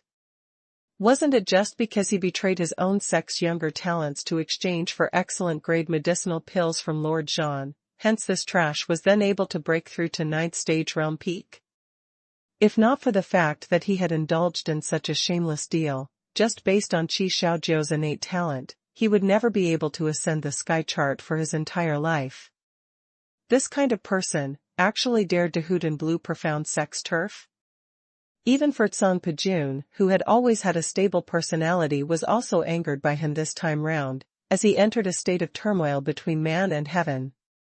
However, Qi Xiaojiu seemed as though he had not detected the abnormality in Song Pejun's emotions, or perhaps to say, he had already noticed it but he totally didn't treat it as something to be concerned about. Guardian Jun, you're already accepted the gift list, still not going to speed up and lead the way for this seat and eldest young missling? The time's no longer early, let's not delay the auspicious hour. Song Pejun finally couldn't continue listening to him as he just directly casted the gift list aside. The gift list flew towards the crowd like two pairs of butterflies as it floated breezily and quickly disappeared. Qi Xiaojiu didn't expect him to do such a thing as he instantly blew up. Guardian Jun, what do you mean by this? Song Pejun replied coldly, what Palace Lord Qi said is right. Mythical Flame Palace had tried its utmost best to come out with these few pieces of treasures, and it's indeed something that even our ordinary direct disciples in Blue Profound Sect don't take fancy upon. Since that is so, there's no use for us to keep it, so why not just invite a good omen and let's gift this upon the practitioners who had come forward to send their congratulatory messages today. Whoever manages to grab the gift list will be able to claim the items on top. Hearing that, those practitioners who had crowded around by the side without a word, while enjoying the good show, instantly broke out in a round of enthusiastic applause. Heavens, there's such a good thing like this happening. Indeed, the number 1 sacred lands, indeed rich and imposing. Why didn't I think of receiving that gift list earlier? Where's the gift list gone to now? It's here, it's here. The gift list is mine. Scram, don't snatch, I saw it first. It's obviously mine. Momentarily, the entire scene turned into a state of chaos and many practitioners all started to pounce towards those 2 pieces of thin red papers as they fought and snatched, entering a state of looting, and some of them even started exchanging blows. Lastly, some of the strong few practitioners managed to grab the gift list, but in the midst of the looting, the gift list had already been torn and every one of them only managed to grab a portion of it. When their good friends saw that, they all crowded around to offer their congratulations as they stretched out their necks, hoping to see what treasures they had managed to grab. However, when the few of them lowered their heads to take a look at the gift list, their countenances all changed at the same time. Damn, what bad luck! What is this plaything? Someone who managed to grab the gift list instantly threw it out on the spot again. Although the remaining few people couldn't bear to throw it aside, their faces all reflected anger. I thought Mythical Flame Palace and Celestial Heaven's Gate would come out with some treasure, but it's merely some 5th-tiered and 6th-tiered medicinal pills and profound armaments. How could they even come out with such things? One of the 7 sacred lands, yet they're so poor to such a ghastly state? Who are they trying to bluff? Stingy. Simply too stingy. Does Mythical Flame Palace want their face or not, to come personally for the wedding, but just bringing these few meager gifts? No wonder Guardian Jun is so angry. Guardian Jun really has a good temper, only throwing the gift list away. He probably doesn't want to blow things up at the wedding, otherwise it will be too much of a bad luck to spill blood. The surrounding practitioners all stretched their necks out, wanting to see the contents of the gift list. But even if they weren't able to see it from such a far distance, they were still able to hear from their companions the truth about them. Momentarily, everyone had a look of interest on their faces, and the gazes they casted upon Qi Xiaojiu and Ling Qingyu were completely filled with disdain. Especially those few people who worked so hard to snatch the gift list, rage was filling their hearts. There were quite a number of 8-stage realm practitioners with ability and potential to suppress the others, and based on their own abilities, they all wouldn't take any fancy towards these play stuff on Qi Xiaojiu's gift list. But in order to fight for the gift list, quite a number of them had suffered a not too light injury in the process of snatching it. In the end, what they received were merely these few playthings. This made them feel deeply that they were being taken for a fool. Whereas they wouldn't feel that they were being taken for a round by Blue Profound Sect because after all, Song Pajun was so generous to have given out the congratulatory gifts given by other sacred lands. The number 1 sacred land was indeed rich and imposing. In comparison, Mythical Flame Palace and Celestial Light Gate were simply too stingy, which made the others unable to continue watching. These few broken play stuff, were they really trying to drive away a beggar? Of course, the ordinary practitioners naturally didn't have the guts to challenge the 2 sacred lands owners, but their anger were flourishing in their hearts, so that didn't stop them from making cynical remarks to disparage Mythical Flame Palace and Celestial Heaven's Gate. Moreover, Qi Xiaojiu and Ling Qingyu had caused public fury this round, so whether if it was those who had managed to snatch or not, they all were extremely disdainful towards such stingy acts. Just because they had more people and they were at the mountain entrance of Blue Profound Sect, the masses of practitioners weren't afraid of them exacting revenge as their sneers were absolutely unrestrained. Qi Xiaojiu's face turned steely green as the more he heard, the more furious he got, and he couldn't help but give an angry shout, "Enough!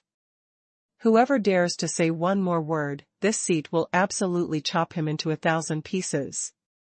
He was after all a 9th stage realm peak sky chart top expert, and when his might was unleashed, most of the practitioners were scared stiff.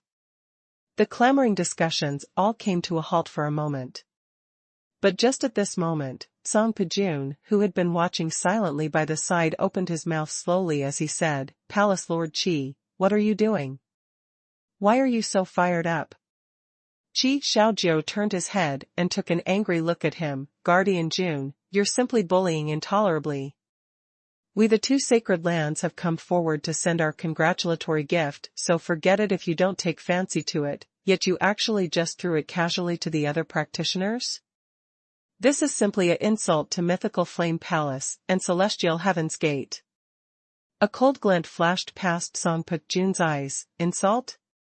Palace Lord Qi, putting it in such a manner is simply too much. Earlier, you said it personally that these gifts aren't worth anything, and you were the one who asked us to casually play around with it. You." Qi Xiaojiu was choked as he momentarily couldn't say a single word, stifling until his face turned entirely red. Ling Qingyu on the other hand maintained her rationality as she hastily stood out and said, "Guardian Jun, even if the gifts we have given are much lesser, but surely you don't need to humiliate us like this, right? No matter what, I and Palace Lord Qi are old acquaintances with your sovereign Mu back then."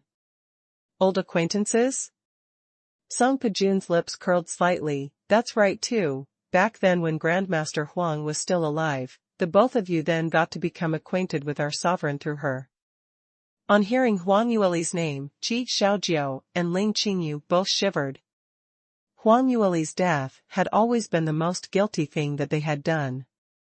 But it wasn't because they were feeling guilty and regretful after finding their consciousness, but because they were afraid that the minute this matter was exposed, they would be pointed out by a lot of people, and perhaps even face Mu Qingqing's reckless insane revenge. They were anxious to deal Blue Profound Sect a fatal blow, and that was one of the major reasons as well. Qi Xiaojiu's imposing manner instantly weakened. "Isn't that so? This seat almost became Sovereign Mu's brother-in-law. I treat myself as Blue Profound Sect's own people, so I'm a little more casual in my gift selection. Forget it if you don't accept it, why act in such a manner? When Song Pajun heard his censure, he nodded his head and his attitude turned much better instantly. Palace Lord Qi, what you said is indeed reasonable. Earlier I was too rash and had added troubles for both, so I'm really apologetic about this. Qi Xiaojiu's expression then became slightly better. But before he could even heave a sigh of relief, he heard Song Pajun continuing, since Palace Lord Qi and eldest young Miss Ling are not agreeable, then we need not give away these things on the gift list. What? You've already agreed to it, why the sudden change? That's why, how can you not keep your word? Trying to take us for a rife? The practitioners immediately exploded into a burst of clamor. Even if the items which were given out were worthless, but since there were advantages to be taken, who would be willing to give it up? Now everyone had finally managed to snatch the gift list, and before they had even received the physical items, they were not suddenly saying that it wouldn't be gifted. Wasn't this simply bullying them? On seeing those practitioners about to start a bustle, Song Pajun cleared his throat as he raised his voice, everyone, please be assured. The items on the gift list are a part of Mythical Flame Palace and Celestial Heaven's Gate's kindly feelings, so we cannot casually give it to anyone else.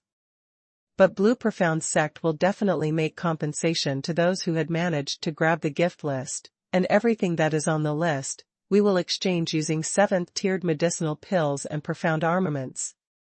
On saying that, those upset practitioners were all dazed. Immediately following that, there was a burst of cheers and applause. 7th-tiered medicinal pills and profound armaments. As compared to 5th-tiered and 6th-tiered, the value had grown by 100 times or more. Instantly all the practitioners' tones changed, all singing Blue Profound Sect's praises. Guardian June is indeed generous, indeed the #1 sacred lands. This is called the true blue huge powerhouse. Not only did they give the Mythical Flame Palace face, they also safeguard ordinary practitioners like us. Isn't that so? Look at those people from Mythical Flame Palace and Celestial Heaven's Gate, how do they even have the cheek?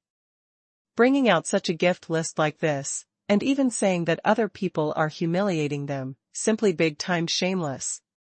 When Qi Xiaojiu heard that, he was so enraged that he almost spat out blood right there. He stared at Song Pajun and his eyes almost spewed fire. Song Pajun's move was simply too treacherous. Using a few 7th-tiered medicinal pills to bribe so many practitioners. After those practitioners present left, they would definitely spread the news on how good Blue Profound Sect was, then pushing the blame of tricking those people onto Mythical Flame Palace instead. Actually, this matter from the start to the end, it was not related to Mythical Flame Palace at all. The one who first said to send the items on the gift list was Song Pajun, and the one who later said not to gift was also him. His move simply was to play with Qi Xiaojiu along his palms. Not only did he expose the contents of the gift list, he even pulled Qi Xiaojiu along to be hated by all the practitioners. Although he had already severely cursed Song Pajun multiple times in his heart, but it wasn't possible for him to tear his face apart with Blue Profound Sect at this point of time. He was still waiting to create havoc at Li Moying's wedding. Under Ling Qingyu's repeated winks with her eyes, Qi Xiaojiu finally managed to suppress his fury as he gave a cold humph. Guardian June, you've already received the gift list, so why aren't you bringing us in? Is this the way Blue Profound Sect treats your guests? Song Pajun went into a short daze as he revealed a surprised expression. So, both of you are really here to attend the wedding? I thought, cough cough, men, quickly invite our guests from Mythical Flame Palace and Celestial Heaven's Gate inside, and serve them well, do not neglect our distinguished guests. Although his attitude later on was considered respectful, but his shocked expression earlier was simply too exaggerated. It made Qi Xiaojiu angry once again until he couldn't help but keep gnashing his teeth. Because when they were about to step through the mountain door, he heard many of the practitioners behind still discussing this, saying that they were really thick-skinned and shameless, giving just this little bit of congratulatory gift, but actually bringing so many people in to enjoy the banquet. Looking at Qi Xiaojiu and Ling Qingyu's departing figures, Song Pejun couldn't help but silently snigger, as he stretched out his hand to summon a direct disciple. Go inform Sovereign and Marquis Bai, just tell them that, those few fools, have indeed been hooked. Blue Profound Sect's interior was decorated with lanterns and lights as it was bustled. Red lanterns and heavy curtains were hung in the entire sect, and everywhere was filled with joyous spirit. Young sect master getting married was considered as Blue Profound Sect's #1 major event, and although most of the ordinary disciples weren't able to personally view Li Moying and Huang Yueli's wedding ceremony, but they still felt extremely excited and agitated. Li Moying and Huang Yueli's abilities had long been acknowledged in the entire sect, and everyone was hoping that after young sect master got married, he would be able to bring Blue Profound Sect to greater heights towards a magnificent future. In order to fit into Soaring Heaven's continent's regulations, 1 month ago, Bai Lufeng had already brought Huang Yueli to move into the small courtyard behind the rear mountain. In this way, it would be more convenient for Li Moying to escort the bride to the wedding ceremony on the auspicious day, and on the other way, it would also secretly satisfy Bai Lufeng's exclusive chance to monopolize his beloved daughter. During this period of time, Huang Yueli indeed spent much less time sticking to Li Moying. Instead, she spent a majority of her time at the rear mountain to accompany her father, which made Bai Lufeng extremely satisfied. Alas, these sort of good days only lasted for 1 month. The big day arrived quickly, and Bai Lufeng had no choice but to personally marry his obedient daughter off. In the rear mountain's small courtyard, Li Moying brought Lu Baiyan, Luo Jiyun, and many others into groups as the party to escort the bride to the groom's place, and they had already been waiting for several hours already. They all rushed out excitedly in the morning, but they had met with Bai Lufeng's various kinds of obstacles, and on seeing that it was already evening time, there wasn't any sight of Huang Yueli at all. TSK, I've not imagined that Marquis Bai actually hates you so much. What time is it now? And the ceremony is almost about to start, but he still refused to loosen his lip. Could Marquis Bai be regretting it now? He doesn't wish to marry his daughter to you already? Lu Baiyan had a gloating over misfortune expression on his face. Li Moying shot a fleeting glance at him and didn't say anything at all. Although he usually was often infuriated by Lu Baiyan, but today was his big day. No matter what, he would be the final victor, the only man who could become Lear's husband, so he wouldn't argue with the failed love rival. Looking at Li Moying's unconcealable delighted smile, Lu Baiyan couldn't help but give a cold harumph. Now what should we do? The wedding ceremony is about to start and you're still shut outside by your father-in-law. Are we going to continue waiting?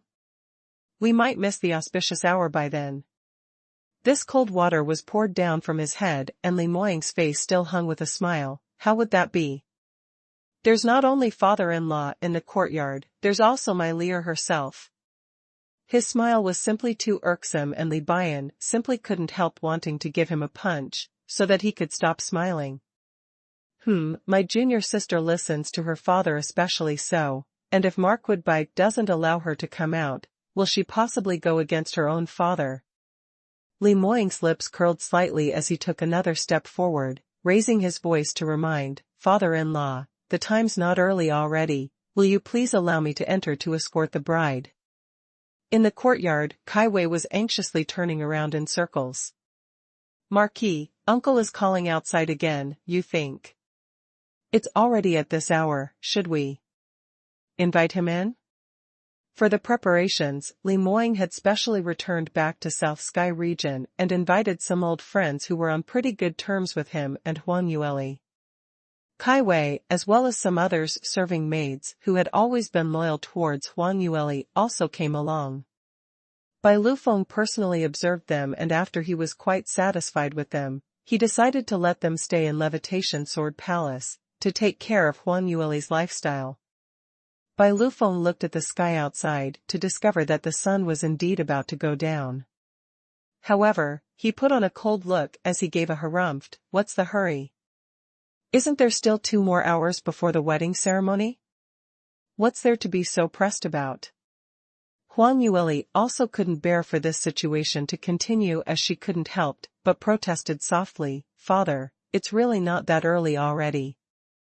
From here to Levitation Sword Palace, we can't use any profound skills to carry the sedan chair over, and that will already take 1 hour. There are also many other ceremonies to prepare." "What do you mean? You only see that stinky brat Li Moying in your eyes and totally forgot about your father, right? Are you just itching to get married to him?" Bai Lufeng gave her a stare. Everyone said that when a girl was of age, she should be married off, and when Lastly was still small, he had obviously decided to let her get married only when she was 100 years old. Alas, as heavens always don't grant people's wishes, she was actually getting married so soon. After today, he would no longer be able to stop that stinky brat from getting close to his daughter. His heart felt really so sour, so painful. When Huang Yueli saw Bai Liufeng's spitting anger look, she didn't know if she should laugh or cry. Hence, she could only stand up and walked right next to Bai Lufeng, holding his arm as she swayed it while acting like a spoiled child. "Father, don't be like this. Even if I'm married, I will not forget about father, I swear." She obediently raised up 3 fingers to make the vow. Seeing Huang Yueli's obedient look, Bai Lufeng finally felt slightly better. He looked at Huang Yueli's small face, which looked extremely similar to her mother, and that pair of large eyes that resembled him a lot, and he instantly felt all sorts of feelings welling up in his heart. He squeezed Huang Yueli's little hand and his eyes welled up, as a drop of tear rolled down. "Lastly, father hadn't taken good care of you. For so many years, I've made you suffer so much. And when I've finally found you, you're about to get married. Father." Huang Yueli's big eyes blinked, and originally she wanted to comfort Bai Lufeng, but when she opened her mouth, she was shocked by her own choking voice. Unknowingly, her eyes were brimming with tears as well. Bai Lufeng gave a long sigh as he opened his arms wide and held her in his arms. "Father still remembers that when you were just born, you were just a little bundle and your body was all red like a little monkey. But your mother was afraid that you'd look ugly. I even comforted her saying that you look exactly just like her, and when you grow up, you'd definitely be a gorgeous beauty. Back then I was just talking blindly, but whoever knew that after you grew up, you really look exactly the same as your mother. What a pity, she's not able to see you getting married."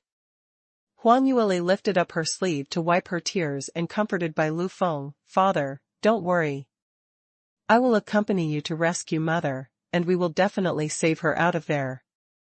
Bai Lufeng shook his head secretly, but the words he said were, "All right, you will accompany father, but today after you get married, you will become a part of the Li family." Bai Lufeng's tone was utterly downcast. Huang Yueli hurriedly comforted him, "Father, what are you saying? What Li family by family? We practitioners aren't even particular about this. Although I am marrying Moying, but I'm still Bai family's daughter. You're also still staying in Blue Profound Sect, and I'll accompany you every day. It will be no different from the past." "Really? Will you come visit father every day?" Huang Yueli hurriedly promised, "Of course."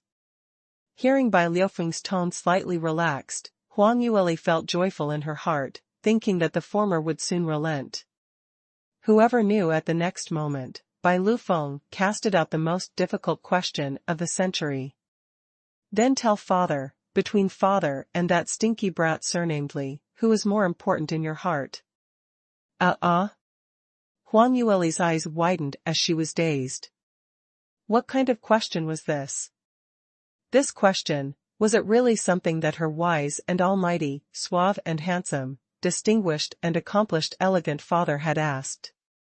Just as Huang Yueli's face was dazed, Bai Lufeng casted out the second question, "If father and that stinky brat surnamed Li met with danger at the same time, who will you save first?" Huang Yueli stayed in a daze for quite a while before she burst out laughing. Bai Lufeng kept staring at her eyes as he put on a solemn expression waiting for her reply.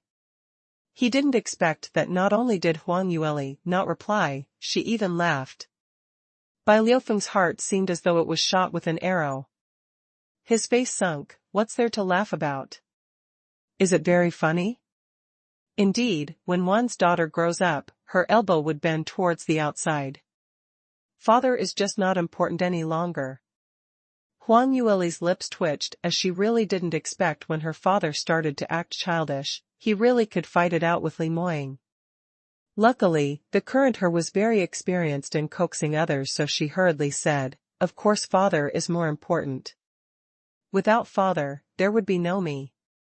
I like father the most." Anyway, Li Moying wasn't around, so she would first coax the daughter, controlling father first. As expected, under Huang Yueli's coaxing, Bai Lufeng's complexion turned much better, and he took a look outside the window to find that the day was really no longer young, so his expression relaxed slightly. Just at this moment, outside the door came Li Moying's knocks again. "Father-in-law, may I enter?" Bai Lufeng pacified his own feelings for a moment before he turned his head and said sulkily, "Kai Wei, go open the door for your uncle." Kai Wei responded as she slipped away quickly towards the door. A creak sound was heard and the room door opened up.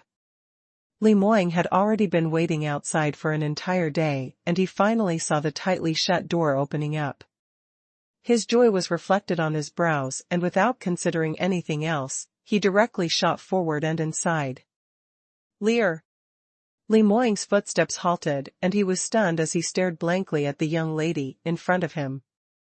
Huang Yueli had already put on the bright red bridal gown and was seated in front of the table with a smile on her face as her pitch-black hair was tied into a complicated but elegant bun. Her face was done up with an extremely beautiful makeup and her lips were applied with a bright red lipstick which enhanced her already graceful and refined features. Huang Yueli usually dressed up in simple neutral colors which made her look refreshed and free from vulgarities, so she rarely put on such thick makeup. But to a genuine peerless beauty like her, light or heavy makeup had its own characteristics, and as it was different from her usual dressing, it reflected another side of her beauty. Li Moying's eyes went straight and for a moment in time, he even forgot to breathe. Just at this moment, a red-colored head covering was dropped from the top of her head, blocking out her stunning looks. At the same time, Bai Lufeng hissed through gritted teeth, "Are you done looking? You haven't even completed the ceremony, and just stare at the bride like this, whatever next?" Li Moying knew that he was in the wrong as he hurriedly lowered his head and retracted his gaze. "Father-in-law, please be appeased, it's my mistake." However, inside his heart, he was reminiscing that graceful beauty that he had glimpsed upon earlier. Bai Lufeng felt unresigned and started to criticize Li Moying a little more, but no matter how unresigned he was, the auspicious hour was closing in and he could only personally carry Huang Yueli on his back, sending her onto the bridal sedan. In the main hall of Levitation Sword Palace, the guests who were here to offer their congratulatory messages had all arrived. Other than Song Piyu, who was still recuperating, Song Pijun, Song Pahun and other respectable ninth stage realm elders in Blue Profound Sect were now in the main hall receiving guests.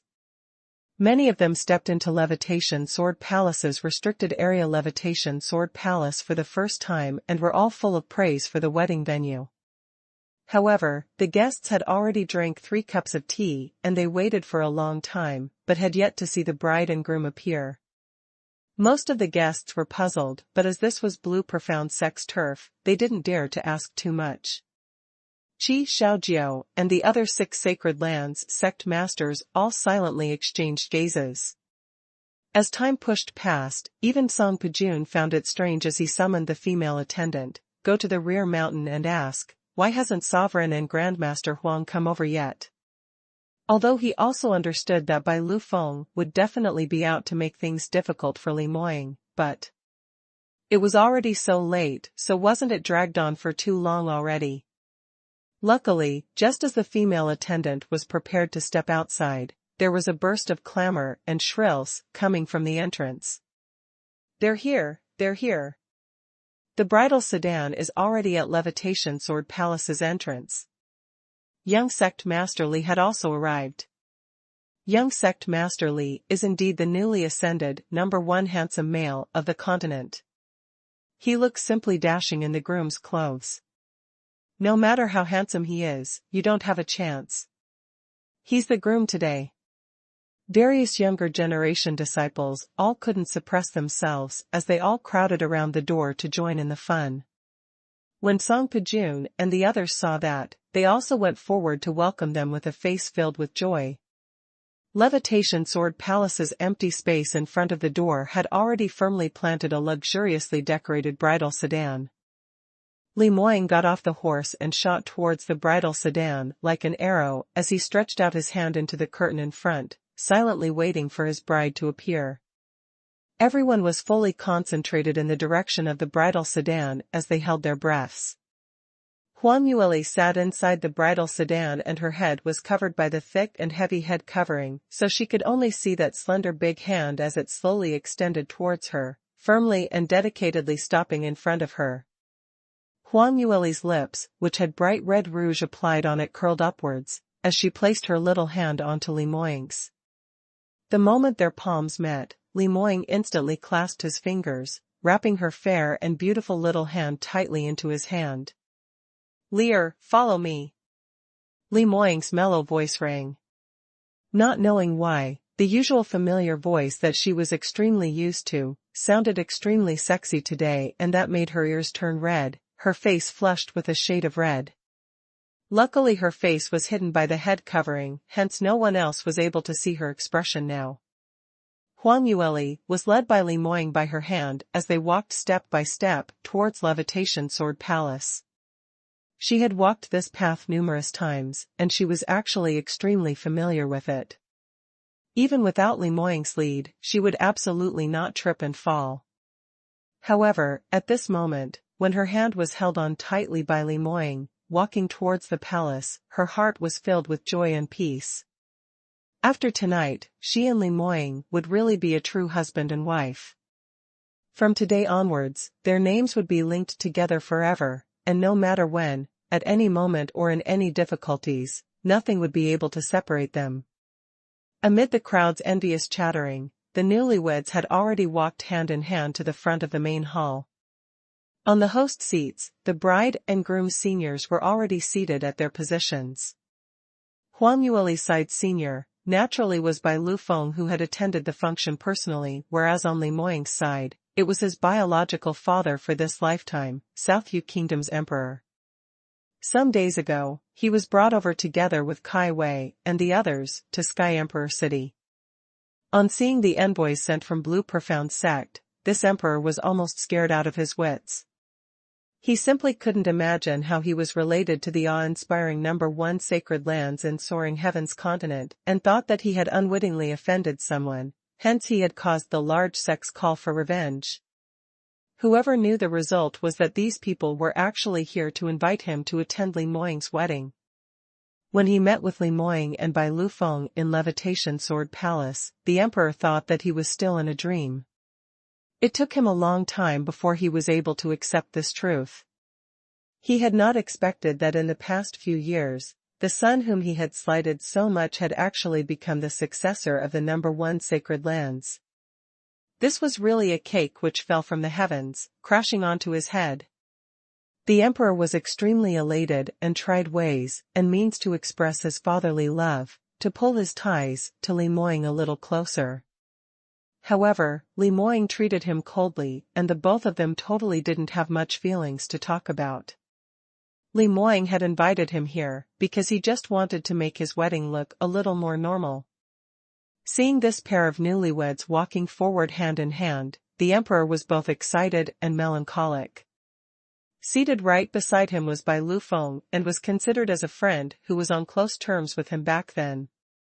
But now, Bai Lu Feng was already a 9th stage realm peak top expert, whereas the both of them were totally not in the same world any longer. Song Pijun gave a slight cough when he saw Li Moying and Huang Yueli standing still. The wedding ceremony shall officially start right now. First bow to heaven and earth. Li Moying and Huang Yueli were just about to bend over and bow. Suddenly, a cold harumph from the spectators was heard. "Hold on." The person who called out had used profound energy, and his voice instantly emitted throughout the entire venue. The original bustling main hall was cut off by this cold harsh voice, and that was extremely abrupt. Everyone had a shock as they turned their heads to take a look. Qi Xiaojiu stood up from the VIP seat as he took a step forward, and his expression was astute and conceited, as though he was worried that no one had realized that he was the one who disrupted the wedding ceremony. Song Pujun's face sunk. "Palace Lord Qi, what do you mean by this?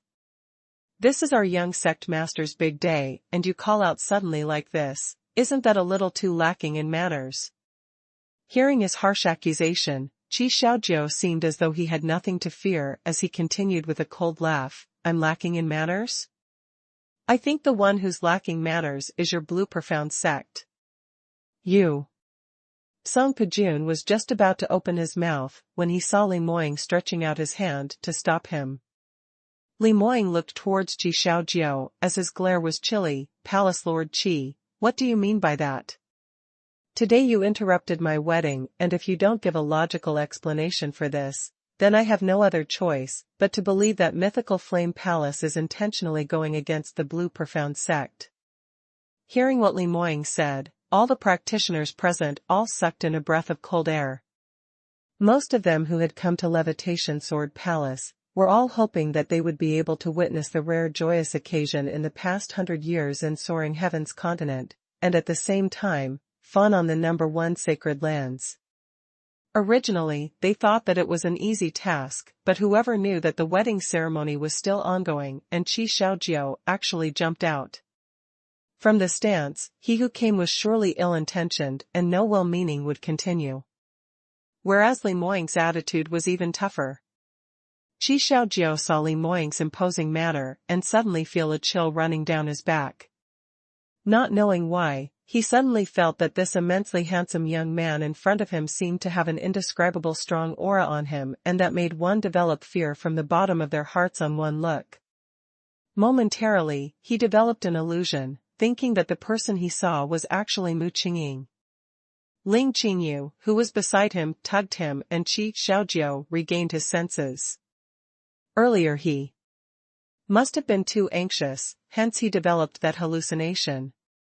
Li Moying, the stinky brat, was just 20 over years old, and no matter how powerful he was, there was a limit to it. So what was going on with him earlier? Qi Xiaojiu cleared his throat and said, "Young sect master Li, these words of yours are simply too much. Who is the one who is intentionally disrupting the wedding? You should know this very clearly. Since you are intentionally acting blue, then I shall stand on behalf of the guests here to ask this. As the #1 sacred land's young sect master getting married, such a major event, why isn't your master present?"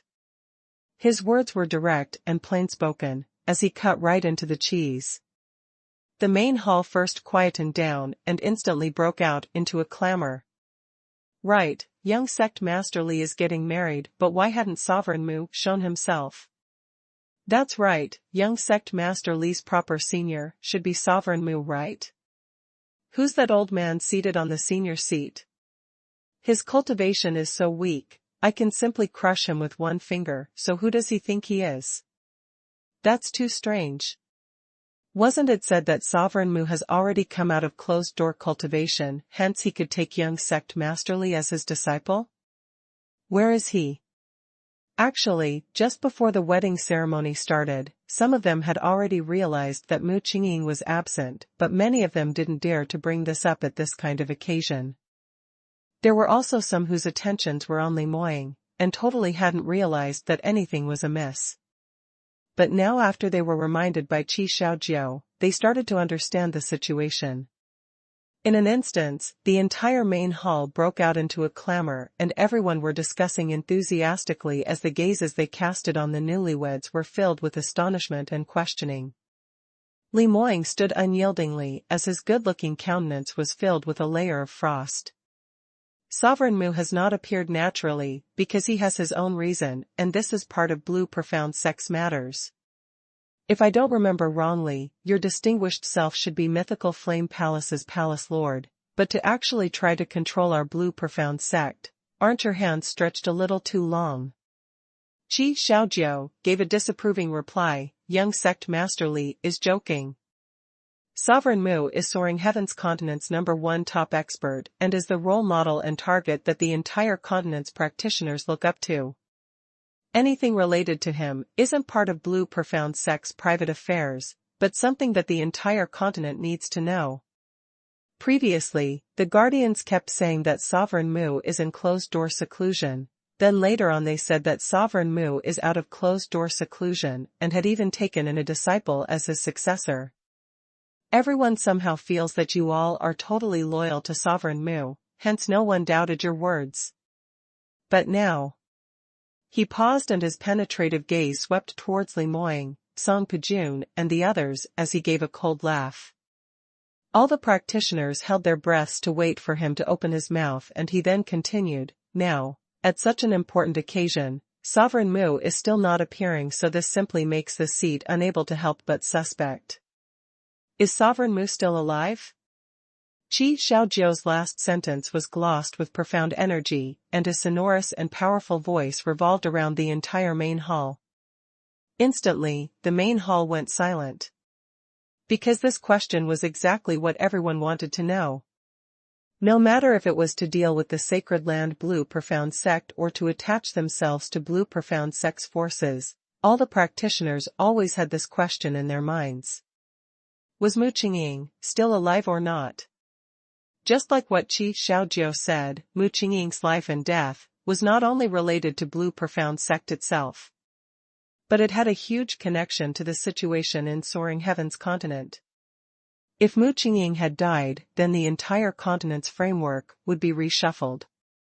Without the #1 top expert's absolute power to suppress them, just how many forces which wanted to take advantage of the chaos to move up were there, and by then, the entire Soaring Heaven's continent would definitely enter a blood-stench rainstorm once again. Every pair of eyes were fixed attentively onto Li Moying. Li Moying replied in a deep voice, Mu Qingqing. He's naturally still alive, and moreover, he's in Blue Profound Sect. No one needs to suspect this point at all. Oh? Really? Qi Xiaojiu laughed coldly and spoke out slowly. Since Sovereign Mu is well and alive, and moreover he is in Blue Profound Sect, then why is he not attending his beloved disciple's wedding? He only had this one direct disciple, and young sect master Li's wedding is probably more important than his closed-door cultivation, right? Could it be that Sovereign Mu had suffered some serious injuries, or he has gone into Qi deviation, hence he is unable to appear? Li Moying replied coldly, Sovereign Mu's actions. Does he even need to report to you?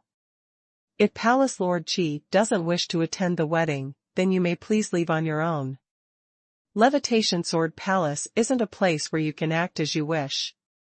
Men, send the guest out. Under his command, a few attendants headed up to usher Qi Xiaojiu out. However, Qi Xiaojiu thought that he had seen through Li Moying's scheme and he totally had nothing to fear, hence he directly sent those few attendants flying. Bam bam bam bam. The few attendants fall consecutively onto the ground was heard. Li Moying's expression abruptly changed as the profound energy in his body emitted uncontrollably. Palace Lord Qi, doing such things in the Blue Profound Sect like this, did you really think that there's no one in our sect? Men. Following Li Moying's command, all the disciples in Blue Profound Sect pulled out their swords at one go. The scenario was filled with sang-ing sounds from their swords being unsheathed. Bitter cold glints glared as the murderous air pervaded. Those practitioners who attended the wedding banquet all drew in a breath of cold air. Most of them had not imagined that this was originally a joyous occasion, but it actually took such an abrupt change, turning into a scene where both parties opposed each other with equal harshness. Those second- and third-rate forces who didn't want to cause trouble had already shut their mouths as they lowered their heads and cowered on their seats, deeply afraid they would invite disaster upon themselves. Qi Xiaojiu was pushed back by Li Moying's might, and he actually couldn't help but take a few steps back. He had not imagined Li Moying's potential to actually take this major step in just a few short months, totally not any weaker than himself, a Skychart top exponent. Qi Xiaojiu was silently shocked, but his train of thoughts underwent a change. Even if Li Moying's innate talent was high, but he still hadn't reached the 9th stage realm peak and his ability still had a limit and was absolutely incomparable against Li Moying. On their side was a gathering of the top experts from the 6 sacred lands, and those who were at the wedding were 10 over 9th stage realm peak experts. Including Elder Chen and the others who had infiltrated into Blue Profound Sect previously, they had a total of 20 over top experts. This kind of ability was enough to sweep horizontally across the entire Blue Profound Sect. Unless Mu Qingqing suddenly appeared otherwise, just based on Li Moying and the few guardians and elders, they totally couldn't stop them at all. Thinking of this, Qi Xiaojiu couldn't help but start laughing loudly. Ha ha ha ha, it's simply too funny. Li Moying, stop putting on this sanctimonious look on your face. Tell us the truth, what exactly have you done to Sovereign Mu? He even turned his head around, looking at those Blue Profound Sect's disciples who had grouped into sword array formation to say, "You lads, don't reward a person's kindness. This palace lord said this today, is not for myself, but for you ordinary disciples of Blue Profound Sect. Don't be deceived by Li Moying. What Sovereign's direct disciple, what young sect masterly. These are something that he says himself. Which of you have seen Mu Qingqing appearing himself, to admit this fellow's identity?"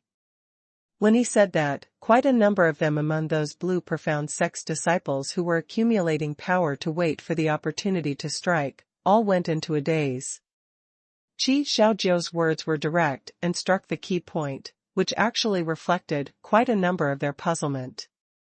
When Li Moying arrived at Blue Profound Sect, it was Song Pijun who went over to welcome him personally, and not long after that, the news of Mu Qingqing coming out of closed door and taking in a disciple was passed, but even for those Blue Profound Sect disciples, none of them had seen Mu Qingqing's true countenance after he came out of closed door cultivation. All the sect's affairs and duties were all instructed down by Li Moying on his behalf. Usually, no one would dare to question Li Moying's orders. Because based on his innate talent and ability, becoming Blue Profound Sect's young sect master was something that he should have deserved. But now that Qi Xiaojiu said it in this manner. When Qi Xiaojiu saw this, he became even more complacent as he raised his voice. Everyone, to tell you the truth, this palace lord had always been suspecting that not long after Sovereign Mu had gone into closed-door cultivation, he had already met with a mishap. Whereas Li Moying, Song Pijun and the others had kept claiming that Sovereign Mu is still alive, just so that Li Moying is able to gain a stronghold over his position as young sect master, to take Blue Profound Sect as his own. In other words, Sovereign Mu had long been murdered by their alliance. What? How could that be possible? Rubbish, what you said cannot be true. Stop thinking of trying to malign young sect master. Right, you must be deceiving us. Blue Profound Sect's disciples all couldn't stand still when they heard this, as they all started to hurl abuses back at him. However, Qi Xiaojiu remained composed with a cold smile. HNG, think carefully if what this palace lord said is true or not. I am reminding you out of kind-heartedness, that you shouldn't be deceived by this fellow's conspiracy. Otherwise by then, it'd be too late for you to regret it. A majority of disciples weren't cheated by his mere words as they stood upright, holding their long swords firmly in their hands, not swayed at all. But there were a minority of people who developed suspiciousness as their gazes drifted towards Li Moying. Li Moying gave a cold harumph as he spoke out icily. I've already said, Sovereign Mu isn't dead. I don't wish to say this for the third time. You're saying that Mu Qingqing isn't dead, then he really isn't dead? I've also said this earlier, that's all empty talk without any evidence, so all you need to do is to ask Mu Qingqing to come out and meet all of us. Today there are so many practitioners around to be your witness, so as long as Mu Qingqing personally appears, who will dare to create rumors like this? Just using such a simple method to prove yourself, but yet young sect masterly just refuses to do so. Doesn't this mean that you have a guilty conscience? Qi Xiaojiu barked sharply. In terms of feelings and reason, even for the most loyal disciples in Blue Profound Sect, they had no choice but to admit that Qi Xiaojiu's words weren't wrong at all. He had already put it out like this, so if Li Moying still refused to let the crowd meet Mu Qingqing, that could only mean that Mu Qingqing had really met with a mishap and died. Most practitioners actually knew that saying Song Pujun and the others to intentionally murder Mu Qingqing was most likely not possible. But as long as Mu Qingqing encountered any problems while he was in closed-door seclusion, that was a destructive blow towards the number one sacred lands. Everyone kept their watchful eyes on Li Moying. It had come to this stage, so he shouldn't be finding any other reason to muddle through this, so finally, how was he going to decide? Li Moying pursed his lips as he stood on the high stage, looking down at everyone from above. His gaze was becoming more abstruse and his voice turned icier still, like it came from Hades. Since you insist on meeting Mu Qingqing himself, then for me to continue pushing it, indeed seems inexcusable. When he said that, Blue Profound Sect's disciples all revealed their shocked expressions. Sovereign Mu is really still alive? Looks like we will really be able to meet Sovereign Mu today. To be able to personally see this awe-inspiring number one top expert in Soaring Heaven's continent, it was a dream for so many young practitioners. Now that they were finally able to materialize this, they were naturally overjoyed. But Qi Xiaojiu's body shook. Today you will let us meet Mu Qingqing? That's right. Li Moying nodded his head. Qi Xiaojiu didn't believe that such a matter could happen, so he clenched his teeth silently as he braced himself. All right, then hurry on and ask Mu Qingqing to come out. This palace lord can't wait to meet my old friend. Qi Xiaojiu was feeling extremely shocked in his heart. He had always assumed that the information that Lord Zhan had given him would absolutely not be wrong, but Li Moying's attitude was so firm. What exactly had gone wrong? Li Moying's body straightened up loftily, and he didn't move as he totally did not show that he had any intention of preparing to move to the rear hall to convey the message at all. Qi Xiaojiu cooled down. Young sect masterly, aren't you going to invite Sovereign Mu out? Li Moying slowly opened his mouth. There's no need to, actually, Mu Qingqing has always been inside this main hall. Qi Xiaojiu was stunned. What did you say? All the practitioners thought that they had heard wrongly, and when they recovered their senses, a clamor broke out. Sovereign Mu is in Levitation Sword Palace's main hall? Where? Where is he? Could he have mingled among the Blue Profound Sect's people? Not possible, right? I've seen all the elders from Blue Profound Sect and I don't see Mu Qingqing. What exactly is going on? Is young sect masterly lying to us? Everyone couldn't help but leave their seats as they stood up and looked everywhere, hoping to find Mu Qingqing from the crowd. But no matter how they tried, they just couldn't tell which practitioner next to them could possibly be Mu Qingqing. That year's Mu Qingqing, who had gone into closed-door cultivation, was a second-to-none handsome male in Soaring Heaven's continent. Adding on to his cultivation and potential, he was absolutely an outstanding hero who was supercilious, so anyone would be able to recognize him on one look. But how could it be possible that they had looked for him for half a day but still were unable to find him? Qi Xiaojiu's vision swept past the human crowd repeatedly, and later on his face turned cold as he turned towards Li Moying again. Young sect masterly, do you treat everyone here as idiots? Sovereign Mu is in the main hall? Where is he? Do you think that we are all blind? Li Moying's lips curled up chillingly. You are indeed all blind. Mu Qingqing, he's always been right, here. Following the last word that left his lips, Li Moying's wrist flipped and the amethyst light sword was already unsheathed. A ray of blinding electrical current shot up into the sky, blinding all the practitioners with slightly lower cultivations into losing their vision. This bolt of electric current shot out from the entrance of the main hall, crashing against that famous thousand-sword array above Levitation Sword Palace. Almost in an instant, the array was thoroughly activated. Blaring sharp sword cries were heard from all around as it shot right through the skies. At the same time, the sword chi, which was cold like water and penetrative like a knife, instantly pervaded the entire Levitation Sword Palace. All the guests in the main hall had an instantaneous change of expression. Blue Profound Sect's most powerful thousand-sword array was something that all the practitioners in Sky Emperor City could never have not heard of before. This huge array has been passed down since ancient times, and even if it was several thousands of years ago, it was a peak-grade array which was able to fight against all the strong practitioners. Even for 10th stage realm practitioners, if they were struck once by it, they would instantly be turned into fine powder. Mind and spirit would be exterminated. Under such a powerful threat, which practitioner didn't feel afraid and who wouldn't be scared witless? A few leaders of some small forces were already shaking from fear, almost short of pissing in their pants. Even those 9th stage realm peak practitioners from the 6 sacred lands had all turned pale. Although the thousand-sword array was scary, but what was most terrifying was the person who controlled the thousand-sword array. Blue Profound Sect's sovereign's method of gaining control of the thousand-sword array was handed down from generation to generation, and only the sovereign alone was able to display all the might of the array.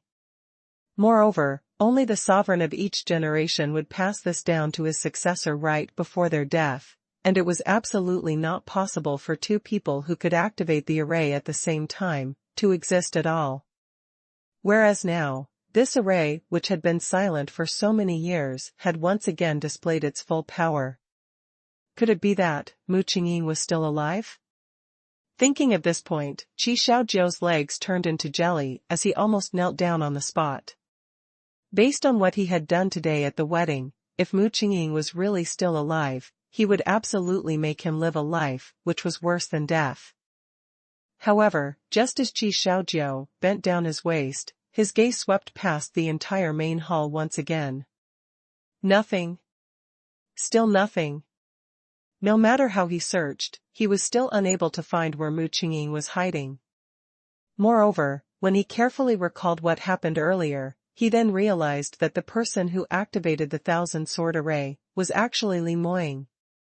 Qi Xiaojiu lifted his head up as he shouted, "Li Moying! You're making this unnecessarily complicated again. Where is Mu Qingqing? Where exactly is he?" Li Moying's lips curled in ridicule. "Don't you understand what I said?" Qi Xiaojiu laughed coldly. "What do you mean? You're still trying to cheat me? I don't know what method did you use to cause the false facade of those thousands of swords to whine, but fake is still a fake.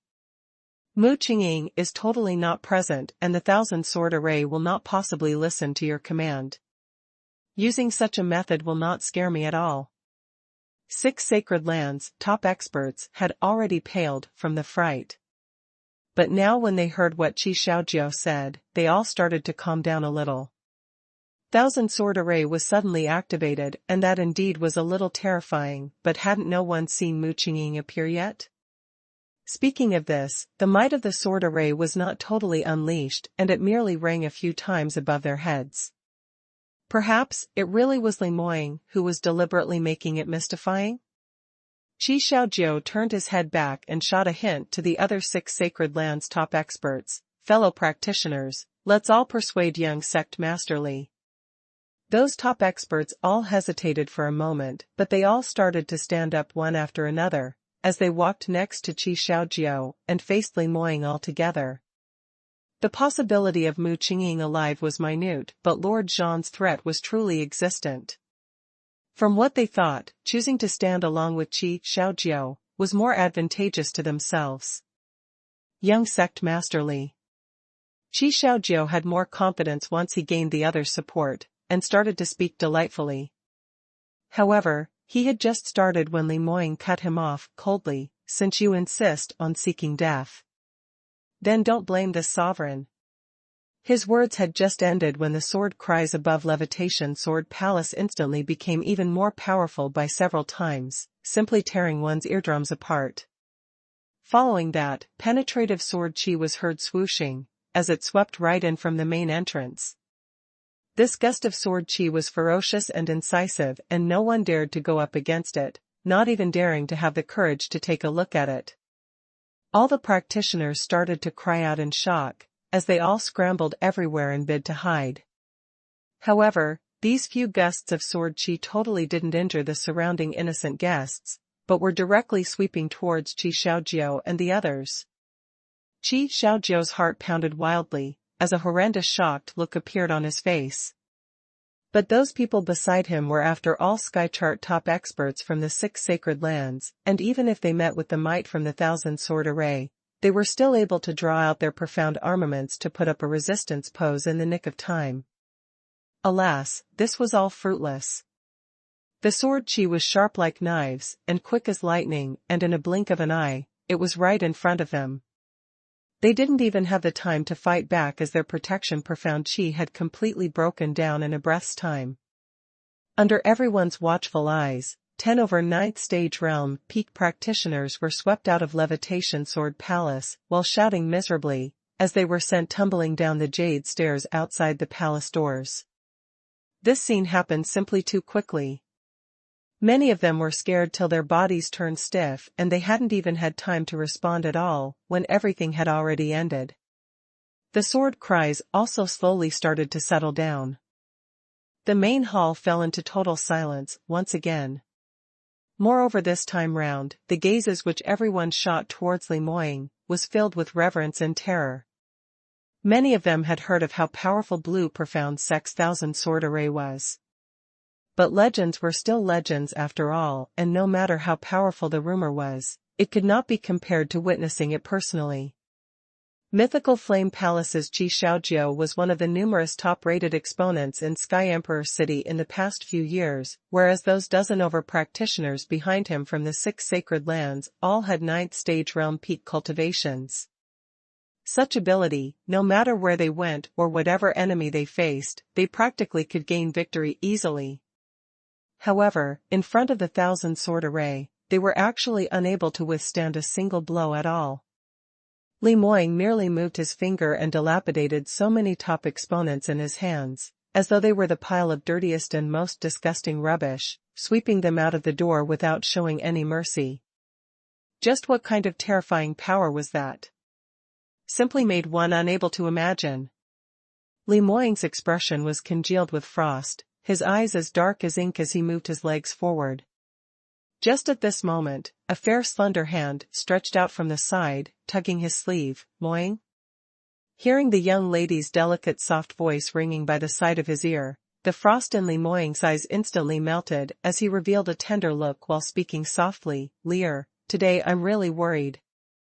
I didn't handle this properly, hence causing our wedding to become so disorderly. Just wait a little longer for me." "Oh. All right then." The young lady's voice carried a coquettish hint, but her slender fingers had already loosened her grip. Li Moying took another step forward, as he headed towards Levitation Sword Palace's entrance. He swept past the entire main hall and passed by all the practitioners, but none of them dared to lift their heads to look at him straight in the eye. Everyone automatically bowed their heads down when Li Moying passed by, taking on a submissive pose. The main hall was exceptionally quiet, with only the sound of footsteps, which came from Li Moying's shoes on the jade and stone flooring. Outside the palace doors, Qi Xiaojiao and the others were cutting a sorry state as they were injured badly, but were not in a critical situation. In order not to injure those other ordinary guests who had come forward genuinely to offer their congratulations, Li Moying intentionally suppressed the might of the 1,000-sword array, controlling the sword chi in an extremely minute boundary, just dealing with the people from the 6 sacred lands.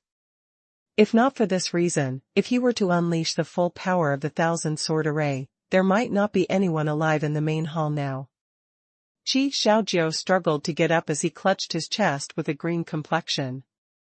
But as compared to the physical pain that he suffered, he had a greater blow mentally instead.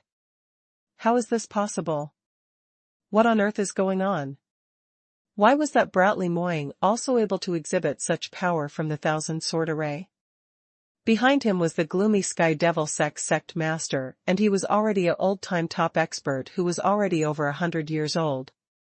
It had been more than a decade since he took action personally, and in order for them to take down the #1 sacred lands today, he came forward personally, but he had not expected to lose his footing in front of so many practitioners today, causing such a huge embarrassment to himself.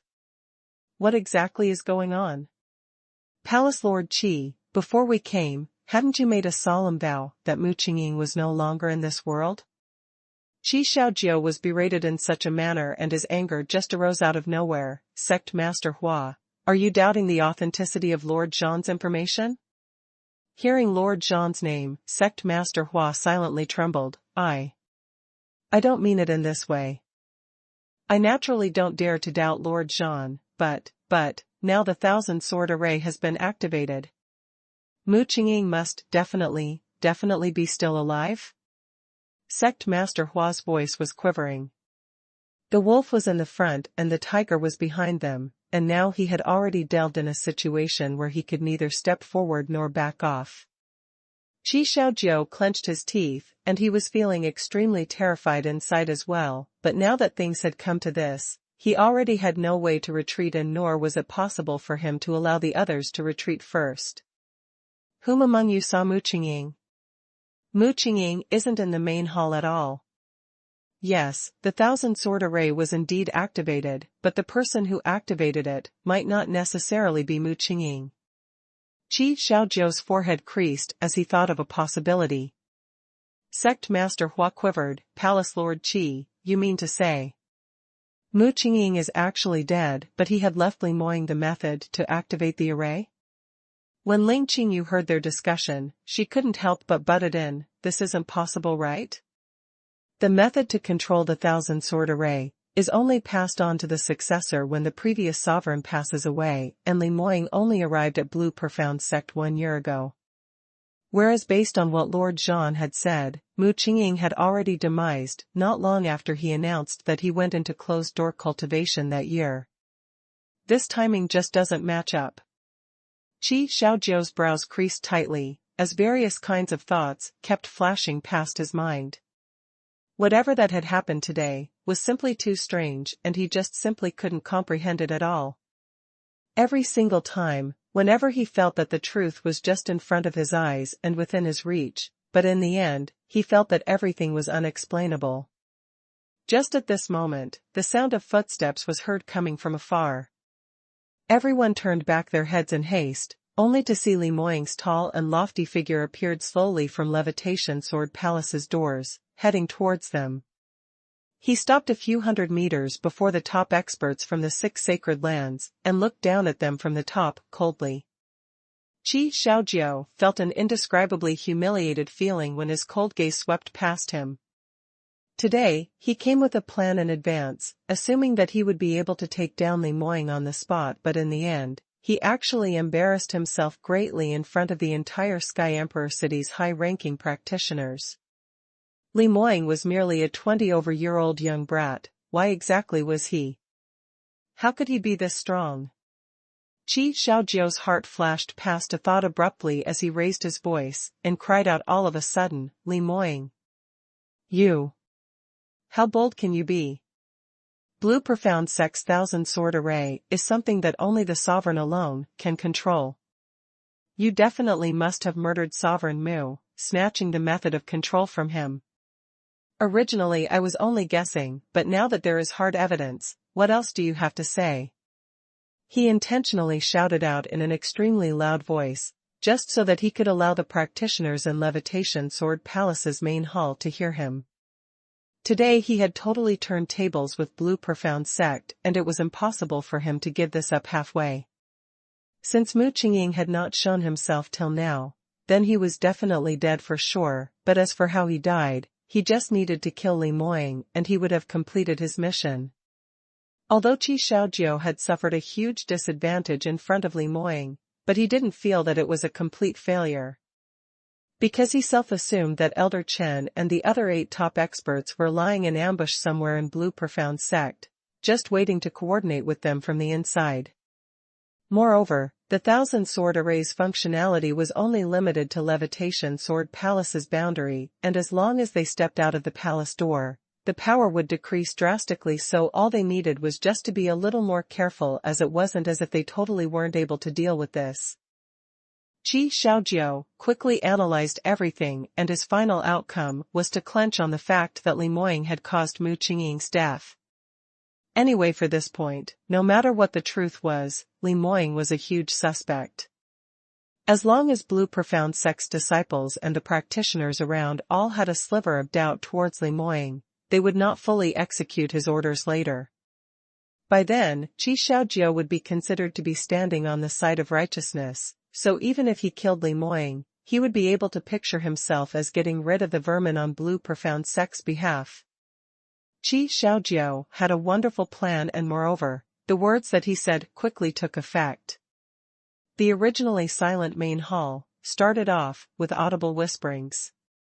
Everyone was indeed shocked by Li Moying's ability earlier, and because of this, the doubts they had towards Li Moying grew. Song Pejun's brows creased as he walked out of the palace door with huge strides. Palace Lord Qi, you've still not learnt your lesson? No matter what Sovereign's current situation is, young sect Master Li being able to control the Thousand Sword Array has already determined that he is Sovereign's successor. Ha ha ha ha. Guardian June, these words of yours are really giving yourself a tight slap on your face. You totally are Li Moying's accomplice. What successor? Only the Sovereign who could control the Thousand Sword Array had been passed down to him. That Mu Qingqing is definitely dead. Earlier all of you were still claiming that Mu Qingqing isn't dead. Intentionally telling lies in front of so many practitioners, what conspiracy do you have exactly? Qi Xiaojiu was forceful as he grabbed hold of Song Pejun's faulty wording, answering him back sarcastically. Song Pejun was so infuriated that he couldn't say a single word. He finally understood what was called the thief crying thief. However, from what other people thought, Mu Qingqing was indeed dead, so how was he going to explain about this? Qi Xiaojiu's cold smile became even more eye-piercing on his face. Why? Unable to explain? Then this palace lord shall. You really wish to know what happened to Mu Qingqing? Li Moying interrupted him chillingly. Qi Xiaojiu shot a provocative look at him. That's right, do you dare to tell everyone the truth? Li Moying gave a cold harumph. This sovereign was thinking that today is my big day, and on account of my wife and father-in-law's face, it's best not to spill blood on the wedding. Who knows that the few of you insisted on seeking death? Since that's so, I shall let you die with a clear answer. At the very next moment, Li Moying's surrounding aura suddenly changed. A gust of extremely powerful aura was unleashed from his body, and the Thousand Sword Array above Levitation Sword Palace seemed to be in correspondence as it started crying once again. Moreover, the sound was even more ear-piercing than before. Li Moying's original aura was already very strong, but this time, it seemed different from the past. The gloomy aura beneath his eyes intensified, and a blood-curdling penetrative inauspicious influence was unleashed around him. This aura was something that one had killed numerous strong practitioners and gathered numerous spirits of the brave departed could have, and it was absolutely not something that a 20-over-year-old young practitioner like Li Moying could possibly possess. Following the intensity of this inauspicious influence deepening, no matter if it was inside Levitation Sword Palace or on the outside, all the practitioners stared at Li Moying in disbelief, as they started shaking all over. Because at this moment, the feeling that he gave everyone seemed to have changed into another person. He had changed into the #1 top expert in soaring heaven's continent, Mu Qingqing. Even if there was a difference in their looks, but Li Moying stood there with an austere look, but that made everyone think of Mu Qingqing involuntarily. Even for Huang Yueli, when she sensed this kind of destructive aura, her heart was alarmed. This was exactly the most familiar feeling that she felt many years ago, that had once accompanied her through numerous crises.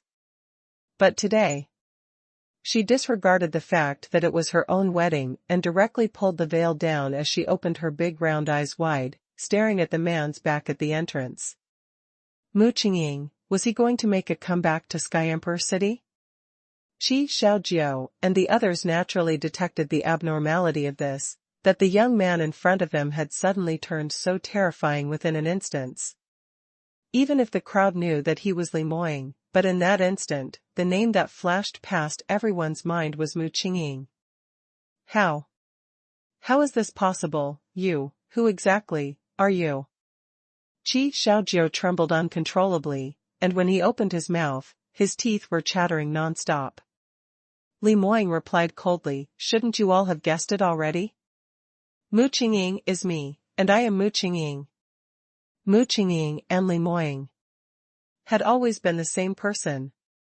His voice was deep but calm, without intentionally raising his pitch. But these few short sentences were like lightning in broad daylight, which crashed onto each and everyone's head. Li Moying was Mu Qingqing? What joke was that? How was this possible? But at this moment, the imposing manner that they felt was something that was so familiar. Qi Xiaojiu stared at him straight as he furiously shook his head. Impossible, this is not possible. Don't even think of deceiving me. You and Mu Qingqing, you don't even look the same. Moreover, Lord Zhan also said that Mu Qingqing had already died. Lord Zhan's words, there's absolutely no wrong in it. Li Moying's lips curled up coldly, you're indeed acting under Lord Zhan's instigation. When Qi Xiaojiu heard this, he realized that he had a slip of tongue and hastily shut his mouth. Sect Master Hua almost fainted from shock as he spoke out in terror, impossible. How can you possibly be Mu Qingqing? Aren't you from the South Sky region? Moreover, this old man would absolutely not be wrong, you're obviously only at the bone age of 20 over years old. Li Moying spoke out slowly, your feeling isn't wrong, I indeed am born in Southview Kingdom and I indeed am at the bone age of 20 over years old. That's because Mu Qingqing had already died 16 years ago, whereas I am his reincarnation. What? How could there be such a thing? This couldn't possibly be real, right?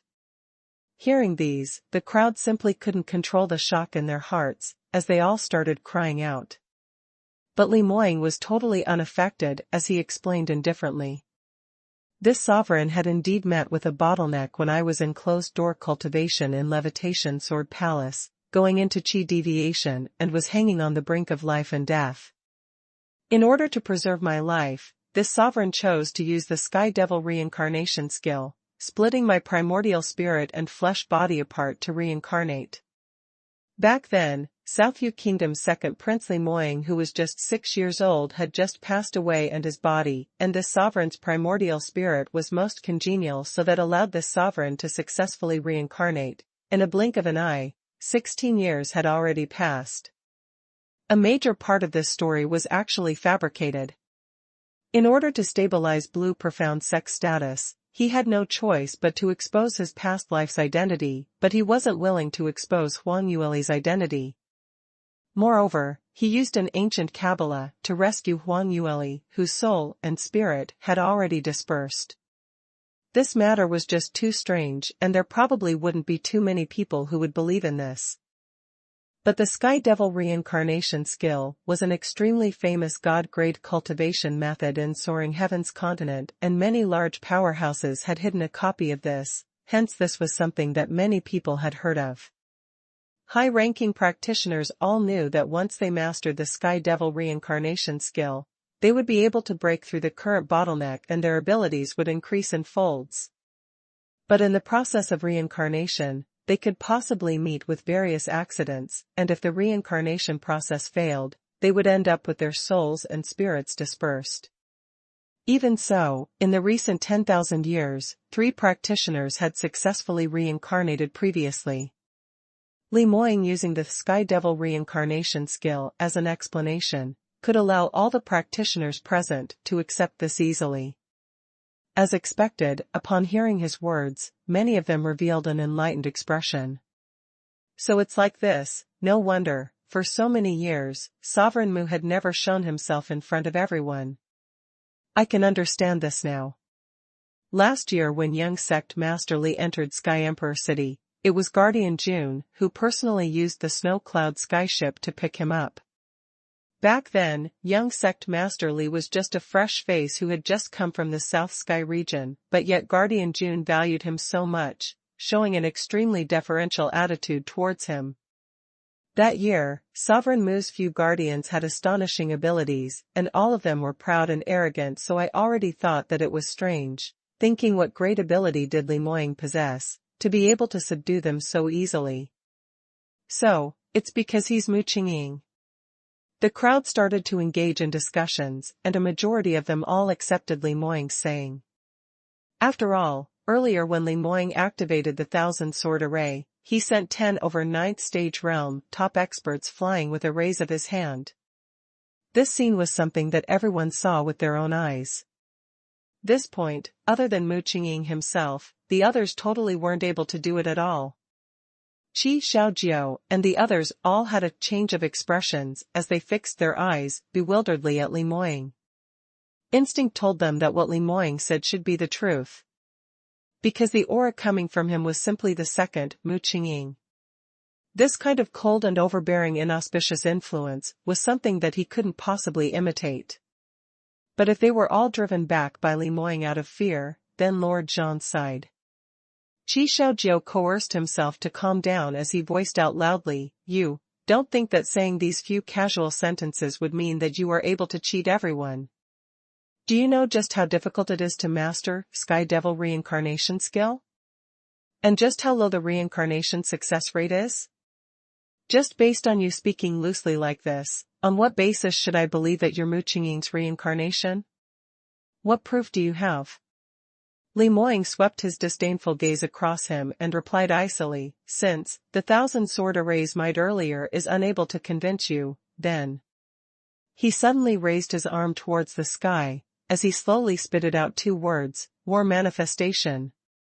Above the skies of Levitation Sword Palace, 10,000s of long swords cried out in unison. Amid the quivering sounds, a long sword enveloped in bluish-purple flowing light swished over and landed with a swoosh, as though it was a shooting star that cut through the skies, landing in front of Li Moying. Li Moying raised his hand as he gripped the sword handle gently. Everyone started screaming when they saw the look of that long sword. God Blade War Manifestation. This is the God Relic War Manifestation that Sovereign Mu used that year. This God Relic is the most powerful sword among the Thousand Sword Array and had always been something that all Blue Profound Sect sovereigns had wanted to tame for their own use, but only Mu Qingqing alone had succeeded at it. I heard that the long sword in the Thousand Sword Array would only acknowledge one owner. After the original owner died, it would return to the sword array, and even if it met with an even stronger and able practitioner, it would absolutely not acknowledge another owner. Everyone's gazes gathered onto Li Moying. Right now, God Sword War Manifestation emitted a strange ray, as it integrated into one with Li Moying's inauspicious influence, shrouding him in the middle. His handsome features turned even blurry, and that tall and unyielding image looked extremely similar to Mu Qingqing, simply unable to tell them apart. Li Moying held the sword handle hard, and with a cling-clang, War Manifestation was unsheathed from the scabbard. He caressed the sword blade, which was glimmering with brilliant lights, and lowered his voice as he sighed, "It's been so many years, and I've finally returned to this place, and you've also finally come back to me." Previously, although his soul detachment illness wasn't cured yet, but the first time he returned to Levitation Sword Palace, he was already able to summon God Sword War Manifestation. But Li Moying wasn't willing to expose his own identity, and adding on to the fact that the amethyst light sword that Huang Yueli gave him was a half-god relic, it was extremely useful and apt in dealing with most of his enemies, so he left War Manifestation in the Thousand Sword Array. God Sword Miliary Manifestation shook in Li Moying's fingers, giving off a vigorous cry, as though it was about to spread its wings and fly. But no matter how it shook, it still remained in Li Moying's hands, in the very end, under his control. Everyone were stunned from seeing this, as there was plenty of evidence before them. Anyone who saw this were all able to understand Li Moying's true identity. When Song Pijun saw this, he immediately grabbed the first chance to prostrate onto the ground and shouted out loudly, "Greetings to Sovereign." With him leading this, the others immediately reacted to this as well. Blue Profound Sect's disciples all knelt on the floor at the same time, as they bowed at Limoying. "Greetings to Sovereign." Although the other sect's disciples weren't required to prostrate themselves in worship at Limoying, but under his powerful aura suppression, they had no choice but to bow their heads down voluntarily, not even daring to give a loud heave, as they all stood up and respectfully stood by the side. This moment, it seemed that everything had returned to 20 years ago. With Mu Qingqing overseeing Blue Profound Sect, no matter which powerhouse the practitioners came from, they would all bow before him, not daring to disobey him at all. When Qi Xiaojiu saw this, even though he had a lot of questions in his heart and no matter how unresigned he was, he had no choice but to accept the truth. The man in front of his eyes was really Mu Qingqing, who conquered the entire Soaring Heavens continent 17 years ago. You really are Mu Qingqing. You actually mastered Sky Devil reincarnation skill. Qi Xiaojiu was both horrified and frightened as the blood that ran in his veins was almost about to freeze. Limoying swept a glance at him and said coldly, "This seat had given you a chance earlier, for you to scram out of Blue Profound Sect. Too bad, you didn't heed this sovereign's advice, so now, don't blame this sovereign." As he said that, he waved a dazzling ray of sword glint with God Sword War manifestation, and the ferocious thunder attributed profound energy instantly exploded, charging towards Qi Xiaojiu's direction. Qi Xiaojiu retreated in terror but was still struck by the sword ray in the chest, as he was sent flying while spitting out blood. Luckily, as Mythical Flame Palace's palace lord, he had a life-preserving treasure on him. He barely managed to save his life after a piece of 9th-tiered chest armor, which was passed down from the ancient times, was scrapped. Qi Xiaojiu clutched his chest as he shouted out loudly, Everyone, let's charge. Charge all together. If we can't stop Limoying, then we will all die here today." The other top experts from the 6 sacred lands were all hesitant. Facing Limoying's approaching steps, they subconsciously shuffled backwards, but didn't dare to have the courage to fight against him. To those practitioners who had experienced Mu Qingqing's times, Mu Qingqing's name was equivalent to a nightmare. Seeing that pair of penetrative black pupils, which were cold like ice, the group was just short of kneeling on the ground while begging for mercy. However, Qi Xiaojiu wasn't willing to die just like this. When he saw the others not moving, his brows knitted tightly as he continued to shout loudly, "You all of you imbeciles. Do you really not want to live any longer? Did you think that he's still the past Mu Qingqing? Wake up, all of you. He's now Limoying. He hasn't even reached the 9th stage realm peak, and he doesn't even have 10% of what he had in his past life. What on earth are you afraid of?" This sentence of his seemed to be an enlightenment with perfect wisdom, as those practitioners all awoke from their fear instantly. What Qi Xiaojiu said was right. Even if Limoying was Mu Qingqing's reincarnation, but he wasn't Mu Qingqing after all. After his rebirth, Limoying's ability indeed rose in a shocking speed, but he wasn't still able to derive at Mu Qingqing's peak ability. The group exchanged glances at one another, and a few hints of hope suddenly arose in their hearts. If it was possible, no one wanted to die. They didn't want to die in Limoying's hands, nor did they want to fail in their mission and die in Lord Zhan's hands.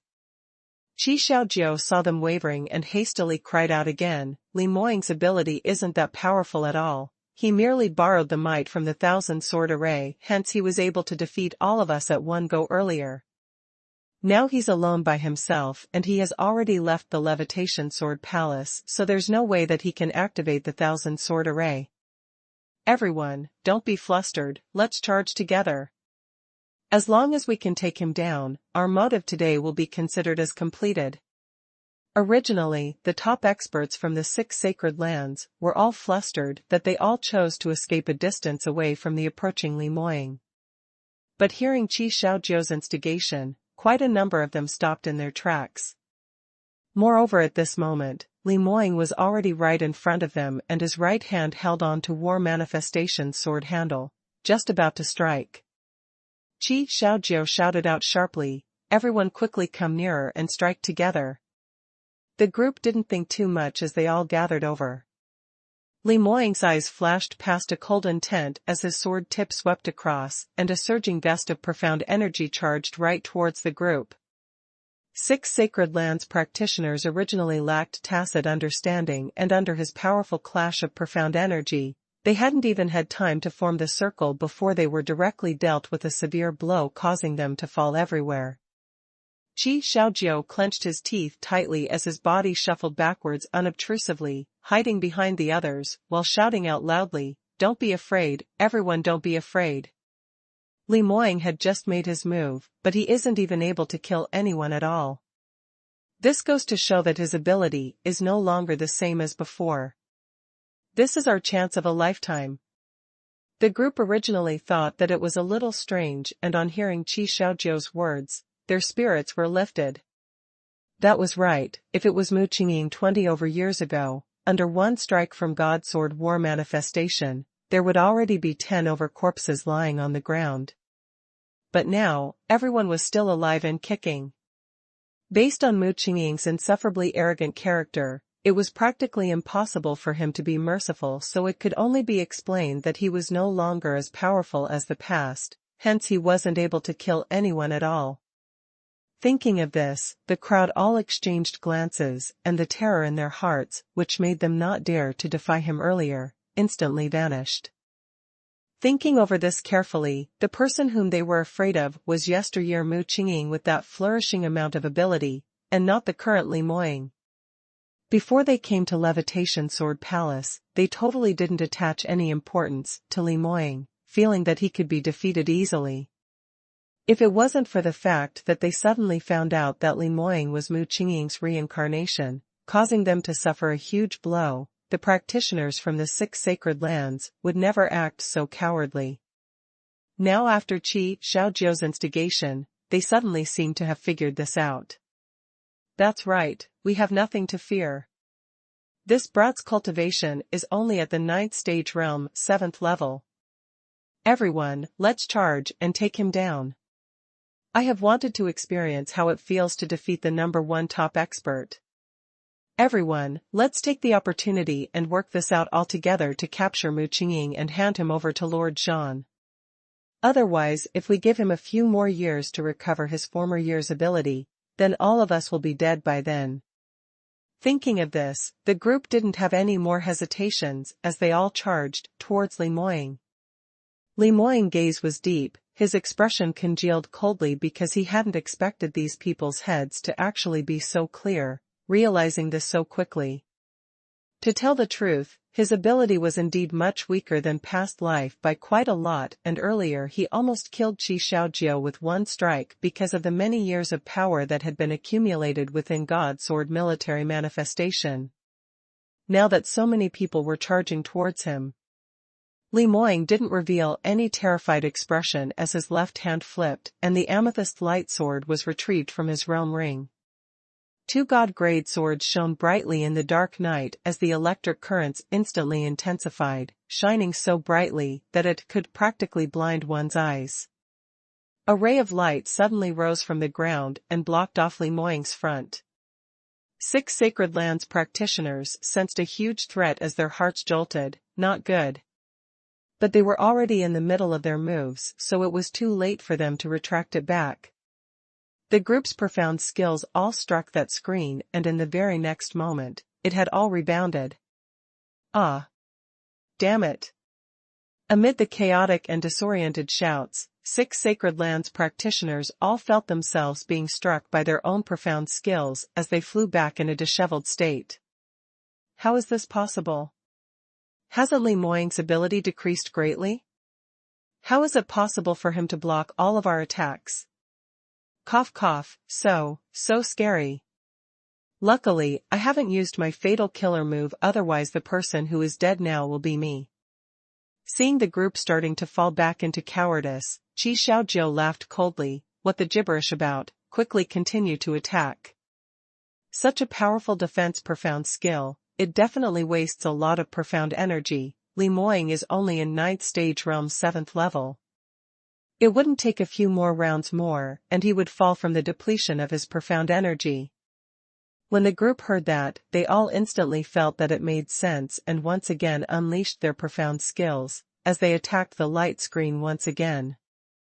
On the other hand, Qi Xiaojiu secretly released a signal bomb using the cover of the light screen as he casted it out into the sky. According to the secret letter that he sent using the black cloud dove, he had already made an agreement with Elder Chen and the others, that when they saw this signal bomb, Elder Chen and the others would immediately appear to work together with him on the inside, surrounding him to attack together. Whereas at this very moment, it was the best opportunity. Li Moying wasn't Mu Qingqing, and he didn't believe that under 20 over Skychart top exponents combined attacks, Li Moying would really be able to pass this ordeal. Li Moying saw the group attacking once again, and the cold glint beneath his eyes shone. He was just prepared to make a move when he was suddenly dragged from his back. The other party had really struck too quickly and too swiftly. Even if it was such an alert person like Li Moying, he was caught off guard as he lost his balance and shuffled back by 10 over steps. Stinky brat, move one side. A white-colored figure passed by Li Moying's side and charged right into the middle of the group. Li Moying was dragged behind, and the profound energy that propped up the light screen instantly broke down. 6 Sacred Lands practitioners were all joyful when they saw this, and was just prepared to unleash their full attacks. Whoever knew that a white-robed man suddenly appeared behind the light screen. Moreover, this white-robed man's speed was extremely swift, so swift that it had gone beyond everyone's imagination. His figure had merely flashed in front of everyone, and he disappeared without a trace. Qi Xiaojiu and the group's eyes all opened wide with shock, and they hadn't even been able to react in time when they sensed a powerful and irresistible profound energy attacking ferociously towards them. Ugh. Pfft. Qi Xiaojiu felt a gush of sweetness in his throat, and his entire body's bones seemed to have been crushed bit by bit as the intense pain made him cry out miserably. His body went limp entirely as he fell on the ground, totally unable to use any bit of energy at all. Although he was in so much pain that he wanted to roll around on the floor, but he totally could not move at all.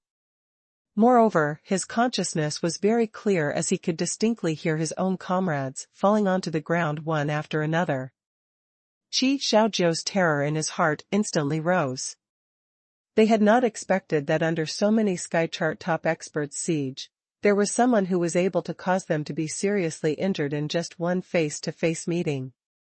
To the extent that the other party totally was able to kill all of them, but not knowing why, he actually left them alive.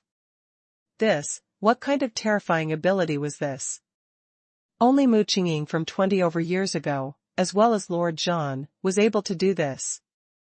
Earlier, that white-robed figure, who exactly was that? Even when Qi Xiaojiu was tormented by his pain, his ears could still hear the surrounding music clearly. Father-in-law, why have you? Li Moying spoke out a little hesitantly. Bai Liufeng's arms were crossed as he stared coldly at Li Moying while speaking out in a bad mood. Stinky brat, you're really enough. Just this small matter, and you actually squandered so much time, and yet it's still not settled? Just these few dregs, and you also can't handle them properly. It has already delayed the time for the ceremony. If I knew that you were so useless, I wouldn't have agreed to marry lastly to you. Li Moying really wanted to cry, because he also wanted to settle this quickly. If it was in the past, he would have killed all of them earlier. Alas, he had yet to recover his former ability, hence this was something that he couldn't do much about. But he had a way to keep Qi Xiaojiu and the others behind, but it just required slightly more effort. Whoever knew that his father-in-law had already become impatient. Li Moying felt that he was rather aggrieved, but since he was scolded by his father-in-law, he could not just scold him back, and moreover, he had to obediently admit his mistake. Father-in-law, what you say is right. Luckily with your help, I believe these fellows could no longer create chaos. Will you please wait for a moment and I'll get someone to tidy them up, then go back to the wedding hall. Bai Lufeng had a cold humph as he swept a glance at those half-dead sky chart top experts and said, "Today is you and Lastly's wedding night, it would be too much of a bad luck if someone is dead." Li Moying hurriedly said, "Father-in-law, please don't worry, I know the priorities." Bai Lufeng then nodded his head satisfactorily, as he turned back and returned to Levitation Sword Palace. Bai Lufeng slowly walked towards his own position right behind Huang Yueli. Those practitioners present all looked at him in extreme awe, as their eyeballs were almost about to drop on the ground. This. It was absolutely their eyes that had gone blurry earlier? How could such a thing be possible? This elegant and suave man who was seated in the senior seating, his status was something that everyone knew long ago, and he was Bai Ruoli's father. His background was not considered a secret, and he was merely some marquis from South Yu Kingdom. This kind of background, in South Yu Kingdom, was considered as a somebody, but what was he counted as when he came to Sky Emperor City? So right from the start of the wedding, no one had attached any importance to Bai Lufeng at all.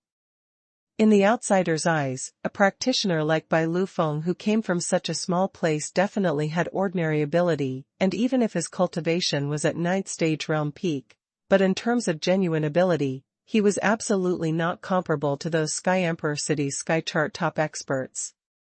Although Li Moying was extremely respectful towards this father-in-law, but everyone deemed that it was because he was smitten with Huang Yueli, hence he loved her house as well, so it had nothing to do with Bai Lufeng himself at all. But in the crowd's eyes of this ordinary ability and depending on his daughter to claim relations to the #1 Sacred Land's handsome man, in everyone's full view, he had actually just used one move to crush 10 over Skychart top experts' united attack. A majority of them were not even able to see his actions clearly, and it was only when Bai Lufeng spoke to Li Moying when they realized that he was the one who dealt such serious injury to Qi Xiaojiao and the others. Momentarily, everyone's faces surfaced a shocked and revered expression. This? Isn't he just too powerful? Palace Lord Qi and the others, they're all famous top experts on the sky chart. Did you see how Marquis Bai struck earlier? He's so fast, I totally didn't catch anything at all. Heavens, this kind of ability. It's simply unheard of. Perhaps only Sovereign Mu with that year's peak ability could match up against him. Where did this kind of peerless top exponent pop out from? This question was something that everyone had in their minds. After the initial shock, many of them all started whispering, trying to guess Bai Lufeng's identity. No one would ever believe that such a practitioner from such an ordinary background actually possessed this abnormal ability. However, no matter how they guessed, at least there was something that all of them had no choice but to admit. That was, after Li Moying and Huang Yueli got married, his father-in-law who possessed such excellent ability would definitely stand on Blue Profound Sect's side. So, even if Li Moying had yet resumed to its peak condition, but the deterrent force of the #1 Sacred Lands only increased without any decline. Right now, Bai Lufeng's ability didn't lose out to Mu Qingqing back then, and a few years later, after Li Moying's ability recovered and even improved even further, just how scary of an existence would Blue Profound Sect be? All of them thought of this same point at the same time, and in the past decade, those powerhouses who were disrespectful towards Blue Profound Sect because of Mu Qingqing's disappearance, were all scared out of their wits. Bai Lufeng just continued to lift up the teacup to drink the content, totally as though he hadn't noticed everyone's gazes. Huang Yueli blinked her big round eyes while looking at him. "Father, you're so awesome." "It's all thanks to Father." She was deeply afraid that Bai Lufeng would show Li Moying a black face, so she hurriedly offered honeyed fawning words at the first moment. How could Bai Lufeng possibly miss out on her intentions, as he instantly replied with a cold harumph. Outside Levitation Sword Palace.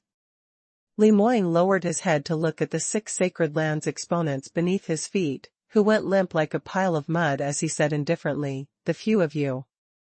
What else do you want to say now? Qi Xiaojiao and the others were feeling the pain in their entire body, and other than moaning, they weren't able to make any other noises at all.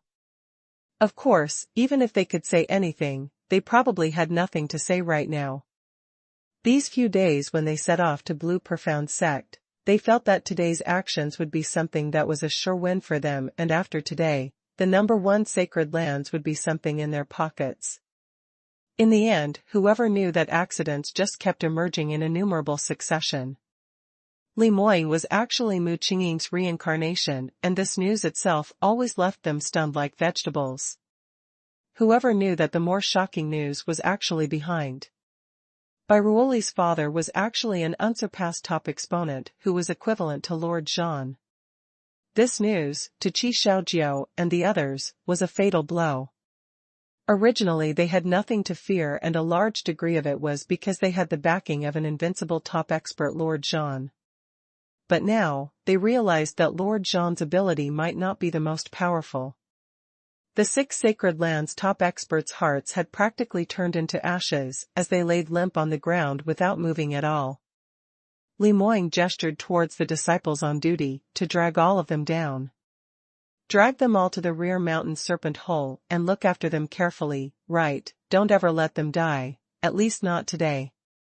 Today is this sovereign's big day. Yes. The group of disciples all responded immediately as they went up happily to drag them. After finding out that Li Moying was Mu Qingqing whom they admired so much, Blue Profound Sect's disciples were all exceptionally excited, and on hearing their command, they naturally fought to offer their service. A majority of the Sky Chart top experts had completely given up on resisting, and even if those young disciples who came to drag them away didn't have high cultivations, and they could easily deal with them with one finger usually, but right now, they didn't have any intention to move at all. So what even if they were able to defeat these young disciples? Could they possibly escape from Li Moying and that abnormal father-in-law's clutches? Only Qi Xiaojiao, in that instance, when he was surrounded by those young disciples, his profound energy suddenly rose dramatically. The young disciples were caught off guard as they screamed in shock while being struck away. But before Qi Xiaojiao could get up, Li Moying made a flash and appeared right beside him. A bolt of electric current flashed past and he fractured Qi Xiaojiao's 4 limbs. Qi Xiaojiao fell onto the ground entirely, and his face flopped towards the ground, giving off a loud sound. Just hearing that sound alone, it made everyone's heart shake. It was totally imaginable just how badly he had fallen. Li Moying, pooey. You dare to treat me in this way. Later. I will absolutely let you die without a burial ground. Qi Xiaojiao lifted up his head, and he just started speaking when he choked on the blood that was flowing down his forehead and nose. Blood filled his entire face as he laid limp on the ground under Li Moying's feet like a dead dog. This posture was extremely disheveled to the maximum. Qi Xiaojiao almost fainted from anger. As the palace lord of one of the 7 sacred lands, Mythical Flame Palace, he had never been in such a sorry state before. He used the last sliver of energy as he lashed out furiously, hurling arrogant and conceited remarks at Li Moying. However, Li Moying only revealed a cold-blooded smile when he heard him. Palace Lord Qi, you're already at this stage and you still want me to die without a burial ground? What are you waiting for? Waiting for someone to run out from the Blue Profound Sect to save you? Qi Xiaojiao's body shook as he lifted his head and looked at Li Moying. As compared to his current disheveled look, what Li Moying said earlier made him even more terrified. You. He barely squeezed these few words out from his throat, but yet was unable to complete a full sentence. Li Moying softened his tone and said, you and Elder Chen as well as the others have already made arrangements to coordinate with them from the inside, to catch this sovereign off guard. Alas, why haven't you ever thought about this fact? That why did Elder Chen stop contacting you the minute this seat returned back to Levitation Sword Palace? Even the black cloud dove that you sent out has not returned? Qi Xiaojiu couldn't even make a single sound out by now, as his eyes reflected that he had totally given up hope. But don't you worry, this sovereign is about to get married and my father-in-law feels that it's bad luck, so this sovereign isn't allowed to kill anyone, so they're all still alive. Later on when you go to the serpent hole, you will be able to meet your old friends. Qi Xiaojiu's body twitched and suddenly his head toppled to one side, and stopped moving. Apparently he had already fainted by suppression of the last straw. Li Moying waved his hand and the disciples on duty all gushed up, as they dragged Qi Xiaojiu away. He was already the last person, and after Qi Xiaojiu's figure disappeared, Li Moying then tidied his groom's ceremonial robe as he walked back into Levitation Sword Palace once more. In the middle of the main hall, Huang Yueli had a faint smile as her bright autumn eyes fixed onto him without blinking. The young lady dressed in the bright red bride's gown quietly stood there waiting for his return. Li Moying looked at that pure and alluring image as his heart warmed, and he was so agitated that he almost couldn't control himself. He took quick steps towards Huang Yueli and grabbed her little hand. "Leer, I've already settled everything. I'm sorry for making you wait for such a long time."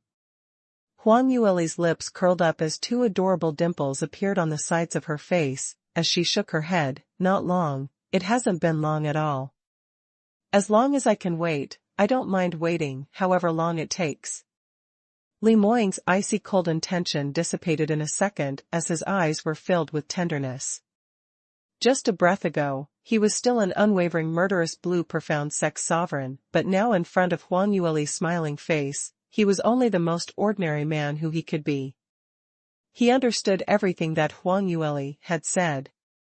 The both of them, for today's moment, they had simply waited for too long, too long. But only at this moment, when their love found a way together, paying any price for this was totally worth it. Li Moying pulled Huang Yueli's wrist gently as he wanted to pull her into his arms. Whoever knew that at this moment, a heavy coughing sound was heard from Huang Yueli's back. "Cough cough, what time is it already? Still not going to proceed with the wedding ceremony? Stinky brat, you haven't even bowed to heaven and earth, who approved of your dirty hand touching my lastly?" The awe-inspiring sovereign, in front of his father-in-law, had once again been disparaged into dregs. How embarrassing was this? Li Moying's lips twitched as he silently mumbled in his heart, "I'll give in to you for another hour, and after tonight, Lear will be part of my family." Married women listened to their husbands, while their fathers could be thrown over the wall. Huang Yueli looked at Li Moying's ever-changing expression and had more or less guessed what he was thinking in his mind, as she couldn't help but laugh silently. She retracted her hands and placed the head covering over her head once again, as she turned towards the main door entrance once more. Li Moying also returned to his own position as he stood firm. He shot a glance towards Song Pijun, and the latter quickly jogged over as he cleared his throat and continued to host the wedding. First bow to heaven and earth. Second bow to parents. Husband and wife bow to each other. This time round, no one jumped out to interrupt this pair of newlyweds. In reality, the practitioners who were present earlier were all shocked by the unsurpassed power that was revealed by Blue Profound Sect earlier, and from now on, none of them dared to even bear the thoughts of offending them again. Under the crowd's venerated and fearful attention, this pair of newlyweds finally completed the entire set of wedding ceremony. Send them off to the bridal room. It had finally reached this moment, and Li Moying could no longer suppress himself as he wrapped his arms around Huang Yueli's slender weight and carried her horizontally, taking big steps towards the rear hall. When Bai Lufeng saw this, he was thinking, how would this do? Subconsciously he jumped right up. Stinky brat, whatever next? Quickly put lastly down. Li Moying's expression did not change as he replied calmly, "Father-in-law, the wedding is already completed and now Lear is now part of my Li family, so please don't worry about her." Bai Lufeng couldn't say a single word from his rebuttal, and he was so gloomy that he almost fainted. Whereas Li Moying had already taken this opportunity to carry her as he sped back into the bedroom. On the way there were naturally no obstructions, as no one could possibly be so insensitive. Li Moying operated his profound skill, and his speed was astonishing. With a few flashes, they were already in the room as he placed Huang Yueli onto the wedding bed, which was laid with red brocade. Moying, father, he. Huang Yueli sat down and pulled Li Moying's sleeve as she hurriedly opened her mouth. However, before she could even finish her words, her head covering was lifted before her eyes, and following that, her delicate little chin was held in the palms of the man, as his scorching breath filled her mouth, instantly stealing away her breath. N. Huang Yueli still wanted to say something, but Li Moying's kisses followed her everywhere as it tangled her tightly, somehow refusing to relax. Huang Yueli's resistance became weaker and weaker, and later on, she even forgot what she wanted to say as her entire world seemed only to be left with this man in front of her. Their body temperatures rose slowly, and Li Moying's powerful arms wound around Huang Yueli tightly. Huang Yueli kept shifting around uneasily, with the desire for Li Moying to be even closer. After God knows how long later, Li Moying finally released Huang Yueli. But he still locked onto Huang Yueli tightly as he turned over and placed the young lady in his arms onto the wedding bed. Moying, wait a minute. Huang Yueli instantly regained her clear-mindedness, recalling that there were still many things which they had not done yet, hurriedly pushing the man above her. But Li Moying was totally unmoved, as though he was like Mount Yu, strong and unbudging. Huang Yueli's little hands pushing actions was nothing more than scratching his itch. Moreover, the soft touch from her palms seemed to have riled up an intense fire in his heart. Huang Yueli's face flushed red brightly as she twisted her body uneasily. Although she and Li Moying had slept together on the same bed in the past, and also had some intimate moves, but usually Li Moying would still be rather restrained, at most just kissing her a few times. But now, as both of them had officially become husband and wife, Li Moying no longer had any misgivings as he reflected an extremely intense invasiveness. Lear, you are mine. The man's hoarse voice was heard ringing by the side of her ear. Huang Yueli's eyes grew wide as she looked towards the man who was on top of her. Li Moying's beautiful features looked as though it had been chiseled out, each corner perfect without any flaw. Right now, his forehead was filled with sweat which dripped down along his unswerving lower jaw, as his face was flushed, which made this man filled with charm. Huang Yueli blinked, feeling that her heartbeat was so fast that it was scary. This man was just like a poison, attracting every single woman he saw, and also attracting her. Even though Li Moying let go of her wrist later on, she didn't continue to push him, but instead uncontrollably wound around that man's shoulder. The temperature in the bedroom rose steadily, and under the burning candle's sparks, it almost extinguished, and even that didn't attract the newlyweds' attention. A loud bang was heard, and the bedroom door was crashed open by someone from the outside. Disturb the privacy of bridal room. Disturb the privacy of bridal room. A young lad cried out joyously. The two of them in the bridal room suddenly stopped all their actions as their body turned stiff when they heard this sudden sound. Oh no, the room was not locked. Luckily, Li Moying's reaction was swift enough, and he pulled the blanket as he covered Huang Yueli's body, and managed to cover out Huang Yueli from head to toe properly, in case the side of her sexy body was exposed. Whereas for himself, he didn't have enough time to cover up too much. Li Moying sat sideways in front of the bed as he looked at the astonished young lads gloomily in front of him. What are you guys doing? Has this sovereign allowed you to come in? This bunch of youngsters were mostly senior and junior brothers when Li Moying was in Celestial Light sect, and there were also a bunch of direct disciples from Blue Profound sect. Most of them had watched Li Moying grow up, and the first in line was Luo Jiyun. On seeing the scenario in the room, they realized that they were in trouble as they stood awkwardly on the spot. Luo Jiyun stammered as he spoke, "Th. This, cough cough. Senior brother, although the joyful night is worth 1,000 pounds of gold, but are you a little too hasty? Have not expected you to be so fast, cough cough, then please continue, we will go out right now. He trembled with fear as he spoke, and without waiting for Li Moying to finish speaking, he was just about to move and slip away. But just at this moment, another round of footsteps was heard, and instantly, a familiar voice was heard. Jiyun, your guts is simply smaller than a mouse. Disturbing the privacy of the bridal room requires one to be bold, and you only have this one chance to trick your eldest senior brother, but yet you're so terrified. He hadn't even said a word and you already want to run off? Li Moying's brows creased abruptly, and he lifted his head to see Lu Bian dressed in a dark purple long robe. As Lu Bian was speaking, he walked right into the bedroom. His vision landed on the wedding bed at first instance. Li Moying had already put down the curtain, and plus the fact that Huang Yueli was wrapped into a bundle by him, there was actually nothing much to see. But upon thinking that the young lady who laid inside the curtain was someone whom he had pursued for many years yet unable to win her over, Lu Bian's expression became a little complicated. But very quickly, he sensed a cold and sharp gaze staring at himself. Lu Bian shifted his gaze away to meet Li Moying's eyes, and after a while, his lips cracked into a constipated smile. I saw, brother-in-law, you and my junior sister hasn't even drank the nuptial wine, and you are already so impatient?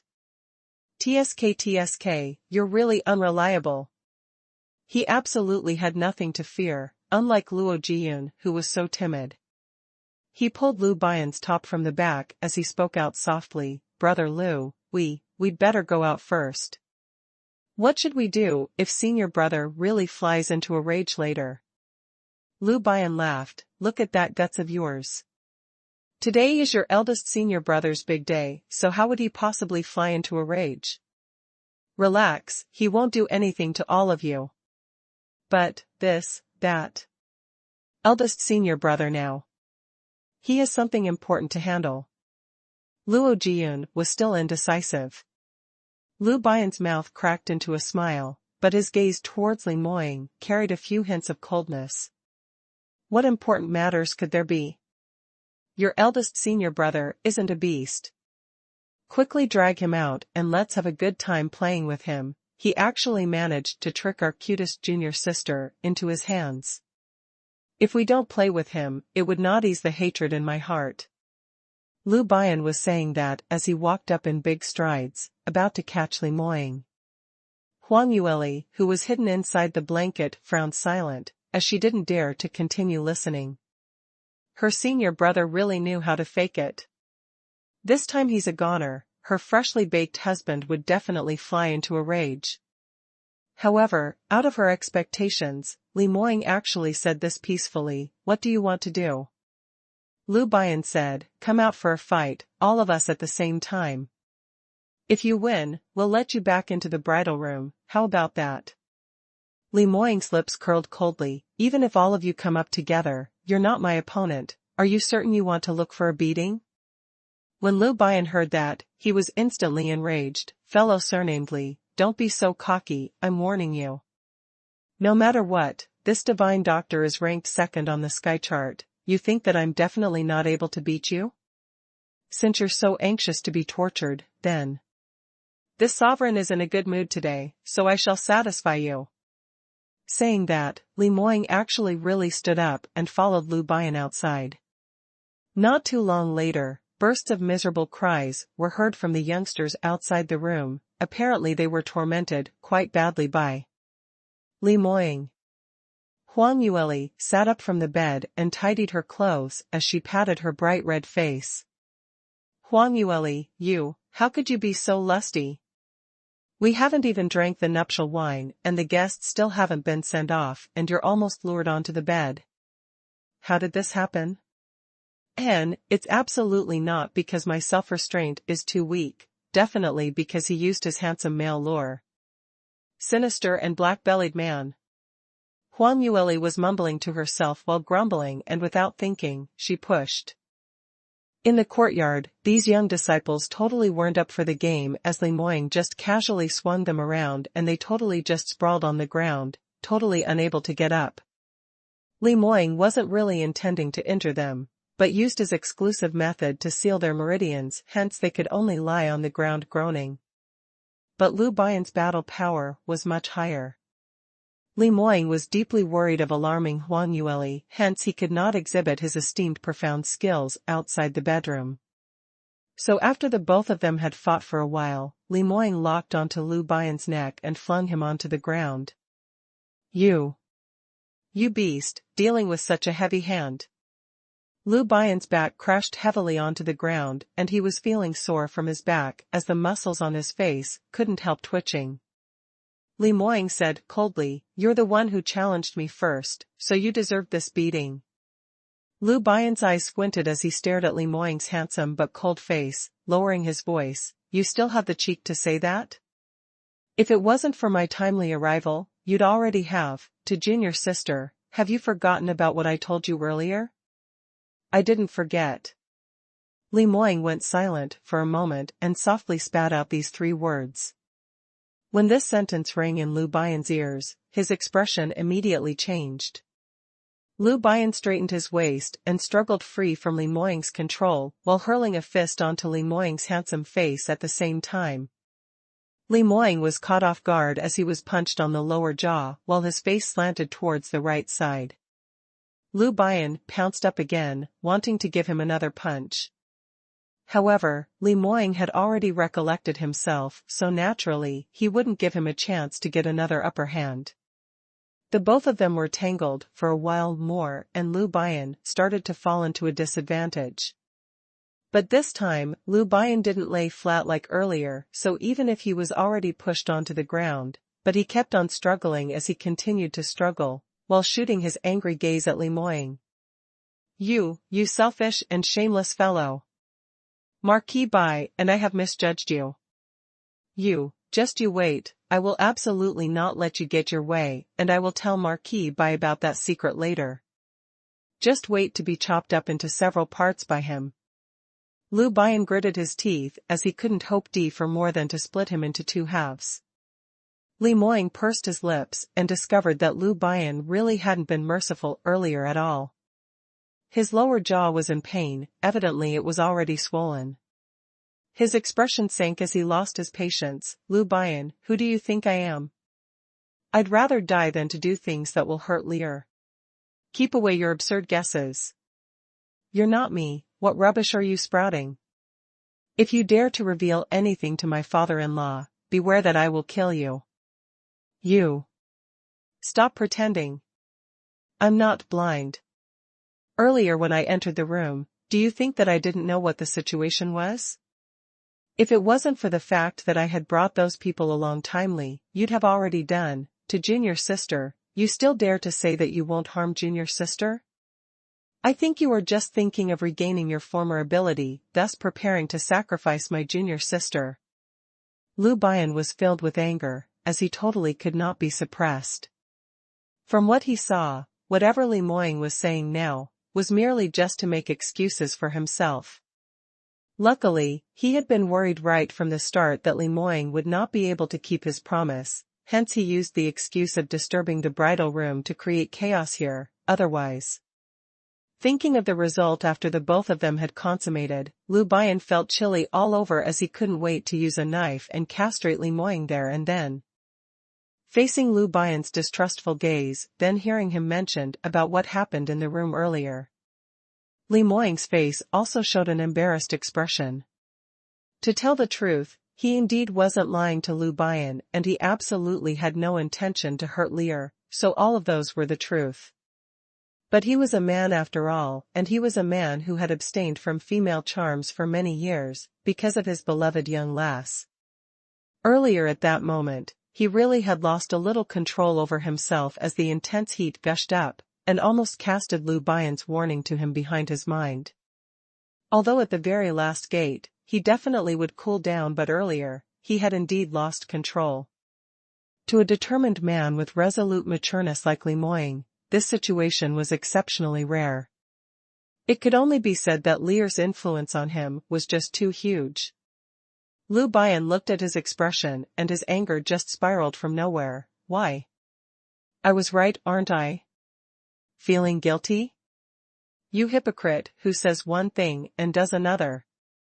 Lu Bian struggled to get up, but this time Li Moying was prepared as he directly sealed his meridians. You're thinking too much.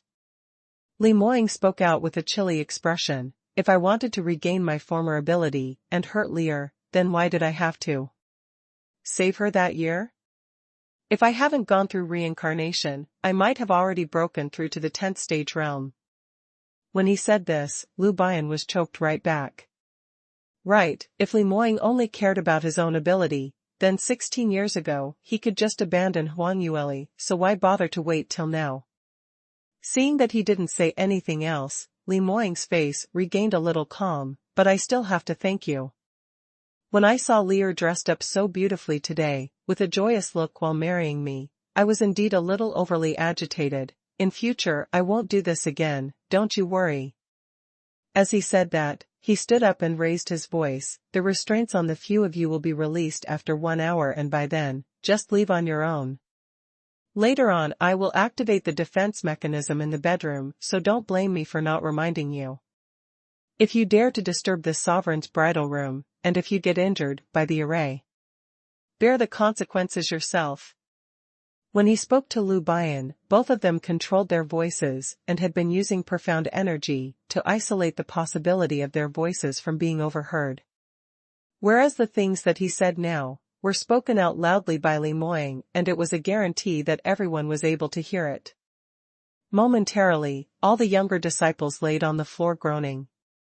They didn't manage to disturb the bridal room, and instead, their meridians were sealed as they were left in the courtyard laying down like salted fishes, and this was indeed a little embarrassing.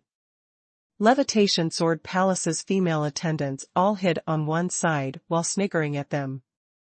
Li Moying finished his words, didn't turn back his head, and walked directly back into the bedroom. Lu Bian looked at his back with complicated feelings, as he silently clenched his teeth. At this moment, he really didn't know if he should be happy, or if he should be upset. Li Moying was destined to not be able to consummate with Huang Yueli today, and this seemed like it was a good thing. But he and Huang Yueli were married after all. Henceforth, Huang Yueli would be Blue Profound Sect's sovereign's wife.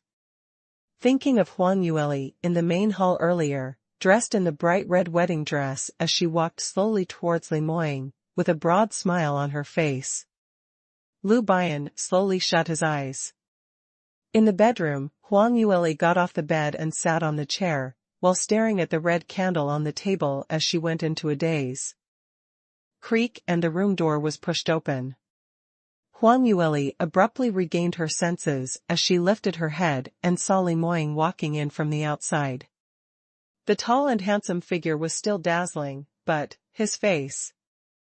Huang Yueli stood up at once and ran towards him while asking in shock, Moying, what's the matter with you? You're actually injured? She carefully touched the bruise on Li Moying's lower jaw, as her heart ached. Actually, this small physical pain to Li Moying was totally nothing, and basically it didn't hurt any longer, but on seeing Huang Yueli acting so anxiously, he immediately put on an act as he grimaced in pain. Ugh, Lear, please be gentler. Your senior brother is simply too vicious. He specially aimed for my face. Huang Yueli frowned. How can senior brother do this? He must have seen that you're the groom today, and it's not nice for you to fight back, so he intentionally bullied you. She grumbled in dissatisfaction as she hurriedly retrieved an ointment for treating external injuries, carefully applying it onto Li Moying's blue-black. Li Moying enjoyed his dainty little wife's meticulous care with a clear conscience, and occasionally let out a dull moan, to win Huang Yueli's sympathy. He was not going to tell Huang Yueli that actually Lu Bian suffered an even more serious injury than him. What's the logic with not being nice for the groom to fight back? Would he, Li Moying, be such an inflexible man? Huang Yueli carefully applied the ointment and heaved a sigh of relief, as she kept the medicine bottle away. Earlier you were outside exercising for such a long time. Do you want to drink some water? I'll pour you a. Ah. She was speaking halfway when her wrist was clasped by him, and she was rugged forward instantly. Huang Yueli's body instantly lost balance, and she fell forward, falling nicely into Li Moying's arms. Li Moying lowered his head, as his handsome face slowly leaned near that fair and tender little face, looking satisfactorily at Huang Yueli's face, which had once again blushed red. Lear, I'm a little thirsty, but I don't want to drink water. We haven't drunk our nuptial wine yet. Huang Yueli jolted. Ah, that's right. I'll pour you a cup of wine. Saying that, she pushed Li Moying and wanted to get up. However, Li Moying's arm, which wound around her waist, hadn't loosened at all. Instead, he held her slender waist and adjusted their positions in order to allow Huang Yueli to sit even more comfortably on his thigh. My dear wife, please don't need to go through these formalities, let this husband serve you instead. Li Moying's hand caught hold of Huang Yueli's waist, while the other raised up the slightly warm wine pot, as he poured the contents into 2 small wine cups. The clear liquid filled the wine cups and a mellow and rich fragrance instantly dissipated in the entire room. This wine's history was extraordinary, and on the day when Huang Yueli was born in this lifetime, Bai Lu Feng then buried this maiden rose wine underground. Last month when he sent his men over to South Yu Kingdom to bring those people over, Bai Lu Feng specially got someone to dig it out from the underground of Valiant Martial Manor. Li Moying passed one of the wine cups to Huang Yueli as he raised up the other and smiled in a mellow voice. My dear wife, my toast to you. Toast to you. Huang Yueli pushed the cup a little forward and clanged her cup against Li Moying's. After that, she wanted to retract the wine cup. Whoever knew that Li Moying held on to her wrist, not allowing her to back off as his handsome face leaned forward towards her once again. Lear, you seem to have forgotten about something? Eh? What did you say? Huang Yueli's watery big eyes grew even bigger, as she looked puzzledly at the man in front of her. Li Moying looked at her innocent and pure look as his heart was filled with warmth, as he guided her patiently and systematically. We are already married and now you are my wife, what should you call me? Huang Yueli's eyes blinked. Moying? Li Moying coughed slightly. Not right? That's what you called me before we were married. Shouldn't you call me by another term now? Huang Yueli pursed her lips and spoke out again, then. Young sect masterly? Not right. What kind of name is that? Li Moying frowned. Dear? A little interesting, but it's not right. Surely I don't need to call you brotherly? Whoa, you're so mushy. I'm not going to call you that. Li Moying's brows rose as he looked at that little fox in his arms with a sly smile. How could he possibly not understand by now that he was being fooled by this little fox?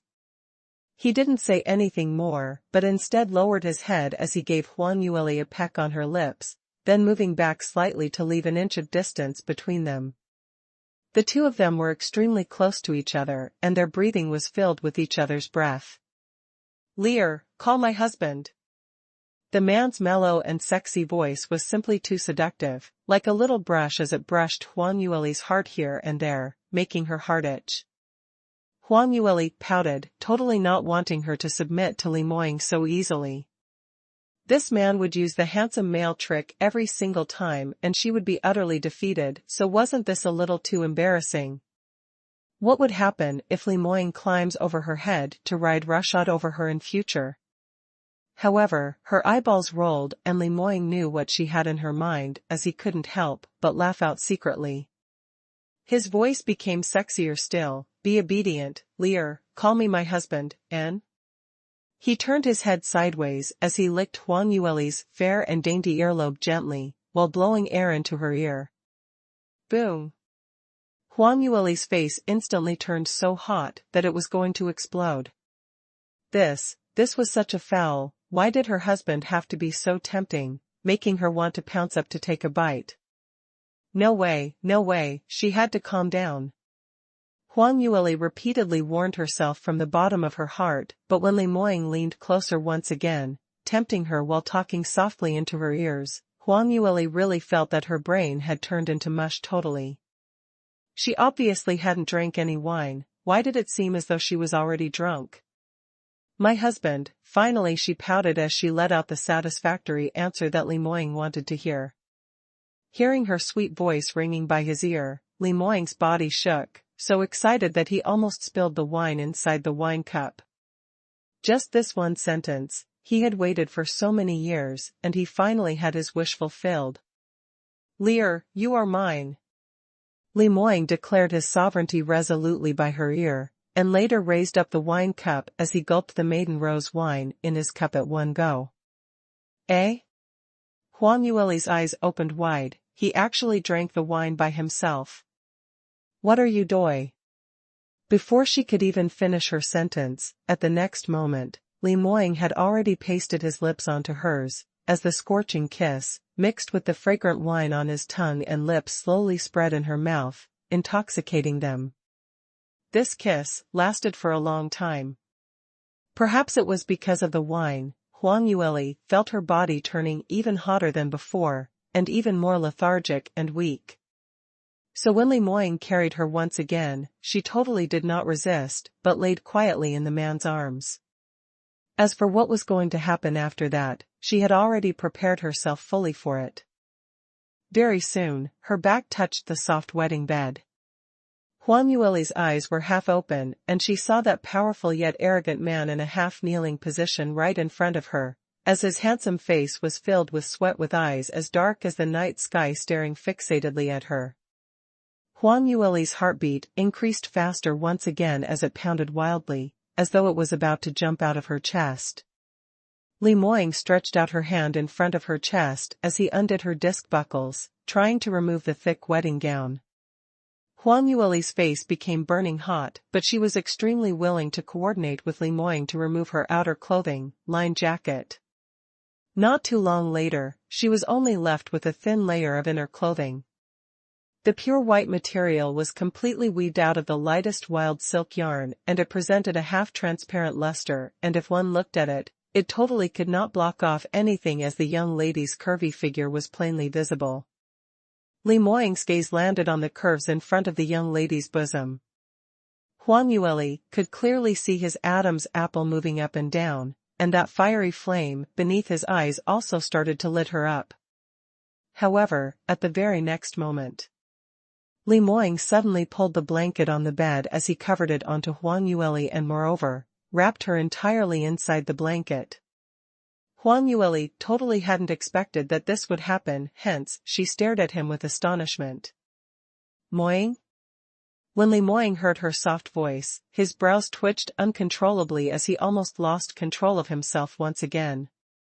His fingers trembled as he carelessly pulled off his wedding garments, kicked off his boots, and laid down beside Huang Yueli. She sensed his presence near him as her lips curled and her slender body started nudging inside the blanket, attempting to climb out. But don't move. The weather is a little chilly, you will catch a cold. Li Moying gritted his teeth as he said that, and at the same time, he stretched out his hand once again as he wrapped Huang Yueli in the blanket tightly. Let's sleep. We've been tired for an entire day, so let's have a good rest. Saying that, he turned around and gave Huang Yueli a quick peck on her face as he laid flat once again and shut his eyes. Huang Yueli's eyes widened, and for quite a while, she wasn't able to regain her senses. Had she met with a fake Li Moying? Didn't this man usually try ways and means to get fresh with her? Today was their wedding night in the bridal room and ornamented candles, but he was prepared. Prepared to lay down and sleep just like this? Had something gone wrong? Moreover, earlier when they were drinking the nuptial wine, she clearly felt that Li Moying had a reaction. Huang Yueli turned her head around in an uneasy and confused puzzlement as she looked at the man beside her. Li Moying just laid there without moving, and his eyes were tightly shut with his long lashes drooping down. He had a tranquil and calm look on his face, as though he had already fallen asleep. But Huang Yueli knew that Li Moying was still awake, because the obvious unstable breathing of his had already betrayed him. "Moying?" she called out softly. Li Moying didn't move, as he maintained his flat sleeping position. Huang Yueli blinked suspiciously as she called out again, "Moying, what's the matter with you? I know you're not asleep." Li Moying then slowly opened his eyes and swept her a lazy glance as he replied in a low hoarse voice, "Lear, I'm really too tired today, and I'm so sleep, aren't you sleep? Sleep early, tomorrow there's a huge pile of things waiting for us to handle." Huang Yueli couldn't help but frown. Although what he said was not wrong, but today was their wedding night. Li Moying actually thought about sleeping only? Somehow, she felt that something was amiss. Huang Yueli pursed her lips as she shot a puzzled gaze at Li Moying again. Li Moying felt a pang of guilt overcoming him, and he was afraid of her finding out the abnormality. Hence he mumbled, "I'm sleepy," and then shut his eyes in an attempt to gloss over this. However, the more he tried to cover up, the more conspicuous it got. Huang Yueli frowned and used her shoulder to nudge him, Moying, wake up." Li Moying merely mumbled, "Lear, I was about to fall asleep. If you aren't doing anything, you should go to bed early too." Huang Yueli snorted, "I have something on." "You're not allowed to sleep too." She snuggled out from the blanket. Turning around, she laid on top of Li Moying. "Moying, what's the matter with you? Were you injured during the fight with senior brother earlier?" Her soft and warm body exuded the fragrance of a young lady laid on top of him. They were extremely intimate, and there wasn't any distance between them at all. Li Moying felt a gush of heat shooting up into his brain, and he almost lost control of himself to push Lear back onto the bed. Luckily, his rationality stopped him from doing so. Li Moying was crying out silently as he clenched hard on his teeth to hold himself back. At the same time, he used up all his self-restraint to make his voice sound a little normal. Lear, nothing. There's really nothing. You also know that your senior brother's ability cannot be compared to mine. He can't do anything to me. Don't think too much and let's sleep." But the more he said that, the more questionable Huang Yueli felt. She stared at his face for a while, until Li Moying started to break out in sweat. "Are you really fine?"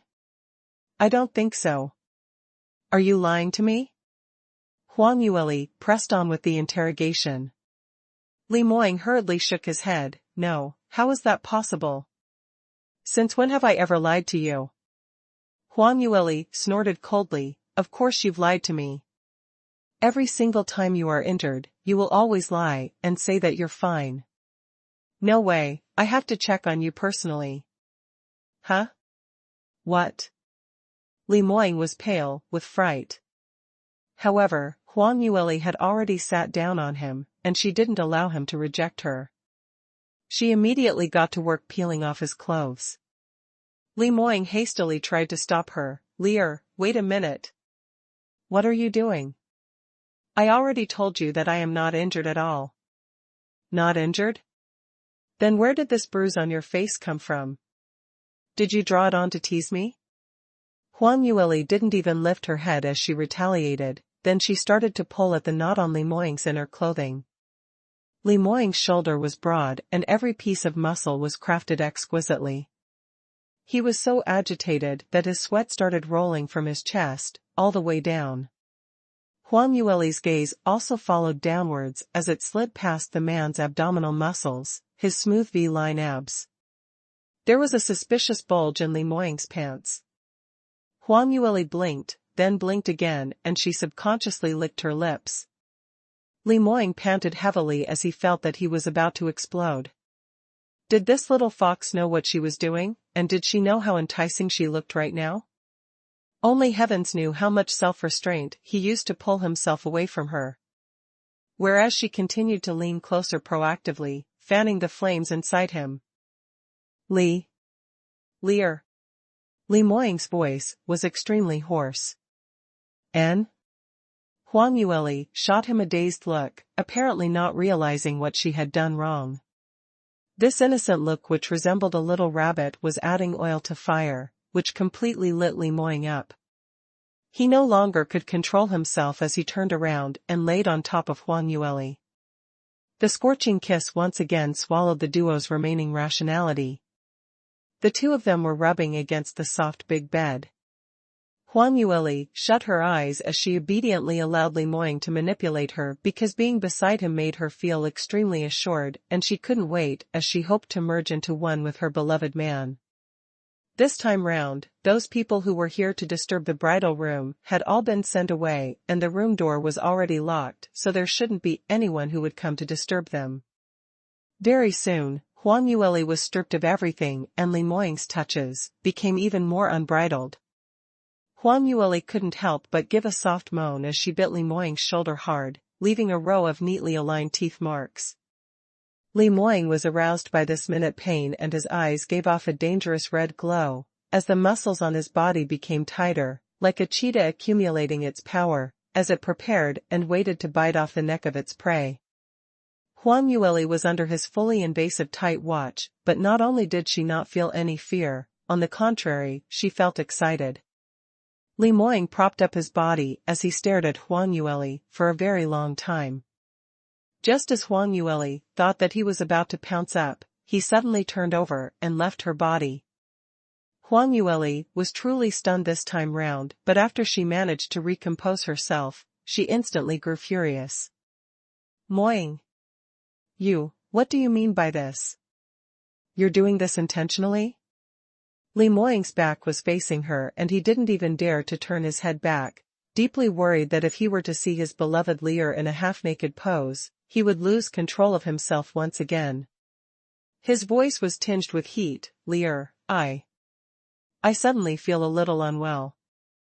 Go on and rest first, I'll go, cough cough, settle myself? Settle yourself? Huang Yueli had a puzzled expression on your face. Li Moying didn't explain as he took the chance while Huang Yueli was still puzzled and jumped right out of the bed, without even having the time to put on any clothes, and just ran out of the door naked.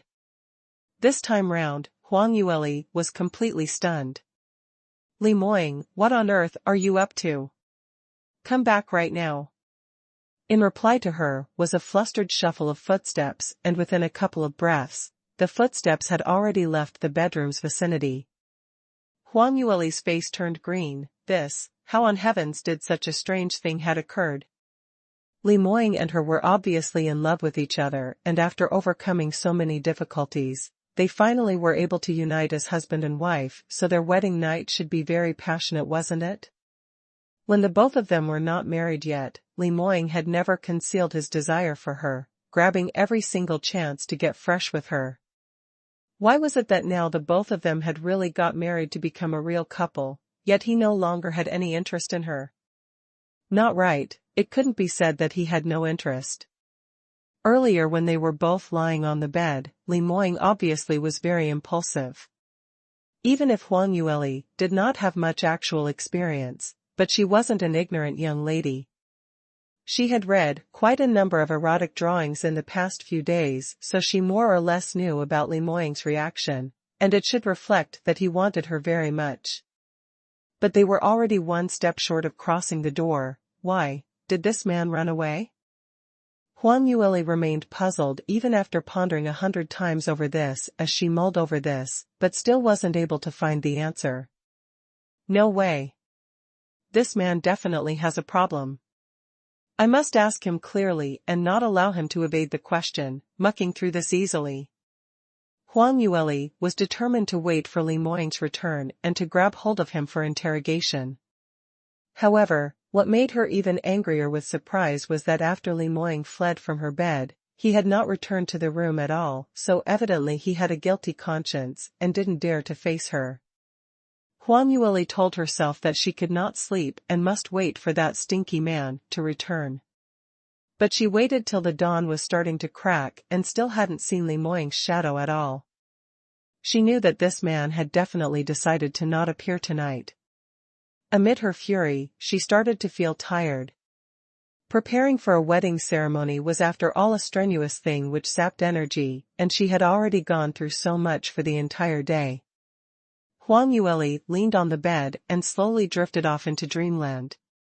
Just as she went into deep sleep, the room door was pushed open from the outside by someone softly. Li Moying intentionally lightened his footsteps, like a thief, as he sneakily walked towards her. He sat by the bed and laid Huang Yueli flat, covered her with a blanket and caressed her fair little face. Evidently, his little fox was still angry, so even if she was asleep, she kept pouting her lips, putting on a tsundere and upset look. Li Moying sighed softly. I'm sorry, Lear, but I really don't know how to tell you this. Huang Yueli seemed to have sensed his presence as her brows creased and wriggled uneasily. When Li Moying saw that, he immediately froze. If Lear really awoke, he, the #1 sacred land sovereign, would not be able to escape from being skinned alive. Luckily, Huang Yueli merely nudged a little and leaned closer to him, as though his presence would enable her to sleep a little more comfortably. Huang Yueli's face revealed a faint smile, and immediately fell asleep once again. Li Moying waited for a while, before seeing that she had really gone back into deep sleep, before he laid down carefully. On the second day, Huang Yueli awoke very early in the morning. The minute she opened her eyes, she saw the red curtain on the bed, and all her instant joy disappeared upon recalling the incident that happened on the wedding night, her face sinking. Damn you, Li Moying! You actually dare to use this move to slip away. Simply too much. Just you wait. See how I will deal with you. She waved her little fist in the air and turned her head around to discover that there was an evident depression on the bed sheet. Li Moying came back later on and slept? When did he return? How come I actually didn't sense it at all? Huang Yueli frowned as she speedily dressed up, wanting to dash out to settle this with Li Moying. Whoever knew that she had just ran to the entrance when she bumped right into Li Moying. Ugh! Huang Yueli's nose bumped against the man's chest, and it turned red in an instant. Li Moying hurriedly held up her little face and took a careful look. Lear, what's the matter? Are you hurt? Why are you in such a rush, not even looking at where you're going? Huang Yue stared at him angrily. You still have the cheek to say. I'm here to settle this matter with you. Tell me clearly, last night why did you? She was in the middle of her sentence when a familiar round of footsteps was heard coming from behind. Yesterday night, this stinky brat bullied you? Huang Yueli instantly froze. She had not noticed when Bai Lufeng actually walked behind her, and even heard the conversation between her and Li Moying. Huang Yueli turned around and saw Bai Lufeng walking over with an unpleasant look on his face. Li Moying had a normal expression and gently let go of his arm around Huang Yueli's waist, as he cupped his fist in the other hand in greeting. Father-in-law, you're up pretty early. It should be Lear and myself heading over to greet you instead. Bai Lufeng shot them a cold glance as he said, That's not necessary. We practitioners aren't that particular about these formalities, but you have to give me a clear explanation. You bullied my daughter yesterday? Why is she so angry, N? Li Moying replied composedly, yesterday night. Nothing much happened, so Lear is merely a little shy. When Huang Yueli heard that, she pouted and glowered at him. Bai Lufeng noticed her action and frowned slightly. Lastly, is that true? This stinky brat really didn't bully you? Don't be afraid to tell father, and father will stand up for you. Huang Yueli bit her lips, feeling rather speechless inside her heart. She had not expected her father to actually ask this kind of question. How was she going to answer? This matter to father was simply a little unable to open one's mouth. Moreover speaking, she and Li Moying were already married and this was their private affair as a couple. Although she felt that Li Moying was hiding something from her, but she didn't feel that Li Moying would intentionally harm her. It's just a couple quarreling, so it didn't seem as though it was necessary to tell Bai Lufeng. Huang Yueli blinked. There's really nothing, father. I woke up early this morning and didn't see him, so I just felt a little angry. Bai Liufeng's lips twitched when he heard that. Indeed, daughters who were married were like water which had been splashed out. She even needed to show off their endearing love in front of her own father. She didn't even spare a thought for him, the pitiful old man who had been separated from his wife for more than a decade. Bai Lufeng was feeling out of sorts and vented his anger onto Li Moying. Since Lastly says it's nothing, then I'll treat that nothing really happened. But if you dare to let Lastly down, or do anything to make Lastly angry, then just you wait. He warned Li Moying once again and swaggered away. Li Moying was lectured by him, but he didn't feel unhappy at all. Instead, his lips even curled up. His Lear had totally no intention of complaining to her father, and that meant that in her heart, her husband, he was one of her own people, and the little fox still believed in him. But before Li Moying could feel joyous, Huang Yueli's little face turned straight as she started interrogating him once again. Enough, what are you smiling for? Quickly explain clearly, what on earth happened yesterday? Don't think that I didn't complain to father means I don't mind about this. I'm not that easy to be dispatched. Li Moying put on a pitiful look as he repeatedly cried out in grievance. Lear, your question is really strange. Could I even be disloyal to you? Yesterday night, I just felt that my tummy wasn't feeling very well, so I went to the latrine. Later on I thought you would definitely be asleep, so I didn't want to disturb you, hence I didn't return immediately. Really? You had a stomachache? Huang Yueli's brows rose. Number 1 Sacred Land's young sect master's wedding, and the food actually made one had an upset tummy. Isn't Guardian Jun a little too unreliable, and we should give him a good lecture? Li Moying hurriedly added on, what my dear wife said is reasonable. Later I'll call him over and give him a good talking.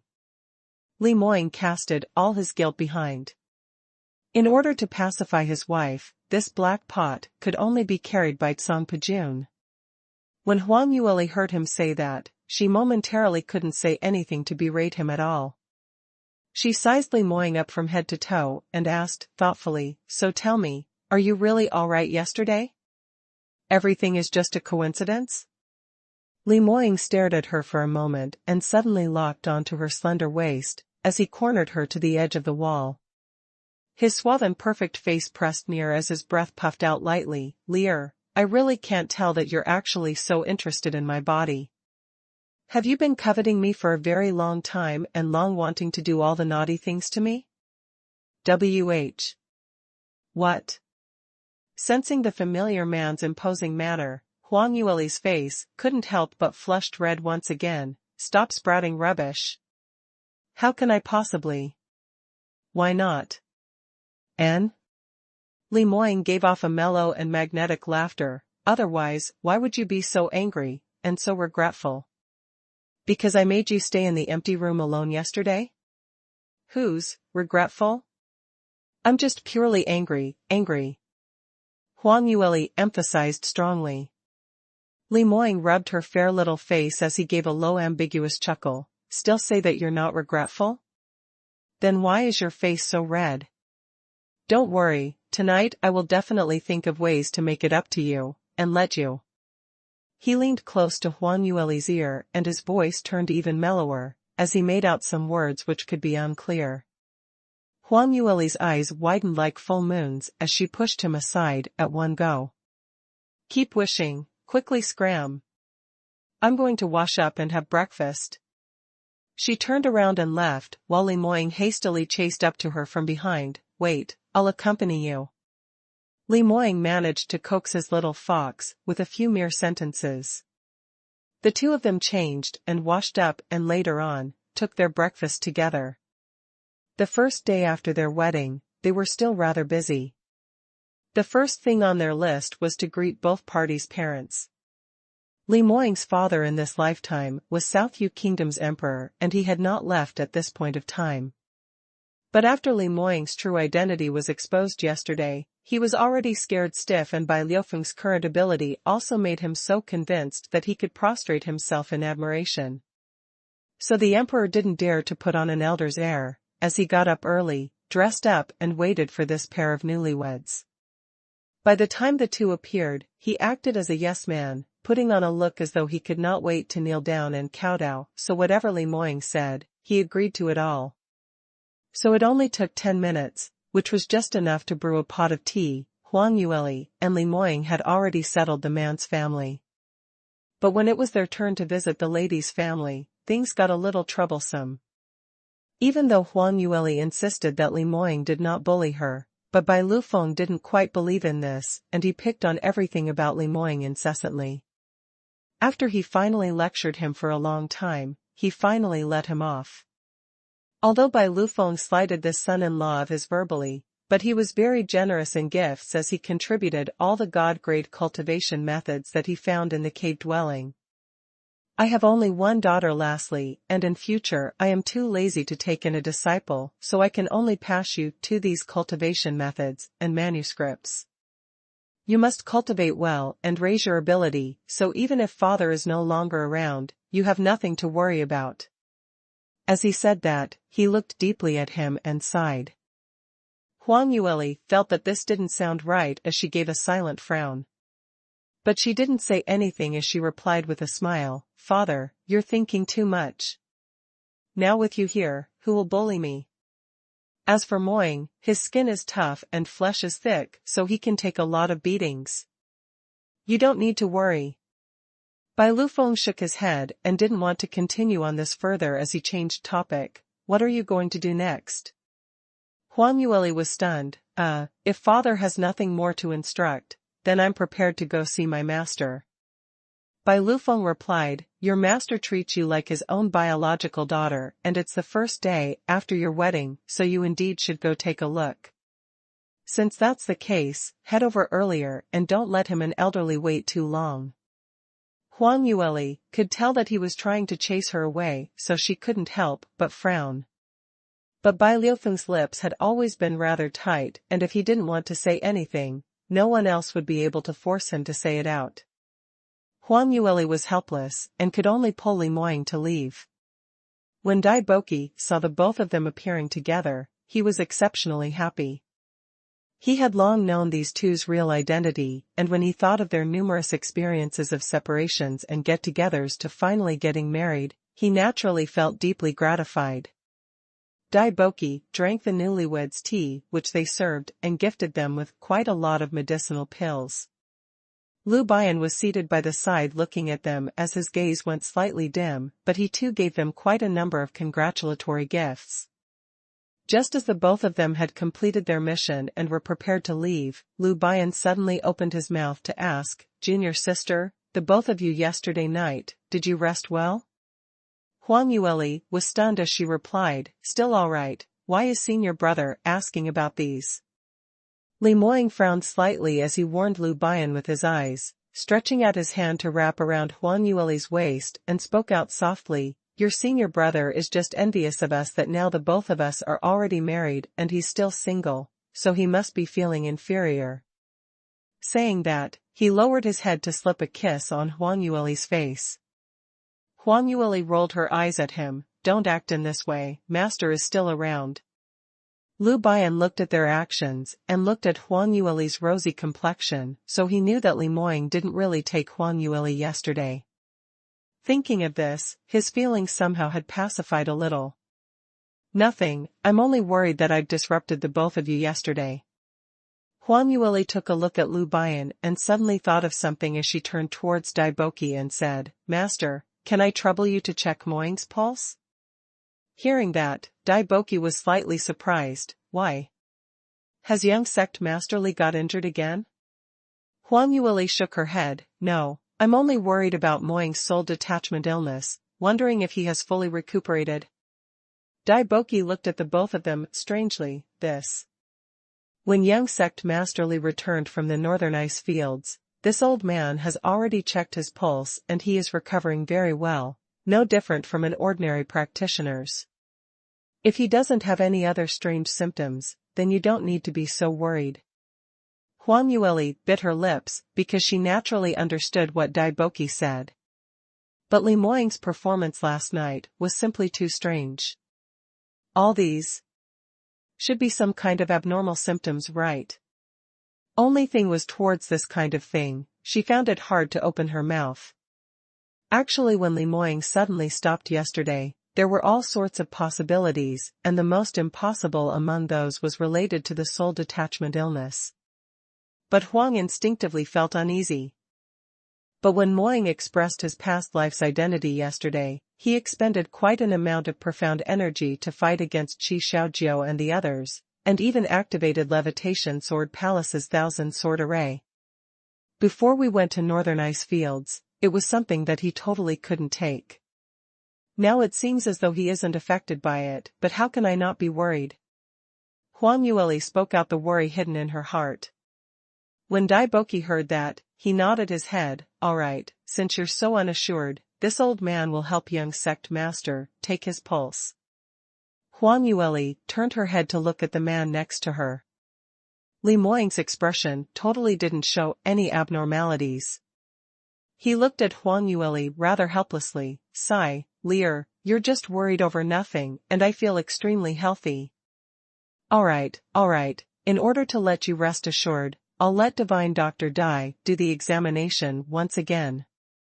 Lemoyne sat opposite Dai Boki and stretched out his hand. His attitude was so cooperative, and that made Huang Yueli rather surprised. Because every time Lemoyne got injured, in order to not make her think too much, he would always think of ways to hide it from her and not bother about what a huge rage she would fly into after she found out the truth. On the surface, this man had already admitted his mistake, but the next time, he would still do as he wished. However, this time round, he was so calm. Could it be that his body really had no problem and that yesterday he was really too tired, hence he got sick because of some bad food? Under Huang Yueli's suspicious gazes, Lemoyne sat down elegantly as he allowed Dai Boki to do various checks on him. The matter related to him not being able to consummate with Huang Yueli was only recorded in the remnant pages of the Drifting Cloud Scroll, and the true scenario about ancient Kabbalah that he executed back that year, which involved Huang Yueli's reincarnation, was something that only he and Lu Bian knew.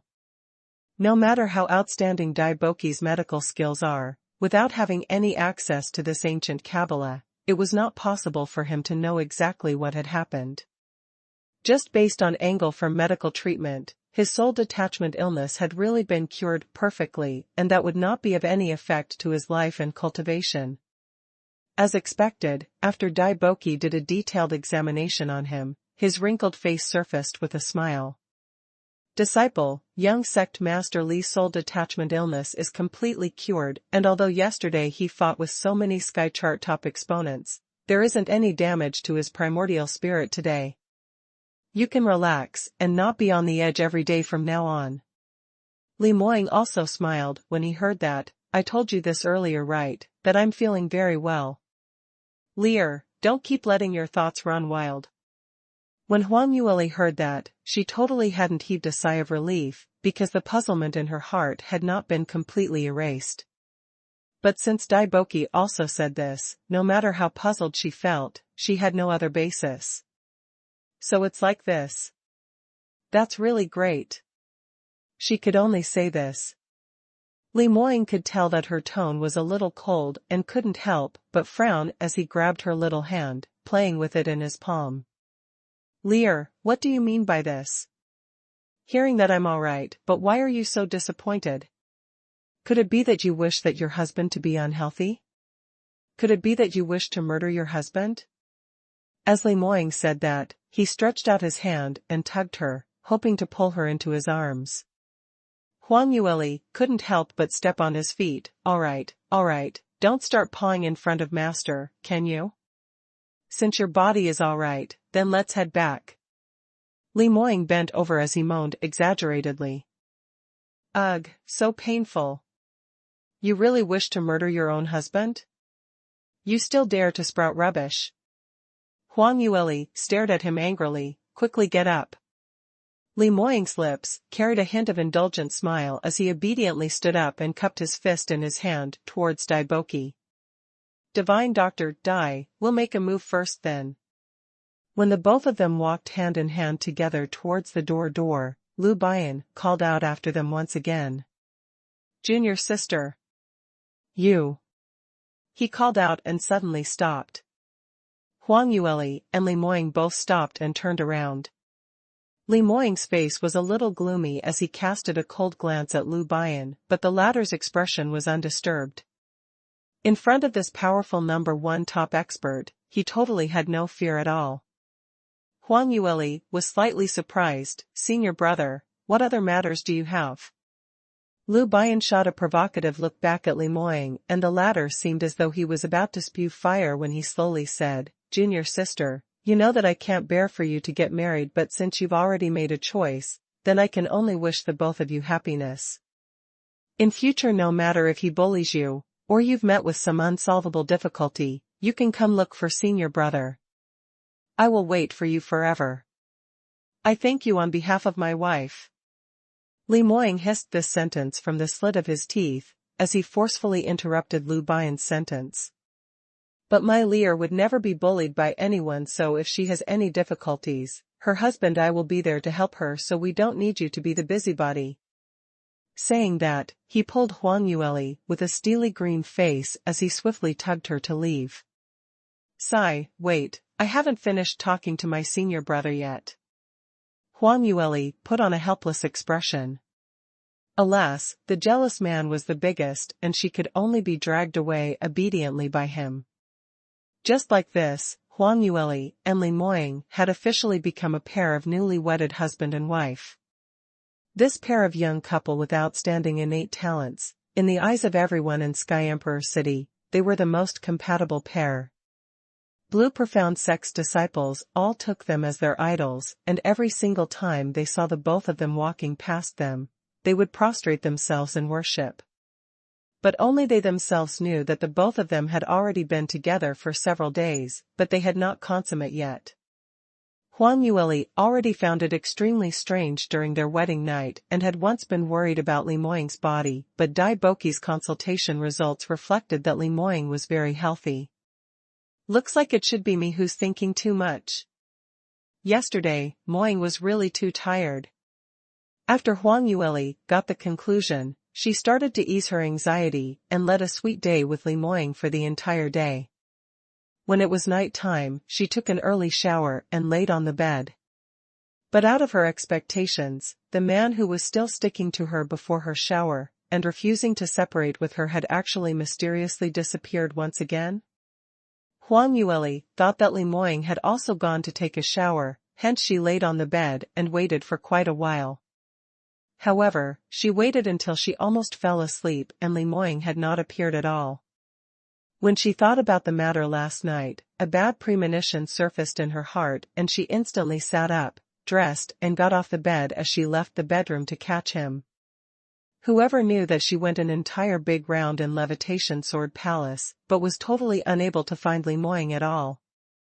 Just as she was so furious that she was about to murder someone, she then found out Li Moying's whereabouts from Luo Jiyun. Ah? Lil sister-in-law, you want to find eldest senior brother? Earlier I saw eldest senior brother leaving Levitation Sword Palace, you don't know about this? Very good, he actually dared to escape. And still dare to say that he didn't have a guilty conscience? Huang Yueli grabbed Luo Jiyun and asked clearly, Li Moying left Levitation Sword Palace? In the middle of the night, why did he run out for? Luo Jiyun replied, this. I heard from Guardian Hun and the others earlier that yesterday, those 10 over-top exponents from the 6 sacred lands that we locked up yesterday, and including that Qi Shaojiu the palace lord, and those people from the 6 sacred lands all refused to let it go, and came over early this morning to create a ruckus.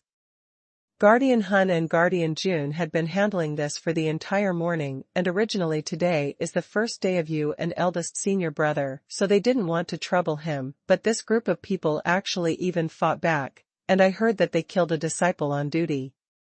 Earlier when Guardian Jun told this to eldest senior brother, he was so angry that he ran towards the mountain door. Upon hearing this explanation, Huang Yueli's fury started to subside. Blue Profound Sect, the #1 sacred lands in Soaring Heaven's continent, had always been extremely united. Li Moying as sovereign had always been protective of his own people. Anyone who dared to bully and suppress Blue Profound Sect's disciples would all suffer from his overbearing suppression.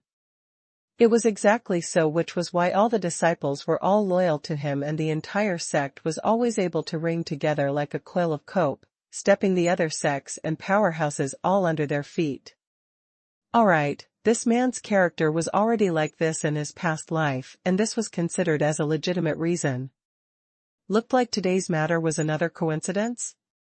Huang Yueli had an entire belly of suspicions, somehow feeling that something was amiss, but yet she couldn't tell what was the exact problem. Helpless, she could only return to her bedroom alone, and leaning against the sofa, she read her medical books as she waited for Li Moying's return. However, even until she was so tired that she fell asleep, Li Moying still hadn't appeared. On the second morning, it was exactly like what happened on their wedding night. She had fallen asleep on the chaise originally, but she didn't know what happened and found herself lying on the big, soft bed when she woke up. Moreover, the man sleeping beside her had already awoken, and she could tell that Li Moying had slept beside her last night. But, when did he actually appear? Huang Yueli looked at Li Moying's handsome and tempting face with twisted feelings, not knowing what she should say. However, Li Moying had a normal expression as his lips curled into a warm faint smile, which confused her. "Lear, good morning." Saying that, he pecked the corner of Huang Yueli's lips. "Morning," Huang Yueli replied lethargically. When Li Moying saw that, he immediately admitted his mistake as he explained, "Lear, I'm really sorry about yesterday. I also hadn't expected those people from the 6 sacred lands to actually dare to come to our sect and create a ruckus, and moreover they even dared to kill Blue Profound Sect's men. Looks like in the past 16 years, Blue Profound Sect had been too lenient towards them, hence it gave them this illusion. I was indeed enraged by this, hence I ran out in the middle of the night." "Lear, are you angry with me?" His attitude was very good, so what else could Huang Yueli say? "No matter, you're after all the sovereign, so protecting your disciples is something that you should do." Li Moying stretched out his hand to hug her tightly while kissing her on her face. "I just know that my Lear is the best. Yesterday you actually slept on the sofa. You really don't know how to take care of yourself. What if you catch a cold? In future, if I have something on at night, then just go ahead and sleep first. Don't force yourself to stay awake. I will feel heartache when I see this, understand?" Huang Yueli frowned, somehow feeling that this sentence didn't really sound very right. But Li Moying diverted the topic. "Lear, the day is no longer early, so let's wake up to have breakfast." Saying that, he got up and jumped down from the bed, and at the same time, instantly turned his back on Huang Yueli to cover up his body reaction. Damn it, early in the morning, he indeed couldn't get too close to Lear. When she saw him getting up so decisively, although she felt that it was a little strange, but she trusted Li Moying very much, and plus the fact that Dai Boki also said that his body didn't have any problems, Huang Yueli didn't think too much into this.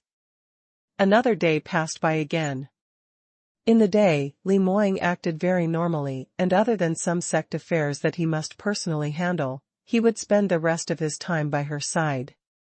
The man was talented and the woman was beautiful, so they were absolutely a loving model couple. But when night-time descended, "Where is your sovereign? Where has he run off to again?" Huang Yueli gritted her teeth as she asked. Song Pujun replied to her in trepidation, "Madam, sovereign, earlier when he heard that Qi Shaojiao and the others almost escaped from the serpent hold, he was extremely angry and had now headed over personally to capture them.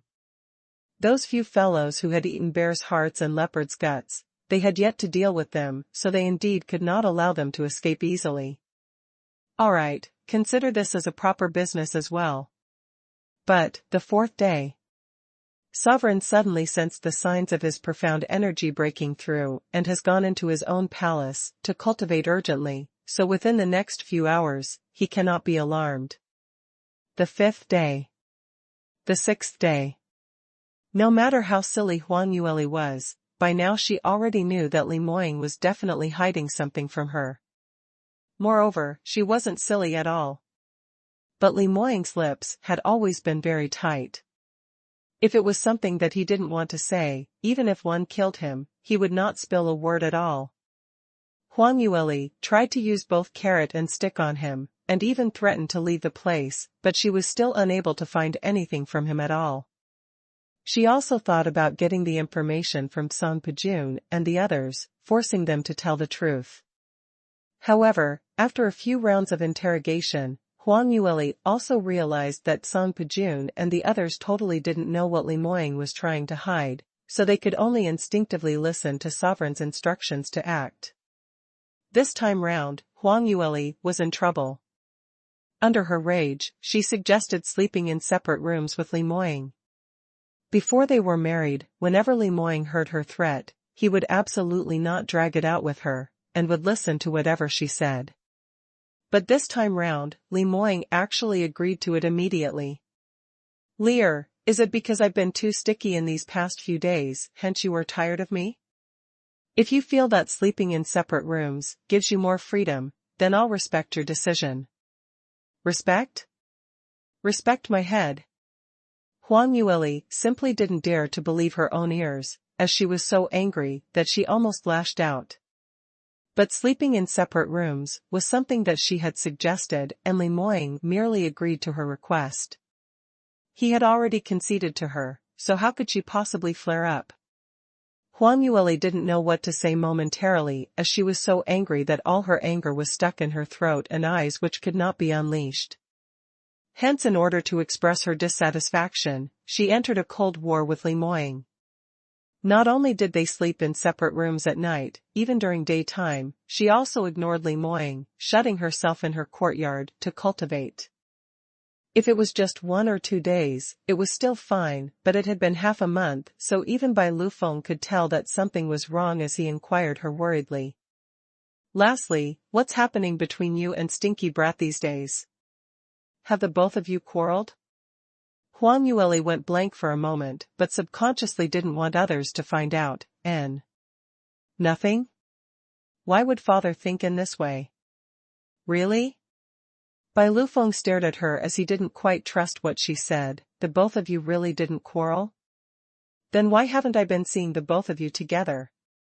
By right, the both of you are a couple who had just got married, so you should be sticking together every single day.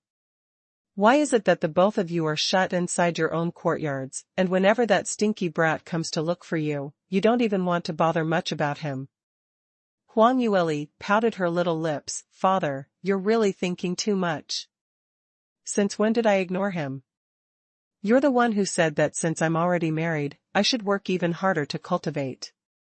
Based on my current ability and being together with Li Moying, if I run into another danger, it will be very difficult to protect myself. Isn't this what you said?" Bai Lufeng replied, "That's right, I did say that, but there's no buts. Moying and I are very well, so father, don't you worry about it for nothing." Huang Yueli expounded Bai Lufeng, but she realized that she and Li Moying could not let this drag on. Even Bai Lufeng, who had never liked Li Moying, also spoke up for that man. Then in the eyes of the others in Blue Profound Sect, she and Li Moying definitely were extremely abnormal. But, this man is really too difficult to deal with. Before we were married, he was obviously not like this. Why? Huang Yueli's brows wrinkled together for quite a while when she suddenly thought of something and was stunned. Surely not right. Could it be? Because it's not possible, right? She recounted everything that happened since the wedding night till today, recollecting all her memories from the start to the end. The more she tried to recall in detail, the more she felt that her guess was extremely correct. So it's like this, no wonder he actually still tried to hide this from me intentionally. No way, I must go find senior brother to ask about this. Huang Yueli instantly threw aside the profound armament which she was refining halfway through as she anxiously ran to where Lu Bian stayed. Senior brother, quickly come out. I have something important to ask you." The moment she stepped in, she cried out loudly as she looked left and right to look for him. How would Lu Bian even dare to offend this little ancestor of his? So he immediately walked out. "Junior sister, what's the matter with you? You're in such a feisty mood. Who offended you again?" Huang Yueli's eyeballs rolled as she stared at him. "Senior brother, you are really not friend enough." "What do you mean?" Lu Bian was stunned. "Don't hide it from me. I already know what Moying is hiding from me. Moreover, you're the accomplice. During our wedding night, you suddenly charge into the bridal room with the others just to cause a disturbance, because you already know the truth, isn't it?" Huang Yueli accused angrily. Lu Bian's heart thumped hard. What was going on? Huang Yueli already knew about that matter. He had not expected that the secret would actually be exposed so quickly by Huang Yueli. But this secret should only be known to both himself and Li Moying only. Moreover, it was Li Moying who didn't allow him to say so. Logically speaking, he himself shouldn't have leaked out the secret, right? Then where did Huang Yueli heard this from? "Junior sister, you, listen to my explanation." Seeing Huang Yueli's face as black as the bottom of a pot, seemingly about to fall out with him any time, Lu Bian felt a wave of guilt over him. Huang Yueli humphed coldly, "No need to explain, I already know what had happened. Senior brother, I know you and him have been good friends in the past, so it's normal for you to help him hide this secret. But regarding this matter, I'm the one who should hold the most right to find out the truth, right? If he wants to go for treatment, surely he will need my coordination too, right?" Lu Bian's face instantly changed when he heard that. "Junior sister, you must know that I'm definitely standing on your side. I did this, it's all for your own good." "What's good about it?" "Like us now, it has already affected our married couple's feelings. If I found out about the truth earlier, I will definitely help him." No, you can't help him." "Why? Why can't I help him?" "Although I haven't learnt medical skills for a long time, but this kind of common sense is something that I know about, and this kind of illness requires both husband and wife to mutually administer and treat together, doesn't it?" "What treat together? Don't you know that in order to cure Li Moying, what kind of price would you have to pay for it?"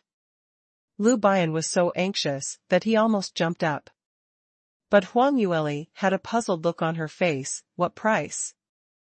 Aren't we already married? Then, isn't it a very normal thing? I totally don't suffer from any losses at all."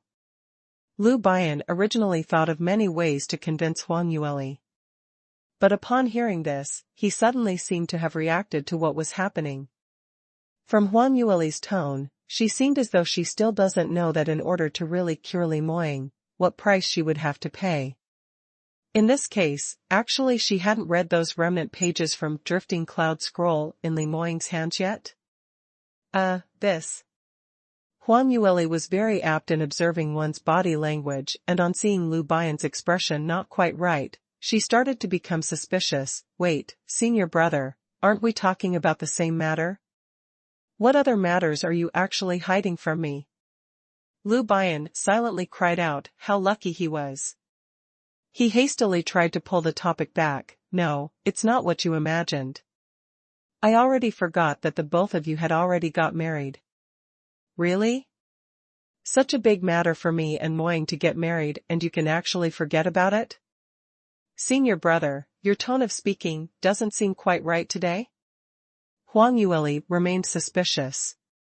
Lu Bian hurriedly said, "Junior sister, you must force me to admit it, right? Alright, I just can't stand you and Li Moying being lovey-dovey every single day, hence I intentionally hid this from you." Saying that, he even put on a hurt and disappointed look intentionally. From the start, he pretended to be upset, but very soon when he recalled that the young lady whom he was secretly in love for so many years had already married, that feeling of heartache totally didn't require him to pretend. Huang Yueli stared at him for a long time, seemingly trying to judge if what he said was true or false.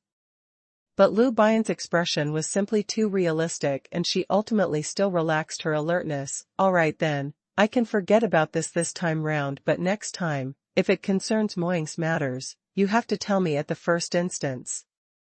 Yes, yes, yes, junior sister's words are something that I do not dare to not listen to. Lu Buan agreed immediately. Huang Yueli nodded her head and said, then, do you have that kind of medication here? Lu Bian went blank and slightly wasn't able to respond in time. That kind of medication? What kind? Huang Yueli frowned as she looked at him. Senior brother, why are you so retarded? Do you need me to spell it out so clearly?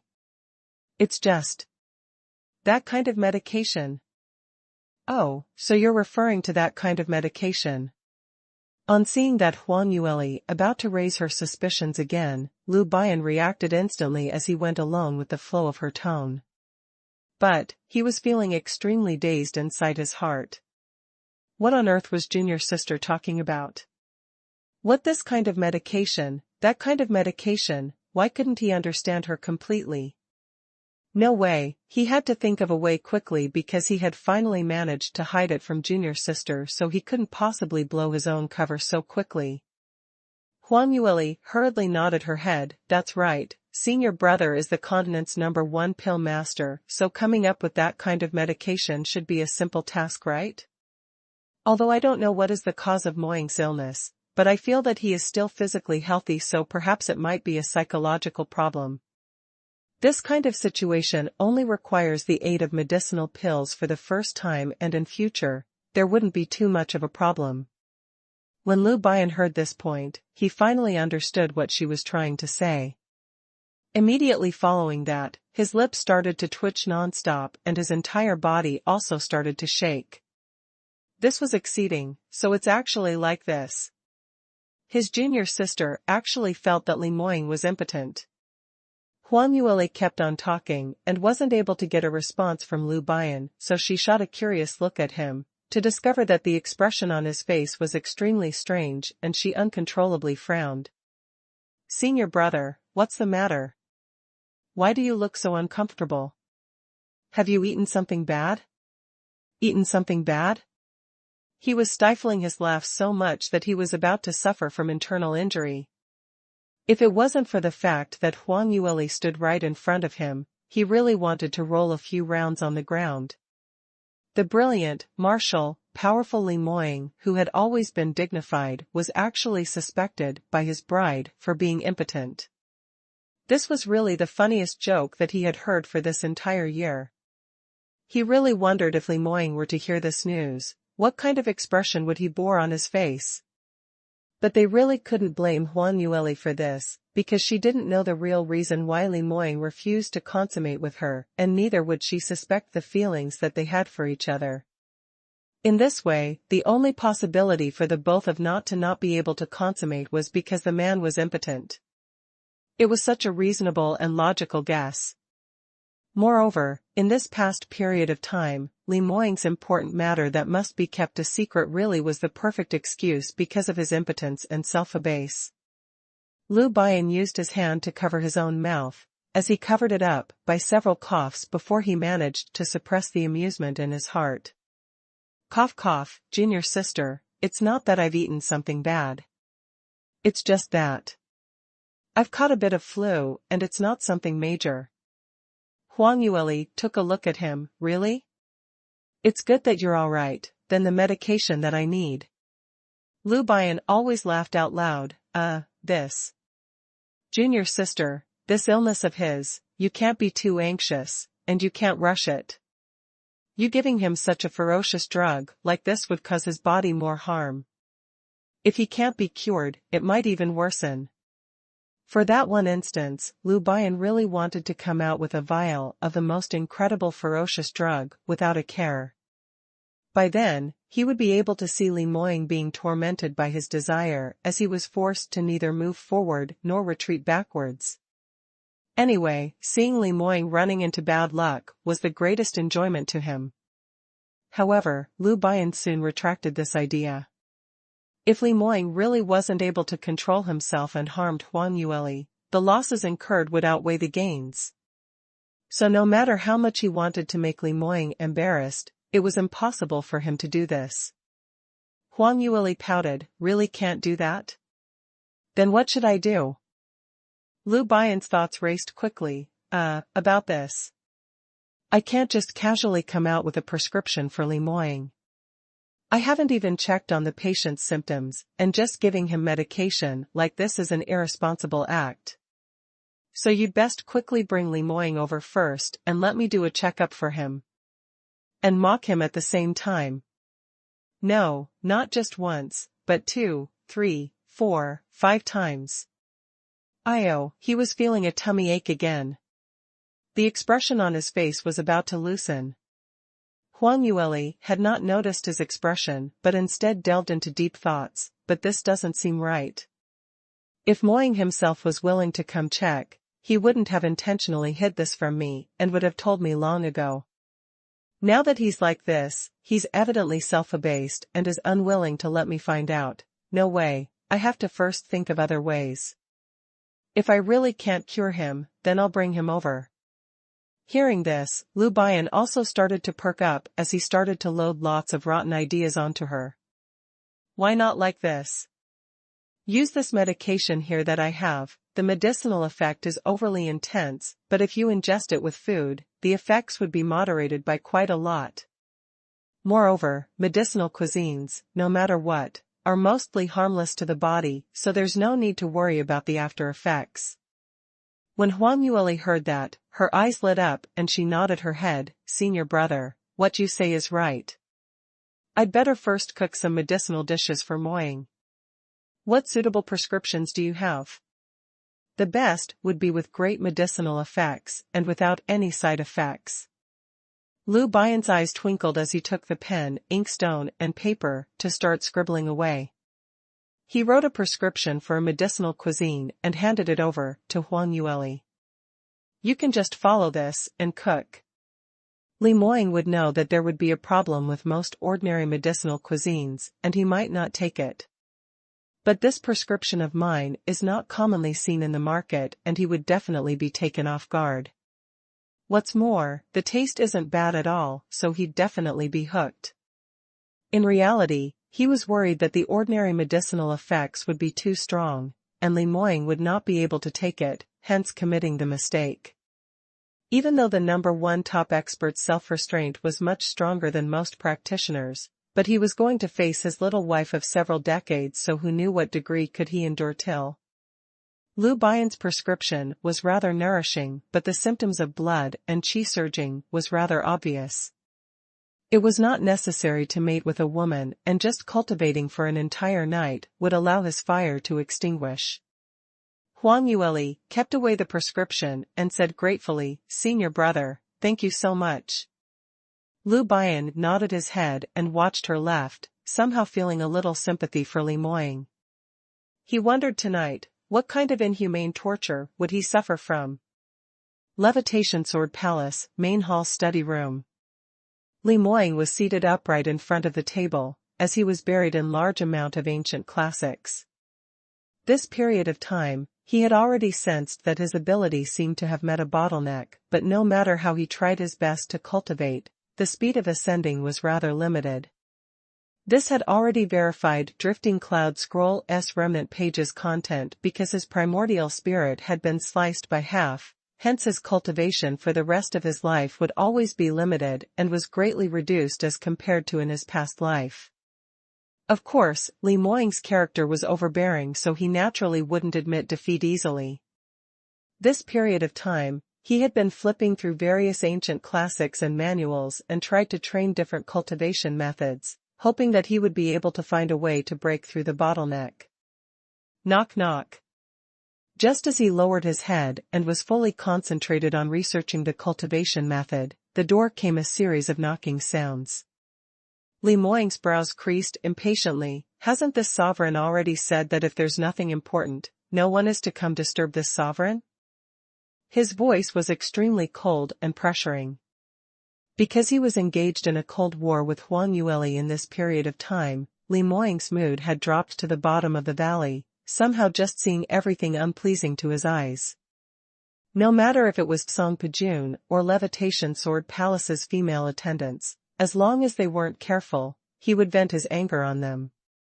So during this period of time, no one dared to come close to the study room, nor did they dare to defy Li Moying's orders. The knocking sound outside the study room stopped, but very quickly, another 3 knocks were heard. Li Moying's fury rose. Who is that outside? Can't you understand human language? A man with unfulfilled desire somehow had a bad mood, moreover for Li Moying, who had this kind of difficulty which he could not voice out. However, the person outside the study room did not leave just because of this. The sweet young lady's voice was heard. Moying, are you still busy? I've made you some supper, do you want to eat a little? Li Moying's body jolted. Lear?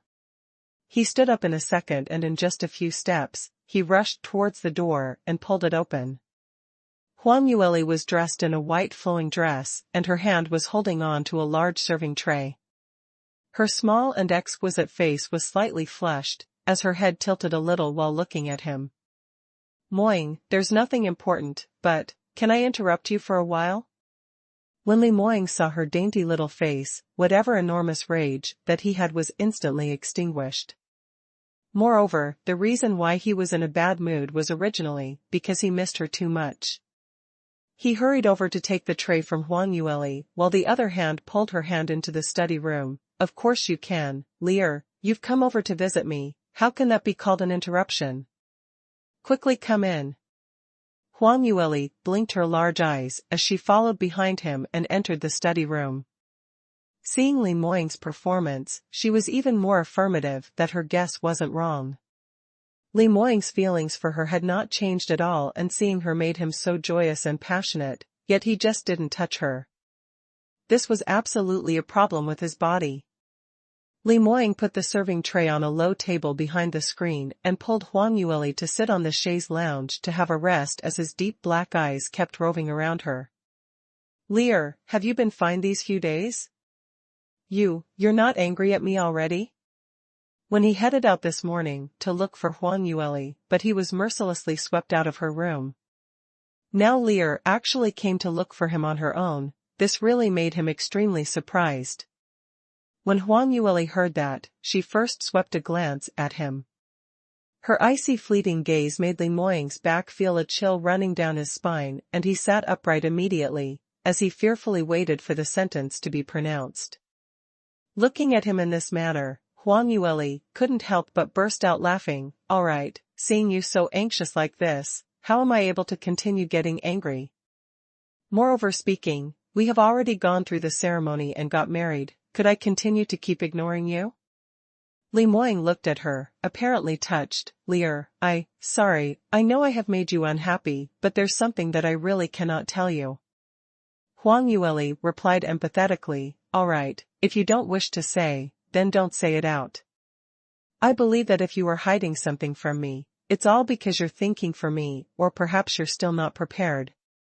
Anyway, you must believe that no matter what happens, I will be standing by your side, and after you have thought it through, you must tell me. Li Moying squeezed her hand tightly, so touched that he didn't know what else he should say.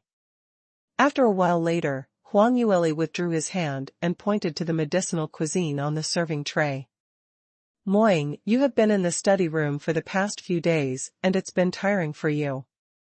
I specially stewed a bowl of medicinal cuisine for you personally. Quick, come drink it while it's still warm. Huang Yueli personally picked up the medicinal cuisine and delivered it to Li Moying's face. Moying didn't suspect anything and instantly lifted his head to finish it all. Huang Yueli's lips curled and sat right opposite him and secretly observed his reaction while chatting with him about the official matters. Today when I went over to my father's side, I happened to meet Guardian Yu. I heard that his injury had gradually started to improve and he would study meticulously on Snow Phoenix Palace's arrays with my father every day. The two of them seemed like old friends on their first meeting and were extremely congenial. I heard that both of them had already decoded a majority of Snow Phoenix Palace's arrays. Li Moying's eyes lit up and he expressed happily, that's really great. As long as these arrays are decoded, the next step should be to head over to Northern Ice Fields to rescue your mother. Huang Yueli smiled as she nodded. It should be so. But my father said that in this short period of time, it's still not possible to head over because he still needs to make more preparations, and this time round, he must rescue my mother out in one go. That's right, Lord Jean is such an unfathomable person, and moreover he works very discreetly. Help me convey this to father-in-law, that no matter what kind of support he requires, he can let me know and I'll gather the entire Blue Profound Sex resources to help him. Li Moying said. Huang Yueli stuck out her tongue. I've already told father this long ago. But father said he doesn't need you to be a busybody, just take good care of his daughter, and that will do. Father-in-law really is. Li Moying sighed softly, but his gaze had completely been attracted by Huang Yueli's sticking out of her little tongue. That pure and innocent yet dainty little face, under the dim glow of the lights, became even more alluring. Li Moying sensed a scorching warmth scuttering from his lower abdomen, and his entire body was extremely hot, which made him unable to sit or stand still. He wanted to force himself to shift his sight away, but his body seemed as though it didn't listen to his commands, and his eyes were fully concentrated on that pair of pink lips, which was opening and closing. Moying, Moying? Are you listening to me? Huang Yueli asked with a tender voice, as her large watery eyes were sparkling. Watching Li Moying's stiff expression, she was able to guess that the medicinal cuisine that he ate earlier had already started to take effect. Li Moying's face was slightly flushed, and after staring at her for a long duration, he suddenly stretched out his hand and locked onto her wrist, pulling her into his arms. Mo. Ing. His robust and powerful arm wrapped around the young lady's slender waist, as his kisses anxiously landed on her lips. In the past 10 days, the flame that was continuously suppressed started burning intensely in his heart. At this juncture, it was completely unleashed. Li Moying's kisses were like scorching flames, which instantly lit the young lady in his arms instantly.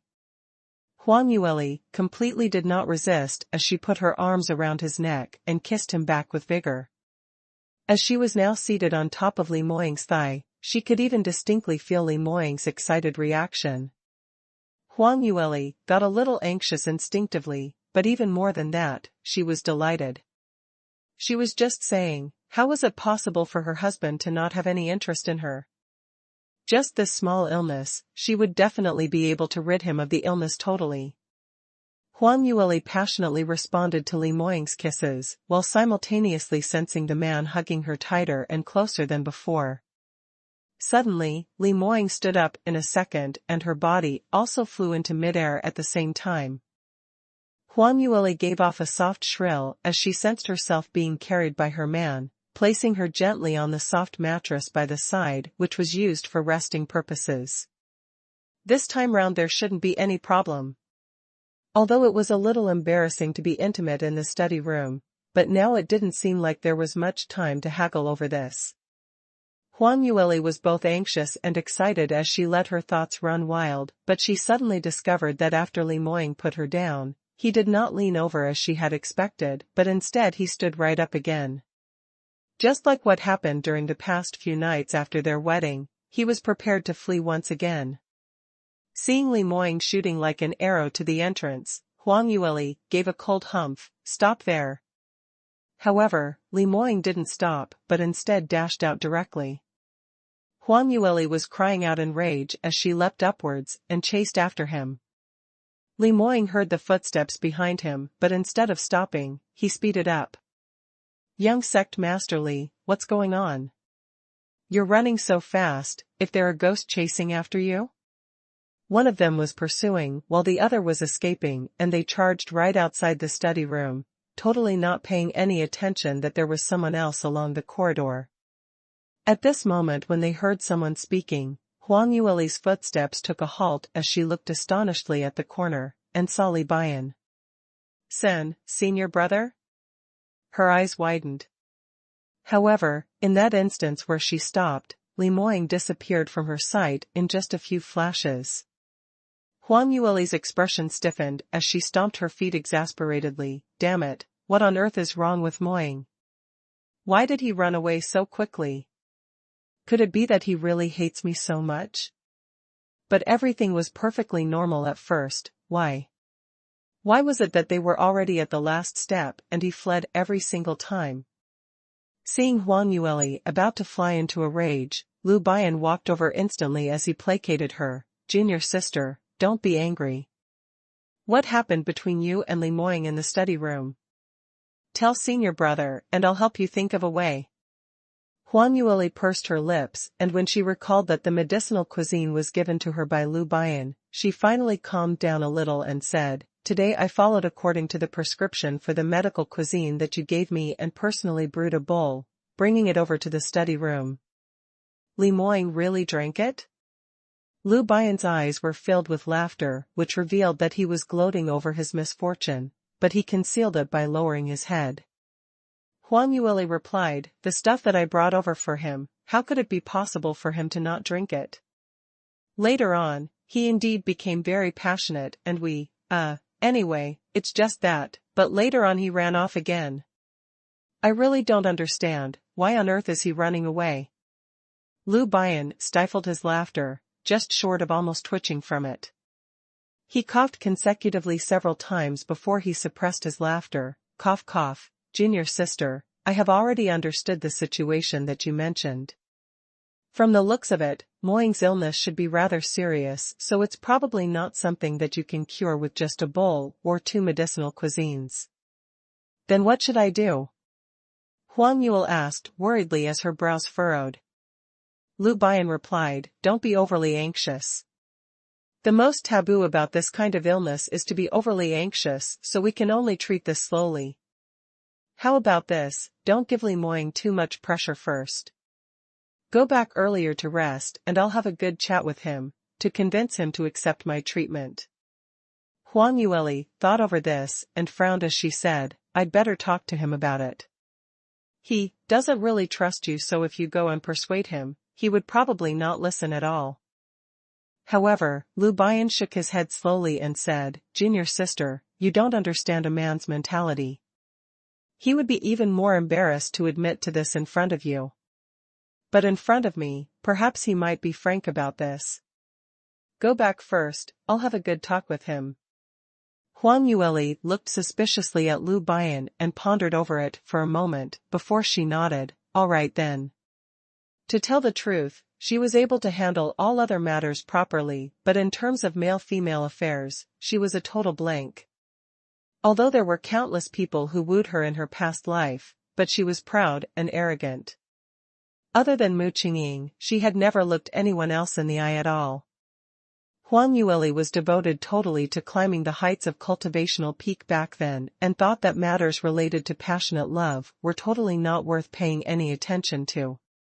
In her past life, she and Mu Qingqing had only gone on to kissing, and totally did not have any other advancements in terms of contact. It was exactly so, which was why Lu Bian managed to deceive her with a few mere words. Huang Yueli also felt that she seemed to have forced Li Moying too tightly, so she took Lu Bian's advice and obediently returned to her bedroom. On the next morning, she woke up very early and after she finished washing up, she headed straight to look for Lu Bian. Out of her expectations was that Li Moying was also in Lu Bian's pill refining room, and from the looks of it, it seemed that he had not left for the entire night. Moreover, Li Moying and Lu Bian both had some bruises on their faces, and their expressions were pretty terrible. Huang Yueli blinked her large eyes as she looked at them in astonishment. "The both of you, did you have a fight yesterday night?" Li Moying's gaze swept across Lu Bian coldly, and when he turned his head to look at Huang Yueli, his expression instantly turned tender. "Leer, what were you thinking of? How could we possibly get into a fight?" "That's right, junior sister, we've already reconciled and we will not fight. Don't worry." Lu Bian hurriedly replied to her as well. Huang Yueli stared at the both of them. "Do the both of you think I'm blind? If you didn't fight, where did the bruises on your faces come from?" The both of them were stunned as they took a look at each other. Lu Bian coughed, "Cough cough, junior sister, you're mistaken. Li Moying's injuries on him, those are caused by the treatment that I've administered. You know, that kind of illness, just relying on medication doesn't have much effect, so I have used the golden needle acupuncture and even did fire cupping on him. I've been busy for the entire night. This illness really isn't easy to treat at all. He shook his head and sighed, his shoulders suspiciously shaking. Li Moying's gaze was as harsh as a blade, as he couldn't have wished for more than to beat Lu Bian up on the spot. Yesterday night, in Lu Bian's pill refining room, after he heard the real reason why Huang Yueli went over to look for him, Li Moying almost spat out blood right there. Never had he ever imagined that Huang Yueli actually mistook him as having that kind of illness. Lu Bian didn't forget to add on sarcastic remarks, "Don't blame junior sister, she's very innocent in this aspect. Moreover speaking, if one didn't know the inside story, I would probably have also thought that you are impotent." When he said that word, Li Moying could no longer control himself as he gave Lu Bian a punch. Although Lu Bian was already prepared and evaded swiftly, but his face was still scratched by the fist wind. "What rubbish are you sprouting? If it wasn't you who showed me the remnant pages of the Drifting Cloud Scroll, would I need to do this?" Li Moying retorted furiously. Lu Bian rubbed the wound on his face. "Don't you repay kindness with ingratitude? I'm telling you these, just to save junior sister." Li Moying gave a cold humph. "If it wasn't for this, you would have died long ago. Do you think you can still stand in front of Lear to sprout these rubbish? Don't think I don't know, Lear's medicinal cuisine prescription is given by you. You are obviously up to no good." Lu Bian replied lazily when he heard that, "So what about it? Who asked you to marry junior sister? It's just some medicinal cuisine, and that's already letting you off easily. Haven't you thought about this? What would happen if I really lost control of myself? Then it will really be too late for regrets." Li Moying gnashed his teeth out of anger. What made him so furious was this. Although he had confidence in his self-restraint, but when it came to matters concerning Huang Yueli's safety, he wasn't willing to take any single risk at all. Lu Bian still had a disapproving look on his face. "Don't I have confidence in your self-restraint?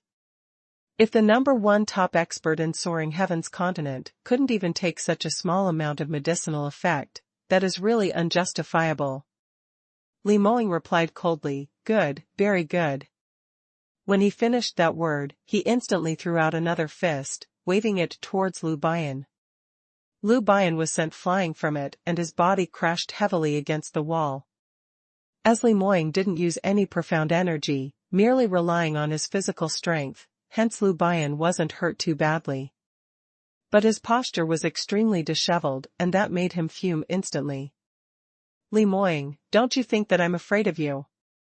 I find you extremely unpleasing to the eye since long ago. Now that you've fulfilled your wish to marry junior sister, what else do you want? What authority do you have to come to seek trouble with me?" Lu Bian was enraged and he just casted his fist back towards Li Moying. Li Moying naturally wouldn't take it lying down, so he instantly fought back. In order not to create a huge commotion to alarm Huang Yueli, the both of them had a silent rapport and didn't use any profound energy. The two of them were top exponents on a different level, and if they were to use physical strength to attack each other, it would be difficult to come out with a victor even after they continue fighting for a few days. Li Moying and Lu Bian took turns swinging at each other, and they made a din for the entire night all the way till dawn broke before they laid on the floor, totally exhausted. You beast. You actually laid such a heavy hand. You've already won junior sister over, but you still don't give in to me during a fight?" Lu Bian laid on his back as he was totally lethargic, but yet he still cursed Li Moying while gritting his teeth. "On what basis? Do I have to give in to you? Lear is already married to me, but yet you're still up to mischief behind my back. I should have killed you instead." Li Moying was not to be outdone. The two of them had a stomach full of fury, but when day was about to break, they were afraid that Huang Yueli would head over early in the morning, hence they stopped. Lu Bian said, yesterday's matter, consider it as my wrongdoing, but if you don't wish to make junior sister worried, then it's best that you follow what I say. Li Moying's thick black brows cringed. What do you mean? You want me to admit that I'm impotent? The injury on the corner of Lu Bian's lip was still obvious, and tugging it would cause a series of pain. But he was still laughing happily. There's no other way. Think about it yourself, junior sister is such an intelligent person and you have to hide from her every night. Would she just let it go? She would definitely seek out the reason. By then, your secret will be exposed sooner or later, so why not just give her an explanation? Impotent is a very good reason. By then you can just say that you're self-abased, and since she likes you so much, she would definitely feel awkward to ask further. Lu Bian looked at him while harboring evil designs. Li Moying was crying out melancholically as he stared coldly at Lu Bian. If eyes could kill, Lu Bian would have been turned into a sieve long ago. However, Lu Bian had no restraining fear at all. Although he had the intention to view this as a joke, but what he said was the truth as well. Based on the current situation, he could only allow Huang Yueli to continue misunderstanding like this, and that was the best resolution. Although Li Moying was not resigned to this, but after considering the past cause and future effect, there was no other better way out, so out of helplessness, he could only admit to this impotent label. Huang Yueli naturally didn't know the undercurrent that was surging in between them, but she didn't believe that the both of them were merely undergoing treatment for the entire night. Based on her understanding of these two childish men, it would be strange if they didn't fight. But she didn't have time to bother about these now, so she immediately asked Lu Bian, "Senior brother, you mean to say that Moying's symptom is verified?" "It indeed is, cough cough, that problem?" Lu Bian didn't reply immediately, but instead casted a glance towards Li Moying first. Li Moying clenched his fists tightly, and his expression was as ugly as it could be, but he didn't say anything to rebut this. Lu Bian was silently delighted as he answered Huang Yueli, "That is, young sect master Li had already confessed about his illness and I've already done a detailed examination for him. This illness, it's not a huge thing, neither is it neglectable, but the treatment process will be slightly longer. Moreover, during the treatment process, physical intimacy should be strictly avoided, just in case. Junior sister, you must coordinate well with me." Huang Yueli nodded her head. "Senior brother, don't worry, if there's anything that you need me to coordinate with, just feel free to tell me." Lu Bian smiled, "There's nothing for the moment, and I'll give Li Moying a prescription, so just make him drink it every day, and that will do." Huang Yueli immediately replied, "All right, senior brother, I will personally supervise him to take the medication." When Li Moying heard their conversation, he almost spat out a mouth of blood. Lu Bian really had such malicious thoughts. Not only did he make Huang Yueli maintain a distance from him, all physical intimacy must be stopped, and moreover he even gave him a prescription which he needed to drink daily. Based on his understanding of Lu Bian, this medication was most likely some tonic which was beneficial for the body, and perhaps it might be some god-grade prescription which could aid cultivation. But it would definitely be something that was very difficult to swallow. Li Moying originally hated to drink medications, and by then, he would have to drink it under Huang Yueli's watchful eyes, not even having a chance to secretly pour it away. Li Moying's face flushed pale as Huang Yueli brought him back. He was silently cursing Lu Bian at the same time, thinking that the next time he met this fellow again, he must beat him up until he was unable to take care of his own living. Yesterday night, he must have punched him too lightly. Ever since Lu Bian passed the diagnosis of impotence on him, Li Moying started the miserable life of having to drink medication every single day. The only fortunate thing was that Huang Yueli was no longer in a cold war with him, and they were reconciled like in the past.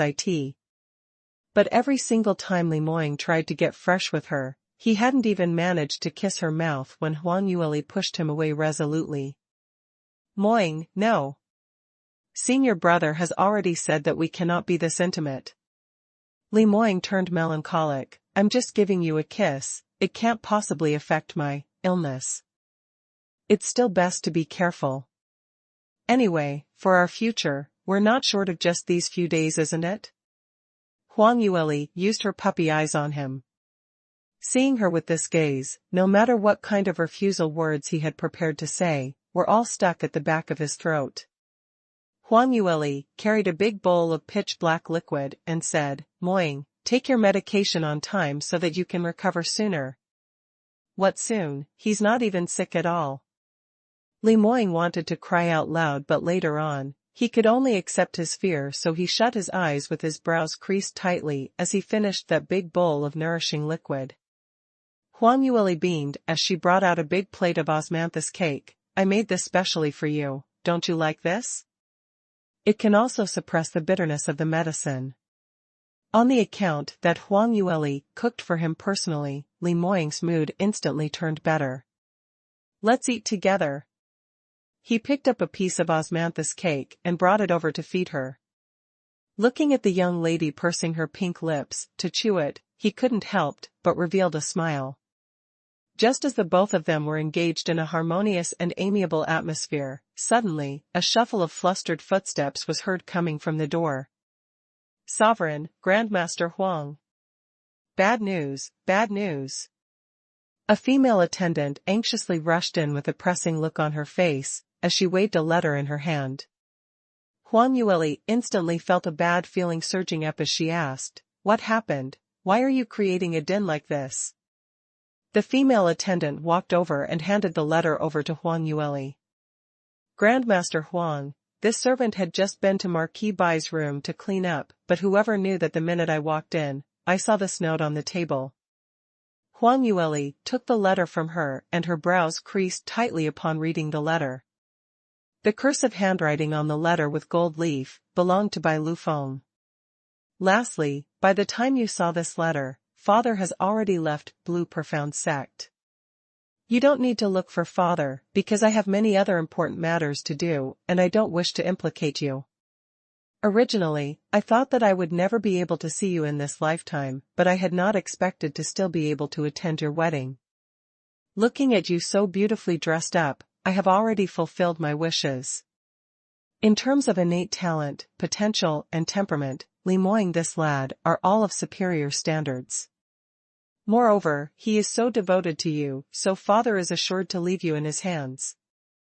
The both of you have experiences so much tribulations before you are finally married, so you must cherish your fate, and don't quarrel just because of small matters. There are thousands of lovers in this world, but there aren't many who regard each other mutually like the both of you, so please cherish this relationship. Additionally, protect yourself well, and don't forget to cultivate diligently.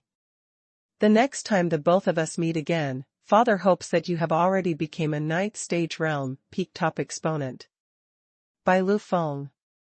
Huang Yueli stared at the letter and didn't say a single word for the entire day. Li Moying took the letter from her hand and read it as his brows rose. He waved his hand for the attendant to leave them, then turned around and hugged Huang Yueli, allowing her to lean against his broad chest.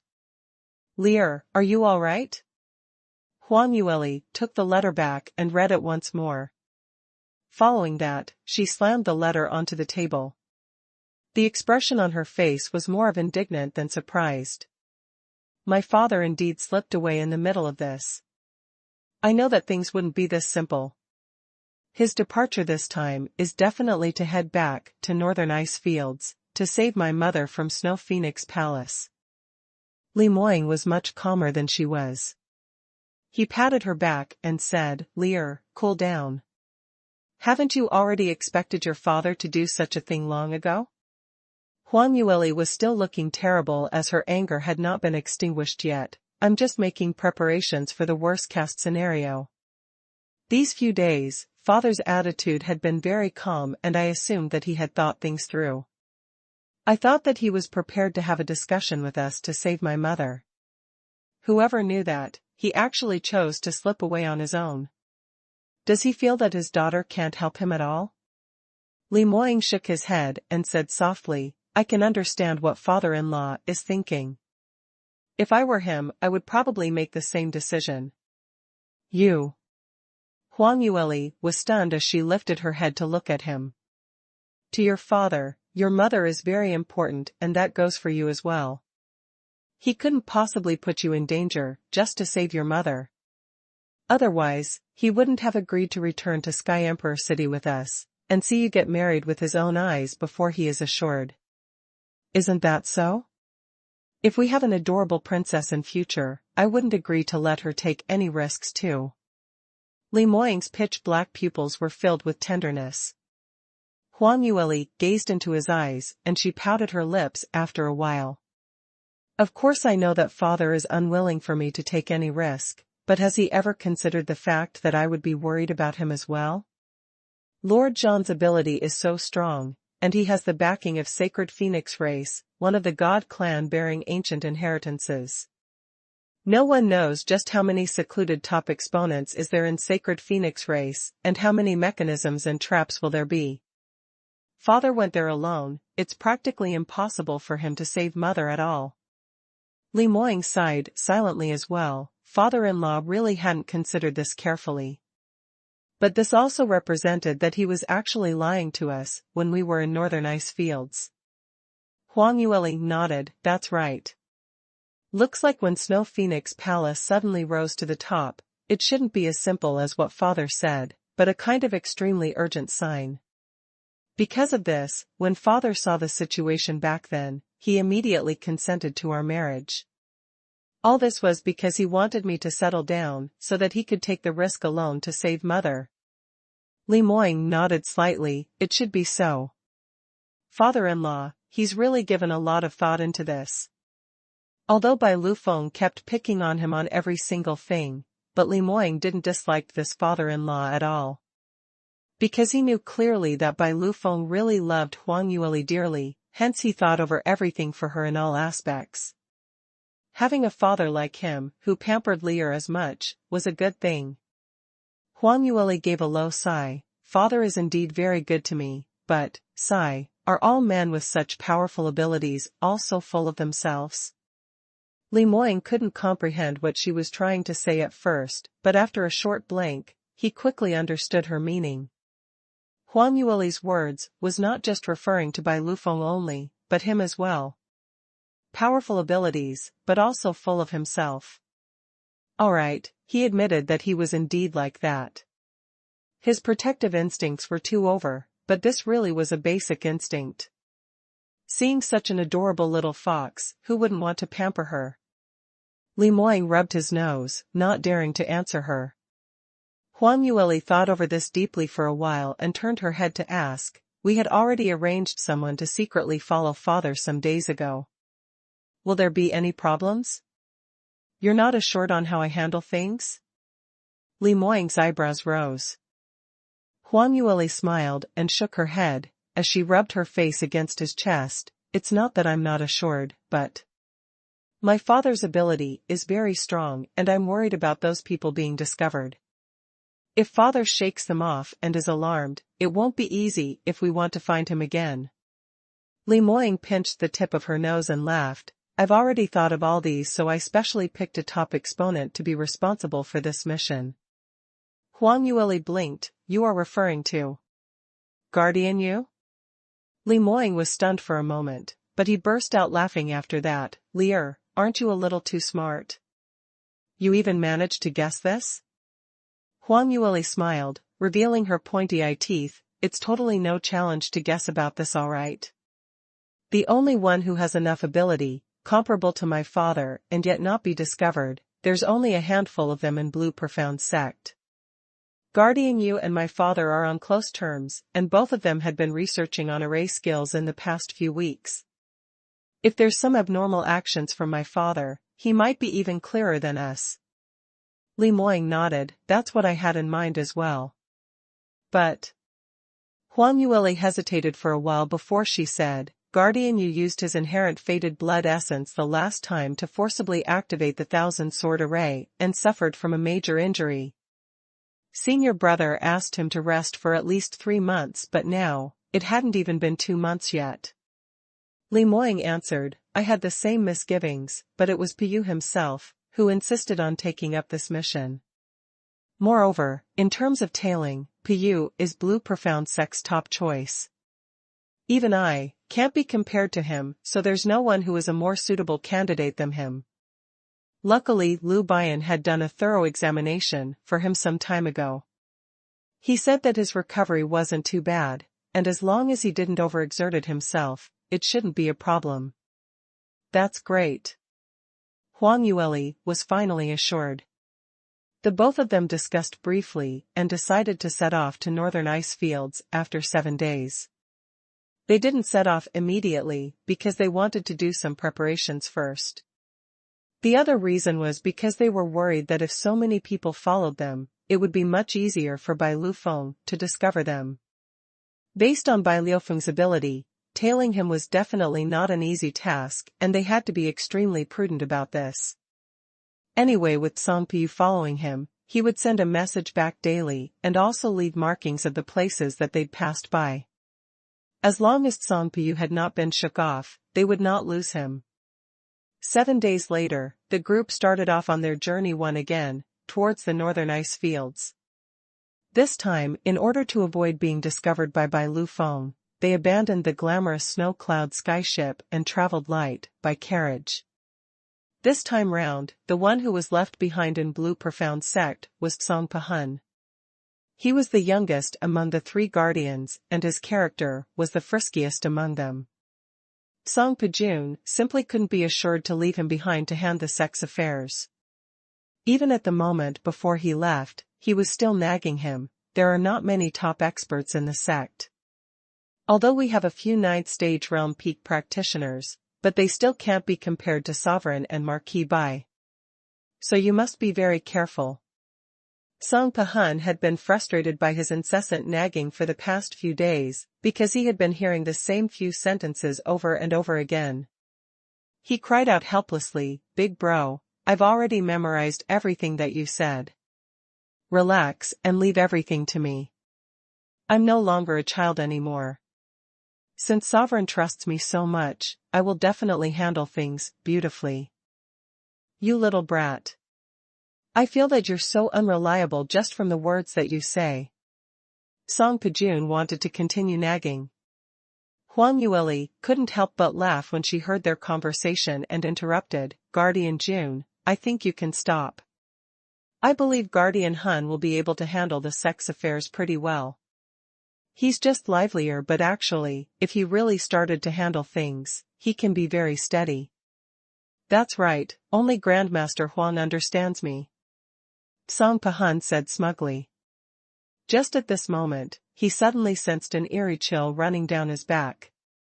Song Pahun turned back and saw Li Moying's arms crossed as he leaned against the carriage door, looking at him right now. He couldn't help but shuddered as he quickly lowered his head, not daring to say a word more. Li Moying spoke in an unhurried fashion, Lear, it's not early already. We'd better set off as soon as possible. Ah. Yes, it's not early already, let's set off right now. Guardian Hun, we'll leave Blue Profound Sect in your hands. And Master, you specially came out to send us off, please quickly return to Levitation Sword Palace, to rest. She waved her hand at the rest. Dai Boki looked worriedly at them as they left. I heard that their trip to northern ice fields this time is to deal with an extremely powerful opponent. This old man only has 2 disciples. If something happens to them, what should I do? Earlier when Huang Yueli and Lu Bian were around, he found it awkward to say it out. But facing Song Pahun, he couldn't help but say out the worries in his heart. Actually, Song Pahun was much more worried than him. After all, Dai Boki's understanding towards Snow Phoenix Palace was purely from hearsay. Song Pahun, on the other hand, had experienced it for himself. Snow Phoenix Palace's mechanisms were so dangerous, Blood Moon spell was so evil, and Lord Zhan's ability was so powerful. All these etched deeply into his mind. As compared to staying in Blue Profound Sect, Song Pajun really wanted to stay beside Li Moying, following him through life and death and taking risks together. But he also knew that Song Pijun's ability was much higher than him, so under such a precarious situation, if they had to pick someone to stay behind, he was definitely the better choice. Song Pijun frowned slightly, as he gazed at the tracks of the carriage that had already gone far away. Divine Dr. Dai, don't worry. Sovereign and the others have encountered numerous dangers, and since when did they not turn the misfortune around? This time, they will definitely be able to return safely. Towards his sovereign, he was blinded by worship and faith. However, Song Pijun probably hadn't thought that this time, someone actually didn't manage to return. Li Moying, Huang Yueli, and the others were seated on 3 carriages, pulled by 7th-grade Goldeneye Jade Buckle Mare Stallion. They pursued after the traces left behind by Song Piyu towards the direction of the north. They could tell that Bai Lufeng was worried that someone would tail him, hence he deliberately went round in circles. Moreover, he was also making preparations for the impending battle, as he would drop by North Sky region's various large cities to replenish his supplies. But Song Piyu's tracing skills were indeed extraordinary. He left various kinds of markings along the entire way. They were afraid of being discovered, so they maintained a 2-day journey distance between them and Bai Lufeng, following his traces in an unhurried manner. It had been a month later before Bai Lufeng officially entered the northern ice field's freezing zone. Huang Yueli and the others then picked up their pace, following him tightly. Whoever knew that, when they finally reached the freezing zone's boundary based on those traces, they found Song Piyu standing alone in a daze, right in the middle of the snowy lands. Everyone exchanged astonished glances and walked towards Song Piyu. "Guardian Yu, what are you doing here?" Huang Yueli asked with a frown. When Song Piyu saw them, he seemed as though he was given amnesty and hurriedly walked up to welcome them. "Sovereign, Grandmaster Huang, you're finally here." Li Moying nodded his head at him and questioned hurriedly, "Piyu, are you specially waiting for us here? What's the situation with my father-in-law now?" Hearing this question, Song Piyu's face revealed a frustrated look. "Sovereign, this subordinate had failed in my mission. I lost Marquis Bai." "Lost? How could that be?" Huang Yueli asked puzzledly. Song Piyu hung his head in shame. "This subordinate had been following Marquis Bai from a distance since we left Blue Profound Sect. To avoid exposing myself, I kept a considerably far distance. But starting from yesterday, we were about to enter the freezing zone. As you all know, there would be frequent snowstorms in the freezing zone and the surrounding ice mountains all look similar. This subordinate was afraid of losing him, so I got anxious and followed him a little closer. I did not expect. My father discovered your presence?" Huang Yueli suddenly realized what he was trying to say.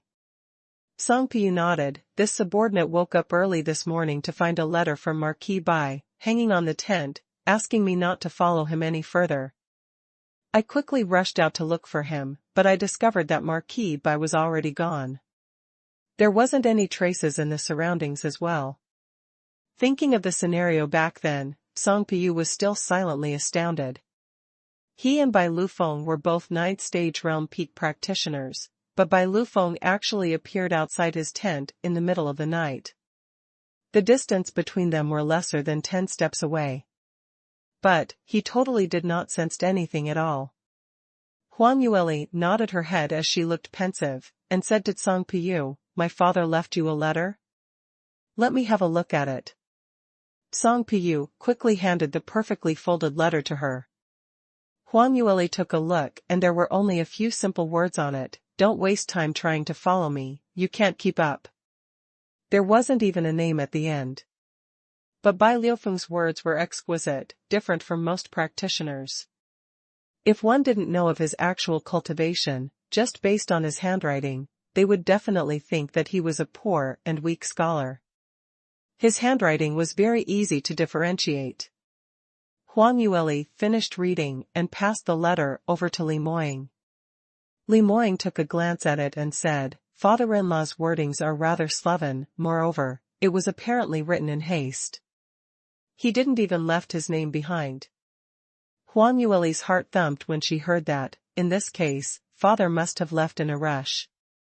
Looks like my mother is really in great danger. Otherwise, father wouldn't be so careless, since he had always been a man with proper planning. Li Moying nodded his head in agreement. Father-in-law is in such a rush, so this had already proven that his actual destination is definitely to rush to Snow Phoenix Palace immediately. She continued to add on without any hesitation, "You're right. Father is so hasty, I wonder what exactly had happened. But, it's not possible for him to win Lord Jean by himself. Even if he had already decoded a majority of the arrays and mechanisms in Snow Phoenix Palace, but that place is still their turf. Who knows if there would be any change of events? No, we must chase up to him right now, and stop him from taking the risk alone. That's right, we must grab hold of time immediately." Lu Bian nodded his head as well. Everyone had the same thinking in mind, and they all decided to pass through the freezing zone at full speed. They must arrive at the foot of Lone Sky Summit in the shortest time possible. But the environment in the freezing zone was extremely terrible, so the horses which were used to pull their carriages could no longer be used. They could only travel by foot. Moreover, this time round they didn't even have a guide to bring them. They weren't as familiar as by Lu Feng on the topography in the freezing zone. So, even though they traveled at full speed, they still spent a great deal of effort to reach Lone Sky Summit after 3 days. The few of them stopped at a distance away, gazing towards the direction of Lone Sky Summit. As Snow Phoenix Palace suddenly rose up from the underground a couple of months ago, Lone Sky Summit had collapsed rather badly. When they left previously, Lone Sky Summit was only half of its original height. But from the looks of it now, the situation had become even more serious. Lone Sky Summit had practically toppled on one side, whereas Snow Phoenix Palace seemed to have risen up even more. 2 levels of it was already on the ice surface. But other than that, Snow Phoenix Palace still looked rather peaceful, as it stood majestically on that crystal-clear snow fields. There wasn't any signs of anyone invading in. This is strange. Has my father already infiltrated into Snow Phoenix Palace? Huang Yueli looked from the opposite snow mountain, as she was undecided. Lu Bian was standing right behind her, and after he took a detailed observation, he also couldn't confirm that. We're still traveling too slow. Marquis Bai's speed is fast, and moreover, he's familiar with the topography here. I'm gauging that he will only need 1 day to enter this place. Either he has already entered Snow Phoenix Palace, or he had found a place to hide. What should we do next? Huang Yueli frowned and was just about to speak. Li Moying spoke out in a low voice, "Since we're not sure of father-in-law's current situation, it's best that we don't abruptly charge in. If father-in-law hasn't taken any action and we set off the alarm, then things would be terrible. It's best to first ascertain on father-in-law's whereabouts." They looked at one another in dismay, and after considering all the odds, no one could come out with a better idea. "Why not, let's go back to the previous cave dwelling to take a look," Huang Yueli suggested. No one else objected to this, and they followed Huang Yueli, heading over to Sage Yusu's cave in the ice mountain. This cave dwelling was concealed well, and moreover, as a god-grade array master's secluded spot, the surrounding arrays were said to be skilled works. Luckily, when they were here previously, Bai Lufeng had already taught them how to activate the teleportation array, so that it was convenient for them to move about. It was Song Piyu's first time in this cave dwelling. His eyes were shining when he saw how Huang Yueli activated the teleportation array with ease. If it wasn't for the fact that the timing wasn't right, he really wanted to stay here and carefully researched on all the arrays in this cave. These were powerful arrays which was unheard of. The few of them entered the cave and immediately searched all the rooms. There's no one in the main courtyard. I don't see anyone here as well. It's empty here too. They quickly confirmed that the entire cave was empty. Some portions had started to freeze. It was obvious that no one had lived in this place for some months. Huang Yueli's expression instantly changed. Father hasn't returned to this place at all. Looks like he had really entered Snow Phoenix Palace immediately after he reached Lone Sky Summit.